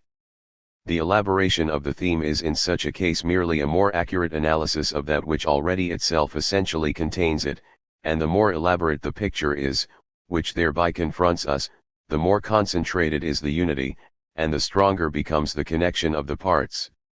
The most consummate expression of detail must be, if the work of art is the best class, at the same time an elucidation of the highest form of unity. No doubt the ideal articulation and rounding off in a whole, in which the one part follows inevitably from another, ought to be present in a musical composition. But in some measure the execution here is of a totally different type, and moreover we can only accept the unity in a restricted sense. Beta, in a musical theme the significance which has to be expressed is already exhausted 396. If it is repeated or carried on to further oppositions and mediations, these repetitions, modulations, and elaborations by means of other scales may very readily appear superfluous, and rather are appurtenant to the purely musical development and the assimilation of the varied content of harmonic progressions which are neither demanded by the content itself 397, nor remain dependent upon it, whereas in the plastic arts the execution of the detail and the passage to it is simply and always a more accurate exhibition and analysis of the content itself. But of course it is impossible to deny that another theme is actually motived by the way a theme is developed, and each of them, then, in their alternation or their interfusion progress, change, are at one time suppressed, at another emphasized, and by their victory or defeat are able to make a content explicit in its more definite features, oppositions, transitions, developments, and resolutions. But in this case, too, the unity is not made more profound and concentrated by virtue of such elaboration as is the case in sculpture and painting, but is rather an expansion, an extension, a correlative series 398, an addition of remoteness or a return, for which the content, which is thus expressed, remains no doubt the universal centrum, yet does not keep the whole so securely together as we find it is possible to do in the plastic arts, particularly where their subject matter is confined to the human organism. Gamma, looked at from this point of view, the art of music, as contrasted with the other arts, lies too close to the medium of that formal freedom of soul life, and thereby cannot fail to a greater or less degree to be diverted beyond what is actually presented, in other words the content 399. The recollection of a theme proposed is likewise a self-revealment 400 of the artist, in other words is an ideal realization, to the effect that the self is the artist, and he may progress just as he likes, and by what bypaths he likes. but on the other hand the free exercise of imaginative caprice of the above description is expressly to be distinguished from a musical composition which is essentially conclusive, that is to say, which constitutes a fundamentally self-integrated totality. In the free improvisation 401 the absence of restrictions is itself an object, so that the artist is able to assert his caprice in the acceptance of any material he chooses, to interweave acknowledged melodies and motives in his improvised productions, to emphasize some new aspect of such, to elaborate them in a variety of modifications, or make them steps in his progression to other material, and advance from thence in the same way to developments of still more arresting contrasts. In general, however, a musical composition determines the freedom of the composer, either by limiting it to a more self-contained execution, and the observance of what we may describe as a more plastic unity, or by permitting him with the full force of his personality and caprice to pass at every point into more or less important digressions, to let spontaneous ideas travel hither and thither as they please, to lay stress for the moment on this or that motive, and then once more to drown it in an overwhelming torrent. While, then, the study of nature's forms is essential to both painter and sculptor, the art of music can look for no such fixed body of fact outside its own prescribed forms, with which it would be forced to comply. The extent of the regularity and necessity of its formal character is almost wholly determined within the sphere of tone itself, which does not come into so close an association 402 with the definition of the content that is therein reposed, and consequently in respect to deviations beyond the same permits for the most part a considerable opportunity for the free play of the characteristic impulse of the composer. And this is the main point of view, from which we may contract music with the strictly plastic arts. Gamma, looked at from another aspect, music is, in the third place 403, most nearly affiliated to poetry, both in fact make use of the same sensuous medium, that is, tone. Despite this, however, these arts are very strongly distinct from one another not only in virtue of the mode of treating tones in each case, but also in respect to their different modes of expression. Alpha, in poetry, as we have found already in our general differentiation of the several arts, tone is not as such elicited and artistically produced by various humanly constructed instruments, but the articulate sound of the human organ of speech is reduced to the mere symbol of speech, retaining thereby nothing more than the value of a sign of ideas, which is by itself devoid of significance.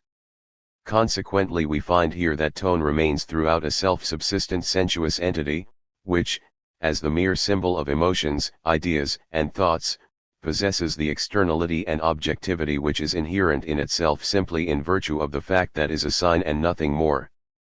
For the true objectivity of the soul life as such does not consist in utterance and words, but in this fact, that I, as subject, am aware of a thought, a feeling, and so forth, that further I confront it as an object, and in this way have it present to the imagination, or forthwith develop for myself what is implicit in a thought or a conception, setting forth in a series the external and spiritual relations of the given content, and relating the particular features of it to one another. Unquestionably we think throughout in language, without, however, needing actual speech as spoken. By reason of this ability to dispense with speech utterance in its sensuous aspect as contrasted with the spiritual content of ideas, etc., to elucidate which they 404 are employed, tone receives once more self-subsistency. In the art of painting no doubt color and its arrangement, regarded simply as color, is likewise by itself without significance, and in the same way, as contrasted with the spiritual embodied, thereby a self-substantive sensuous medium, but we get no painting from color simply as such, we must first attach to it form and its expression. With these spiritually animated forms coloring is brought into an association by many degrees more constrained than that which pertains to uttered speech and its coalescing result of words with ideas.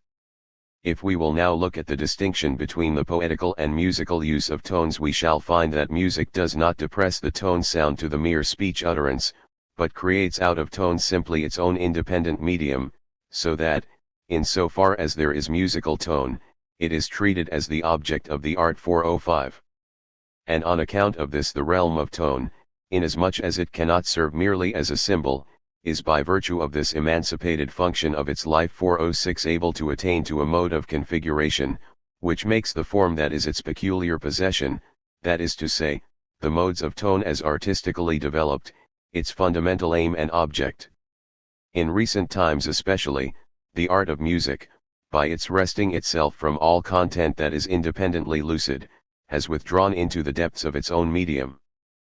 But on this very account and to this extent it has lost its compelling power 407 over the soul, inasmuch as the enjoyment, which is thus offered, is only applicable to one aspect of art, in other words, is only an interest in the purely musical characteristics of the composition and its artistic dexterity, an aspect which wholly concerns the musical expert, and is less connected with the universal human interest in art.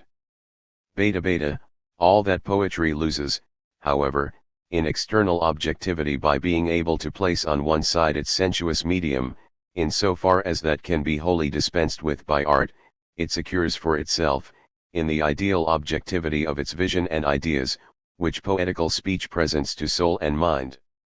For it is the function of imagination to clothe these concepts, emotions, and thoughts in a world that is itself essentially complete 408 with its events, actions, moods, and exhibitions of passion, and by this means it creates works, into which the entire fabric of reality, both in its external aspect as phenomena and in the ideal significance of its content, is brought home to the emotions, vision, and imagination of spiritual life. It is this type of objectivity which the art of music, in so far as it asserts its independent claims in its own province, is compelled to renounce. In other words, the realm of tone possesses, no doubt, as I have already indicated, a relation to the soul, and an alliance which is consonant with its spiritual movement, but it fails to pass beyond a sympathetic relation which is always of an indefinite character, albeit in this aspect of it a musical composition, if originating in the soul life itself, and permeated by genius and emotions of a rich quality, cannot fail to react on our nature with an equivalent power and variety. In the case of a content and the ideal and personal creation such as poetry implies, our emotions pass more completely out of their elementary medium of undefined conscious life into the more concrete vision and more universal 409 imagination which is embodied in such content. This may also be the effect of a musical composition, so soon as the emotions which it excites in ourselves by virtue of its own nature and the artistic energy that animates it are involved more closely in ourselves with a distinct vision and ideas, and thereby present to consciousness the tangible definition of soul impressions in a more stable outlook and more universally accepted ideas. This is, however, our imagination and vision, which no doubt has been suggested by the musical work, but which has not been itself directly disclosed by virtue of the artistic elaboration of musical tones. Poetry, on the contrary, expresses emotions, perceptions, and ideas as they are 410, and is further able to delineate a picture of external objects, although it cannot itself either attain to the plastic clarity of sculpture and painting or the spiritual intimacy of music, and is consequently obliged to call as auxiliary to its powers the direct vision we otherwise receive through the senses and the speechless apprehension of soul life in music. Thirdly, however, the art of music does not confine itself to this independent position over against that of poetry and the spiritual content of conscious life. It allies itself with a clearly expressed content already completely elaborated by poetry, and as the accompaniment of emotions, opinions, events, and actions. If, however, the musical aspect of such a work of art remains the fundamental and predominant one, the poetry, whether in the form of poem, drama, or any other, has no right to assert an independent claim of its own therein. And as a general rule in this association of music and poetry, the preponderance of one art is injurious to the other. If therefore the text, a poetical creation, possesses a fully independent value of its own, the support to be expected from music should be merely an insignificant one, as we find, for example, was the case with the dramatic choruses of the ancients where the music was nothing more than an incidental accompaniment. If, conversely, the music is composed with a more independent individuality of its own, then the text in its turn should be of a more superficially poetical execution, and should as an independent production confine itself to emotions of a general character and ideas depicted on universal lines. The poetical elaboration of profound thoughts is as little appropriate to a good musical text as is the delineation of the objects of external nature or descriptive poetry generally. Songs, operatic arias, the texts of oratorios, and so forth may be consequently, so far as the detail of their execution as poetry is concerned, jejune and of a certain degree of mediocrity. The poet must not make his merits as poet too conspicuous if the musician is to find in his text a genuine opportunity. In this respect it is especially the Italians, such as Metastasio and others, who have displayed the greatest skill, while Schiller's poems, which were never written with such an object in view at all, have been shown to be ill-adapted and indeed useless for musical composition. 411. In cases where the music receives a more artistic elaboration, the audience understands next to nothing of the text, and this is more particularly so with our German speech and pronunciation. 412. For this reason it is not in the interest of music that the weight of interest should be reposed in the text. An Italian audience, for example, chatters away during the unimportant scenes of an opera, takes refreshment, plays cards, and so on, but the instant an aria of emphatic appeal or an important musical movement begins, every section of it is all attention. We Germans, on the contrary, take the greatest interest in the fortunes and speeches of the princes and princesses of opera with attendants, squires, intimates, and waiting maids, and we do not doubt there are many among us still who regret the fact, when the singing begins, that the interest is interrupted, and take their refuge in conversation. In religious music also the text is either for the most part a well-known credo, or a selection of single psalms, so that the words are regarded as merely an incitement to a musical commentary, which possesses an independent style peculiar to itself, that is to say one which not merely is used to expound the text, but which for the most part simply emphasizes the universal character of the content, much in the same way that painting selects its material from sacred history. b. The second aspect of our present inquiry is that of the distinction that obtains between the way in which the art of music lays hold of its subject matter as contrasted with the other arts, the form, that is, in which, whether it be as an accompaniment or independently of a given text, it is able to apprehend and express a particular content. As to this I have already observed that music is not only more capable than the other arts of liberating itself from an actual text, but also from the expression of a definite content, in order that it may find its satisfaction in an essentially complete series of combinations, modifications, contrasts, and modulations, which are comprised within the realm of absolute music. 413. In such a case, however, music is empty, without significance, and is, for the reason that one fundamental aspect of art, namely spiritual content and expression, is absent, not really genuine music at all. It is only when that which is of spiritual import is adequately expressed in the sensuous medium of tones and their varied configuration that music attains entirely to its position as a true art, and irrespective of the fact whether this content receives an independent and more direct definition by means of words, or is perforce emotionally realized from the tone music itself and its harmonic relations and melodic animation. Alpha. In this respect the unique function of music consists in this, that whatever its content may be it is not so created by the art for human apprehension as though it either was held by consciousness as a general concept is so contained, or as definite external form is ordinarily presented to our perception, or as such receives its more complete reflection in the artistic counterfeit, but rather in the way in which a content is made a living thing in the sphere of the personal soul. To make this essentially veiled life and inweaved motion ring forth through the independent texture of tones, or attach itself to expressed words and ideas, and to steep such ideas in this very medium, in order to re-emphasize anew the same for feeling and sympathy, such is the difficult task assigned to the art of music. Alpha. The life of soul itself is consequently the form in which music is able to grasp its content, and thereby seeks to absorb within itself everything that can generally enter into the shrine of the soul and above all disclose itself under the veils of emotional movement. But from this it necessarily follows that the art of music must not attempt to minister to sense perception, but must restrict its effort to making soul life intelligible to soul, whether this is effected by its making the substantive and ideal depth of a content as such penetrate to the very core of soul itself, or by its preferring to disclose the life and motion of a content in the soul of some particular person, so that this inward life of itself becomes its actual object. Beta. This abstract inwardness of soul is in the most intimate sense differentiated, under the mode in which music is related to it,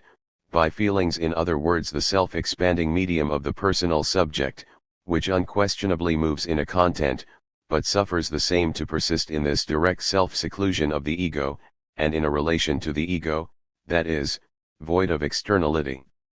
Consequently feeling is throughout simply all the envelope of that content, and it is the sphere which is claimed by music 414.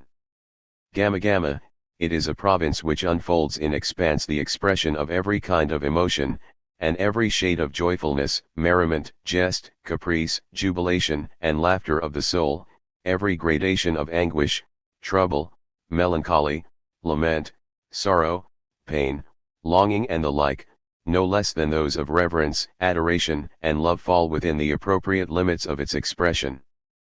Beta, tone as interjection, as the cry of grief, as sigh and laughter, is already, outside the province of art, the most immediately vital expression of soul conditions and feelings, the and o of the soul.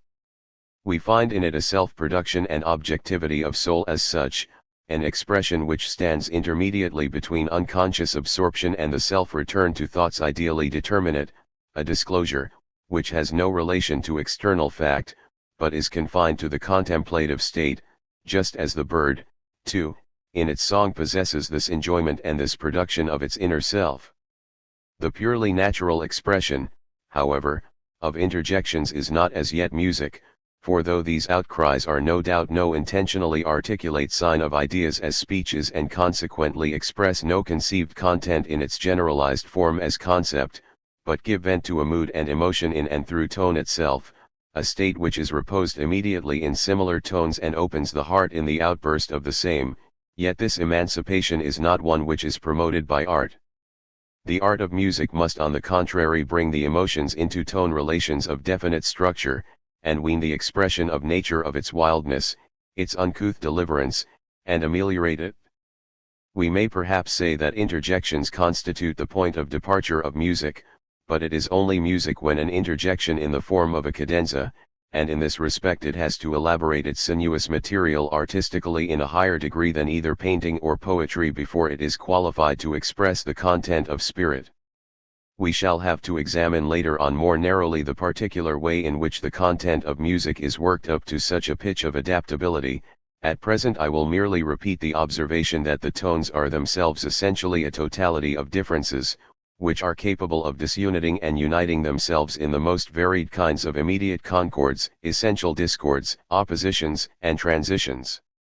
To these opposed and united tones, no less than the differentiation of their movements and transitions, their entry, their progression, their conflict, their self-resolution and their disappearance, the ideal character both of this or that content and of the emotions, in the form whereof both heart and soul obtains the mastery of such content, corresponds in closer or more remote affinity, so that the like tone relations, apprehended and informed conformably thereto, disclose the animated expression of that which is present to spirit as definable content. The medium of tone asserts itself as more cognate with the ideally simple essence of a content than the sinuous material previously dealt with, for this reason that tone, instead of making itself secure in spatial form and coming to a halt as the varied presentment of juxtaposition and extension, is comprised in the ideal realm of time, and for this reason does not progress to a condition under which simple ideality and concrete bodily shape and appearance are differentiated. And this is equally true of the form of the feeling of a content whose expression mainly falls upon the art of music. In other words, in sense perception and conception we have already, as in self-conscious thought, the necessary distinction between the perceiving, conceiving, and thinking ego and the object of perception, conception, and thought. In emotion, however, this distinction is resolved, or rather it is never propounded, but the content is interwoven with the inner life without such division. when consequently music is united as an art of accompaniment with poetry, or conversely poetry is united with music as an interpreter to its elucidation, in such a case music is unable to render conspicuous in an external form or to reflect with intention ideas and thoughts as they are thus apprehended by self-consciousness. It is obliged as stated either to offer the simple character of a content in true relations to feeling, as they are cognate with the ideal relation of this content, or to seek more nearly to express, by means of tones which accompany and give intensity to poetry, that feeling itself, which the content of perceptions and ideas can arouse in the spirit that is both sympathetic and imaginative. See, following the course of these remarks, it is possible in the third place to form an estimate of the unrivaled power which is thereby directly exercised by music on the soul, which is neither carried forward to the vision of reason, nor diverts consciousness in isolated points of view, but is accustomed to live within the ideal range and secluded depths of pure emotion. For it is precisely this sphere, the intimacy of soul life, the abstract appropriation of its own realm, which is grasped by music, which thereby sets in movement the source of these ideal changes, namely, the heart and soul, which we may consider at this concentrated focus and center of our entire manhood. Alpha, in a particular sense, sculpture endows its art products with a wholly independent subsistency, an objectivity essentially exclusive whether we regard it from the point of view of its content, or that of its external art manifestation. Its content is the substantive being of the life of spirit possessed no doubt with individual vitality, but along with this reposing in self-subsistent coherence on itself, its form is the material configuration under the condition of space. For this reason a work of sculpture retains as an object of sense perception the highest degree of self-subsistency. A picture, as we have already pointed out in our consideration of the art of painting, comes into closer contact with the spectator. In part this is due to the essentially more subjective 415 content thereby depicted, in part it is referable to the fact that it is merely the show of reality which it displays, thereby making us aware that it is not a thing independently substantive, but rather essentially something intended for something else, and exclusively so, in other words for the human vision and soul. Yet even in the case of a picture we have still left us a freedom more independent it fails to absorb. Even here we have still only to do with an object externally presented, which only reaches us through sense perception, and only thus excites our emotion and imagination. The spectator may consequently approach the work of art as he likes, he may observe this or that aspect of it, he may analyze the whole, as it throughout persists confronting him, may make it the object of various reflections, and in short remain throughout at liberty to continue his independent review of it. Alpha, the musical work of art, on the contrary, no doubt, as such a work, posits in like manner the incipiency of a distinction between the work itself and the individual that enjoys it, that is to say in its actually resonant tones it receives a sensuous existence that is distinct from the soul of the listener. But on the one hand this opposition does not proceed, as in the case of the plastic arts, to an external subsistency in space and the visibility of a mode of objectivity that coheres independently, but on the contrary makes its real existence vanish in the immediate passage through time. On the other hand the art of music does not make the separation of its external material from its spiritual content in the same way that poetry does so, in which the aspect of idea is elaborated with more definite independence from the sound of speech 416, and more cut off as it is than any of the arts from this aspect of externality, issues as such in a unique progression of mental ideas constructed by the imagination. No doubt the observation may readily be made here that, agreeably with what I have already stated, the art of music is able to conversely to release tones from their content and thereby give them independent form. This liberation is, however, not that which really falls within art's province, which on the contrary wholly consists in employing harmonious and melodic motion for the expression of the content originally selected and the emotions, which the same is qualified to excite. Inasmuch as, therefore, musical expression has for its content the inward life itself, the ideal significance of fact and emotion, and a tone world which, at least in art, does not proceed to spatial configuration, and in its sensuous existence is wholly evanescent, it follows that music directly penetrates with its movements to the ideal habitat of all the fluctuations of soul life. In other words, it seizes on consciousness, where it is no longer confronted with an object, and in the loss of this freedom from the flood of tones as it streams on is itself whirled away with it. 417. Yet there is here, too, by reason of the divers directions which music may separately follow, an effect of varied character. In other words, when a more profound content, or, to put it generally, an expression more steeped in soul, is absent, we may find as a result that we experience on the one hand delight in the purely sensuous sound and harmony without any further emotional movement, or, on the other hand, we follow the course of the harmony and melody with our critical judgment, a progression by which the inmost heart of us is no further touched or affected.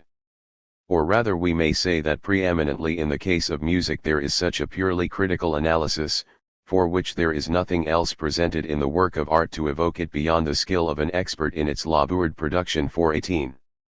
If we, however, withdraw ourselves from this critical science, and give ourselves up unreservedly, we become entirely possessed with the musical composition and are carried with it quite independently of the power, which the art of it simply as art exercises upon us. And the peculiar power of music is an elementary force, that is to say it lies in the element of tone, in which the art here moves.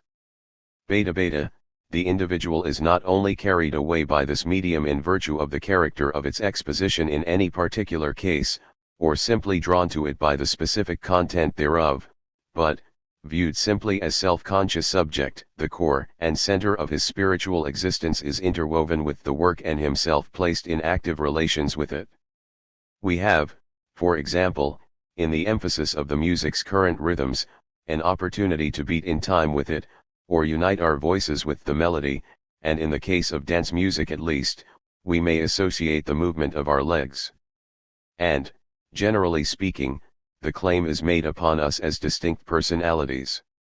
Conversely, in the case of purely methodical action, which, in so far as it is subject to time relations, is compatible with a distinct beat in virtue of its regularity and possesses no further content, we require on the one hand an expression of this regularity as such in order that this action shall be present to the individual under a mode that is itself subjective, and, on the other, we require a more intimate realization of this rhythm. Both requirements are supplied by the musical accompaniment. This is effected, for instance, by music as associated with the march of soldiers. Such arouses the soul to the rhythmical beat of the march, makes the individual full of the fact of his marching. 419 and steeps him in the harmonious action of it. In something of the same sense the unregulated bustle of a table d'hôte and the unsatisfactory excitement it arouses annoys many people. Such feel that the moving up and down, the clatter and chatter should be subject to rule, and as we have in our eating and drinking an empty space of time to deal with, we should have that emptiness filled up for us. Such, therefore, is also an occasion among many others when music will help us considerably, suggesting as it does other thoughts, recreations, and ideas.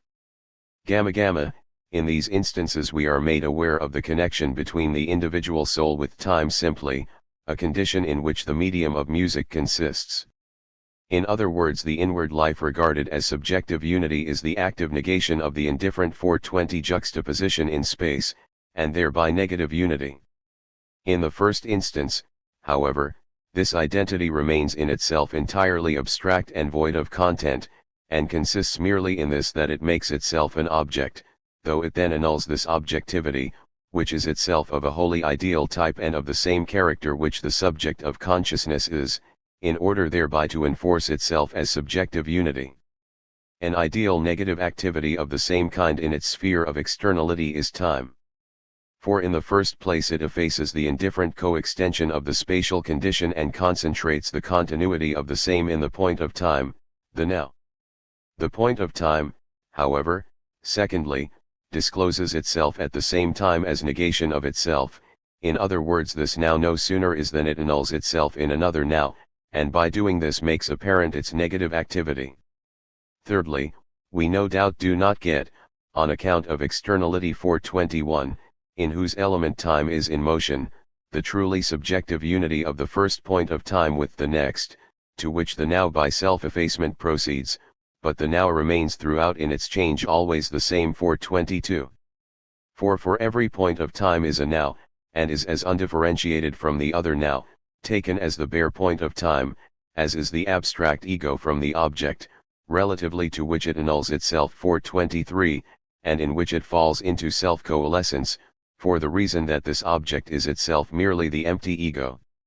The actual ego itself, too, belongs yet more closely to time, with which it coalesces, in so far as it is, if we abstract from the concrete content of consciousness and self-consciousness, nothing but this empty movement which posits itself as another and then cancels the exchange, in other words cancels itself, in order thereby to conserve the ego, and here only the abstract for 24 ego therein. Ego is in time, and time is the being of the conscious subject itself. Inasmuch, then, as time and not the spatial condition as such supplies the essential element, in which tone secures existence in respect to its validity as music, and the time of tone is likewise that of the conscious subject, for this reason tone, by virtue of this fundamental condition of it, penetrates into the self of conscious life, seizes hold of the same in virtue of the most simple aspect of its existence, and places the ego in movement by means of the motion in time and its rhythm. While in addition to this the other configuration of tones, as the expression of emotions, brings yet further a more definite material to enrich the unity of consciousness, a wealth by which it is at once affected and carried forward. We find, then, that the fundamental ground for the elementary might of the art of music is of this nature. Beta, in order, however, that music may exercise its full effect, we must have something more than the purely abstract tone in its movement in time. The further aspect we have to attach to it is a content, an emotional wealth steeped in spirit presented to the soul, and the expression, the soul of this content in tones. We have no right, then, to entertain any exaggerated 425 opinion of the sovereign might of music simply as music, about which ancient writers, both sacred and profane, have told us so many fabulous tales. If we go back to the miracles which Orpheus performed as a pioneer of civilization, we find indeed that tones and their movements spread their influence to the wild creatures, which encircled him shorn of their wildness, but they did not extend to humankind, who required the content of a nobler strain. It is something of this latter kind that we must attach to the hymns ascribed to Orpheus, which, in the form we have received from tradition, even though it be not their original one, support mythological and other ideas. In a similar way, too, the warlike songs of Tyrtaeus are famous, by means of which, so we are told, the Lacedaemonians, after long and fruitless conflicts, were stirred up to an irresistible enthusiasm and finally were wholly victorious over the Messenians. In this case, too, the content of the ideas which these elegies excited was the main thing, although preeminently in the case of barbaric peoples and in times of deeply moved passions we cannot deny that the musical aspect of them exercised a real force and effect. The pipes of the Highlanders contribute essentially to the animation of their courage, and the power of the Marseillaise as sung in the French Revolution is undeniable. The real source of enthusiasm is, however, to be looked for in the definite idea, in the true interest of the spirit with which a nation is steeped, and which can be exalted to a more direct and living feeling when the notes of music, the rhythm, and the melody carry along whoever may give himself up to them.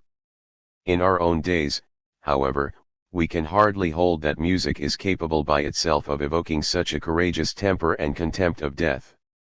Almost all armies nowadays have excellent regimental music, which calls the soldiers to their duties, releases them from such, gives life to the march and incites them to the attack. No one, however, dreams of beating the enemy with such means. The courage of the field of battle does not come with the blast of trumpets and the beat of drums, and it will indeed take a host of trombones before a fort will tumble in ruin at their blast like the walls of a Jericho.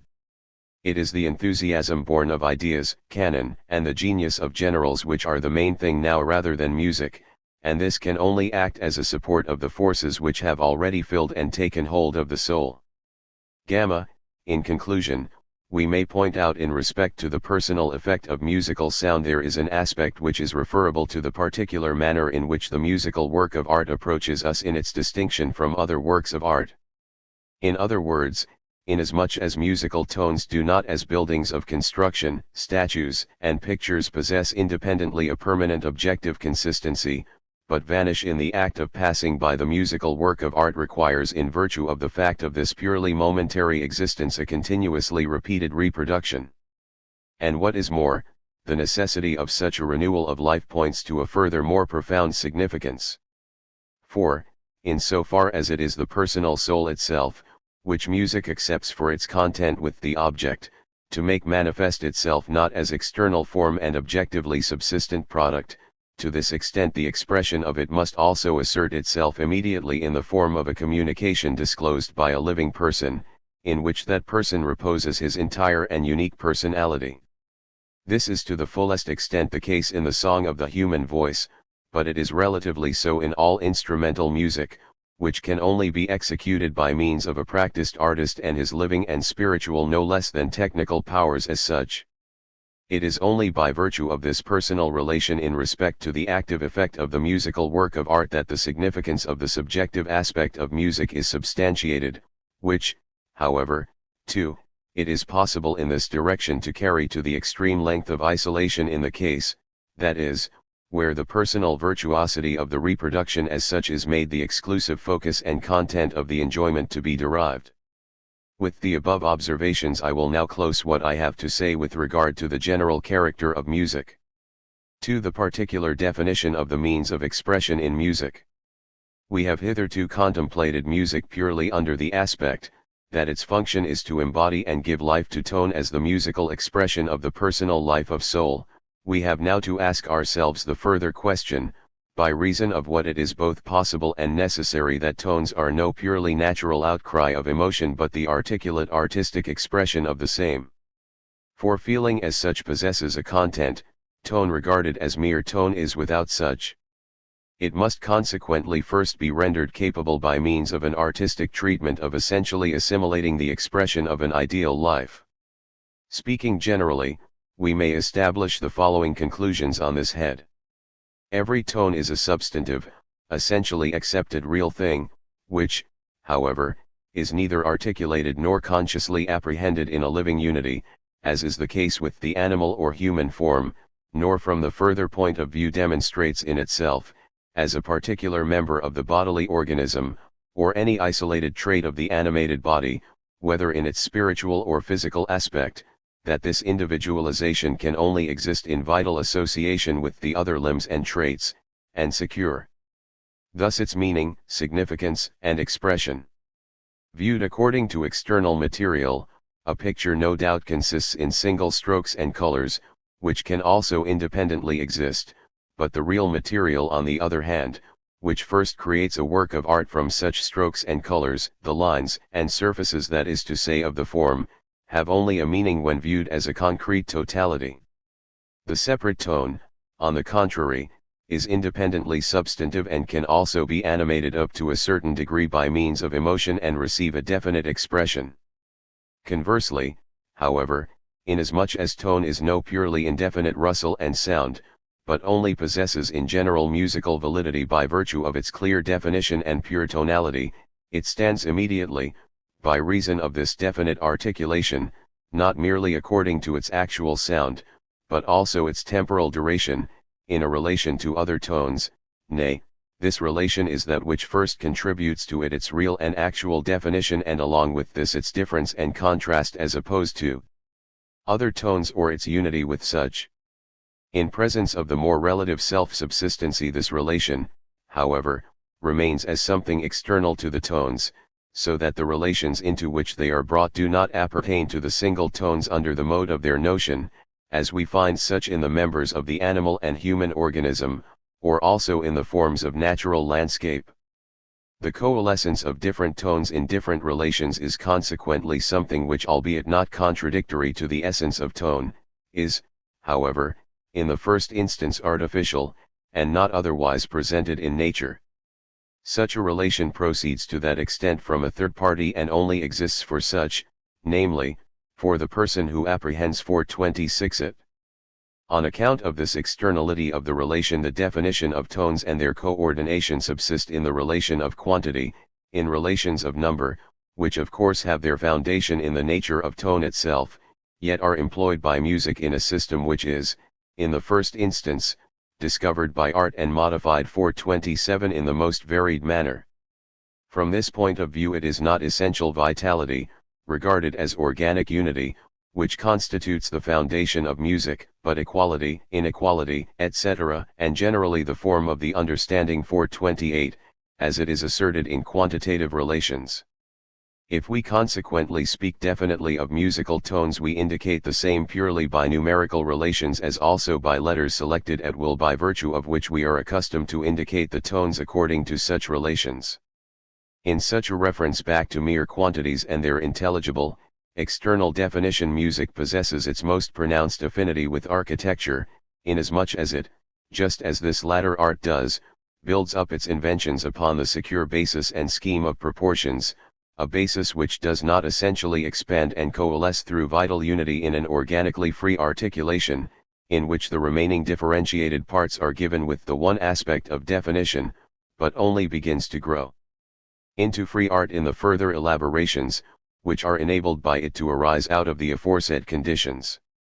Although architecture carries the process of liberation no further than a harmony of forms and the characteristic animation of a mysterious eurythmy, music, on the contrary, for the reason that it has for its content the most intimate, personal, and free life and essence of the soul, strides into and emphasizes the profoundest opposition that exists between this free life of soul and those quantitative relations on which it is based. It is, however, unable to persist in this opposition, rather it is its difficult function to overcome it as essentially as it accepts it, by assigning to the free movements of the soul, which it expresses, a more secure foundation and basis by means of these necessary proportions, a basis on which it then, however, gives movement to and develops the inner life in the freedom which for the first time receives its fullness of content by virtue of such fundamental necessity. 429. In this respect there are in the first instance two aspects of tone we should distinguish, according to which it is artistically to be employed. First, we have the abstract foundation, the universal but not as yet physically specified element, that is, time, in the domain of which tone falls. After that we get sound itself, the real distinction of tones, not merely according to aspects referable to the difference of the sensuous material, which sounds, but also in that aspect of the tones themselves as they are related to one another, whether in their singularity or as a whole. To such we must then adjoin thirdly, the soul, which gives animation to the tones, rounds them off in a free totality, and gives to them a spiritual expression in their temporal movement and their real sound. By virtue of these aspects we receive for their more definite classification a series of stages as follows. First, we have to occupy our attention with the purely temporal duration and movement, which it is the function of art not merely to leave to chance in their arrangement, but to determine according to definite measures, and to render various by virtue of their differences, and once more again to establish their unity in these distinctions. From this we deduce the necessity for time measure, beat, and rhythm. Secondly, however, music has not merely to deal with abstract time and the relations of longer or shorter duration, musical phrase, and so forth, but with the concrete time of their sound according to definite tones, which consequently are not merely distinct from one another according to their duration. This difference reposes, in the first place, on the specific quality of their sensuous material, by reason of whose oscillations the tone is produced. On the other hand it depends on the different number of such oscillations, in which the resonant bodies oscillate in an equal measure of time. And furthermore these differences assert themselves as essential aspects for the relation of tones in their concord, opposition, and mediation. We may give this portion of our subject the general designation of the theory of harmony. Thirdly, and finally, it is the melody, by virtue of which on these foundations of a beat characterized by rhythmical vitality and of distinctions and movements of harmony itself that the realm of tones is unitedly discharged in a spiritually free mode of expression, and conducts us thereby to the final main section of our subject, which will undertake to consider music in its concrete unity with the spiritual content it is intended to express in beat, harmony, and rhythm. A. Time measure, beat, rhythm. So far as in the first place the purely temporal aspect of musical tone is concerned, we have first to discuss the necessity, which generally in musical time is the dominant factor. Secondly, we shall consider beat under the aspect of time measure wholly regulated under scientific rule. Thirdly, we shall treat of the rhythm, under which a start is made in animating this abstract rule by the prominence or subordination it attains to definite divisions of time. Alpha, the figures of sculpture and painting are placed side by side in space and present the extension of reality in actual or apparent totality. Music, however, can only place before us tones in so far as it makes a body under the spatial condition tremble, setting the same in an oscillating motion.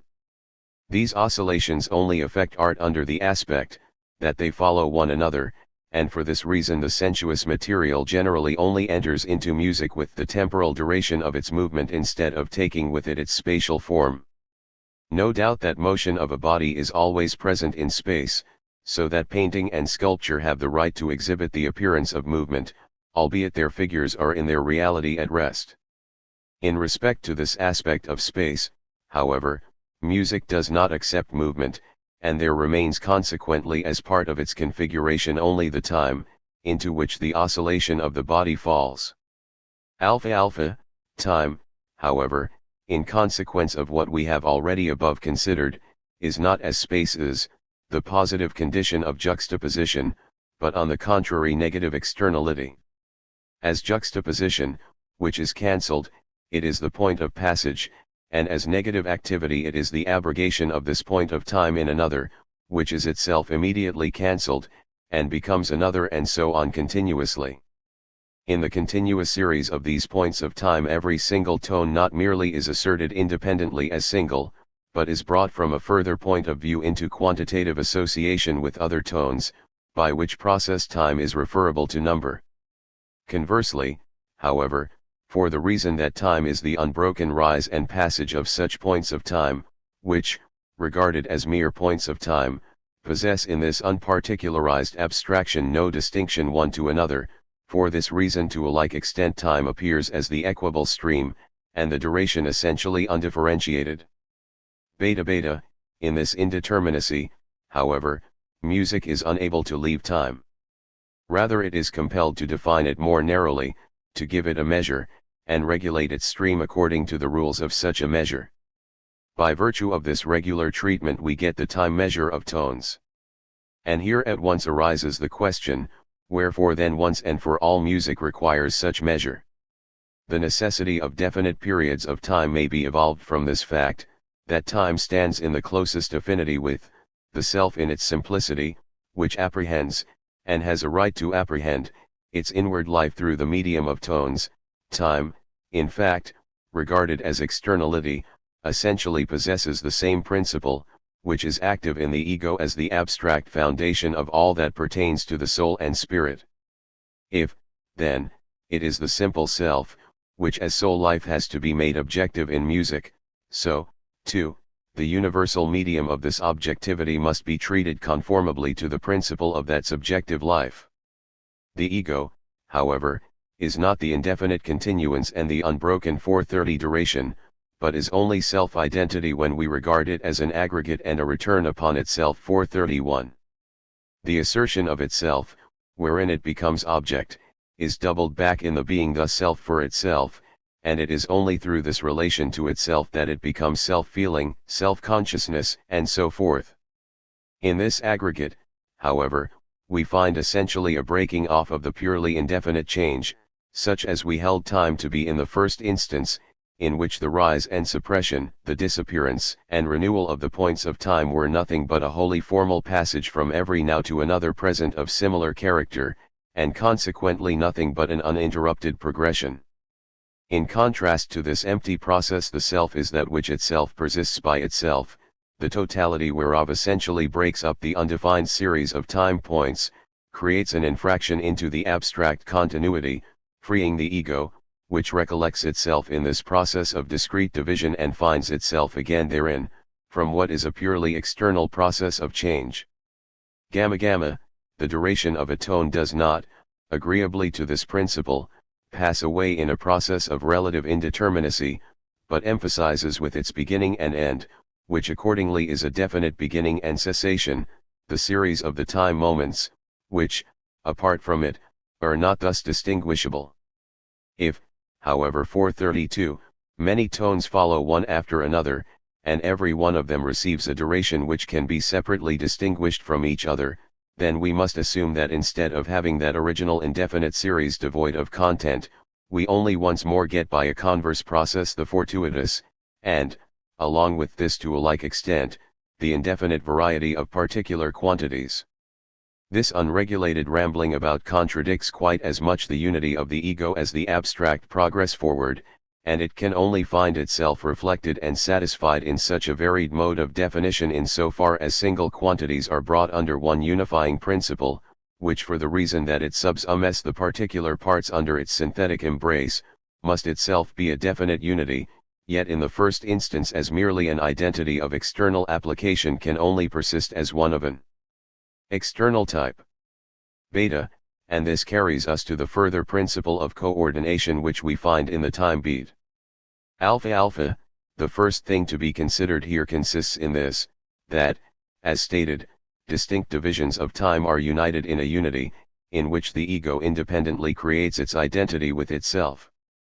Inasmuch as the ego in the first instance only supplies the foundation as abstract self, this equability, in respect to the advance of time and its tones, can only assert itself as operative under the mode of a uniformity that is itself abstract, that is to say as the uniform repetition of the same unity of time. Agreeably to the same principle, the beat according to its simple definition can only consist in this, that it establishes a definite unity of time as measure and rule, not merely for the deliberate 433 breaking up of the time series held previously without such distinction, but also for the equally capricious duration of single tones, which are now apprehended together under a definite bond of union, and that it permits this measure of time to be continuously renewed in abstract uniformity. In this respect, time beat possesses the same function as the principle of symmetry in architecture, as, for instance, when this places side by side columns of similar height and thickness at intervals of equal distance, or coordinates a row of windows, which possess a definite size, under the principle of equality. We find present in this case, too, an assured distinction of parts and a repetition in every way complete. In this uniformity self-consciousness discovers itself once more as unity, in so far as it in part recognizes its own equality in the coordination of a fortuitous variety, partly, too, in the return of the same unity, it is recalled to the fact that it has already been there, and precisely by means of its return asserts itself as the prevailing principle 434. The satisfaction, however, which the ego receives through the time beat in this rediscovery of itself is all the more complete because the unity and regularity do neither apply to time or tones as such, but are something which is wholly appertinent to the ego, and is carried into the time relation by the same as a means of self-satisfaction. We do not find this abstract identity in what is wholly of nature. Even the heavenly bodies retain no regular time measure 435 in their motions, but accelerate or retard their course, so that they do not pass over equal spaces in identical periods of time. The same thing may be said of falling bodies, with the motion of projectiles, etc., and we may add that animal life to a still less degree regulates its running, springing, and seizing of objects on the principle of an exact recurrence of one definite time measure. In this respect, the time measure of living things proceeds far more completely from spiritual initiative than the regular definitions of size applicable to architecture, for which we may more readily discover analogies in nature. Beta beta, if, however, the ego is to return upon itself by means of the time beat by thus appropriating throughout an identity which it itself is and which proceeds from itself, we imply in this, in order that the distinct unity may be felt as a principle, that in a similar degree what is presented to it should be that which is unregulated and not uniform. It is in short only through the fact that the definite beat of the measure prevails over and coordinates what is capriciously unequal, that it asserts itself as unity and regulating principle of a fortuitous variety. It must consequently appropriate the same within itself, and suffer uniformity to appear in that which is not so. This it is which first gives to the time beat its specific and essential definition to be asserted to in contrast to other measurements of time, which can be repeated relatively to the same principle. Gamma gamma, by reason of this the multiplicity which is enclosed in a given time measure possesses its definite standard according to which it is divided and coordinated.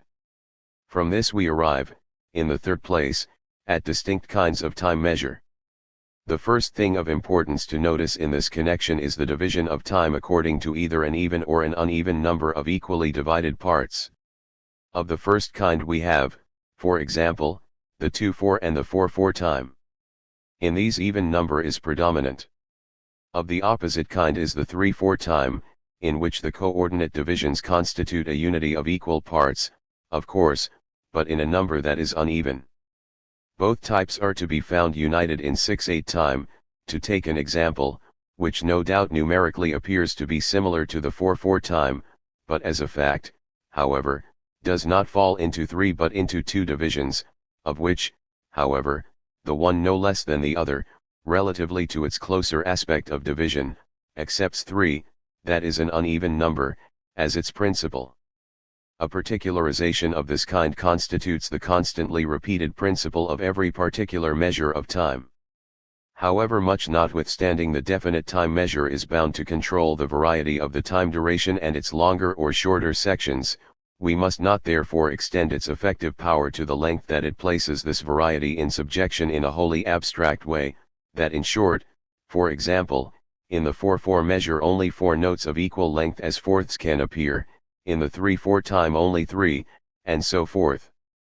The regularity restricts itself to this, that as, for instance, in the 4/4 time the sum of the separate notes are only equal to 4 equal parts, which may not only be divided into eighths and sixteenths, but conversely may again contract into less divisions, and indeed are capable moreover of more diffuse division. Gamma, the further, however, this elastic mode of differentiation is carried the more necessary it is that the essential divisions of the time should be asserted as predominant and also should be indicated in an effective way as an illustration of the fundamental principle of their coordination. This is carried out by the rhythm, which first gives vital significance to time measure and the beat. With respect to this vitalization 436 we may distinguish the following points. Alpha alpha, in the first place we have accent, which to a greater or less degree attaches in an audible way to definite divisions of time, while others pass by on the other hand without an accent. By virtue of such emphasis, or lack of emphasis, which is itself of various kinds, every particular measure of time possesses its particular rhythm, which is placed in exact association with the specific mode of division to which its rhythm applies. The 4/4 time, for instance, in which an even number is the principle of division, has a twofold arsis. On the other hand there is that on the first note or fourth division, and then, though in weaker power, on the third. The first is called on account of its stronger accentuation, the strong accent, the second in contrast to it the weak one. In the 3/4 time the accent rests entirely on the first fourth, in 6/8 time on the contrary it is on the first of the 8 divisions and the fourth, so that in this case the twofold accent asserts a division of equal length in 2 halves. Beta beta, in so far as music is an accompaniment rhythm is brought into essential relation with poetry. In the most general way I will on this merely venture the observation that the accents of the musical beat ought not to directly contradict those of the meter. If, for example, one of the unaccentuated syllables, relatively to the rhythm of the verse, is placed in a strong accent of the beat, while the arsis, or it may be the caesura, falls in one of the weak accents of the music, then we get a false opposition between the rhythm of the poetry and that of the music which it is better to avoid. We may affirm the same thing with regard to the long and short syllables. These also ought in general to fall into harmony with the duration of the tones, so that the longer syllables are coincident with the longer notes, the shorter with the shorter, albeit this accordance is not to be pressed with absolute precision, inasmuch as music is frequently permitted greater play for the duration of its long notes, no less than for the exuberant subdivision of the same. Gamma gamma. In the third place, we may at once in anticipation observe that we have to distinguish the animated rhythm of melody from the abstractly considered and severely regular return of the beat rhythm. In this respect music possesses a similar and, in fact, yet greater freedom than poetry. In poetry the beginning and termination of words 437 need not necessarily coincide with the beginning and end of the verse feet. Rather a thoroughgoing coincidence of this nature gives us a verse that halts and is without caesura. And, furthermore, the beginning and ending of the sentences and periods ought not throughout to mark the beginning and conclusion of a verse. On the contrary, a period will terminate more satisfactorily in the beginning or even in the middle and near the last feet of the verse. From which point we begin with a new one which carries the first verse into the one that follows. The same thing holds good in the case of music relatively to its time beat and rhythm. The melody and its different phrases 438 need not absolutely commence with the fall of a beat and close with the conclusion of another. Such may in a general way move freely to this extent that the mainarsis of the melody may be incident to that portion of a musical beat, on which, relatively to its ordinary rhythm, no such emphasis applies, whereas, conversely, a tone, which in the natural process of the melody would necessarily receive no accentuated prominence, may quite conceivably be placed in the strong accent of the time measure, which requires an arsis, so that consequently such a tone, relatively to the time rhythm, has a different effect from that which the same tone claims to assert as distinct from that rhythm and purely in the melody. This opposition, however, asserts itself most strongly in so-called syncopations. If, on the other hand, the melody absolutely adheres in its rhythms and divisions to the time rhythm, it tends to drag, and lacks warmth and invention. In short, what is required is a freedom from the pedantry of meter and the barbarism of a uniform rhythm. A deficiency in more free movement readily increases the limpness and sluggishness to the point of actual gloom and depression, and in this way, too, many of our popular melodies possess aspects of mournfulness, drag and burden, in so far as the soul merely possesses a means of advance as its expression more monotonous than itself, and in virtue of such is constrained to consign to it also the doleful emotions of a broken heart. The speech of southern peoples, on the other hand, more especially the Italian, offers a rich field for a rhythm and flow of melody which is more notable for its variety and movement. And it is precisely here that we mark an essential distinction between German and Italian music. The uniform coldness of the iambic mode of scansion, which recurs in so many German songs, kills the free and jubilant impulse of the melody, and restrains any further rise and devolution. 439. In more recent times Richard and others, owing to this very fact that they have said goodbye to this iambic drone, have imported into their lyrical compositions a new and rhythmical life, although we still find traces of the former type in some of their songs. However, we do not only mark the influence of the iambic rhythm in songs, but also in many of our most important musical compositions. Even in the Messiah of Handel the composition does not only in many arias and choruses follow the meaning of the words with declamatory truth, but also adheres to the fall of the iambic rhythm, partly in the distinction simply that it makes between its long and short duration, partly in the fact that the protraction of the iambic rhythm requires a more elevated tone than the corresponding short syllable in the meter. I have no doubt this is one of the characteristic features of Handelian music, owing to which we Germans feel so much at home with the same, quite apart from its excellences in other respects, its majestic swing, its victorious onward movement, the wealth it discloses of profoundly religious no less than more simple idyllic emotions.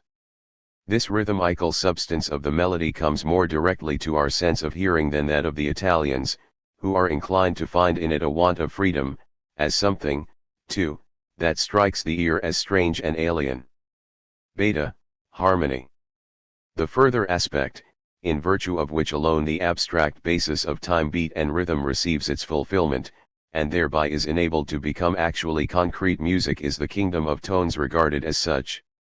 This more essential domain of music is dominated by the laws of harmony. We have here a further elementary fact to deal with.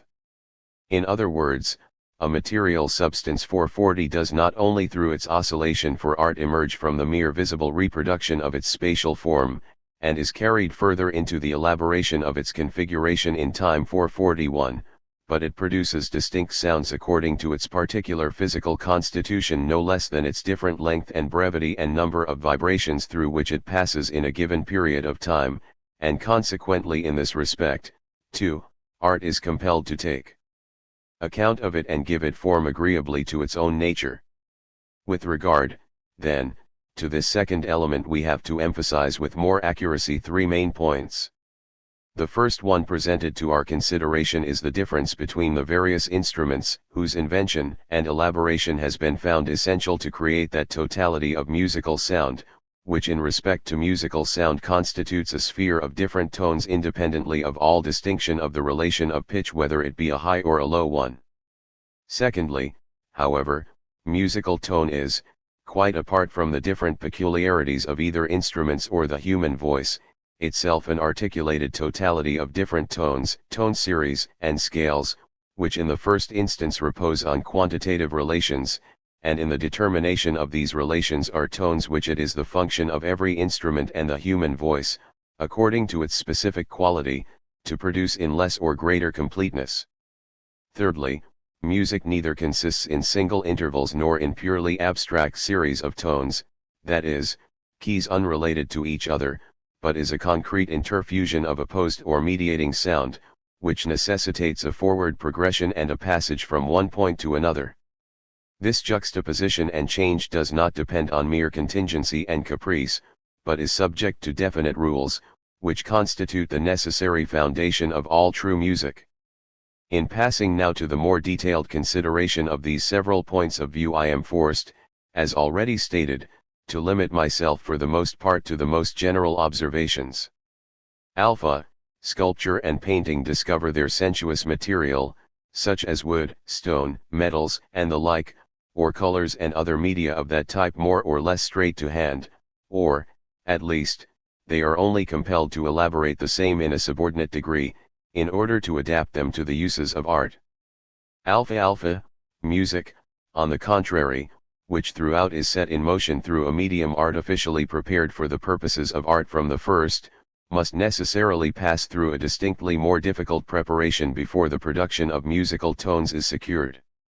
With the exception of the human voice, which returns us nature in her immediacy, music is compelled itself to create all its other instruments of genuine musical tone throughout before it can exist as an art. Beta, with regard to these means as such we have already above formed our conception of the timbre proper to them in the sense that it is the result of a vibration of the spatial medium, is the first excitation thereof of ideal import, which enforces itself as such in contradistinction to the purely sensuous juxtaposition, and, by virtue of this negation of spatial reality, asserts itself as the ideal unity of all the physical qualities of specific gravity and the purely sensuous type of corporeal coalescence. If we inquire further as to the qualitative peculiarities of the medium thus made to emit musical sound we shall find that in its character as material substance no less than as artificially constructed, it varies greatly. We may have a longitudinal or oscillating 442 column of air, which is limited by a fixed channel of wood or metal, or we may have a longitudinally stretched string of gut or metal, or in other cases a stretched surface of parchment or a bell of glass or metal. In this connection we may draw attention to the following distinguishing features. In the first place it is the lineal direction 443 which is mainly predominant, and produces the instruments most effective in musical employment, and this is so whether, as in the case of wind instruments, the main principle is represented by a column of air which is relatively more deficient in cohesion or by a material line adapted to tension, but of sufficient elasticity to be made to vibrate, as is the case with stringed instruments. Secondly, we have the principle of surface rather than line represented in instruments of inferior significance, such as the kettle drum, bell, and harmonica. There is, in fact, a subtle sympathy between the self-audible principle of ideality and that type of rectilinear tone 444, which, by virtue of its essentially simple subjectivity, demands the resonant vibration of simple line extension rather than that of the broad and round surface. In other words, ideality is as subject this spiritual point, which is made audible in tone as its mode of expression. But the closest approach to the exposition and expression of the mere punctum is not the surface, but the simple linear direction. From this point of view, broad or round surfaces are not adapted to the requirements and enforcement of such audibility. In the case of the kettle drum, we have a skin stretched over a kettle or basin, which by being struck at a single point sets the entire surface vibrating with a muffled sound. Though a musical sound, it is one which from its very nature, as belonging to such an instrument, it is impossible to bring either to clear definition or any considerable degree of variety. We find a difficulty of an opposite type in the case of the harmonica and the bells of glass which are set in vibration in it. In this case it is the concentrated intensity of tone which fails to project itself, and which is of such an affecting character that not a few, when hearing it, receive actual nervous pain. But, despite this specific effect, this instrument is unable to give permanent pleasure and is with difficulty combined with other instruments on the rare occasions such an attempt is made. We find the same defect on the side of differentiation of tone in the bell and a similar punctually repeated stroke as in the case of the kettle drum. The ring of a bell, however, is not so muffled as in the latter, it rings out clearly, although its persistent reverberation is more the mere echo of the single beat as struck at regular intervals. Thirdly, the human voice may be regarded in respect to the tones emitted as the most complete instrument of all. It unites in itself the characteristics of both the wind instrument and the string. That is to say, we have here in one aspect of it a column of air which vibrates, and, further, by virtue of the muscles, the principle of a string under tension. Just as we saw in the case of the color inherent in the human skin, we had what was in its aspect of ideal unity, the most essentially perfect presentment of color, so, too, we may affirm of the human voice that it contains the ideal compass of sound, all that in other instruments is differentiated in its several composite parts.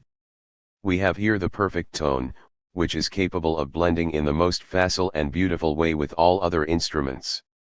Add to this that the human voice is to be apprehended as the essential tone of the soul itself, as the concordant sound which by virtue of its nature expresses the ideal character of the inner life, and most immediately directs such expression.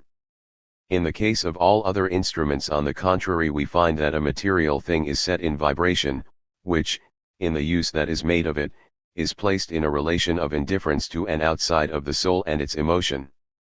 In the human song, however, it is the human body itself from which the soul breaks into utterance.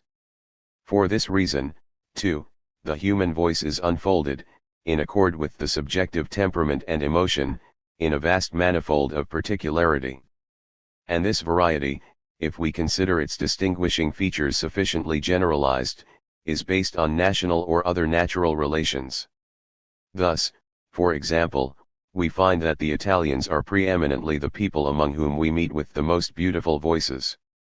An important feature of this beauty is to start with the content of the sound simply as sound, its pure metallic quality, which neither finds a way in mere keenness or vitreous attenuation, nor maintains a persistent muffled and hollow character, but, at the same time, though never carried to the point of tremolo in its tone, preserves in the compact body of its tone something of the vital vibration of the soul itself.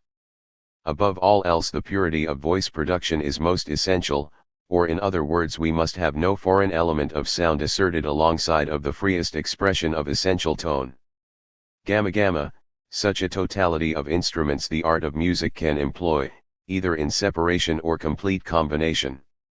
In the latter case of late years we may note an exceptional artistic development. The difficulty of such artistic collaboration is enormous. Every instrument possesses a character of its own, which is not directly congenial to the peculiarity of some other instrument. It follows from this that whether we are considering the harmonious cooperation of various instruments of different type, or the effective production of some particular quality of sound such as that of wind or strings, or the sudden blast of trombones, or the successive alternations of change that are inseparable from the music of a large choir, In all such cases knowledge, circumspection, experience, and imaginative endowment are indispensable, in order that, in every example of the kind, whether of tonal quality, transition, opposition, progression, or mediation, we do not lose sight of an ideal significance, the soul and emotional value of the music. For example, I find in the symphonies of Mozart, who was a great master of instrumentation and its sense appealing, that is its vital no less than luminous variety, a sort of alternation between the different instruments which frequently resembles in its dramatic interplay a kind of dialogue. In one aspect of this the character of some particular type of instrument is carried to a point, which anticipates and prepares the way for that of another. Looked at in another way, one kind of instrument replies to another, or asserts some typical mode of expression which is denied to the instrument it follows, so that in the most graceful fashion we thus get a kind of conversation of appeal and response, which has its beginning, advance, and consummation. Beta, the second material which enlists our attention, is no longer the physical quality asserted in the sound, but the essential definition of the tone itself, and its relation to other tones.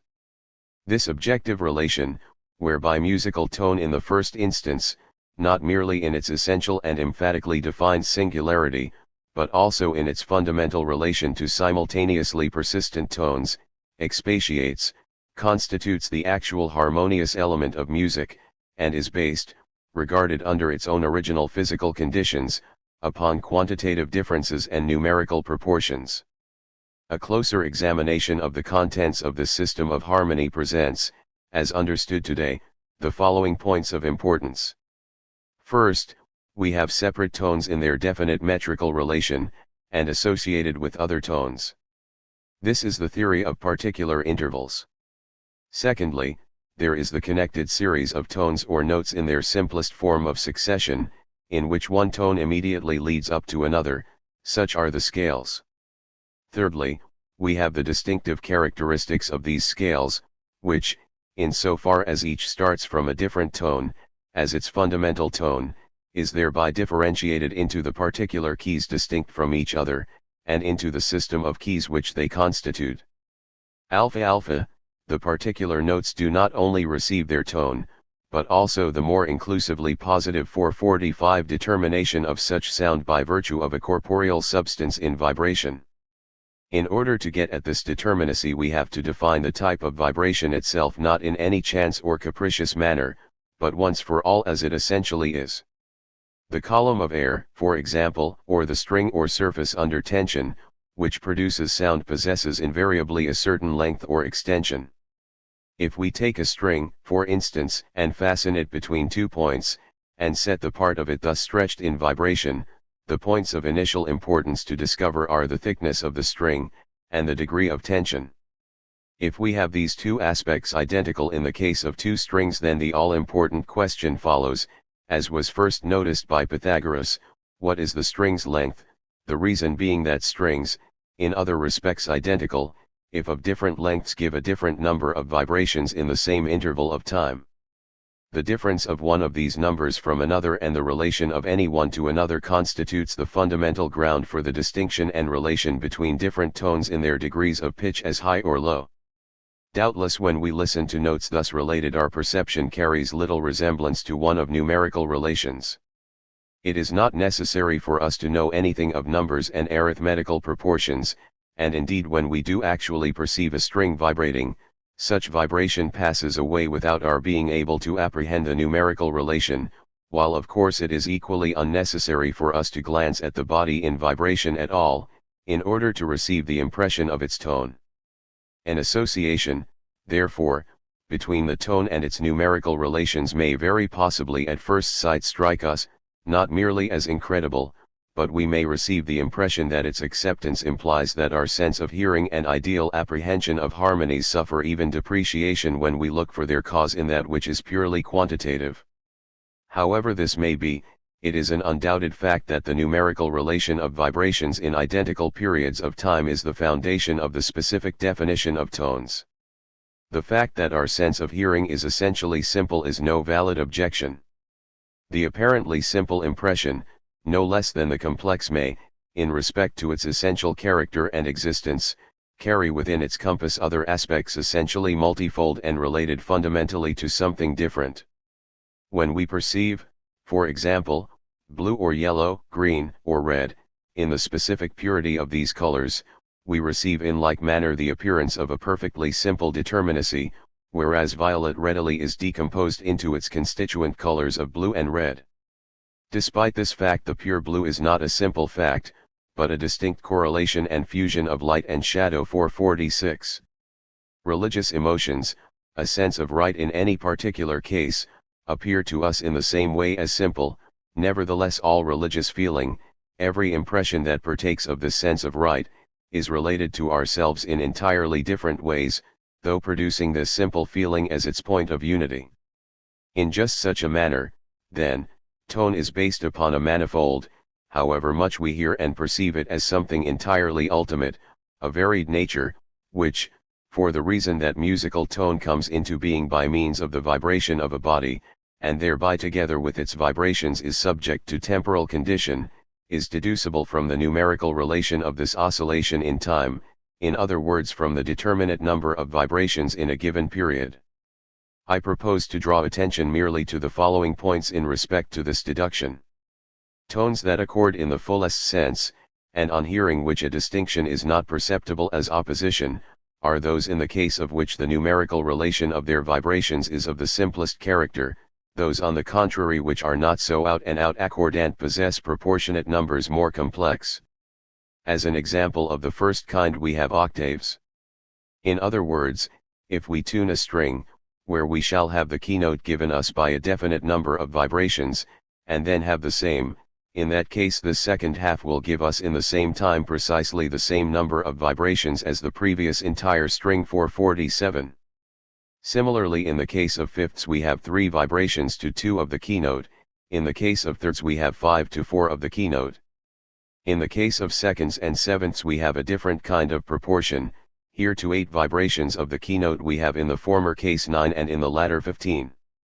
Beta beta, inasmuch then we have already referred to this as these relations cannot be posited as we like, but disclose an ideal necessity for their particular aspects. 448. No less than the totality they together constitute, for the like reason the particular intervals, which are fixed by such numerical relations, do not persist in their relation of indifference to each other, but are inevitably comprised together in and as a whole.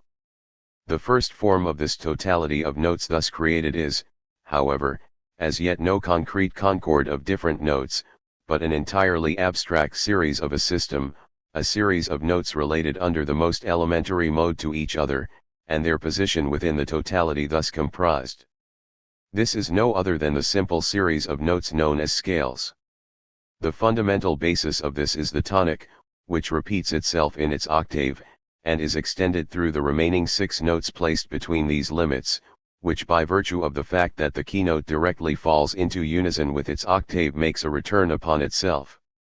The remaining notes of the scale either harmonize completely 449 with the keynote, as is the case with the fifth and the third, or possess a more fundamental distinction of sound in conflict with it, as is the case with seconds and sevenths, and take their place consequently in a definite series, which, however, I do not now propose to discuss or explain further. Gamma gamma, thirdly, in these scales we find the source of different keys. In other words, every note of the scale can, in its turn, be posited as the keynote of a fresh series of notes, which is coordinated precisely as the first is. With the development of the scale through an increase of notes, the number of keys has correspondingly increased. Modern music avails itself of a larger variety of keys than that of the ancients. Further, inasmuch as generally the different notes of the scales, as already observed, are related to one another in unobstructed harmony, or a relation that deviates from such immediacy in a more fundamental way, it follows that the different series which arise from these notes, taken severally as keynotes, either display a closer relation of affinity, and consequently permit of a passage readily from one to another, or, on account of their alien character, do not so admit of this. Add to this that the keys are divided from each other by the distinction of hardness and softness, that is, as major or minor tonality, in conclusion they possess, in virtue of their keynote, from which they are generated, a definite character, which of itself responds to a particular kind of emotion, such as lamentation, joy, mourning, and so forth. In this particular even writers in ancient times have anticipated much on the subject of distinction between the keys, and applied their theory in many ways to actual composition. Gamma, the third important matter, with the discussion of which we may conclude our brief remarks upon the theory of harmony, is concerned with the simultaneous concord of the notes themselves, in other words, the system of chords. Alpha alpha, we have no doubt already seen that the intervals constitute a whole. This totality, however, is in the first instance comprised in the scales and the keys merely in the form of an associated series, in the succession whereof each note is asserted separately in isolation. In consequence the tonal sound remained abstract, because we find here that it is only one particular and determinate tone that is asserted. In so far, however, as the notes in fact are what they are 450 merely in virtue of their relation to one another, it follows necessarily that their tonal modality should attain also an existence as this concrete body of tone itself. In other words, different notes will have to coalesce in one and the same body of tone. In this conjointment fusion, in the composition of which, however, the mere number of notes capable of such coalescence is not the essential point, for we may have a unity of this kind with merely 451, we possess our definition of chords. For inasmuch as the different notes are not definable for what they are as a result of caprice or chance, but are necessarily regulated by virtue of an ideal principle and coordinated in their actual succession, it follows that a regularity of similar character will have to declare itself in the chords, in order that we may determine what kind of associations will be adapted to musical composition, and what on the contrary must be excluded. It is these rules which first give us the theory of harmony in the full sense, and it is according to this we find again that the chords are embraced in an essentially regulated system. Beta beta, in this system chords are particularized and distinguished in their passage from one to another, inasmuch as it is clearly defined notes which thus sound together. We have consequently to consider as an immediate fact a totality of separately distinguishable chords. In attempting the most general classification of these we shall find that the original distinctions we cursorily alluded to in our discussion of intervals, scales, and keys will once again serve us. In other words, the first kind of chords are those in which notes come together, which are completely consonant. In the musical effect of these consequently there is no opposition, no contradiction perceptible, the consonance remains completely undisturbed. Such is the case in the so-called consonant chords, the foundation of which is supplied by the triad. This confessedly is generated from the keynote, the third, the median 452 and the fifth or dominant. In these we find the notion of harmony expressed in its simplest form, or rather the intrinsic idea of harmony generally. For we have a totality of distinct notes under consideration, which assert this distinction while they also declare an undisturbed unity. We have here an immediate identity, which moreover is not without the element of separation and mediation, albeit this mediation is not at the same time limited by the self-subsistency of different tones 453, satisfied with the mere transitional passage from one note to another in the relation of a series, but the unity is here an actual one and a return in immediacy upon itself. But in the second place we may observe as a further incident of distinct types of the triad, which I cannot now examine in more detail, the deliberate appearance of a deeper mode of opposition. We have, however, already at an earlier stage seen that the scales contain over and above those notes, which coalesce without opposition, others which annul such consonants. Examples of these are the diminished and augmented seventh. Inasmuch as these notes equally belong to the totality of tones, they too will necessarily find an entrance into the triad form. And when this happens it follows that the immediate unity and consonance above mentioned is disturbed, to the extent that we have added a tone essentially of another character, by means of which for the first time we meet with a genuine difference which actually asserts itself as contradiction. In this way we have the true depth of musical tone really asserted. It proceeds to contradictions that are fundamental and does not flinch from the acerbity 454 or fracture they involve. And, in fact, the notion in its truth is no doubt essential unity, but it is not only immediate unity, but one which ideally is disrupt, which falls into contradictions. In this sense I have for example in my logic developed the notion as subjectivity, but at the same time disclosed how this subjectivity, as ideal transparent unity, is resolved in that which confronts it in opposition, namely, objectivity. And further, such subjectivity regarded as itself wholly ideal is nothing more than a one-sided and abstract presentment of it, which as such retains a something else, an opposed other over against it, namely, objectivity, and only becomes subjectivity in the profounder significance of its truth, in so far as it enters into this opposing other than itself, overcomes it and resolves it. And for this reason in the world of reality it is to the higher natures that power is given to endure the pain of that fundamental contradiction of conscious life and to overcome it.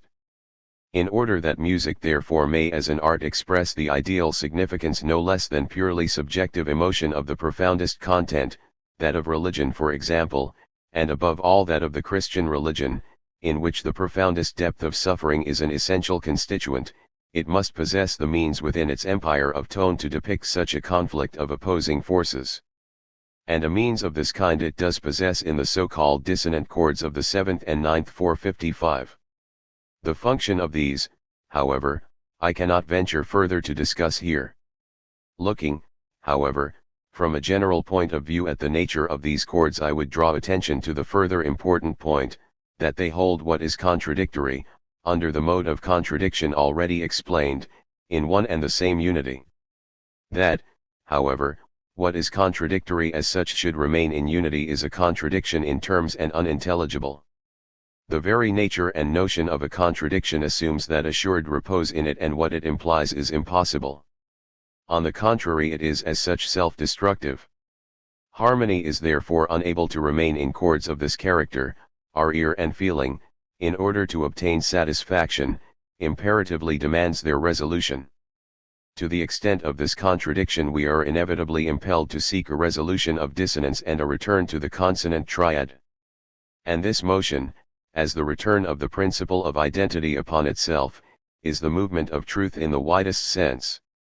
In the art of music, however, this completed identity is only possible as a succession of its moments in time, which appears consequently as a series, but declares its collective dependence in this that a necessary movement of an advance, which is essentially self-caused and a movement of change belonging to its very nature, is thereby asserted. Gamma gamma, and this suggests a third point it may be as well to draw attention to. In other words, just as the scale was an essentially coordinate, albeit in the first instance still abstract series of tones, so too the chords do not persist in their isolation and self-consistency, but possess an ideal relation to one another, and a necessary impulse to change and progress. In this advance, although the same can be changed and extended to a far more considerable extent than in the scales, yet again mere caprice is not more possible in the one case than the other. The transition of chord to chord is effected in part by the nature of the chords themselves, and in part by the keys, to which these chords lead us. It is in virtue of this that the theory of music has established many rules, to enumerate and adequately explain which would, however, extend our survey into much too difficult and discursive matters. I must therefore rest content with having confined myself to a few observations of most general interest. C. Melody. Taking now a glance in retrospect on that which, as connected with the means of musical expression, has already engaged our attention, it will be seen that first in order came the mode of configuration appropriate to the temporal duration of tones considered as time measure, beat, and rhythm. We then proceeded to discuss the actual tones of musical sound themselves, first, that is to say, in the sound produced by musical instruments and the human voice, secondly, in the fixed and determinate measure of the intervals, and the abstract succession of notes that are subject to them in the scale and the various keys, thirdly, in the rules which appertain to the different chords and their conjoint progression. The concluding subject, which still remains for us to consider, and in which those previous to it discover their synthetic unity, and disclose in the same the fundamental form by virtue of which tones are for the first time in veritable freedom and union unfolded and coordinated, is melody. In other words, harmony possesses merely the essential relations, which establish the law of necessity in the world of tone, but these are not in themselves, any more than beat and rhythm are, actually music. They are rather the substantive basis, the foundation of rule and principle, upon which the soul in its freedom expatiates. The poetry of music, that speech of human souls, which pours forth the ideal atmosphere and the pain of emotional life, and in this overflow is raised with a sense of alleviation above the natural constraint of feeling, by making present to the soul that which actually affects it strongly, by enabling it freely to dally round its essential being, and by liberating it by this very means from the oppression of joys and sufferings. Well, this power of soul expression in the domain of music is in the first instance melody 456. It is this concluding section of our inquiry, in so far as it constitutes the more supremely poetic aspect of music, the realm of its really artistic creations, while availing itself of the elements previously discussed, which obviously possesses an exceptional claim to our attention. Unfortunately, it is just in this direction that we find ourselves confronted with the difficulties already adverted to. In other words, to mention one of them, a detailed and scientific treatment of the subject implies a more accurate knowledge of the laws of composition, and a totally different sort of acquaintance with the masterpieces of musical composition to any I possess or indeed am able to secure, for we seldom hear anything of a definite or conclusive character on this head either from musical experts or practical musicians. From the latter, only too frequently men of very average intelligence, least of all. And we may further observe that it is a characteristic of the art of music itself, that we should find the task of presenting and expounding particular detail in general terms a less easy matter than in the case of the other arts. It is true enough that music, as other arts, deals essentially with the spiritual content, and propounds the ideality of this subject matter, or the ideal movements of emotional life, as the object of its expression, yet for all that this content remains more indefinite in outline and more vague, for just this very reason that it is apprehended with exclusive regard to its ideality, or is reflected in sound as subjective feeling, and the transitional states of music are not in each case at the same time the change of a particular emotion or idea, a thought, or an individual form, but are merely a musical progression, which consists in self-exposition or play, and avails itself of artistic method for this purpose. I will consequently limit myself merely to the following general observations, which have fallen in my way and strike me as of interest. Alpha, from a certain point of view, no doubt, melody, in its free disclosure of musical tone, floats independent of beat, rhythm, and harmony, but none the less the only means employed in its realization are just these rhythmical and metrically constructed movements of tone in their essentially necessary relations. The movement of melody, therefore, is inseparable from the means employed to create it, and, if merely opposed to the practical necessity of the subjection of these means to rule, is unable to exist at all. In this intimate association between melody and harmony, however, no real surrender of freedom is involved. What melody is thus emancipated from is a purely capricious fancy of the composer exercised in odd or eccentric progressions and transitions. It is united by this very association to a stable and self-consistent art. Genuine liberty is not opposed to the principle of necessity as a foreign and therefore oppressive and suppressive power, rather it possesses in the substantive character of the same what is a constituent of and identical with the core of its being. In following the demands of it, it therefore is only conforming to its own laws, acting in accordance with its own nature. And in fact it is by the rejection of such proscriptions and only then that it proves an alien to its nature, untrue to itself. Conversely, it is sufficiently obvious that beat, rhythm, and harmony are, taken independently, merely abstractions, which as thus isolated have no musical 457 significance, and are able only to acquire real existence as music in virtue of melody, and as within the domain of this, supplying moments to or aspects in its realization. It is precisely in the manner that the distinction between melody and harmony is thus effectively mediated and resolved that the secret power of great compositions is disclosed. Beta, secondly, in this question of the individual character of melody the following points appear to me of importance. Alpha, in the first place, melody may be restricted, if we consider its harmonious progression, to a very simple compass of chords and keys, extended within the embrace of tone relations destitute of all opposition in their harmonious fusion, which it employs merely as the fundamental ground on which to develop its more appropriate form and movement. Song melodies, for instance, which be it understood are not on that account in the least superficial, but may express the depths of soul life, as a rule are motived by constructive harmony of this most simple character. They do not propound the more difficult problems of chords and keys in so far as they deal with such things and their modulation at all.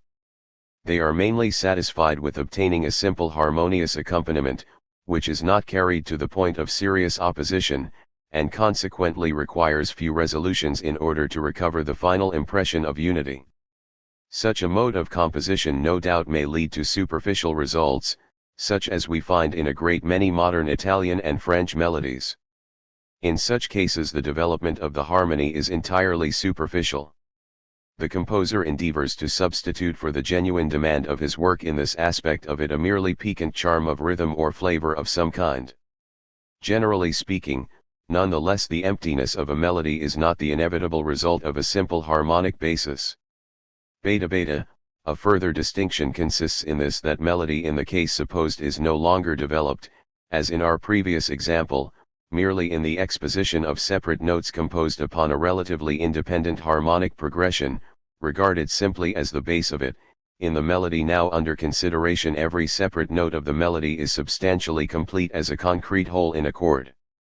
In this manner it, on the one hand, includes a world of tones, and from another it is so closely interwoven with the movement of the harmony, that it is now impossible to retain the distinction previously accepted between a melody unfolded in relative independence, and a harmony which supplies the emphatic pauses of the accompaniment and its more fixed and determinate musical basis.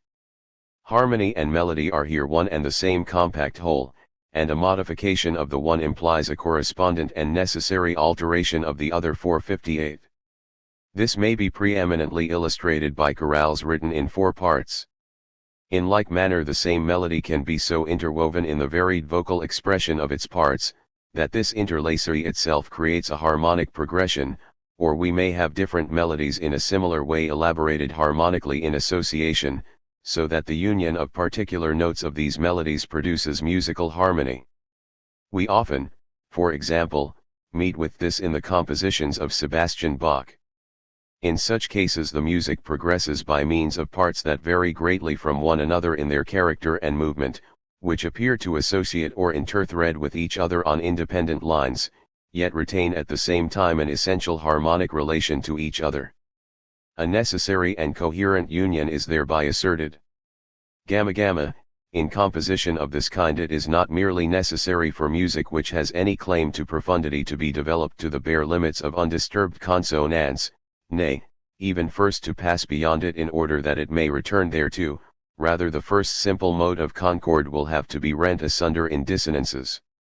It is only through such conflict that the profounder combinations and mysteries of music in which an independent necessity reposes, discovers their source and ground, and for the same reason it is only in such profounder harmonic progressions that the arresting moments of melody originate. A bold style of musical composition will consequently part company with a purely consonant progression.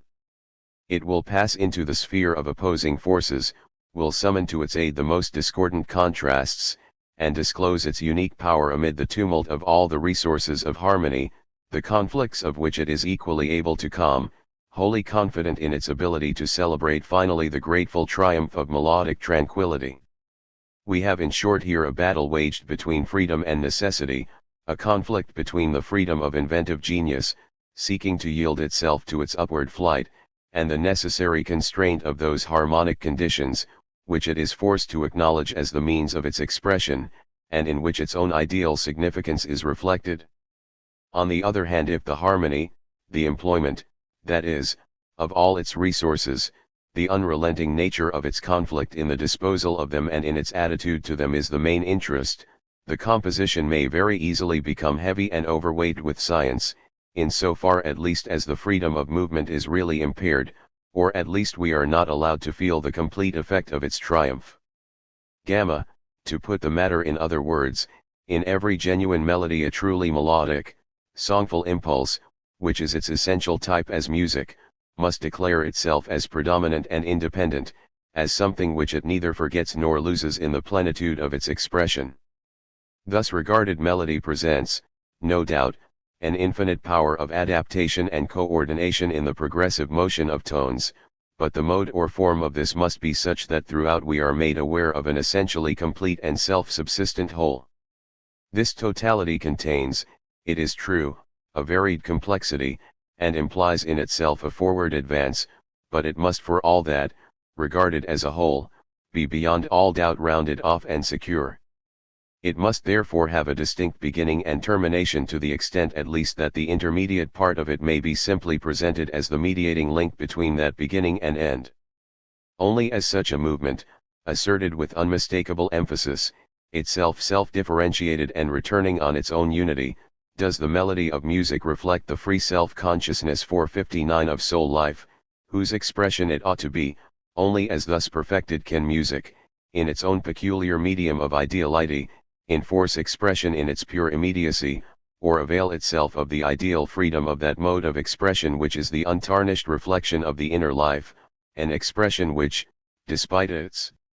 subordination to the necessary laws of harmony, enables the soul to perceive a more exalted vision. 3. The relation between means of expression in music and its content.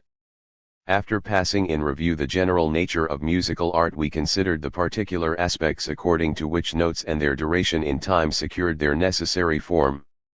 Having now arrived in our discussion of melody at the confines of a world of free artistic invention and actual musical composition, what we have now to deal with is a content, which, under its rhythm, harmony, and melody, is capable of receiving an expression conformable to art's requirements. After fixing clearly in our minds general modes of this expression, we shall as our conclusion be in an advantageous position to review the different provinces of musical composition. With these objects before us, we may in the first instance advert to the following important distinction.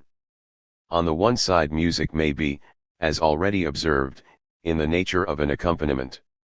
This is the case where its spiritual content is not merely seized in the abstract ideality of its significance, or as individual emotion, but enters into the movement of the music subordinate to the significance it has already received from idea and words. As a type of music opposed to this, we have the composition which is disconnected with any such content already prepared for it. Music in this case establishes itself in its own proper sphere, so that it either, if it still is forced to deal with a definitely received content, resolves the same wholly in melodies and their harmonic development, or asserts its absolute independence in the medium of musical tone simply and its harmonic or melodic configuration. We have already seen that a similar distinction is apparent in a wholly different section of our inquiry. I refer to the case of architecture considered either as an independent art, or in the service it renders to that of building generally. But in music the mode of its accompaniment is of an essentially freer type than that of our illustration. It is far more intimately united with its content than is ever possible in the case of architecture.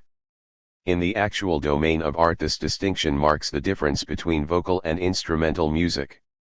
We are not, however, entitled to accept it in the purely external interpretation of it, as though in vocal music it was merely the sound of the human voice, while in instrumental music it was the more varied tones of the many distinct instruments which were made serviceable.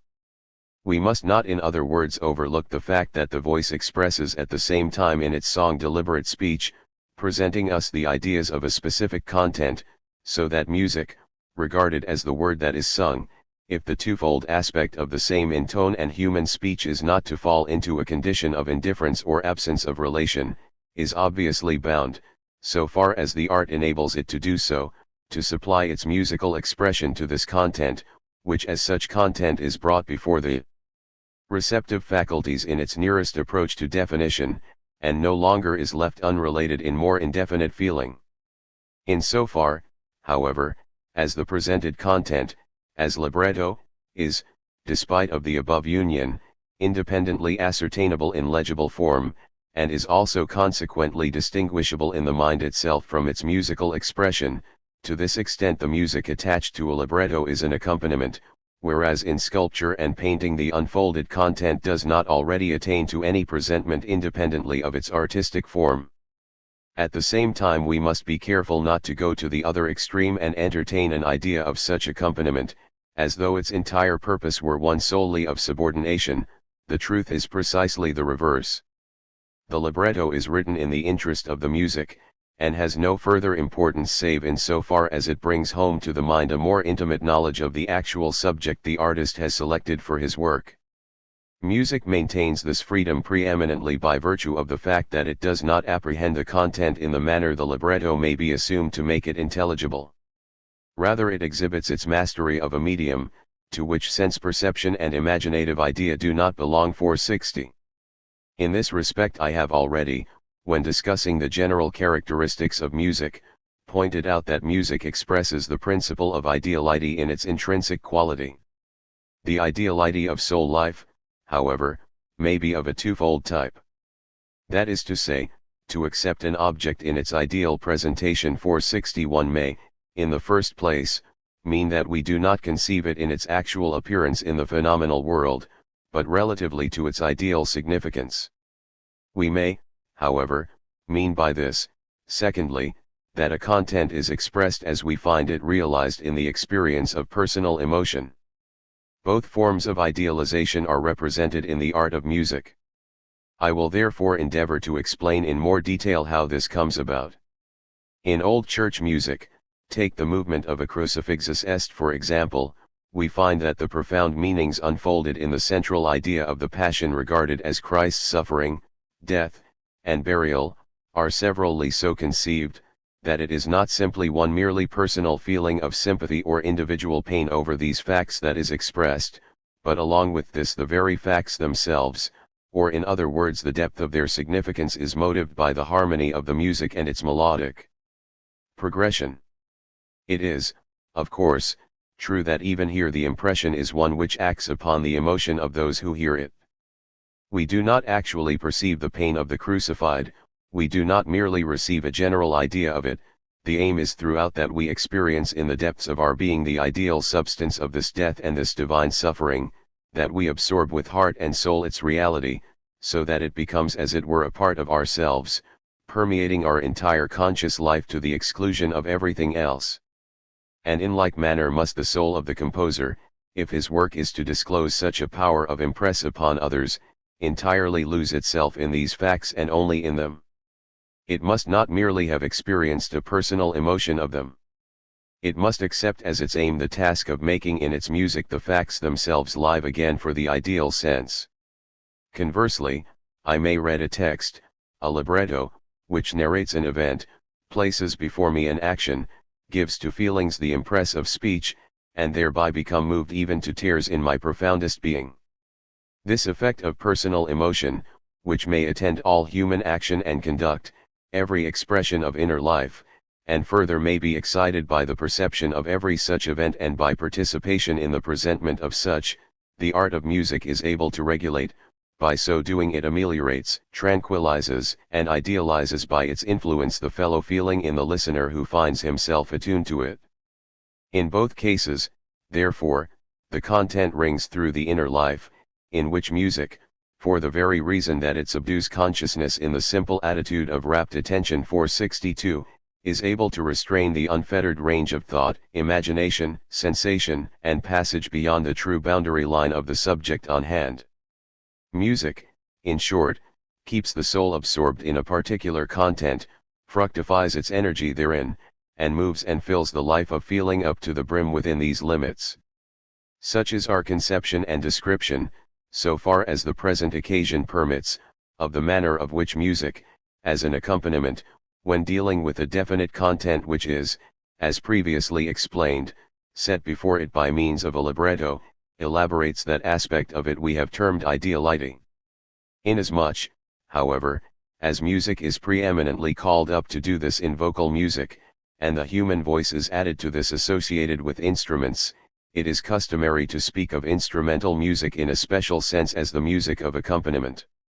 It is no doubt true that it accompanies the voice, and should not either assert unqualified independence or claim an unqualified precedency. But for all that vocal music is placed, as thus associated, in a more direct relation still under the definition previously given of an accompanying tone. The voice expresses words articulate to the mind, and song is merely a fresh or additional modification of the content of these words, or in other words it is the explication of them in the language of the emotions.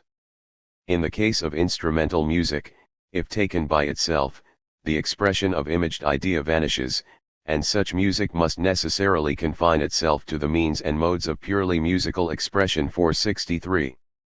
The discussion of these points suggests a third one, which, in conclusion, it is well not to overlook. I have previously drawn attention to the fact that the reality of a musical composition, in its full and vital embodiment, depends on a continually repeated reproduction. In this respect it is at a disadvantage as compared with sculpture and painting. The sculptor, no less than the painter, conceives a given work and executes it throughout.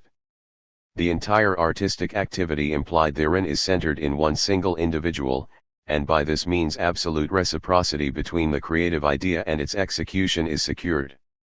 The architect, on the contrary, is in a less favorable position, who, in carrying through all the variety of structure in a building, has to entrust such work to other hands than his own. The composer in a similar way, must leave the execution of his work to other hands and voices. But in his case there is this difference, that the execution, from the point of view of mere technique, no less than that of the vital spirit of his work, itself demands an artistic activity, not one of mere craftsmanship.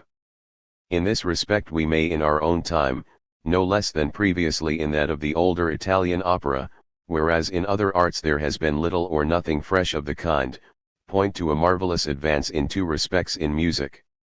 The first is to be noted in the conception, the second in the increased virtuosity of execution. It is due to these results the very notion of what music implies and is able to perform has, even in the case of acknowledged experts, been increasingly enlarged. 464. We may now briefly summarize the heads of the concluding sections of this portion of our work. First, we shall investigate more carefully music regarded as accompaniment, and raise the question with what modes of expression in a given content it is as a rule most compatible. Secondly, it will be necessary to consider this question more closely as viewed in relation to musical composition that is exclusively independent. Thirdly, our conclusion will be reached with a few observations upon artistic execution. A. Music as accompaniment. It follows, as a necessary result of what I have already described as being the relative position of libretto and music, that, in this sphere of its activity, musical expression is compelled to concern itself far more exclusively with a defined content than in the alternative case where it is able to surrender itself without restraint to its own movement and inspiration. A libretto offers us to start with definite ideas, and compels the attention to forsake that field of more visionary emotion destitute of distinct idea, in which we are permitted to range without interruption, and are not forced to abandon our license to receive from pure music whatever chance impression or wave of emotion it may arouse.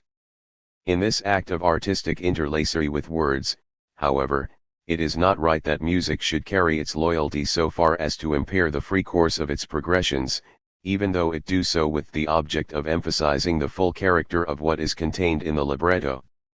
To do this is to employ the mere pedantry of learning, to adapt means of musical expression for the most faithful presentment possible of a content which is not in the first instance its own, but supplied it externally.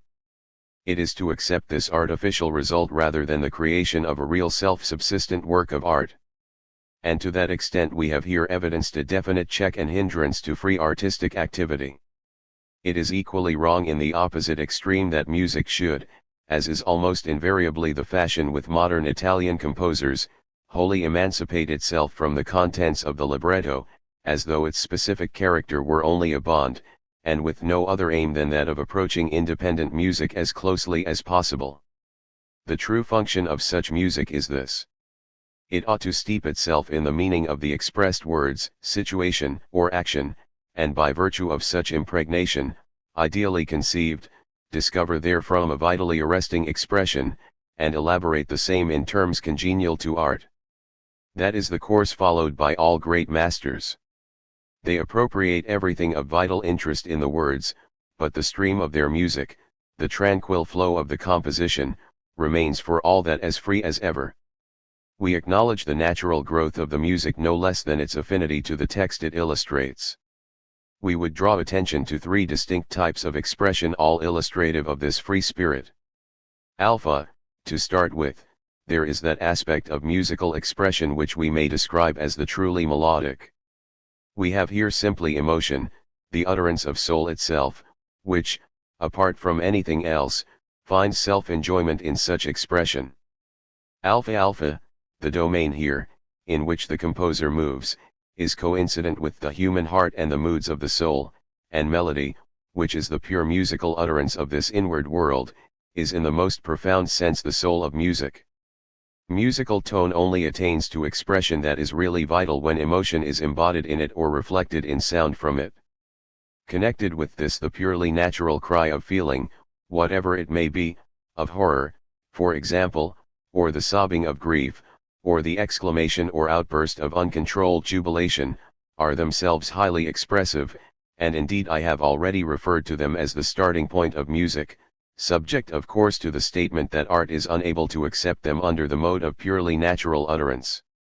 Here, too, we find a distinction between music and painting. The art of painting is frequently able to produce the most beautiful and artistic effect by its realization in every respect of the actual form, the color and animation of a particular human being in some definite situation and environment, and its complete reflection of all that it has thus assimilated and received in its bare vitality. The truth of nature, if presented conformably to artistic truth, is here entirely justified. But the art of music ought not thus to repeat emotional expression in the form it assumes as a purely natural utterance of passion. What it should do is to vitalize with the emotional forces musical sound elaborated under the definite conditions of its tonal progression, and to this extent resolve the expression in a medium of sound wholly created by art and inseparable from the artistic purpose, a medium in which the mere cry becomes a series of musical tones with a definite progression, the transitions and course of which are subject to the laws of harmony and unfolded in the completeness of a melodic phrase. Beta, the essential significance of this melodic quality and its bearing on the human spirit is best apprehended if we view the latter as a whole. The fine arts of sculpture and painting give an objective existence to the ideality of soul life, moreover, they liberate the mind from this externality of their presentation in so far as, from a certain point of view, it discovers itself therein as an ideal, spiritual work, and from another everything which partakes of adventitious singularity 465, of capricious idea, opinion, and reflection, is rejected, the content thereof being placed before us in its entirely appropriate individuality. The art of music, on the contrary, as we have repeatedly pointed out, possesses as a means to such objectivity merely the element of the soul life itself, by means of which that which purely belongs to this enters into conversation with itself, and as expressed in the utterance of emotion itself returns, as it were, upon itself. Music is spirit or soul, which ring forth in their untrammelled immediacy, and derive satisfaction in this record of their self-knowledge. As a fine art, however, it is its necessary function to regulate the expression of such life no less than its effects. It ought not to permit that expression to be whirled away in bacchantic thunder and tumult, or be left in the distraction of despair, but retain the blessed freedom of its deliverance in the extremity of sorrow no less than the jubilant outburst of delight. And this is the character of truly ideal music, the utterance of melody such as we find it in Palestrina, Durante, Loti, Pergolese, Gluck, Haydn, and Mozart. Tranquility of soul is never lost in the compositions of these masters. Grief is no doubt often expressed, but the resolution is always there, the luminous sense of proportion never breaks down in extremes, everything finds its due place knit together in the whole, Joy is never suffered to degenerate into unseemly uproar, and even lamentation carries with it the most benign repose. I have already, when discussing Italian painting, emphasized the fact, that a spirit of reconciliation is not wanting even in extreme examples of sorrow and distraction of soul. By virtue of this, even where we have tears and suffering, some trait of tranquility and assurance is preserved. The tenderness and grace which assert themselves in the Harlequin's role illustrates the same truth. In like manner, a feeling for nature and the endowment of musical expression is preeminently a characteristic of the Italians. In their earlier church music we find that, along with the deepest devotional feeling, the sense of reconciliation is expressed in its purity, and though grief may stir the soul most profoundly, yet beauty and rapturous joy, the simple greatness and impress of an imagination which discovers delight in its own varied expatiation, is equally present. It is a beauty of an apparently sensuous type, so that it is not unusual to refer to such melodious contentment as a purely sensuous enjoyment. But it is sometimes overlooked that it is precisely in this realm of the senses that art discovers its life and movement, and thereby transfers spirit to a sphere in which, as in the world of nature, this essential wave of self-satisfaction is throughout the fundamental tone. Gamma, albeit, therefore, particularity of emotional content must be duly represented, yet it is right that music, while permitting passion and imagination to stream forth in its harmonies, should at the same time lift the soul that is absorbed in such emotion over the same, enable it to hover around such content, and in short create an atmosphere wherein the recovery from such an absorption, and the pure reflection of itself is possible.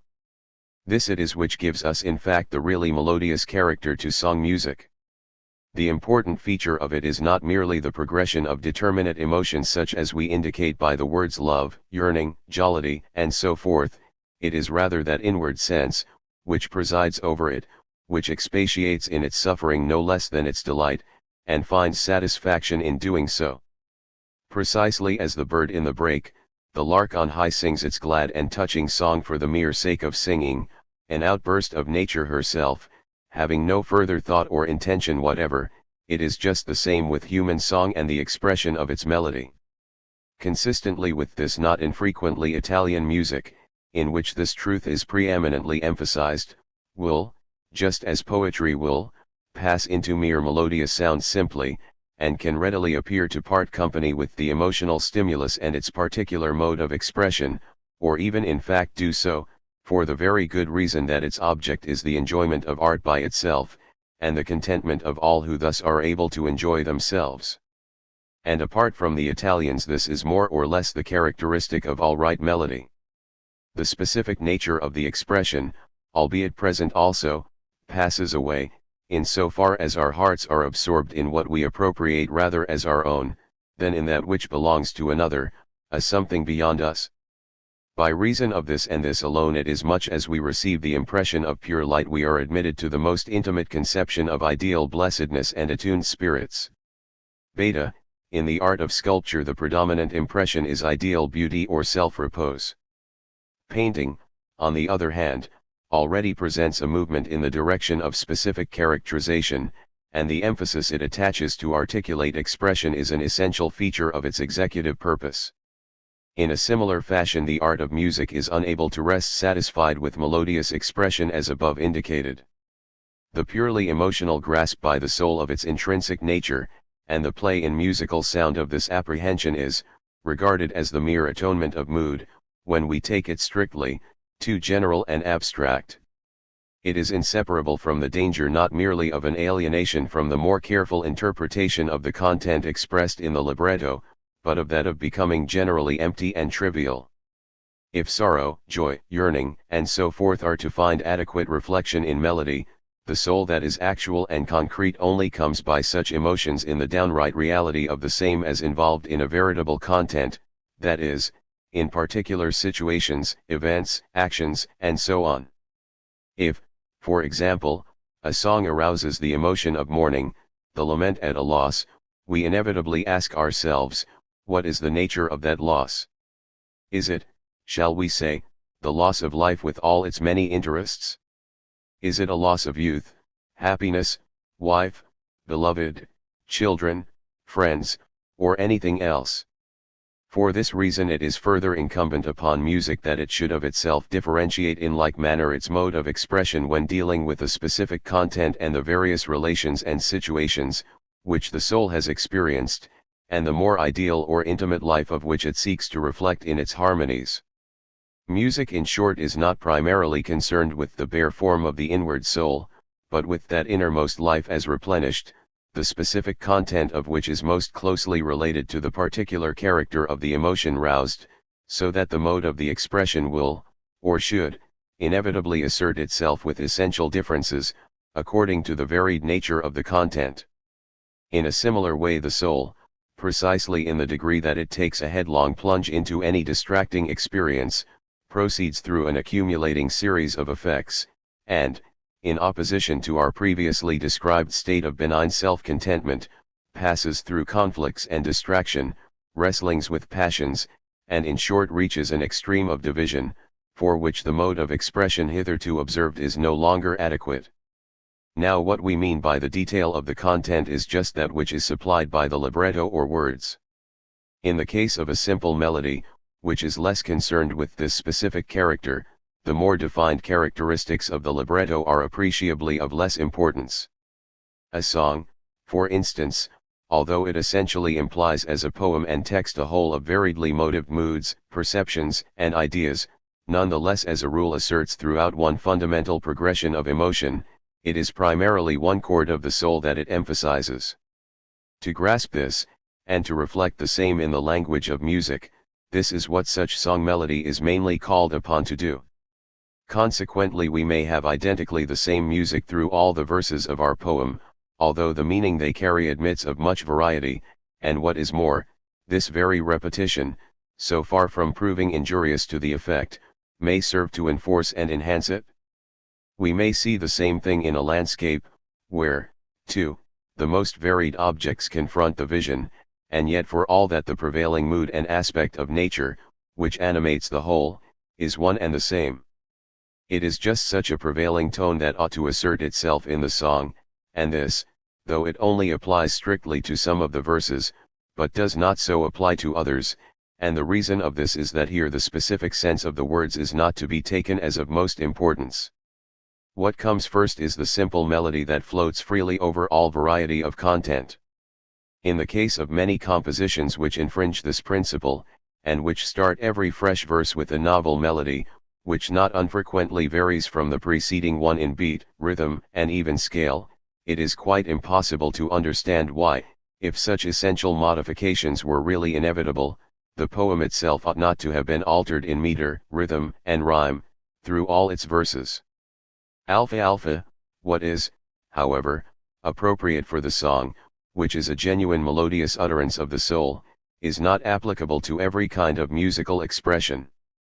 It is necessary, therefore, to draw attention to a further aspect in contrast to pure melody as such, one of equal importance, and by virtue of which alone song is really brought into line with accompanying music. We find this in that mode of expression which is dominant in the recitative. Here we have no independently exclusive melody, which at the same time reflects the fundamental mood of the content, in the elaboration of which soul life, as at home with itself, receives back in musical sound some portion of its ideal activity. Rather in the case before us the content of the words, to the full compass of its specific character, is imprinted upon the musical expression, the import of which no less than the course it determines, and this is so whether we regard it from the point of view of the elevation or profundity which distinguishes it, or the prominence or subordination of its particular features. By such means music, as contrasted with melodic expression, approximates to an emphatic declamation, one accurately corresponding with the movement of the words, whether the view we take of them be that of their meaning, or that of their syntactical arrangement. And in so far as it adds also, as a novel element, the aspect of a more exalted emotion, it stands midway between the pure melody and poetical speech. Conformably to such a station, therefore, we have a free accentuation, which adheres strenuously to the specific sense of particular words. Moreover, it is not necessary for the libretto in this case to be written in any particular meter, nor need the musical exposition, as the pure melody does in a like case, follow beat and rhythm with absolute precision. Rather the music under this condition of it, that is in its acceleration, suspension, or pause in particular progressions, or rapid passage over such, is entitled to adapt itself freely to the emotion aroused by the meaning of the words. For the same reason the modulation is not so restricted as in the case of melody. Precisely as the text which it attempts to express may suggest, it may begin, proceed, pause, break off, begin again, or stop with absolute license. Unexpected accents, progressions only partially mediated, sudden transitions and resolutions are equally permissible, and, in direct contrast to the continuous stream of melodious music, provided always that the libretto's content requires it, this latter mode of expression is equally in its place, though delivered in fragments, and torn asunder by passionate emotion. Beta beta, being of this character, this form of declamatory expression, known as recitative, is suitable for tranquil statement of situation, or facts, no less than the presentment of the entire compass of the emotions, under which the distraction of the soul in exceptional circumstances is depicted, and which in its soulful harmonies stirs the heart sympathetically with its every movement. The recitative is first mainly applicable to the oratorio, either as the declamative narration, or the more vivacious presentment of instantaneous occurrence, or, secondly, we find it in dramatic song, in which case it can appropriately express every shade of parenthetical statement, no less than every sort of passion. It matters not whether the result be expressed in abrupt, curtailed, or fragmentary variation, or with aphoristic violence, or in a dialogue of rapid lightning flashes and counter flashes, or in a more continuous stream. In both these provinces of epic or dramatic poetry, we may add that instrumental music is a possible accompaniment.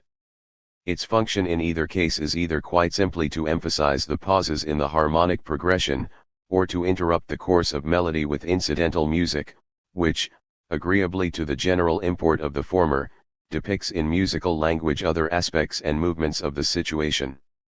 Gamma gamma, what, however, we find defective in this declamatory recitative is just the qualities which are essentially characteristic of the pure melody. These are the definite articulation and unification of its parts, the expression of that spiritual homogeneity or unity of which we have spoken, that which, it is true, is confined in a particular content, but at the same time asserts its own sense of unity in that content, being enabled to do this through its refusal to be distracted or broken up by its absorption in particular aspects of it, or rather, instead of this, still retaining in them as predominant its ideal coalescence. For this reason the art of music cannot rest satisfied, even where we are dealing with the more sharply defined features of the libretto proposed, with such recitative of declamation, nor in general can it remain content with the unmediated difference between the pure melody, which, in comparison with it and as above explained, floats over the particularity of the words, and the recitative, whose task it is so far as possible to identify itself with it. On the contrary, we must look for some mode of mediation between these extremes. We may compare with this new type of unity a constituent which entered into our consideration of the distinction between harmony and melody. This harmony was acknowledged as being not merely the general, but to a like extent the essentially specific and particularized foundation of melody, and far from the latter being thereby deprived of its freedom of movement, we found that it only thus secured for the same a power and definition comparable to that the human organism secures by virtue of its consistent bone structure, which only impedes inappropriate postures and movements, while it adds stability and security to the right ones. This brings us to the final point of view of our discussion of music as an accompaniment. Gamma, this third mode of expression consists in this, that the melodic song, which accompanies words, is also involved in their particularized substance, and thereby is not permitted to remain wholly indifferent to the principle of most force in recitative. Rather it appropriates this, with the result that while it repairs its own defects in clear definition, it confers on the characteristic recitative an organic articulation and a unified self-consistency. For, as already observed, even that which is throughout melody is impossible without a certain defined content. When, therefore, I mainly emphasized the fact that in all and every mode of it the tranquil self-reflection of the soul's own essential substance and ideal unity is the mode of expression peculiarly that of simple melody, inasmuch as, musically considered, it presents a similar unity and a similarly complete return upon itself, I did so because I then had in view this aspect as the distinctive point of contrast between the pure melody and the recitative. It is, however, further incumbent on the melodic phrase to bring it about that its mode come into actual possession of that which in the first instance appears necessarily to have its movement outside it, and by means of this replenishment, in so far as it then is equally of a declamatory or a melodic character, for the first time attain to a truly concrete expression. It follows also from the converse point of view that the declamatory part of it is no longer independently aloof from it, but finds its own one-sidedness supplemented in like manner by the accretion of melodic expression. This is what constitutes the necessary condition of such concrete unity. In order to examine this more closely we had better keep distinct the following points of view. First, it will be as well to glance at the kind of libretto, or text, which is adapted to musical composition, and for this reason that it has been now proved that clear definition in the content of words adapted to music and its expression is of essential importance. Secondly, we have now introduced as a fresh constituent of composition declamatory characterization, it will therefore be necessary to consider this in its relation to the principle, which we, in the first instance, identified as that of melody. Thirdly, we must endeavor to specify the more prominent modes under which we may review this type of musical expression.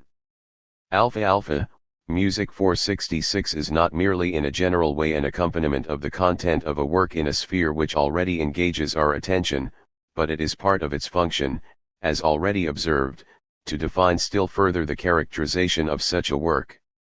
It is consequently an injurious assumption that the construction of the libretto is a matter of indifference to the musical composition. We find, on the contrary, that really distinguished musical compositions presuppose an excellent libretto, carefully selected by the composers or actually written by them. It is impossible that an artist should treat with indifference the material with which he is dealing, and a musician least of all, precisely in the degree that poetry has already worked out and settled for him the epic, lyrical, or dramatic configuration of the content in question. What is of first importance in the construction of a good text is this, that its content should be stamped by essential self-consistency. 467 It is impossible that music should conjure forth an artistic product of real strength and penetration from what is commonplace, trivial, barren, or absurd. With all the spices and seasonings in the world, your musical chef will never make a hare pie out of a roasted cat. In the case of song compositions, no doubt the nature of the words is less decisive, yet even here we require words with a really genuine content. From a further point of view, however, it is equally necessary that such a content should not tax our reflection too much, or aspire to philosophical profundity, as is rather the case with the lyrics of Schiller. In such an example, the extraordinary range of pathos exceeds the musical expression of lyrical emotion. The same thing may be said of the choruses of Aeschylus and Sophocles. The penetrative power here displayed in imaginative conception is so exceptional, they are so elaborate in their detail whether regarded in their scenic or ideal presentment, they are already so absolutely complete as poetry that we have nothing left for music to add to them. 468. We have literally no room left us for any further play or exposition of ideal significance or movement beyond that already presented. The more modern material and mode of treatment we find in the so-called romantic poetry are in their type the strongest contrast to these. Their pretension, as a rule, is that of being naive and popular, but we only too frequently find a naivete which is finical, artificial, and stilted. Instead of pure and genuine emotions we get a simplicitous that is nothing but feeling worked upon and acting under the constraint of reflection, a false kind of yearning and affectation, which is far too complacent with dullness, stupidity, and vulgarity, and is equally blind to the defects of passions, envy, license, and even devilish wickedness, wholly without ideal content, which is, moreover, as self-satisfied with its assumed excellence in the one case as it is with the dissolution and baseness of the other. Emotion that is spontaneous, simple, thorough, penetrative, is here entirely absent, and music, in any attempt to reproduce it, can suffer no greater injury. We may therefore accept the fact that neither mere depth of thought, nor the vanity or worthlessness of mere emotion can give us a satisfactory content. On the contrary, what is most adapted for music is a certain intermediate type of poetry, which we Germans are loath even to admit as poetry, and the true feeling and talent for which is more largely possessed by Italians and Frenchmen. It is a poetry of a genuine lyrical quality, extremely simple, which indicates situations and emotions in a few words. Where it is more dramatic, it remains luminous and vital without too involved a development. Detail is not so much elaborated, but it is rather, as a rule, concerned to supply general effects, than the completely articulate results of a poet's activity. We find here that the composer receives, in accordance with his demand, merely the general foundation, upon which he can, in subordination to his own invention, and his own threshing out of motives of every kind, erect his building, treating many aspects of the subject as part of his own life and movement.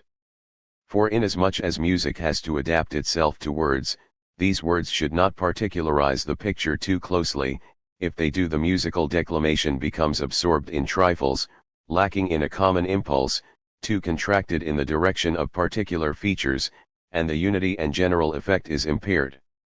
In this direction people are only too frequently at fault when expressing an opinion upon the excellence or insufficiency of a libretto. It is one of the most common verdicts, for example, that the libretto of the Magic Flute is hopelessly bad, though this piece of manufacture is nevertheless among the best of opera librettos. Among the many wildly fantastic and commonplace productions of his pen, Schikaneder has in this for once hit the right track. The Empire of Night, with its queen, the Empire of the Sun, these mysteries, these initiations, this wisdom, love, these ordeals, and with it all this typically world-wise ethic, excellent in the breadth of its applicability, all this when combined with the depth, the bewitching loveliness and soul of the music expands and floods our imagination, and warms the heart. To mention further examples, the old Latin texts of great masses and other services are unrivaled for religious music.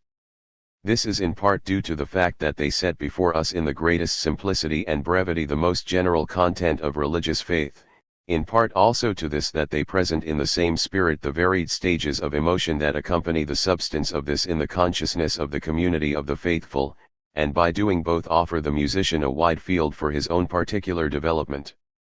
The great Requiem and many selections from the Psalms are equally serviceable.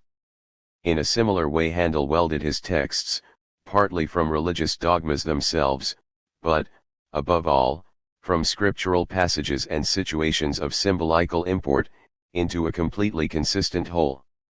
In the field of lyrical poetry the more suitable for this purpose are the emotional and shorter poems, in particular the simple ones, in content no less than speech, steeped in emotion, which penetrate into one prevailing mood or affection, or those too of lighter and more gay character.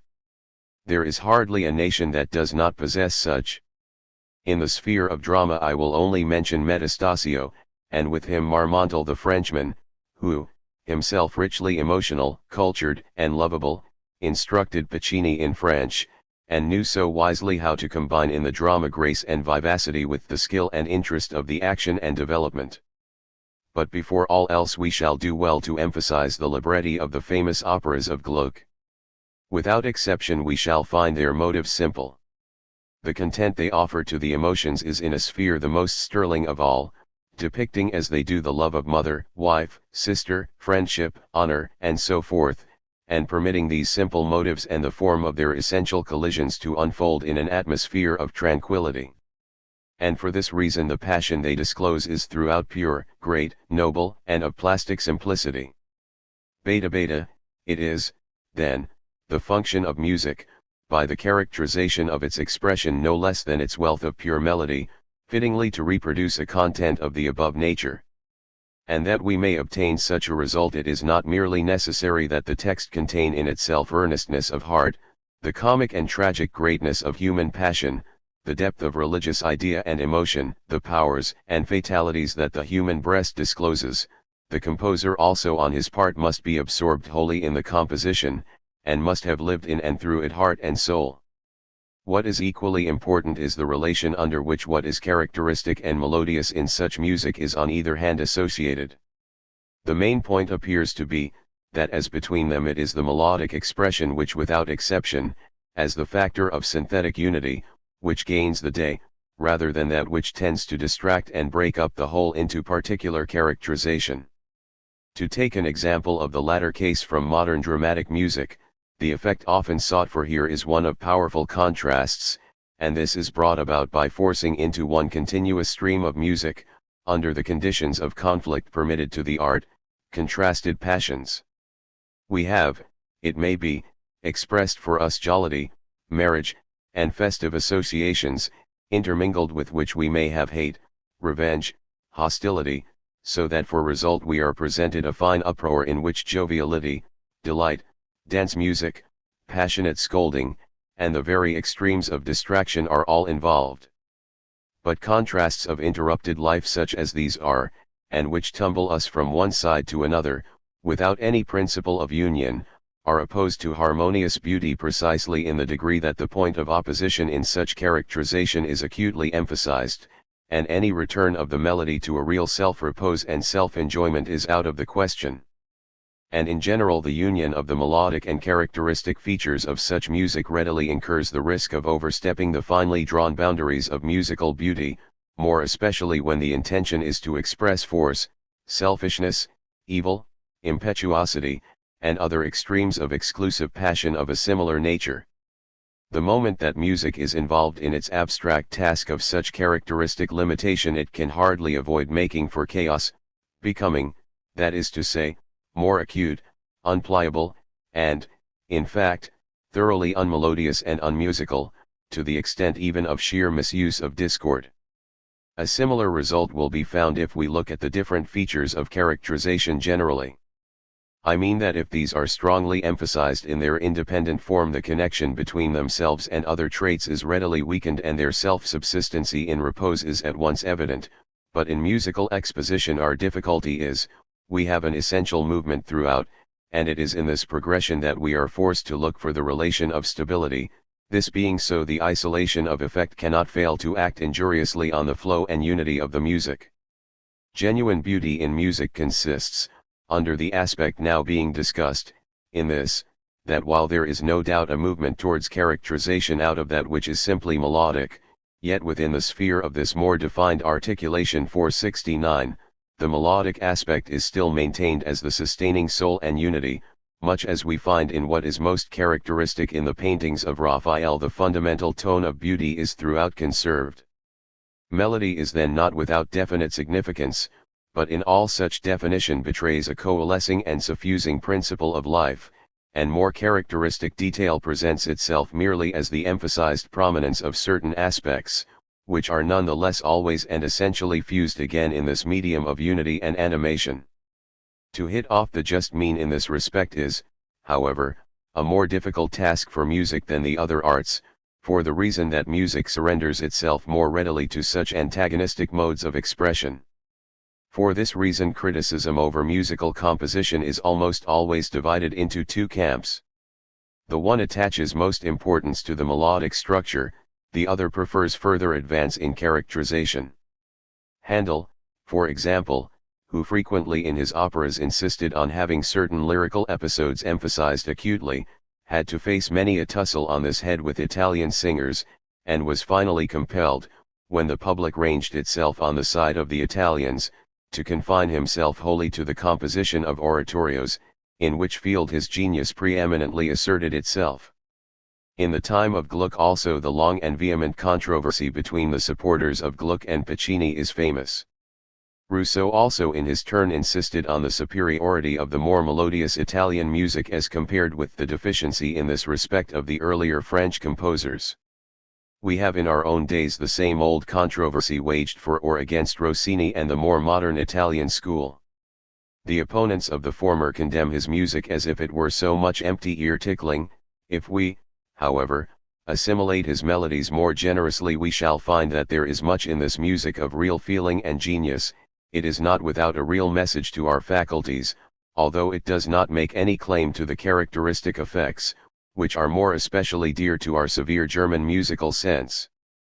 And indeed it must be admitted that only too often Rossini says goodbye to his libretto, and gives free vent to his melodies, precisely as his mood dictates, so that we have nothing left us but the alternative either to stick to the subject matter and grumble over the music that is indifferent to it, or abandon the former and take our hearty delight in the inspired irrelevances of the composer and the soul which they reveal. 470. Gamma Gamma. I will now in conclusion briefly summarize the most notable forms of music regarded as accompaniment. First, in the order of our classification we may mention ecclesiastical music. Music of this type, in so far as it is not concerned with the personal emotion of individuals, but with the substantive content of emotion in its widest compass, or shall we say the universal emotion of the community viewed collectively, is in a large measure throughout of epical consistency, even though it instructs us in no events in so many words. How an artistic conception is able to be epical in significance, though we have in it no narrative of event, we shall endeavor to explain at a later stage when we come to deal more closely with epic poetry. This fundamentally religious music is among the profoundest and most impressive creations that art can bring into being in any sphere whatever. Its true position, in so far, that is, as it is associated with the sacerdotal petition for the community, we find in the cult of Roman Catholicism, conjointment with the Mass, and more generally as a means of musical devotion attendant to the most varied ecclesiastical functions and festivals. Protestants can also boast of musicians of the profoundest gifts not merely as religious men, but also in the sterling character and opulence of their imaginative resource or executive ability. Sebastian Bach here stands before us as the master of masters. For the first time in our own day we have been taught to appreciate at something like its value the great genius of this man, his truly Protestant, robust temper, and withal his profound erudition. Of first importance we may observe in this connection, and in contrast to the direction followed by the music of Catholicism, the emergence in complete form of the oratorio, in the first instance out of the Passion music. Nowadays, of course, music for Protestantism is no longer so closely associated with the cult of religion, nor so essentially a part of its services, and indeed it is often more a matter of exercise in musical scholarship than a really vital creation. Second in order we have lyrical music, which expresses in melody isolated moods, and for the most part should be disjoined from the wholly characteristic or declamatory mode, although it may rightly undertake to combine with its expression the specific content of the words illustrated, whether their import be religious or otherwise. Tempestuous passions, however, which neither issue in repose or finality, the unresolved division of the heart, emotional distraction destitute of all relief, such experiences are more suitably reproduced as an integral part of dramatic music, they are out of place in the harmonious consistency of the lyrical mode. This dramatic form is then our third and final division. The tragedy of the ancients was associated with music, but this aspect was not emphasized, and for this reason that in truly poetical works precedence must necessarily be given to human speech and the poet's own exposition of ideas and emotion, the only way music could in these times assist which in its harmonic and melodic expression had not as yet reached that of a subsequent Christian era was mainly from the rhythmical point of view by heightening with increased animation the musical sound of the poetical language, and thereby bringing the same more home to the heart. Dramatic music, however, receives a really independent position when once the form of church music is essentially complete, and in lyrical expression some degree of perfection has been attained. We find this in our modern operas and operettas. It must be admitted that from the point of view of song the operetta is a halfway house of less importance, one which mixes together with no vital connection speech and song, what is musical and unmusical, the language of prose and that of melody. It is a common objection no doubt that song in the drama is without exception unnatural. Such an objection cannot be pressed, and would be far less open to argument as against the opera, in which from the first line to the last every idea, emotion, passion, and resolve is accompanied by and expressed in song. On the contrary, it is rather the operetta which still requires justification in so far as it introduces music in which we have a more animated presentment of the emotions and passions, or the latter are adapted for such presentment, while in the juxtaposition of a confused melody of prosaic dialogue with these artistically treated interludes of song we have what is a perpetual embarrassment. In other words, the emancipation of art is incomplete. In genuine opera, however, in which the action throughout receives its musical analogue, we are once and for all transported into an ideal world of art, the atmosphere of which is throughout the work maintained in so far as the music accepts for its fundamental content the ideal aspects of emotional stress, the particular phases of such in specific situations, and the conflicts of passion, that it may, by virtue of the more complete effects of its expression, add the final emphasis they would otherwise have lost. Conversely, in the vaudeville, where airs already popular and well known are set to the more pointed and arresting rhymes, singing is merely a self-imposed kind of irony. The fact that there is singing at all is intended to be taken rather as parody or amusement. Here the main point is the meaning of the text and its fun, and the singing has no sooner ceased than we laugh that it should ever have commenced. b. Independent music. We may compare melody, as an essentially self-contained and self-supported whole, to plastic sculpture. In the more detailed characterization of painting we shall find an analogous type to that of musical declamation. And inasmuch as in the latter case we have an aggregate of specific differentia unfolded such as the more simple movement of the human voice is unable in all its variety to express, the more all these many aspects of life enter into the movement of the music, to that extent instrumental music is a necessary accompaniment. In addition to this, as a farther point of view, whether in its relation to the music that accompanies a libretto, or the characteristic expression of the words, we have to recognize in its freedom a content of definite ideas, which is, as transmitted, wholly independent of musical sound. Now what constitutes the essential principle of music is the ideality of the soul life.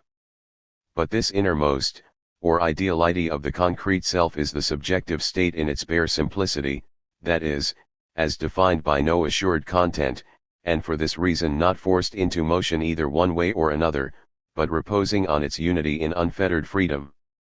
And if this subjective principle is to come entirely to its own in music also it must rid itself of a traditional text, and in all purity, out of its own resources, master its content, the movement and the kind of expression, the unity and development of its creation, the carrying out of a main conception, no less than all episodical or incidental matter, and in doing this, for the reason that the significance of the whole is not expressed in language, it must restrict its means to those exclusively of musical value. And this is what does take place in the sphere I have already described as independent music. Music, as an accompaniment, possesses that which it undertakes to express outside its own domain. To this extent it is associated in its expression with that which does not belong to it as music, but to an alien art, poetry. If music is to be nothing but music simply, it must disengage itself from this factor, which it has only borrowed elsewhere, detach itself absolutely from the definite substance of language. Thus alone it becomes entirely free. And this is the point we have now to examine more closely. We have already noticed the beginnings of such an emancipation within the limits of music as an accompaniment. For though it is true that in part here music was compelled by the force of poetical language to be subservient, yet also in part it either moved in benign repose over the more limited characterization of the words or removed itself entirely from the significance of ideas therein expressed, to expatiate of its free will in the musical language of joy or sorrow. The same result is apparent in its effect on an audience, the public as we say, and more especially in its attitude to the music of drama. In other words, an opera has many constituents. We have the local condition, landscape, and the rest, or the movement of the action, or incidental episodes and pageants. From another point of view we are confronted with human passions and their expression. In short, there is a twofold content, namely, the external action and the soul emotion that corresponds. If we take the action simply we shall find that, though it is that in which all the parts cohere, yet regarded merely in its movement forward it is less adapted to musical expression and mainly elaborated in recitative. With a content of this nature an audience is not so arrested, its attention is particularly liable to wander off from the dialogue of recitation, and to fix itself upon the portion of the work that is really musical and melodious. We have an exceptional illustration of this. I have already adverted to the fact in our modern Italian opera, which is from the first made to fall in with the custom of the audience to engage in conversation, or other ways of enjoying itself, during the chatter or trivialities of the musical dialogue, and which only returns to that part of the music which is truly music, with the full measure of sympathetic attention, enjoyment, and delight. In this case we find, then, that composer, no less than audience, barely falls short of bidding goodbye to the libretto's substance altogether, and of treating music for the purposes of enjoyment as an absolutely independent art. Alpha, the true province of such independence is, however, not the accompaniment of vocal music undeniably conditioned by a text, but instrumental music simply. As already observed, the human voice is the appropriate musical expression of man's inner life in its entirety, a life also expressed in ideas and words, which therefore discovers in its own voice and song its distinctive organ, so often as it seeks to express and recover this inner world of its ideas permeated throughout with the concentrated intensity of emotion.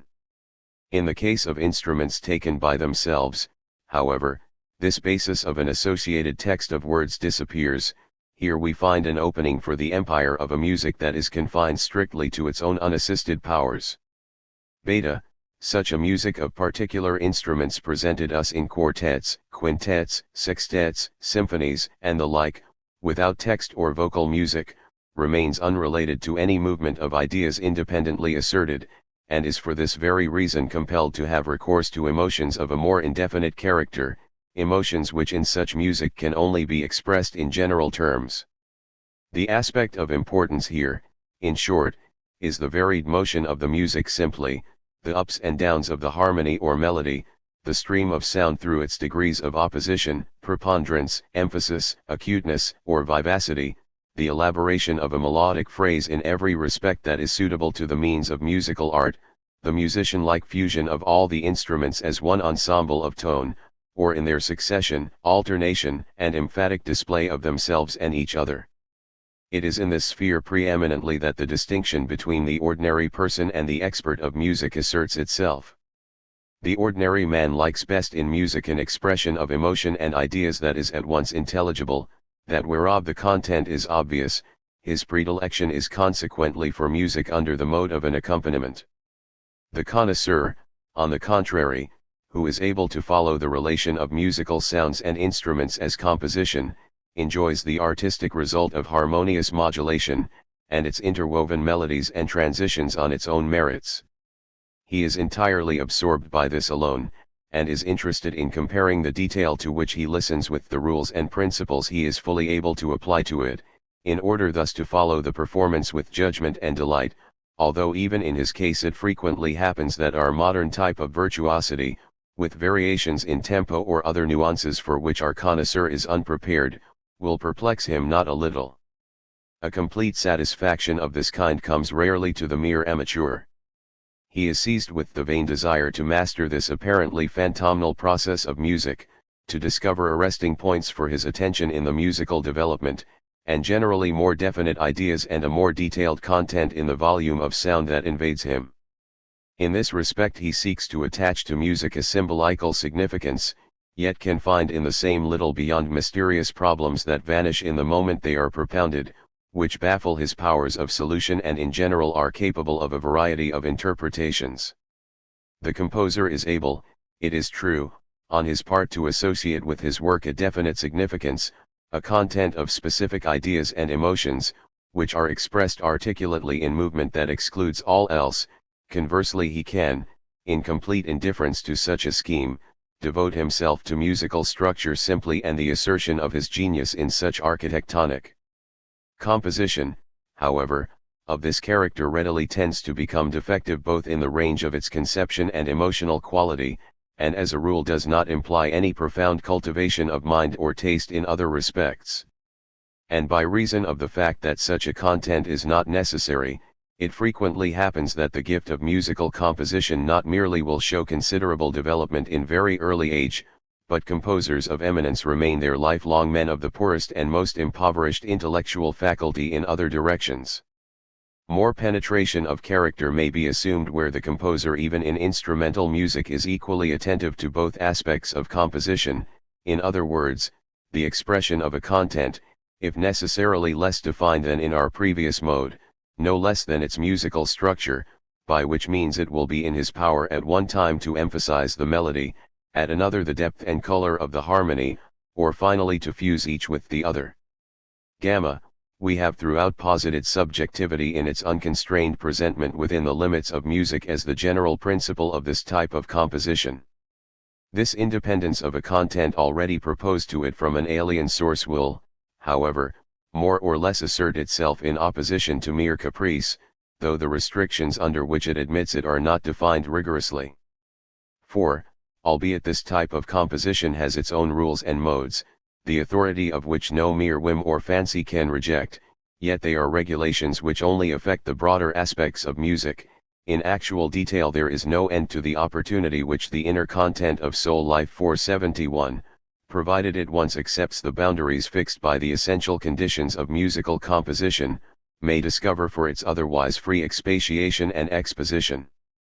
And, in fact, as a result of the elaboration of modes congenial to this type, the caprice of individual composers asserts, in contrast to the steady advance of purely melodic expression and music in association with a definite text, a practically unrestrained mastery in every sort of conceit, caprice, interlude, inspiriting drollery, startling suspension, rapid transition, lightning flashes, extraordinary surprises and effects. C. The artist as executant. In sculpture and painting we have a work of art presented us as an external and independent result of artistic activity. We do not regard this activity itself as the actual creation of Life 472. It is, however, necessary to the presentation of a musical work of art that we should have an executant musician in cooperation, just as in dramatic poetry we have the representative presence of living manhood as an essential factor in this type of art's realization. We have, then, reviewed musical composition under the two aspects, that is to say, in so far as it sought to conform with a specific content, or struck out on its own free path of independence. We may now in the same way distinguish between two main types of purely executive art. The one is wholly absorbed in the work of art on hand, and makes no attempt to reproduce anything over and beyond this. The other, on the contrary, is not simply reproductive, it actually creates expression, delivery, in short the essential animation of the work, not merely from the composition as composed, but predominantly from its own resources. Alpha, in the case of the epic poem, wherein the poet seeks to unfold an objective world of event and modes of action, the rhapsodist, who recites it, has no occasion to do anything further than wholly withdraw the expression of his own personality in the presence of the exploits and events he brings home to us. The more reserved he is in this respect the better, indeed such recitation is not incompatible with a monotoned and unemphasized delivery. What is effective here is the fact of the poem, the poetical execution, the narrative itself, not its realization in voice and speech. This illustration will suggest to us the rationale for our first type of musical reproduction. In other words, if the composition is in a similar way of a genuine objective quality, in the sense that the composer has simply translated his subject matter, or the emotion that is absorbed with it, into musical language, the artistic reproduction should retain the same objective character. It is not merely true that here there is no reason for the executant to import into it his idiosyncrasies, by doing so he necessarily impairs the true artistic effect. He must subordinate himself entirely to the character of the work, and prescribe to himself simply this attitude of attention. On the other hand, he must not, as is too frequently the case, confuse such an attitude with that of the purely servile artisan, and lower himself to the level of an organ grinder.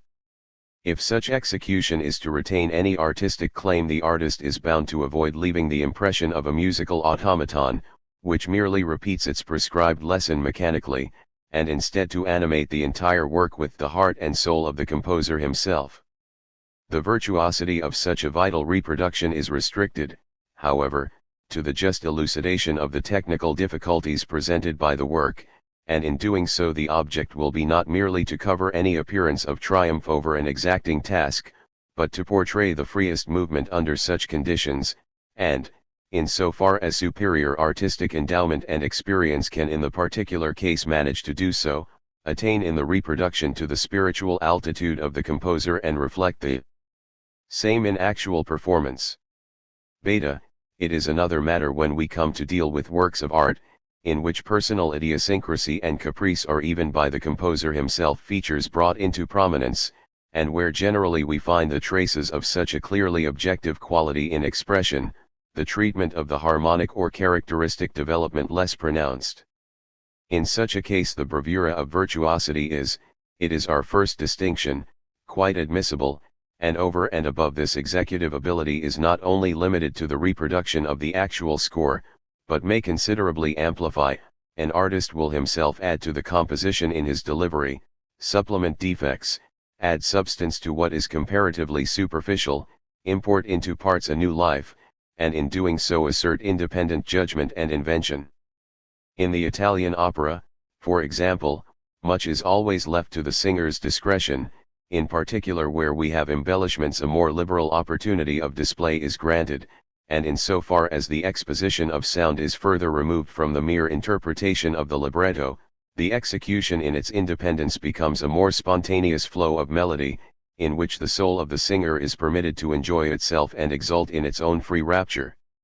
When therefore it is objected that Rossini for one has made the singer's task too easy, the stricture is only in part justified. The difficulty is none the less there, only he frequently leaves it to the trained intelligence of the executant to work it out for himself.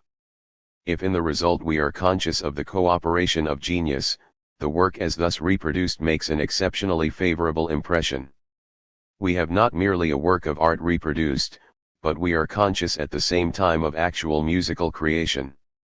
In this very present realization of life the external conditions of artistic reproduction disappear, such as place, opportunity, the local associations of a divine service, the content and intent of a dramatical situation. We have no further need for, nor do we desire any text, we have left us simply the unspecialized impulse of emotion, in the element of which the soul of the artist can surrender itself without let or hindrance to its own rapture, displaying thereby inventive genius, the finest qualities of emotion, and a mastery of technique, and in fact, provided we find the right spirit, ability, and personal charm to justify it, it may venture to interrupt the flow of melody itself with humor, caprice, and virtuosity, and accept for once the moods and suggestions of the moment. Gamma, this kind of virtuosity is yet more remarkable in cases where the instrument is not the human voice, but one of human invention. By this I mean to say that such naturally in the kind of sound they produce are further removed from the soul's direct expression, they are in relation to that of an external object, a piece of dead mechanism, and music is essentially a spiritual movement and activity.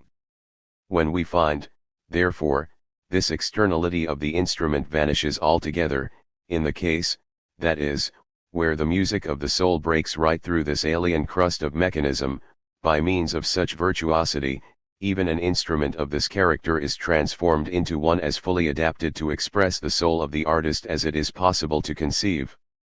Among the memories of my youth I can still recall the case of an astonishing executant on the guitar, who in his own eccentric fashion had composed huge battle pieces for this comparatively insignificant instrument. By profession, if I remember rightly, he was a weaver, and in conversation he had little enough to say for himself. But no sooner did he begin to play than one wholly forgot the absurd pretensions of his composition, forgot these precisely as he forgot all else but the music, and the marvelous result he made of it by being totally absorbed body and soul in his instrument, entirely witless of any form of nobler execution than that expressed in the tones of a guitar 473. A virtuosity of this type, in so far as it asserts such a unique superiority, is not only a proof of extraordinary mastery over material forces, but we receive from it as it strides victoriously over difficulties apparently unplayable, even turns aside to add to them, or in wayward mood breaks in upon us jestingly with I know not what interruptions and surprises, and by original invention even makes us enjoy what would otherwise be vulgar, is a direct reflection of absolutely free soul life. 474. It is quite true that a mere charlatan 475 of this type is unable to produce original works of art, but where real genius is part of the endowment we can have extraordinary mastery in composition no less than over a particular instrument, the limitations of which this virtuosity lays itself out to overcome, and in audacious vindication of its triumph will reproduce the artistic effects of other instruments entirely remote in other hands from its own. It is an accomplishment of this kind which delights us with our acutest sense of the life of music. And this riddle of riddles we discover in the fact that a mere piece of mechanical craft can become an instrument one with our life, which enables us to follow, as through a flash of lightning, a power of ideal conception no less than execution, by virtue of which the imagination of genius penetrates to the core of life as instantaneously as it vanishes therefrom. Such, then, are the most essential features, which I have selected from my own experience of music, the more general points of view which I have detached from the subject and concentrated attention upon in the present discussion. The system of the particular arts. Subsection 3. The Romantic Arts. Chapter 3, continued. Poetry. Introduction. I. The temple of classical architecture demands a god, who resides therein. Sculpture exhibits the same in plastic beauty, and confers forms on the material it employs for this purpose, which do not in their nature remain external to what is spiritual, but are the form itself immanent in the defined content. The corporeality, however, and sensuousness, no less than the ideal universality of the sculptured figure, are opposed on the one hand to subjective ideality, and in part to the particularity of the individual, in whose element the content of the religious, no less than also the worldly life, must secure reality by virtue of a novel form of art. This mode of expression, which is of subjective import, and at the same time particularized in its characterization, the art of painting itself contributes under the principle of the plastic arts. In other words, it subordinates the realistic expression of form to the more ideal presentment of color, and makes the expression of the ideality of soul the central point one of the presentment. The universal sphere, however, in which these arts are motived, the one in the ideal of symbolism, the other in the plastic ideal, the third in the romantic type, is the sensuous or external form of spirit and natural objects. The spiritual content possesses, however, as essentially appertinent to the ideality of consciousness, a determinate existence which is for this ideality at the same time foreign to the medium itself of the external appearance and envisagement presented to it by material form.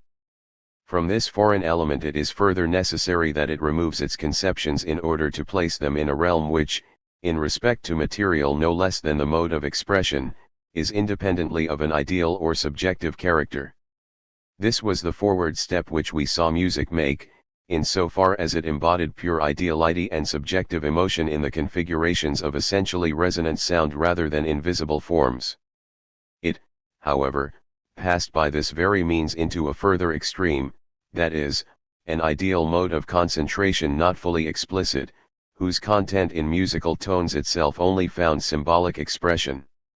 For tone taken by itself is without content, and has its definition in the numerical relations, so that what is qualitative in the spiritual content no doubt generally corresponds to these quantitative relations which are expressed in essential differences, oppositions, and mediation, but in its qualitative determinacy is not entirely able to receive its impression in musical tone. If this aspect is not wholly to fail, the art of music must, by reason of its one-sidedness, summon to its assistance the more definite articulation of language, and requires for its more secure attachment to particularity and the characteristic expression of the content a text, without which it is unable to complete fully the ideality which is poured forth by means of musical tones. By virtue of this expression of ideas and emotions, the abstract ideality of music receives a clearer and more secure exposition. At the same time, what we have here unfolded by its means is, to a certain extent, not the point of view of idea and the artistic mode adapted to its expression, but merely the emotional life as it accompanies the same. Also in part we find that here, too, music entirely divests itself of fusion with the verbal text in order to develop its own movement without restraint in the world of tones simply. For this reason the realm of idea, which is unable to remain under such a more purely abstract mode of ideal intensity, and seeks a configuration in a world which embraces its one homogeneous and concrete reality, breaks away on its part likewise from the bond of music, and in the exclusive art of poetry discovers the adequate realization it demands. Poetry, in other words the art of human speech, is the third or final step, the totality, which unites and embraces in a yet higher sphere, in the sphere of the very life of spirit itself, to the two extremes of the plastic arts and music. For on the one hand poetry contains, just as music does, the principle which apprehends an ideal content in its ideality, the principle which in architecture, sculpture, and painting is lost, or at most incompletely asserted. And on the other hand it expatiates itself, under the modes of ideal conception, intuition, and feeling simply, in an objective world, which does not entirely destroy the defined forms of sculpture and painting, and is capable of unfolding all the conditions of an event, a succession or interchange of emotional states, passions, conceptions, and the exclusive course of human action with more completeness than any other art. 2. But in a still more intimate way the art of poetry constitutes a third or final term in its relation to painting and music regarded as the romantic arts. One reason of this is that its principle is that generally of an intelligence which has nothing further to do with gross matter as such, seeking, as is the case with architecture, to transform it through symbolism to an environment related analogically to spiritual life, or as in the case of sculpture in order to implant upon material substance the natural form congenial to such life under the spatial condition of its expression. What the end is now is to express immediately for mind the manifestations of spirit with all its ideas of imagination and art, without setting forth their external and visible bodily presence. And a further reason consists in this, that poetry is able to grasp in the form of ideality itself, and with a far greater wealth than is possible for music or painting, not merely the innermost actuality of conscious life, but also what is particular and individual in external existence, and equally able to contrast such facts in the complete diversity of their specific traits and accidental peculiarities. The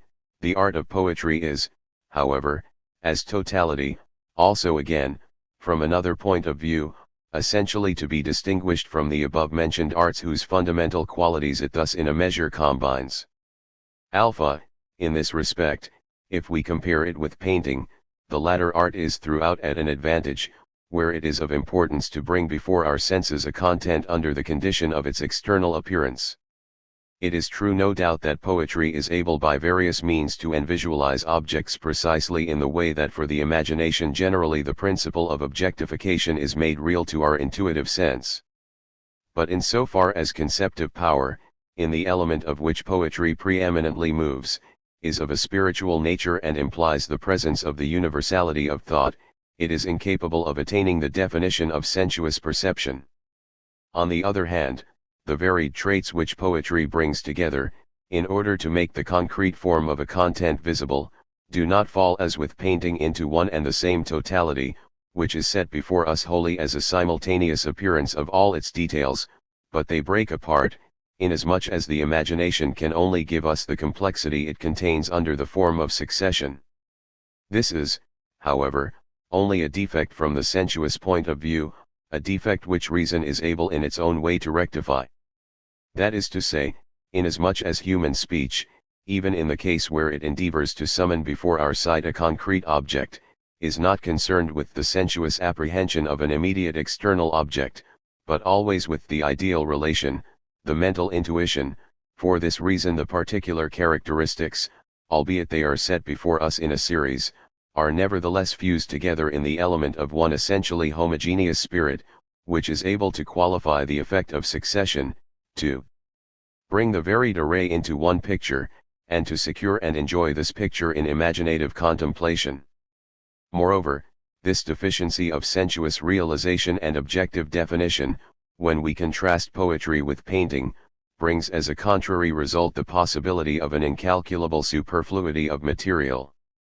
For inasmuch as the poetic art in painting restricts itself to a determinate space, and even more to a distinct moment in a situation or action, for this reason it is prevented from portraying an object in its entire ideal profundity no less than in the extension of its temporal development. But what is true is throughout concrete in the sense that it comprises within its embrace a unity of essential determinations.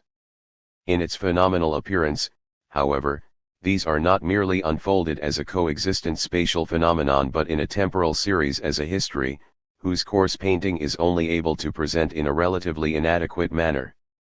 Even in the case of every stalk, every tree, each has in this sense its history, a change, sequence, and exclusive whole of varied conditions.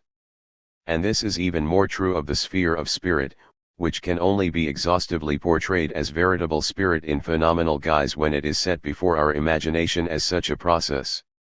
Beta, we have already seen that poetry possesses for its external medium that of tone in common with music.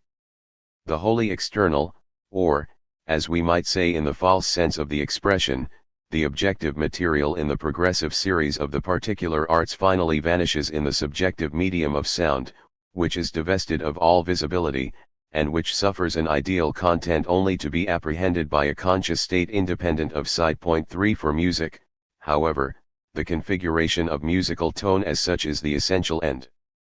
For although the soul in the course and movement of melody and its harmonic relations presents what is ideal in objects, or its own ideal content, to the emotional life, yet the ideality thus presented is not pure ideality, but the human soul interwoven in the closest way with the musical tone as its expression, and the configuration of such musical expression which confers on music its true character. So much is this the case that music receives its independent position as an art just in proportion as the animation given by it to the emotional life is more emphasized in the world of pure music than in that of man's ordinary spiritual activity. Point 4 But for this very reason it is only to a relative degree capable of reproducing the variety of spiritual ideas and intuitions, the entire extension of the ideal wealth of conscious life. It remains restricted to the more abstract universality of all that it grasps as content, and the more indefinite manifestations of our emotion. In the like degree, then, that mind, Geist, elaborates the more abstract universality in a concrete whole of idea, ends, actions, and events, and no less contributes to its conformation the particularizing perception, it not only forsakes the subjective life of mere emotion and builds up that life into an unfolded realm of objective reality. In this case, too, within the ideal world of the imagination itself, it is compelled, by virtue of the nature of such transformation, to forsake the attempt to express the new realm thus secured solely and exclusively by means of tone relations. Precisely as the medium of sculpture is too poor to express the more ample content that it is the function of the art of painting to call into life, so too the conditions of musical tone and melodic expression are unable to realize fully the imaginative pictures of the poet. For these in part possess the ideas more accurately defined to consciousness and, in part, the form of external appearance impressed on the inner sense of perceptive reason. Spirit consequently withdraws its content from musical tone as such, and declares itself through words, which it is true do not entirely forsake the element of sound, but sink to the purely external sign of the communication.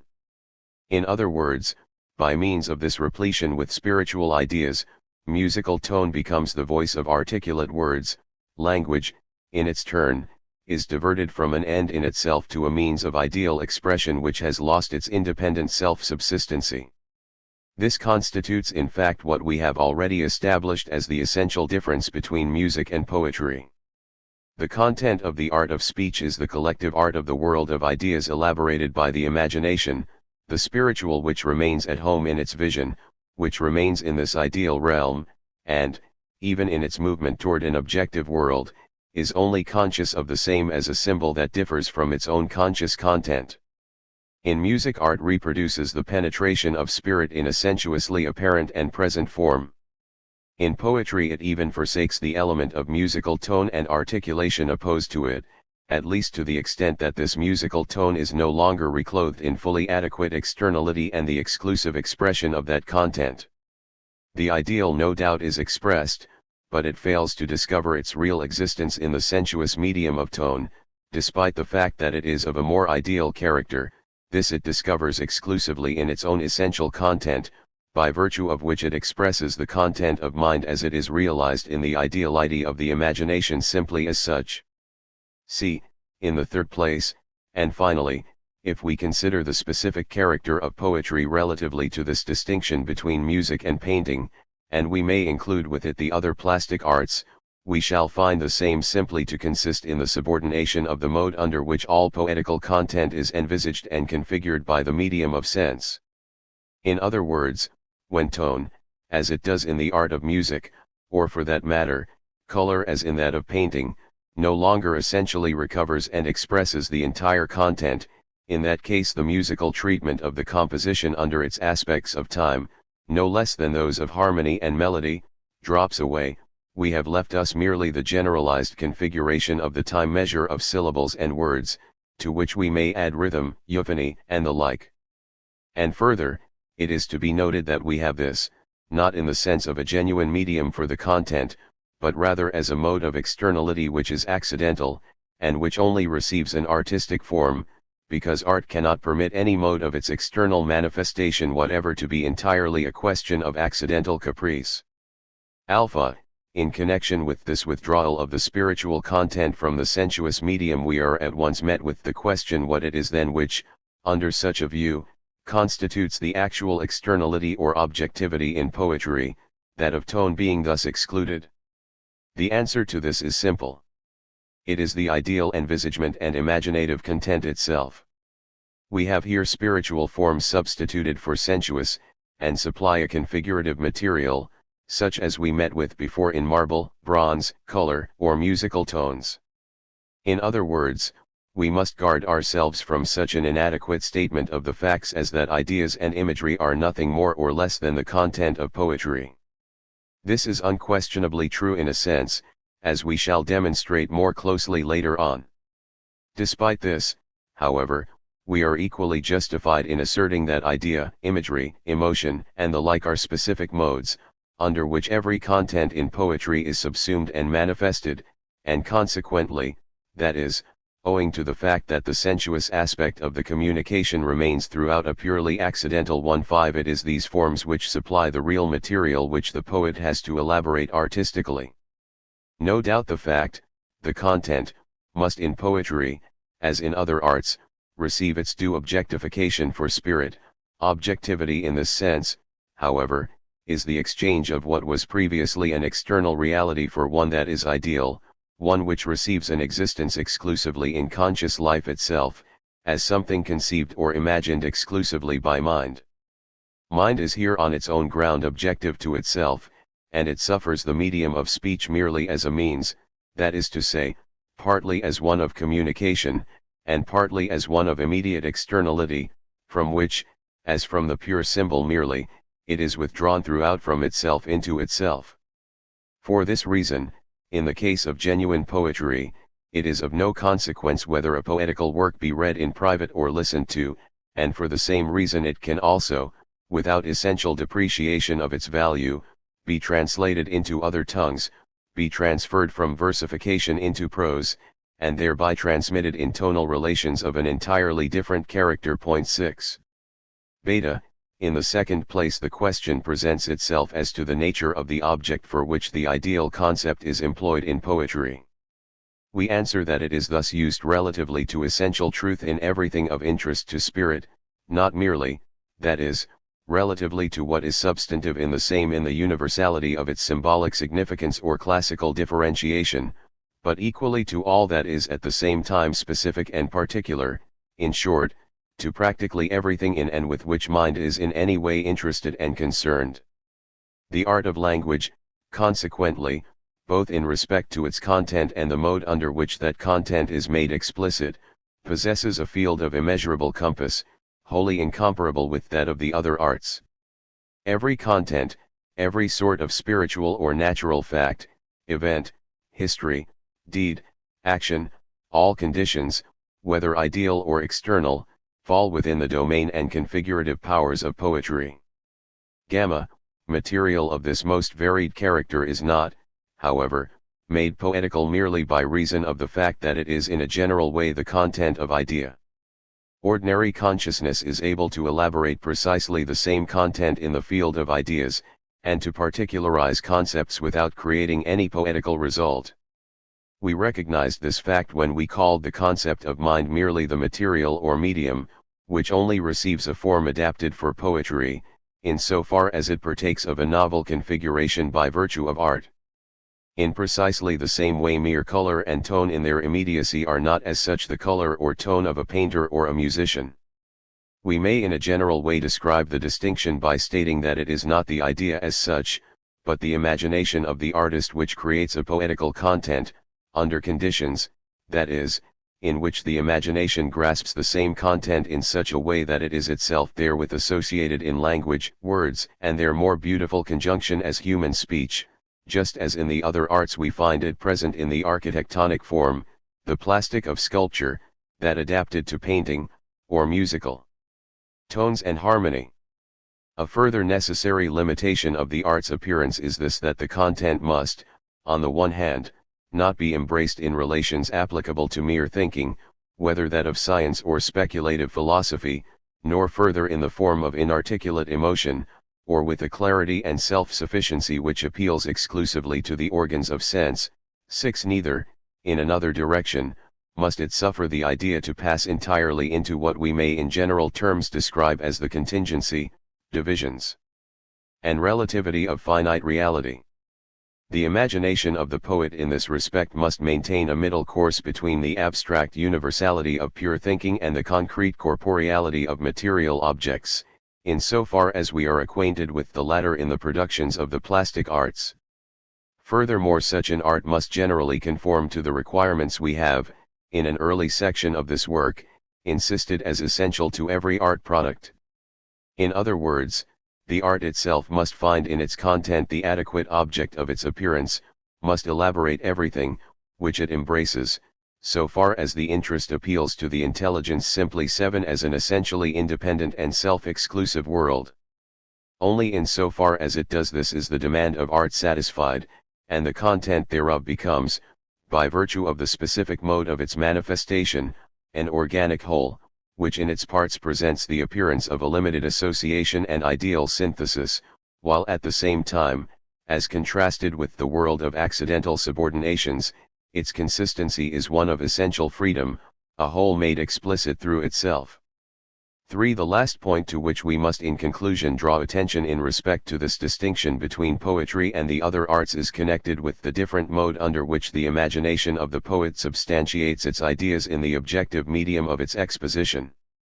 The arts hitherto considered were entirely serious in their attachment to the material of sense, a medium in which they themselves were operative, in so far as they merely bestowed on their content a form, which could be throughout accepted and elaborated by means of conglomerations of material substance, whether bronze, marble, or wood, or the media of color and tones. 8. In a certain sense, no doubt, poetry also has to meet a condition somewhat similar.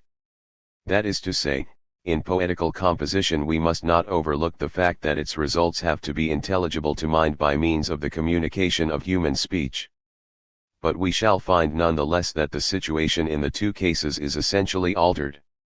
A. Otherwise expressed, by reason of the importance pertaining to the material aspect in the plastic arts and music, we find that, as a result of the defined restrictions of this material, only a limited number of conceptions can be fully reproduced in a particularized form of reality such as tone, color, and tone. The content therefore and the possibilities of artistic composition are narrowed within very definable limits.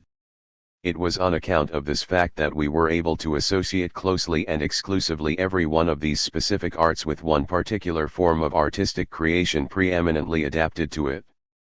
In this way the form of symbolism was appropriate to architecture, the classical to sculpture, and the romantic to painting and music.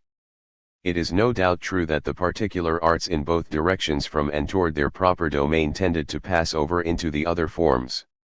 We took account of this fact when we found it possible to refer to a classic and romantic style of architecture, a symbolical and Christian type of sculpture, and even used the term classic in connection with painting and music.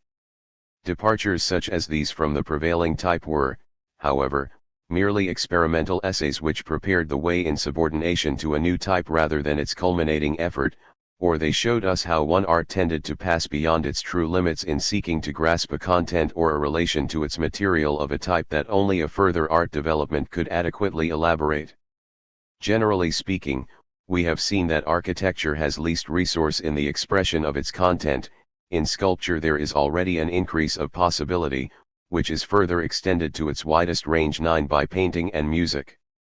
And the reason of this is that in proportion as the ideality and particularization under all its aspects by the external medium is made more explicit, the variety of the content and of the forms it receives also increases.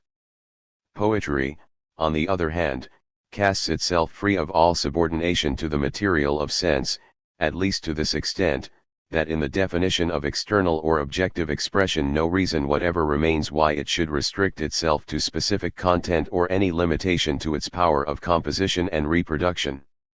It is therefore exclusively united to no specific art type, rather we may define it as the universal art, which is capable of reclothing and expressing under every conceivable mode every content that can possibly enter into or proceed from the imagination of man. And it can do this because its material is nothing more or less than the imagination itself, which is the universal root and ground of all the particular arts and their specific types. We have already, in another connection, when concluding our discussion of the particular artistic types, come across what was practically the same thing. What we sought for, then, in our conclusion was that art in one of its types should make itself independent of that mode of representation properly called specific, remaining thereby predominant above the entire sphere in which such a totality of particularization is reproduced. An elaboration so comprehensive is among all the particular arts by the very nature of the case only possible to poetry. Its realization is effected through the development of poetical creation in part by means of the actual reconstitution of every particular type, and partly by the liberation of the mode of conception and its content from the boundaries fixed for it in the essentially exclusive types of conception, whose character we have severally defined as symbolical, classical, and romantic. b. The above considerations will further serve to justify the position, which, in the course of our inquiry, regarded as the development of a philosophy, we previously assigned to the art of poetry. In other words, by reason of the fact that poetry is, to a degree quite impossible to any other mode of artistic production, concerned with the universal simply as such in art, we might appear to have some reason for insisting that it marks the commencement of an investigation in the full sense of the word philosophical, and only from such a starting point can we enter into the sphere of particularization, in which we find the series of the other arts as limited and determined by their specific sensuous medium. Looking back, however, at the result arrived at in our investigation of the particular art types, we shall find that the course of philosophical evolution consisted, first, in an increased penetration of the ideal content, and, from another point of view, in the demonstration that originally art sets forth in the search, then in the discovery of, and finally with an advance beyond that content compatible with its powers. This notion of the beautiful and art must enforce itself in the arts themselves. The starting point of our inquiry, therefore, was architecture, in which we found merely an impulse toward the complete representation of what pertains to spirit in a material medium. This is so much the case that it is only through sculpture that art first attains to a genuine interfusion of ideality with the medium, and further that only in the arts of painting and music do we reach the stage where, by virtue of the ideal and subjective character of their content, we find the perfected fusion effected no less under the aspect of conception than that of practical execution in the medium accepted. This process culminates most decisively in poetry, by virtue of the fact that the very nature of its objective realization can only be apprehended as an effort to draw apart from and cancel the material of sense rather than one of reproduction which does not as yet venture to clothe itself and move in the objective medium of sense perception. In order, however, to make this liberation intelligible in philosophical terms, it is of importance that we have already disposed of the question what it is from which art undertakes to liberate itself. This question stands in close relation to the fact that poetry is essentially capable of embracing the entirety of intelligible content and artistic modes of expression. We may add further that we have viewed this as the acceptance of a totality, which can only be interpreted philosophically as the abrogation of limitation in particularity. Our previous consideration of what we mean by things that are one-sided would be involved in such an exposition, the self-exclusive character of such one-sidedness being cancelled by such a totality. It is only through the course of such an exposition that we can effectively demonstrate that poetry is the specific art in which a point is reached which marks the beginning of the disintegration of art itself, a point at which the philosophical consciousness discovers its bridge of passage to the notion of religion as such, as also to the prose of scientific thought. The boundary lines of the realm of beauty are, as we have already seen, on the one hand the prose of finite condition and our ordinary conscious life, starting from which art makes its effort in the direction of truth, and, on the other, of the loftier spheres of religion and science, from which it passes over into a comprehension of the absolute till more emancipate from all material association. See, despite therefore the completeness with which the art of poetry reproduces, under a mode of objectification that is most ideal, the entire totality of beauty, nevertheless intelligence is able to discover even here too in this final domain of art a residue of defect. We may for this purpose within our art system directly contrast the poetic art with that of architecture. In other words, architecture was still unable to subordinate the external material to the ideal content sufficiently to clothe the same in a form adequate to mind. Poetry on the other hand carries the process of negating its sensuous medium so far that instead of transforming that which stands in opposition to gross spatial matter, namely tone, as architecture does with its material into a significant symbol, it rather reduces it to a mere sign of no significance. But by doing so it destroys the fusion of spiritual ideality with external existence, so thoroughly that to this extent it ceases to be compatible with the original notion of art. In other words, it comes dangerously near to bidding goodbye to the region of sense altogether, remaining wholly absorbed in that of ideality. The fair mean between these extremes of architecture and poetry is secured by sculpture, painting, and music. Every one of these arts not merely still reproduces the spiritual content completely in a medium borrowed from the objective world, but also leaves us with that which lies open to our senses, no less than our intelligence. For although painting and music, regarded as romantic arts, attach themselves to a medium already more ideal, they do nonetheless supply the immediacy of objective existence, which, however, in this increase of ideality, shows indications of disappearance, while again from the opposite point of view they prove themselves, through their media of color and tone, more profuse in fullness of particularization and manifold configuration than is required from the material of sculpture. No doubt the art of poetry in its turn also endeavors, as a set-off to this defect, to place the objective world before us with a breadth and variety which even painting, at least in a single composition, fails to secure. Nonetheless this comprehensiveness remains throughout merely a realization confined to consciousness itself, and, if it so happens that poetry, in response to a demand for more material artistic realization, attempts to increase the impression on our senses, it is only able to do this by either borrowing these effects from music and painting, in order to secure artistic means otherwise foreign to it, or it is forced, if it seeks retain its genuine character, to employ these sister arts only under a subordinate relation of service, while the main stress is laid on the ideas of conscious life, the imagination which appeals to the imagination, with which it is above all concerned. This will suffice for discussion of the general relation under which poetry is placed to the other arts. We shall now proceed to a closer examination of the art of poetry itself, and with a view to this propose to coordinate the same as follows. We have already seen that in poetry it is the ideal concept itself from which we derive content no less than medium. By reason, however, of the fact that we already find outside art's domain the world of idea to be the most obvious mode of conscious life, it is above everything else important to distinguish the conception of poetry from that of prose. The art of poetry, however, is not complete in this ideal world of the imagination alone. It is necessary that it should clothe the same in expressive language. It has therefore a twofold task confronting it. On the one hand, it is called upon so to arrange this world of constructed idea that it may admit of complete translation into speech. On the other, it must take care not to leave this medium of language in the form appropriated by ordinary conscious life. In other words, such must be treated poetically in order that the expression of art may be distinguishable in the selection of words no less than their position, and even their sound from that of ordinary prose.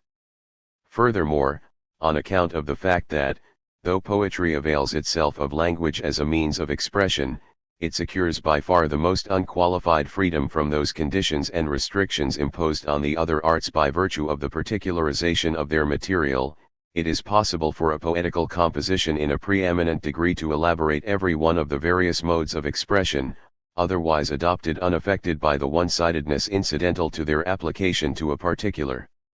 art. The subdivision of such modes of expression in all their variety is consequently by far the most complete in the works of poetry. The further course of our investigation may now be epitomized as follows. First, we have to elucidate what is in general terms poetical, and the poetical composition in particular. Secondly, poetry will be examined as a means of expression.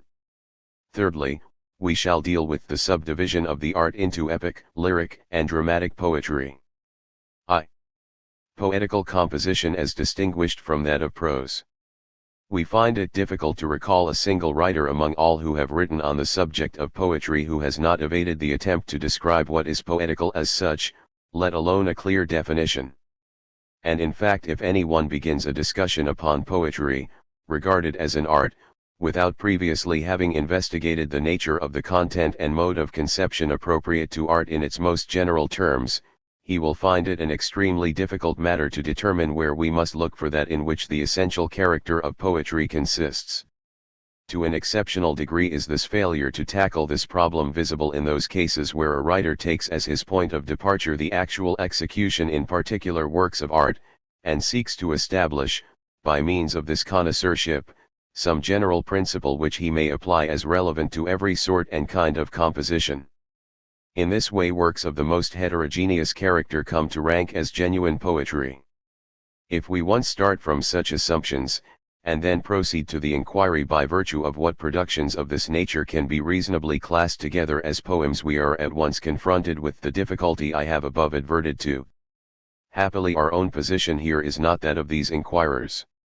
In the first place, we have by no manner of means arrived at the general notion of our subject matter through an examination of any particular examples of its display. We have on the contrary sought to evolve the actual constitution of the same by a reference to the fundamental notion. Point 1. Agreeably with this, it is not part of our demand that everything in ordinary parlance regarded as poetry should in our present inquiry fall into the general notion we have accepted. At least this is certainly not so in so far as the decision whether any particular work is or is not poetical is only deducible from the notion itself. Furthermore, it is unnecessary now to expound more fully what we understand by the notion of poetry. To do this, we should simply have to repeat again the course of our inquiry into the nature of beauty and the ideal as developed in general terms in the first part of this work. The intrinsic character of what is poetical stands in general agreement with the generic notion of artistic beauty and the art product.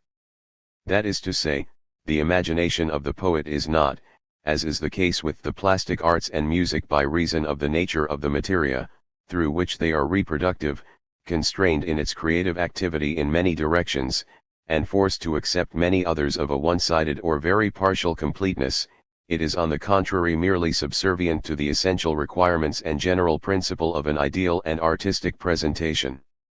From the many different points of view applicable to our present purpose, I will attempt to emphasize merely those of most importance, as for example, First, that which relates to the distinction between the mode of composition employed respectively by poetry and prose; secondly, that which contrasts a poetical work as completed with one of prose; and, finally, I propose to add a few observations relative to the subjective faculty which creates, or, shall we say, the poet himself. The composition of poetry and prose. A. In so far as the content appropriate to poetical composition is concerned, we may, relatively speaking at any rate, exclude the external world of natural fact. It is spiritual interests rather than the sun, mountains, landscape, or the bodily human form, and the like, which are its proper subject matter. For, although it naturally embraces the element of sensuous impression and perception, it remains none the less, even in this respect, an activity of mind.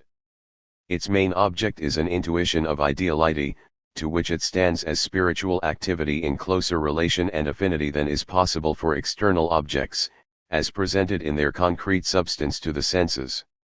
The world of nature therefore only enters into the content of poetry in so far as mind discovers therein a stimulus or a material upon which to exercise its own energy, as, for example, where it is regarded as the environment of man, merely possessing essential worth in its relation to the ideality of conscious life, which moreover can put forward no claim to be itself the independent object of poetry. The object, in short, which fully corresponds to its appeal is the infinite realm of spirit. For the medium of language, the most plastic medium possessed immediately by conscious life, and the one most competent to grasp its interests and movements in their ideal vitality, precisely as is the case with the material of the other arts, such as stone, color, and tone, must necessarily and above all be employed to express that which it is most qualified to express. It is consequently the preeminent task of poetry to bring before our vision the energies of the life of spirit, all that surges to and fro in human passion and emotion, or passes in tranquility across the mind, that is the all-embracing realm of human idea, action, exploit, fatality, the affairs of this world and the divine providence. It has been the most universal and cosmopolitan instructor of the human race and is so still.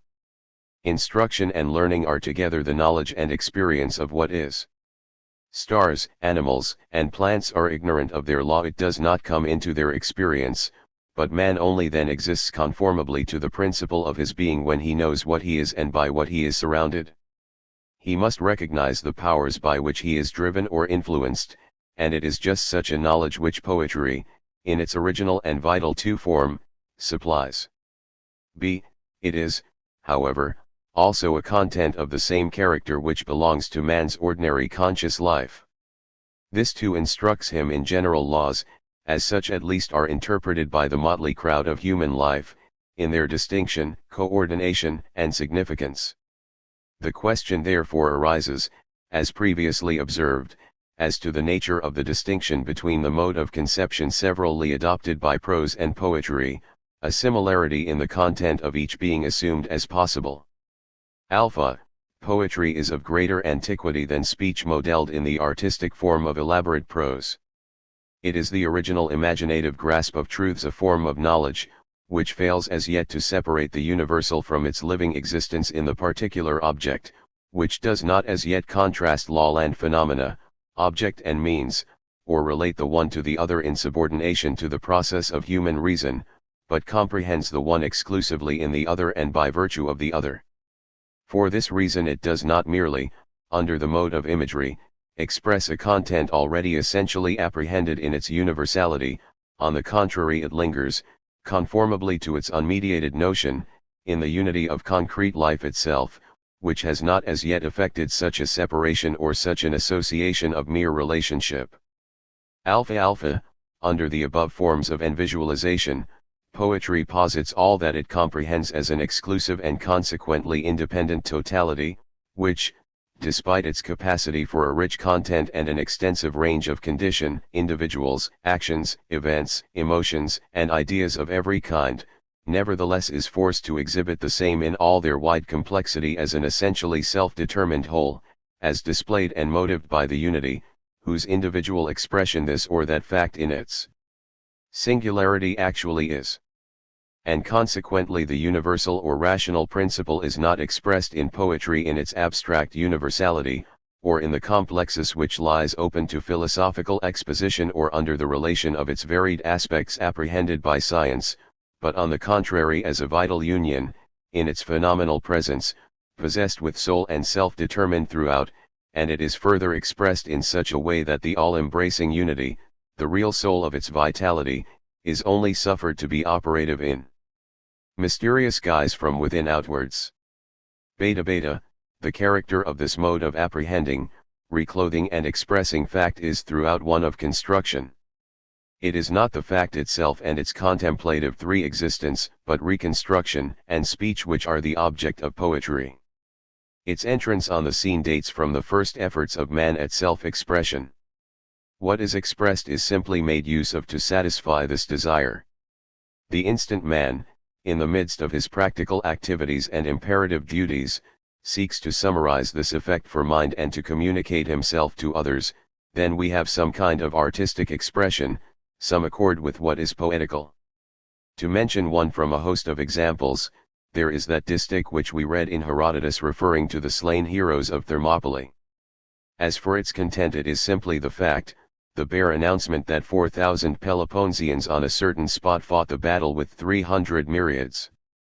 The main interest is, however, the composition of an inscription which communicates to contemporary life and posterity the historical fact, and is there exclusively to do so. In other words, the expression of this fact is poetical, it testifies to itself as a deed, epsilon nu pi omicron iota epsilon nu, which leaves the content in its simplicity, but expresses the same with a definite purpose. The language, in which the idea is embodied, is to that extent of such increased value that an attempt is made to distinguish it from ordinary speech. We have a distich in lieu of a sentence. Gamma gamma, for this reason, even from the point of view of language, poetry makes an effort to keep its domain singular and distinct from ordinary parlance, and to accomplish this elevates its expression to a higher virtue than that of merely articulate expression.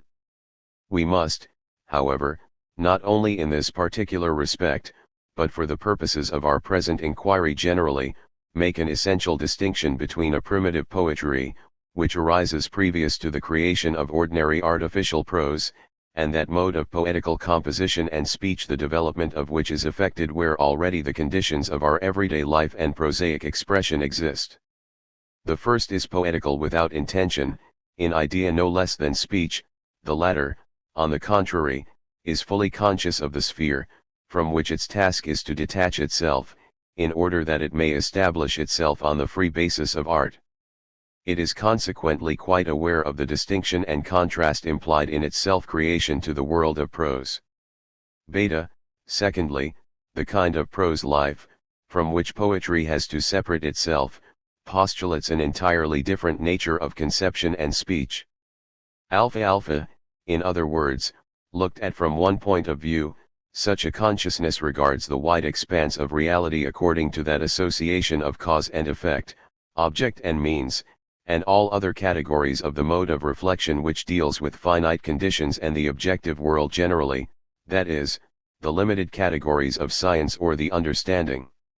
It is a feature of such thought that every particular trait should at one moment appear with a false subsistency, at another should be placed in the position of bare relation to something else, that as such it should be so apprehended in its relativity and dependence that no unity of a free nature whatever is possible, no unity, that is, which remains essentially throughout, and in all its branches and separate filaments, a complete and free totality, no unity, in short, where we find that the individual aspects are simply the appropriate explication and phenomenal presence of one content which constitutes the point of focus, the soul that unites all together, and which also finds its vital principle in this all-pervading center of animation.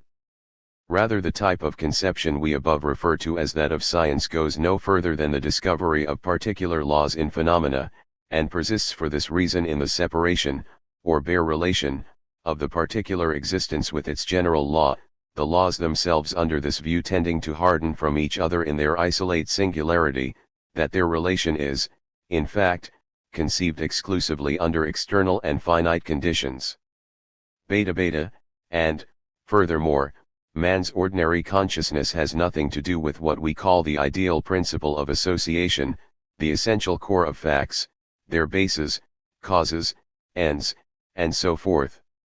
It rests satisfied with the acceptance of the mere fact that something exists or happens as distinct from something else, or, in other words, with its insignificant contingency. It is no doubt true that the unity of life is not, in such a case, deliberately cancelled by any express separation, that unity, I mean, in which the intuition of the poet arrests the ideal rationale of the fact, its expression and determinate existence. What, however, is absent here, is just that flash of insight into this core of reason and significance, which becomes consequently for our intelligence a thing essentially vacant, possessing no further claim on our minds to a rational interest. The comprehension of a rational cosmos, and its relations is exchanged then and there for a mere flux and contiguity of indifference, which it is true may possess a large expanse of external animation, but which none the less suffers the profounder impulse of reason for to remain unsatisfied. True vision, no less than soul life in its full vigor, can only obtain satisfaction, where such are made aware in phenomena, through feeling no less than contemplation, of the reality in its essence and truth which is compatible with such a world. The life which is a mere external show is defunct to our deeper sense, if all that is ideal and intrinsically rich in significance fails to shine through as the very soul thereof. Gamma, these defects, thirdly, in the conceptions of science and our ordinary conscious life speculative thought effaces. It stands, therefore, in one respect in affinity with the imagination of the poet. The cognizance of reason 5 is not solely, or even mainly, concerned with contingent singularity, nor does it overlook in the phenomenal world the essence of the same. It does not rest satisfied with the differentiations and external relations proper to the conceptions and deductions of the understanding, it unites them in a free totality, which in the apprehension of our finite faculty in part fails to preserve its self-consistency, and in part is posited in a relation that possesses no synthetic unity. Pure thought, however, can have but one result, namely thoughts. It evaporates the mode of reality in that of the pure notion. And although it grasps and comprehends actual things in their essential separation and their actual existence, it does also nevertheless translate this particularity into the ideal element of the universal, in which alone thought is at home with itself. Consequently there arises, in contrast to the world of phenomena, a world that is new in this sense, that though the truth of the real is present, it is not displayed in reality itself as the power itself which gives it form and the veritable soul thereof. Thinking is simply a reconciliation of truth with reality in thought. The creations and reconstruction, however, of the poet is a reconciliation under the mode of phenomenal reality itself, albeit such a real appearance is merely ideally conceived. We have, therefore, two distinct spheres of consciousness, that of poetry and prose. In former times, in which there is neither present a deliberate outlook on the world elaborated, in respect to its religious belief and its general knowledge, under the coordinated form of scientific ideas and cognition, nor an actual world of human condition regulated conformably to such a standard, poetry is confronted with a lighter task. Prose is not in such a case opposed to it as an essentially independent field of ideal and external existence, which it has first to overcome. Its problem is for the most part simply limited to deepening all that is significant or transparent in the forms of ordinary consciousness. If, on the contrary, the prose of life has already appropriated within its mode of vision the entire content of conscious life, setting its seal on all and every part of it, the art of poetry is forced to undertake the task of melting all down again and recoining the same anew. In every direction it finds itself involved in difficulties by the unresponsive nature of prosaic existence. It has, in short, not only to wrest itself from the adherence of ordinary consciousness to all that is indifferent and contingent, and to raise the scientific apprehension of the cosmos of fact to the level of reason's profounder penetration, or to translate speculative thought into terms of the imagination, giving a body to the same in the sphere of intelligence itself. It has further to convert in many ways the mode of expression common to the ordinary consciousness into that appropriate to poetry, and, despite of all deliberate intention enforced by such a contrast and such a process, to make it appear as though all such purpose was absent, preserving the original freedom essential to all art. See, we have now summarized in its most general terms that in which the content of poetry consists. We have further distinguished the form of poetry from that of prose. In conclusion, it is of importance to draw attention to the particularization which the art of poetry, to a degree unattained by the other arts, whose development is not nearly so rich in results, admits of. We find, no doubt, architecture illustrated in the arts of very varied peoples, and continuous through many centuries. But of sculpture, at least, it is true that it reaches its culminating point in the ancient world of Greece and Rome, just as painting and music have done more recently in Christendom. The art of poetry celebrates its epochs of brilliancy and bloom among all nations and in all ages almost that present any real artistic activity at all. It embraces the collective spirit of mankind, and it is differentiated through every kind of variation. Alpha, furthermore, inasmuch as poetry does not accept the universal in scientific abstraction from its object, but seeks to represent what is rational under the mode of individuality. 6. The specific traits of national character are essential to its growth. The content and the particular mode of its presentation are in fact conditioned by the nature of these and the general outlook in each case. We find it consequently adapting itself to every variety of form and peculiarity. It matters not what the poetry may be, whether Oriental, Italian, Spanish, English, Roman, Hellenic, or German, each and all differ totally in their spirit, emotional impulse, general outlook, and expression. A similar distinctive variety asserts itself in particular epochs as they are favorable to the art of poetry or the reverse. The results secured, for example, by our German poetry were impossible in the Middle Ages, or the times of the 30 Years' War. The particular motives, which in our own day excite the greatest interest, are inseparable from the entire evolution of contemporary life. And in the same way every age has its own wider or more restricted, more exalted and liberal, or more depressed phase of emotional life, in short its specific outlook on the world, which it is the express aim of poetry to bring home to the artistic consciousness in the most intelligible and complete manner, inasmuch as language is the one medium capable of expressing the human spirit wherever and in whatever form it may be manifested. Beta, among these national characteristics, or views and opinions peculiar to particular epochs, some have closer affinity with the poetic impulse than others. The Oriental consciousness is, for example, in general more poetic than the Western mind, if we exclude Greece. In the East the principle predominant is always that of coherence, solidity, unity, substance. An outlook of this nature is intrinsically most penetrative, even though it may fail to reach the freedom of the ideal. Our Western point of view, especially that of modern life, is based on the endless breaking up and division of its boundless material into fragments, in virtue of which process, the extreme emphasis laid here on particular facts, what is merely finite becomes substantive for the imagination, and despite of this must be once more subsumed under the converse action of relativity. For the Oriental nothing persists as really substantive, but everything appears as contingent, discovering its supreme focus, stability, and final justification in the one, the absolute, to which it is referred. Gamma, by means of this diversity of national traits and the evolutionary process of the centuries we find that what is shared by all mankind alike, no less than all that claims to be artistic, is drawn as a common element within the reach of other nations and epochs, intelligible and enjoyable to the same.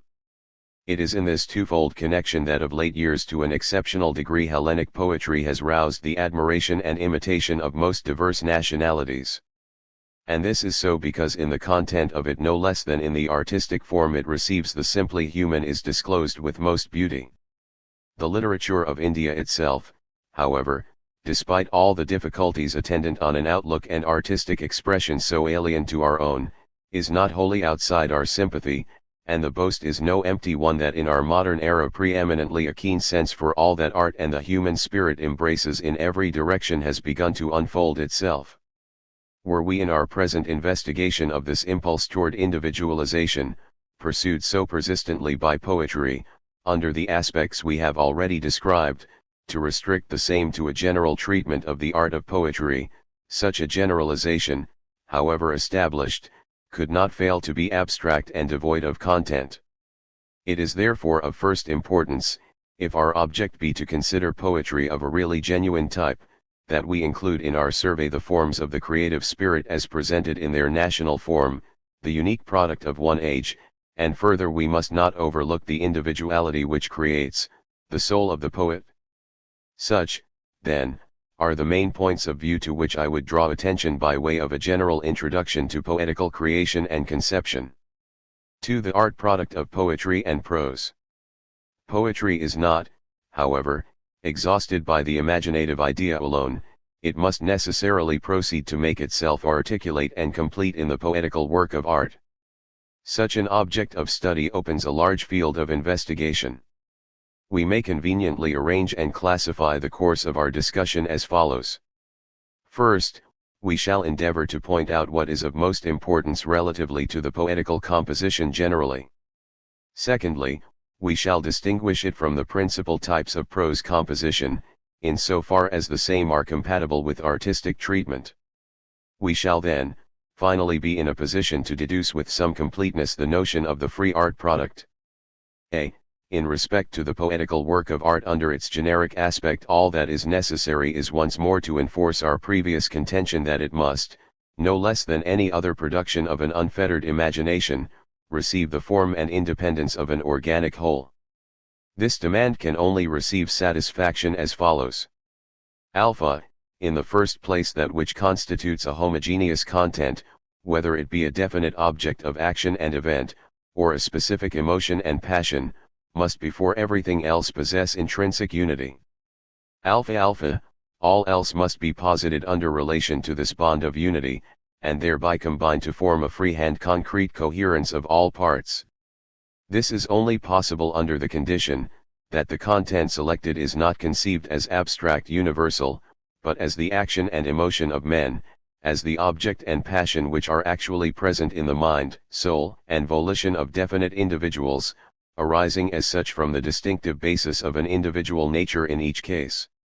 Beta, the universal, which is to receive representation, and the individuals, in whose character events and actions the manifestation of poetry is asserted, must not consequently fall into fragments, or be so related that the individuals are merely of service as an abstract universal. Both aspects must combine in vital coalescence.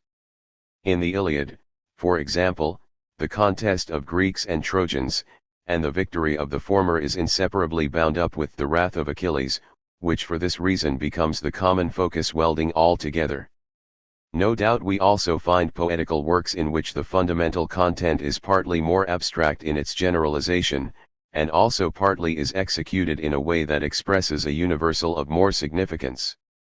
Dante's great epic poem is an illustration, which not only embraces the world divine throughout, but displays individuals of the most varied character in their relation to the punishments of hell, purgatory, and the blessedness of paradise.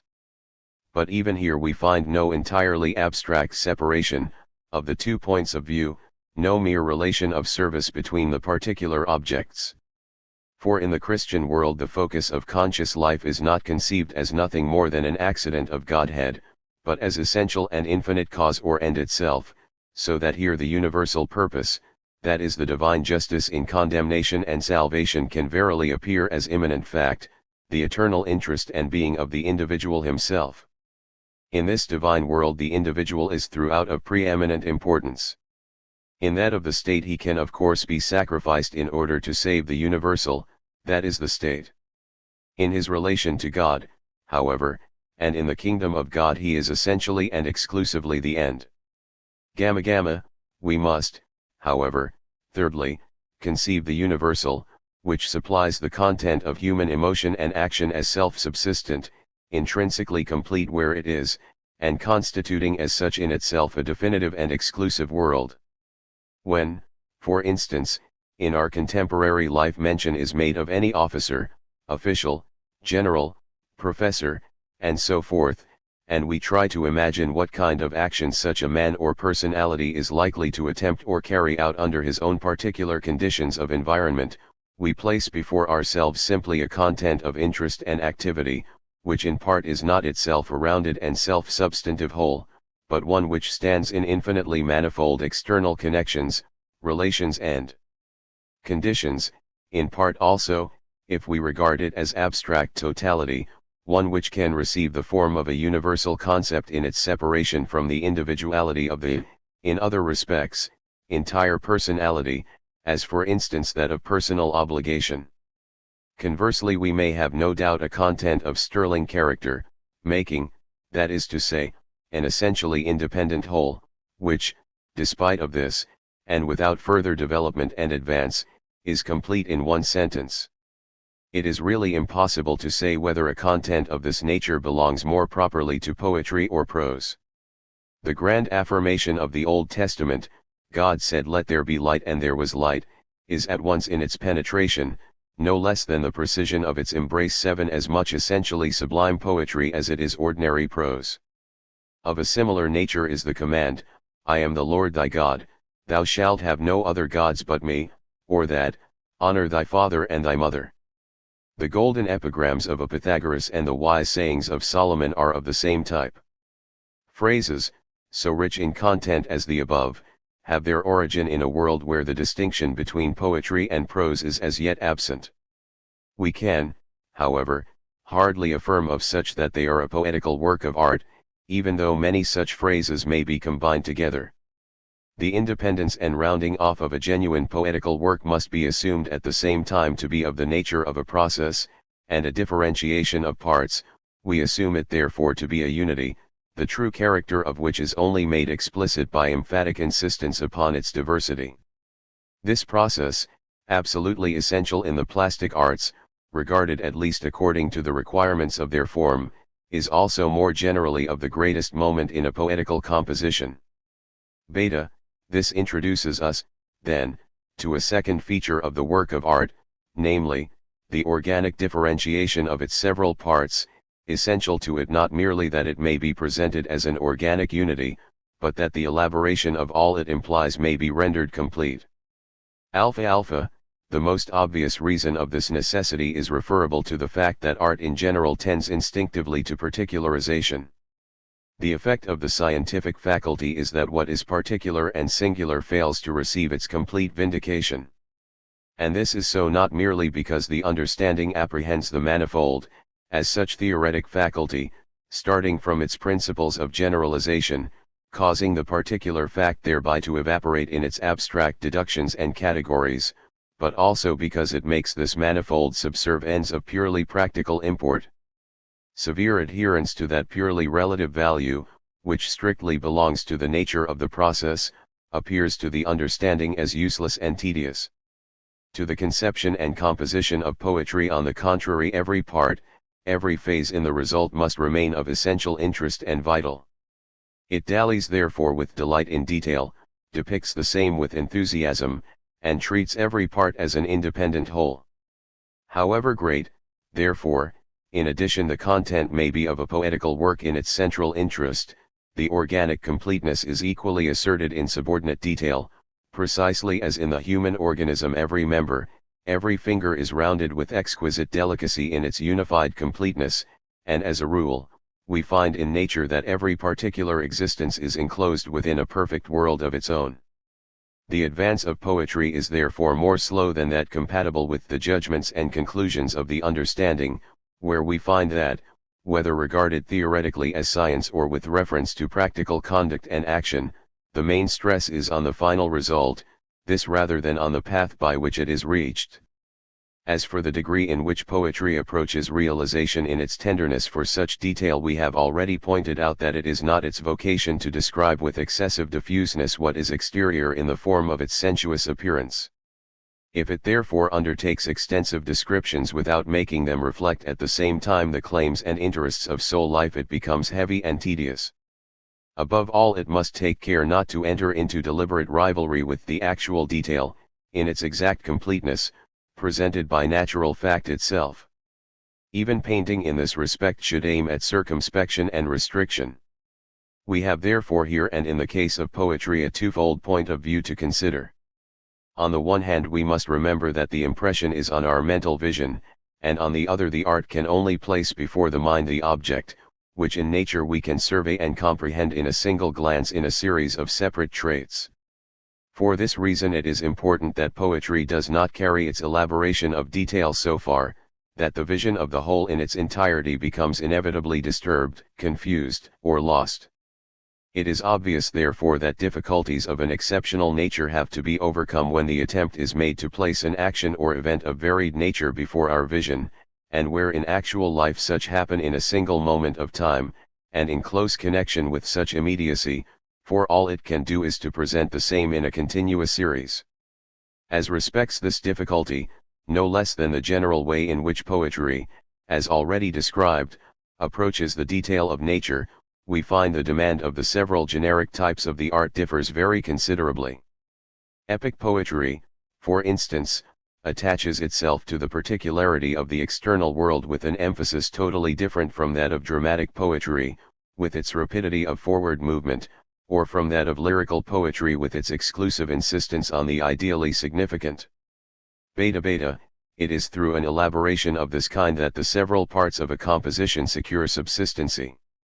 No doubt this appears to stand in direct contradiction to the unity which we established as a primary condition. As a matter of fact, the opposition is merely apparent. This independence should not, that is to say, assert itself in such a way that the several parts are placed in absolute separation from each other. It must on the contrary only be carried so far that the several aspects and members of the whole are clearly seen on their own account to be asserted in the vital form peculiar to each, and to stand on their own free basis of independence. If, on the contrary, this individualized life is absent from the several parts,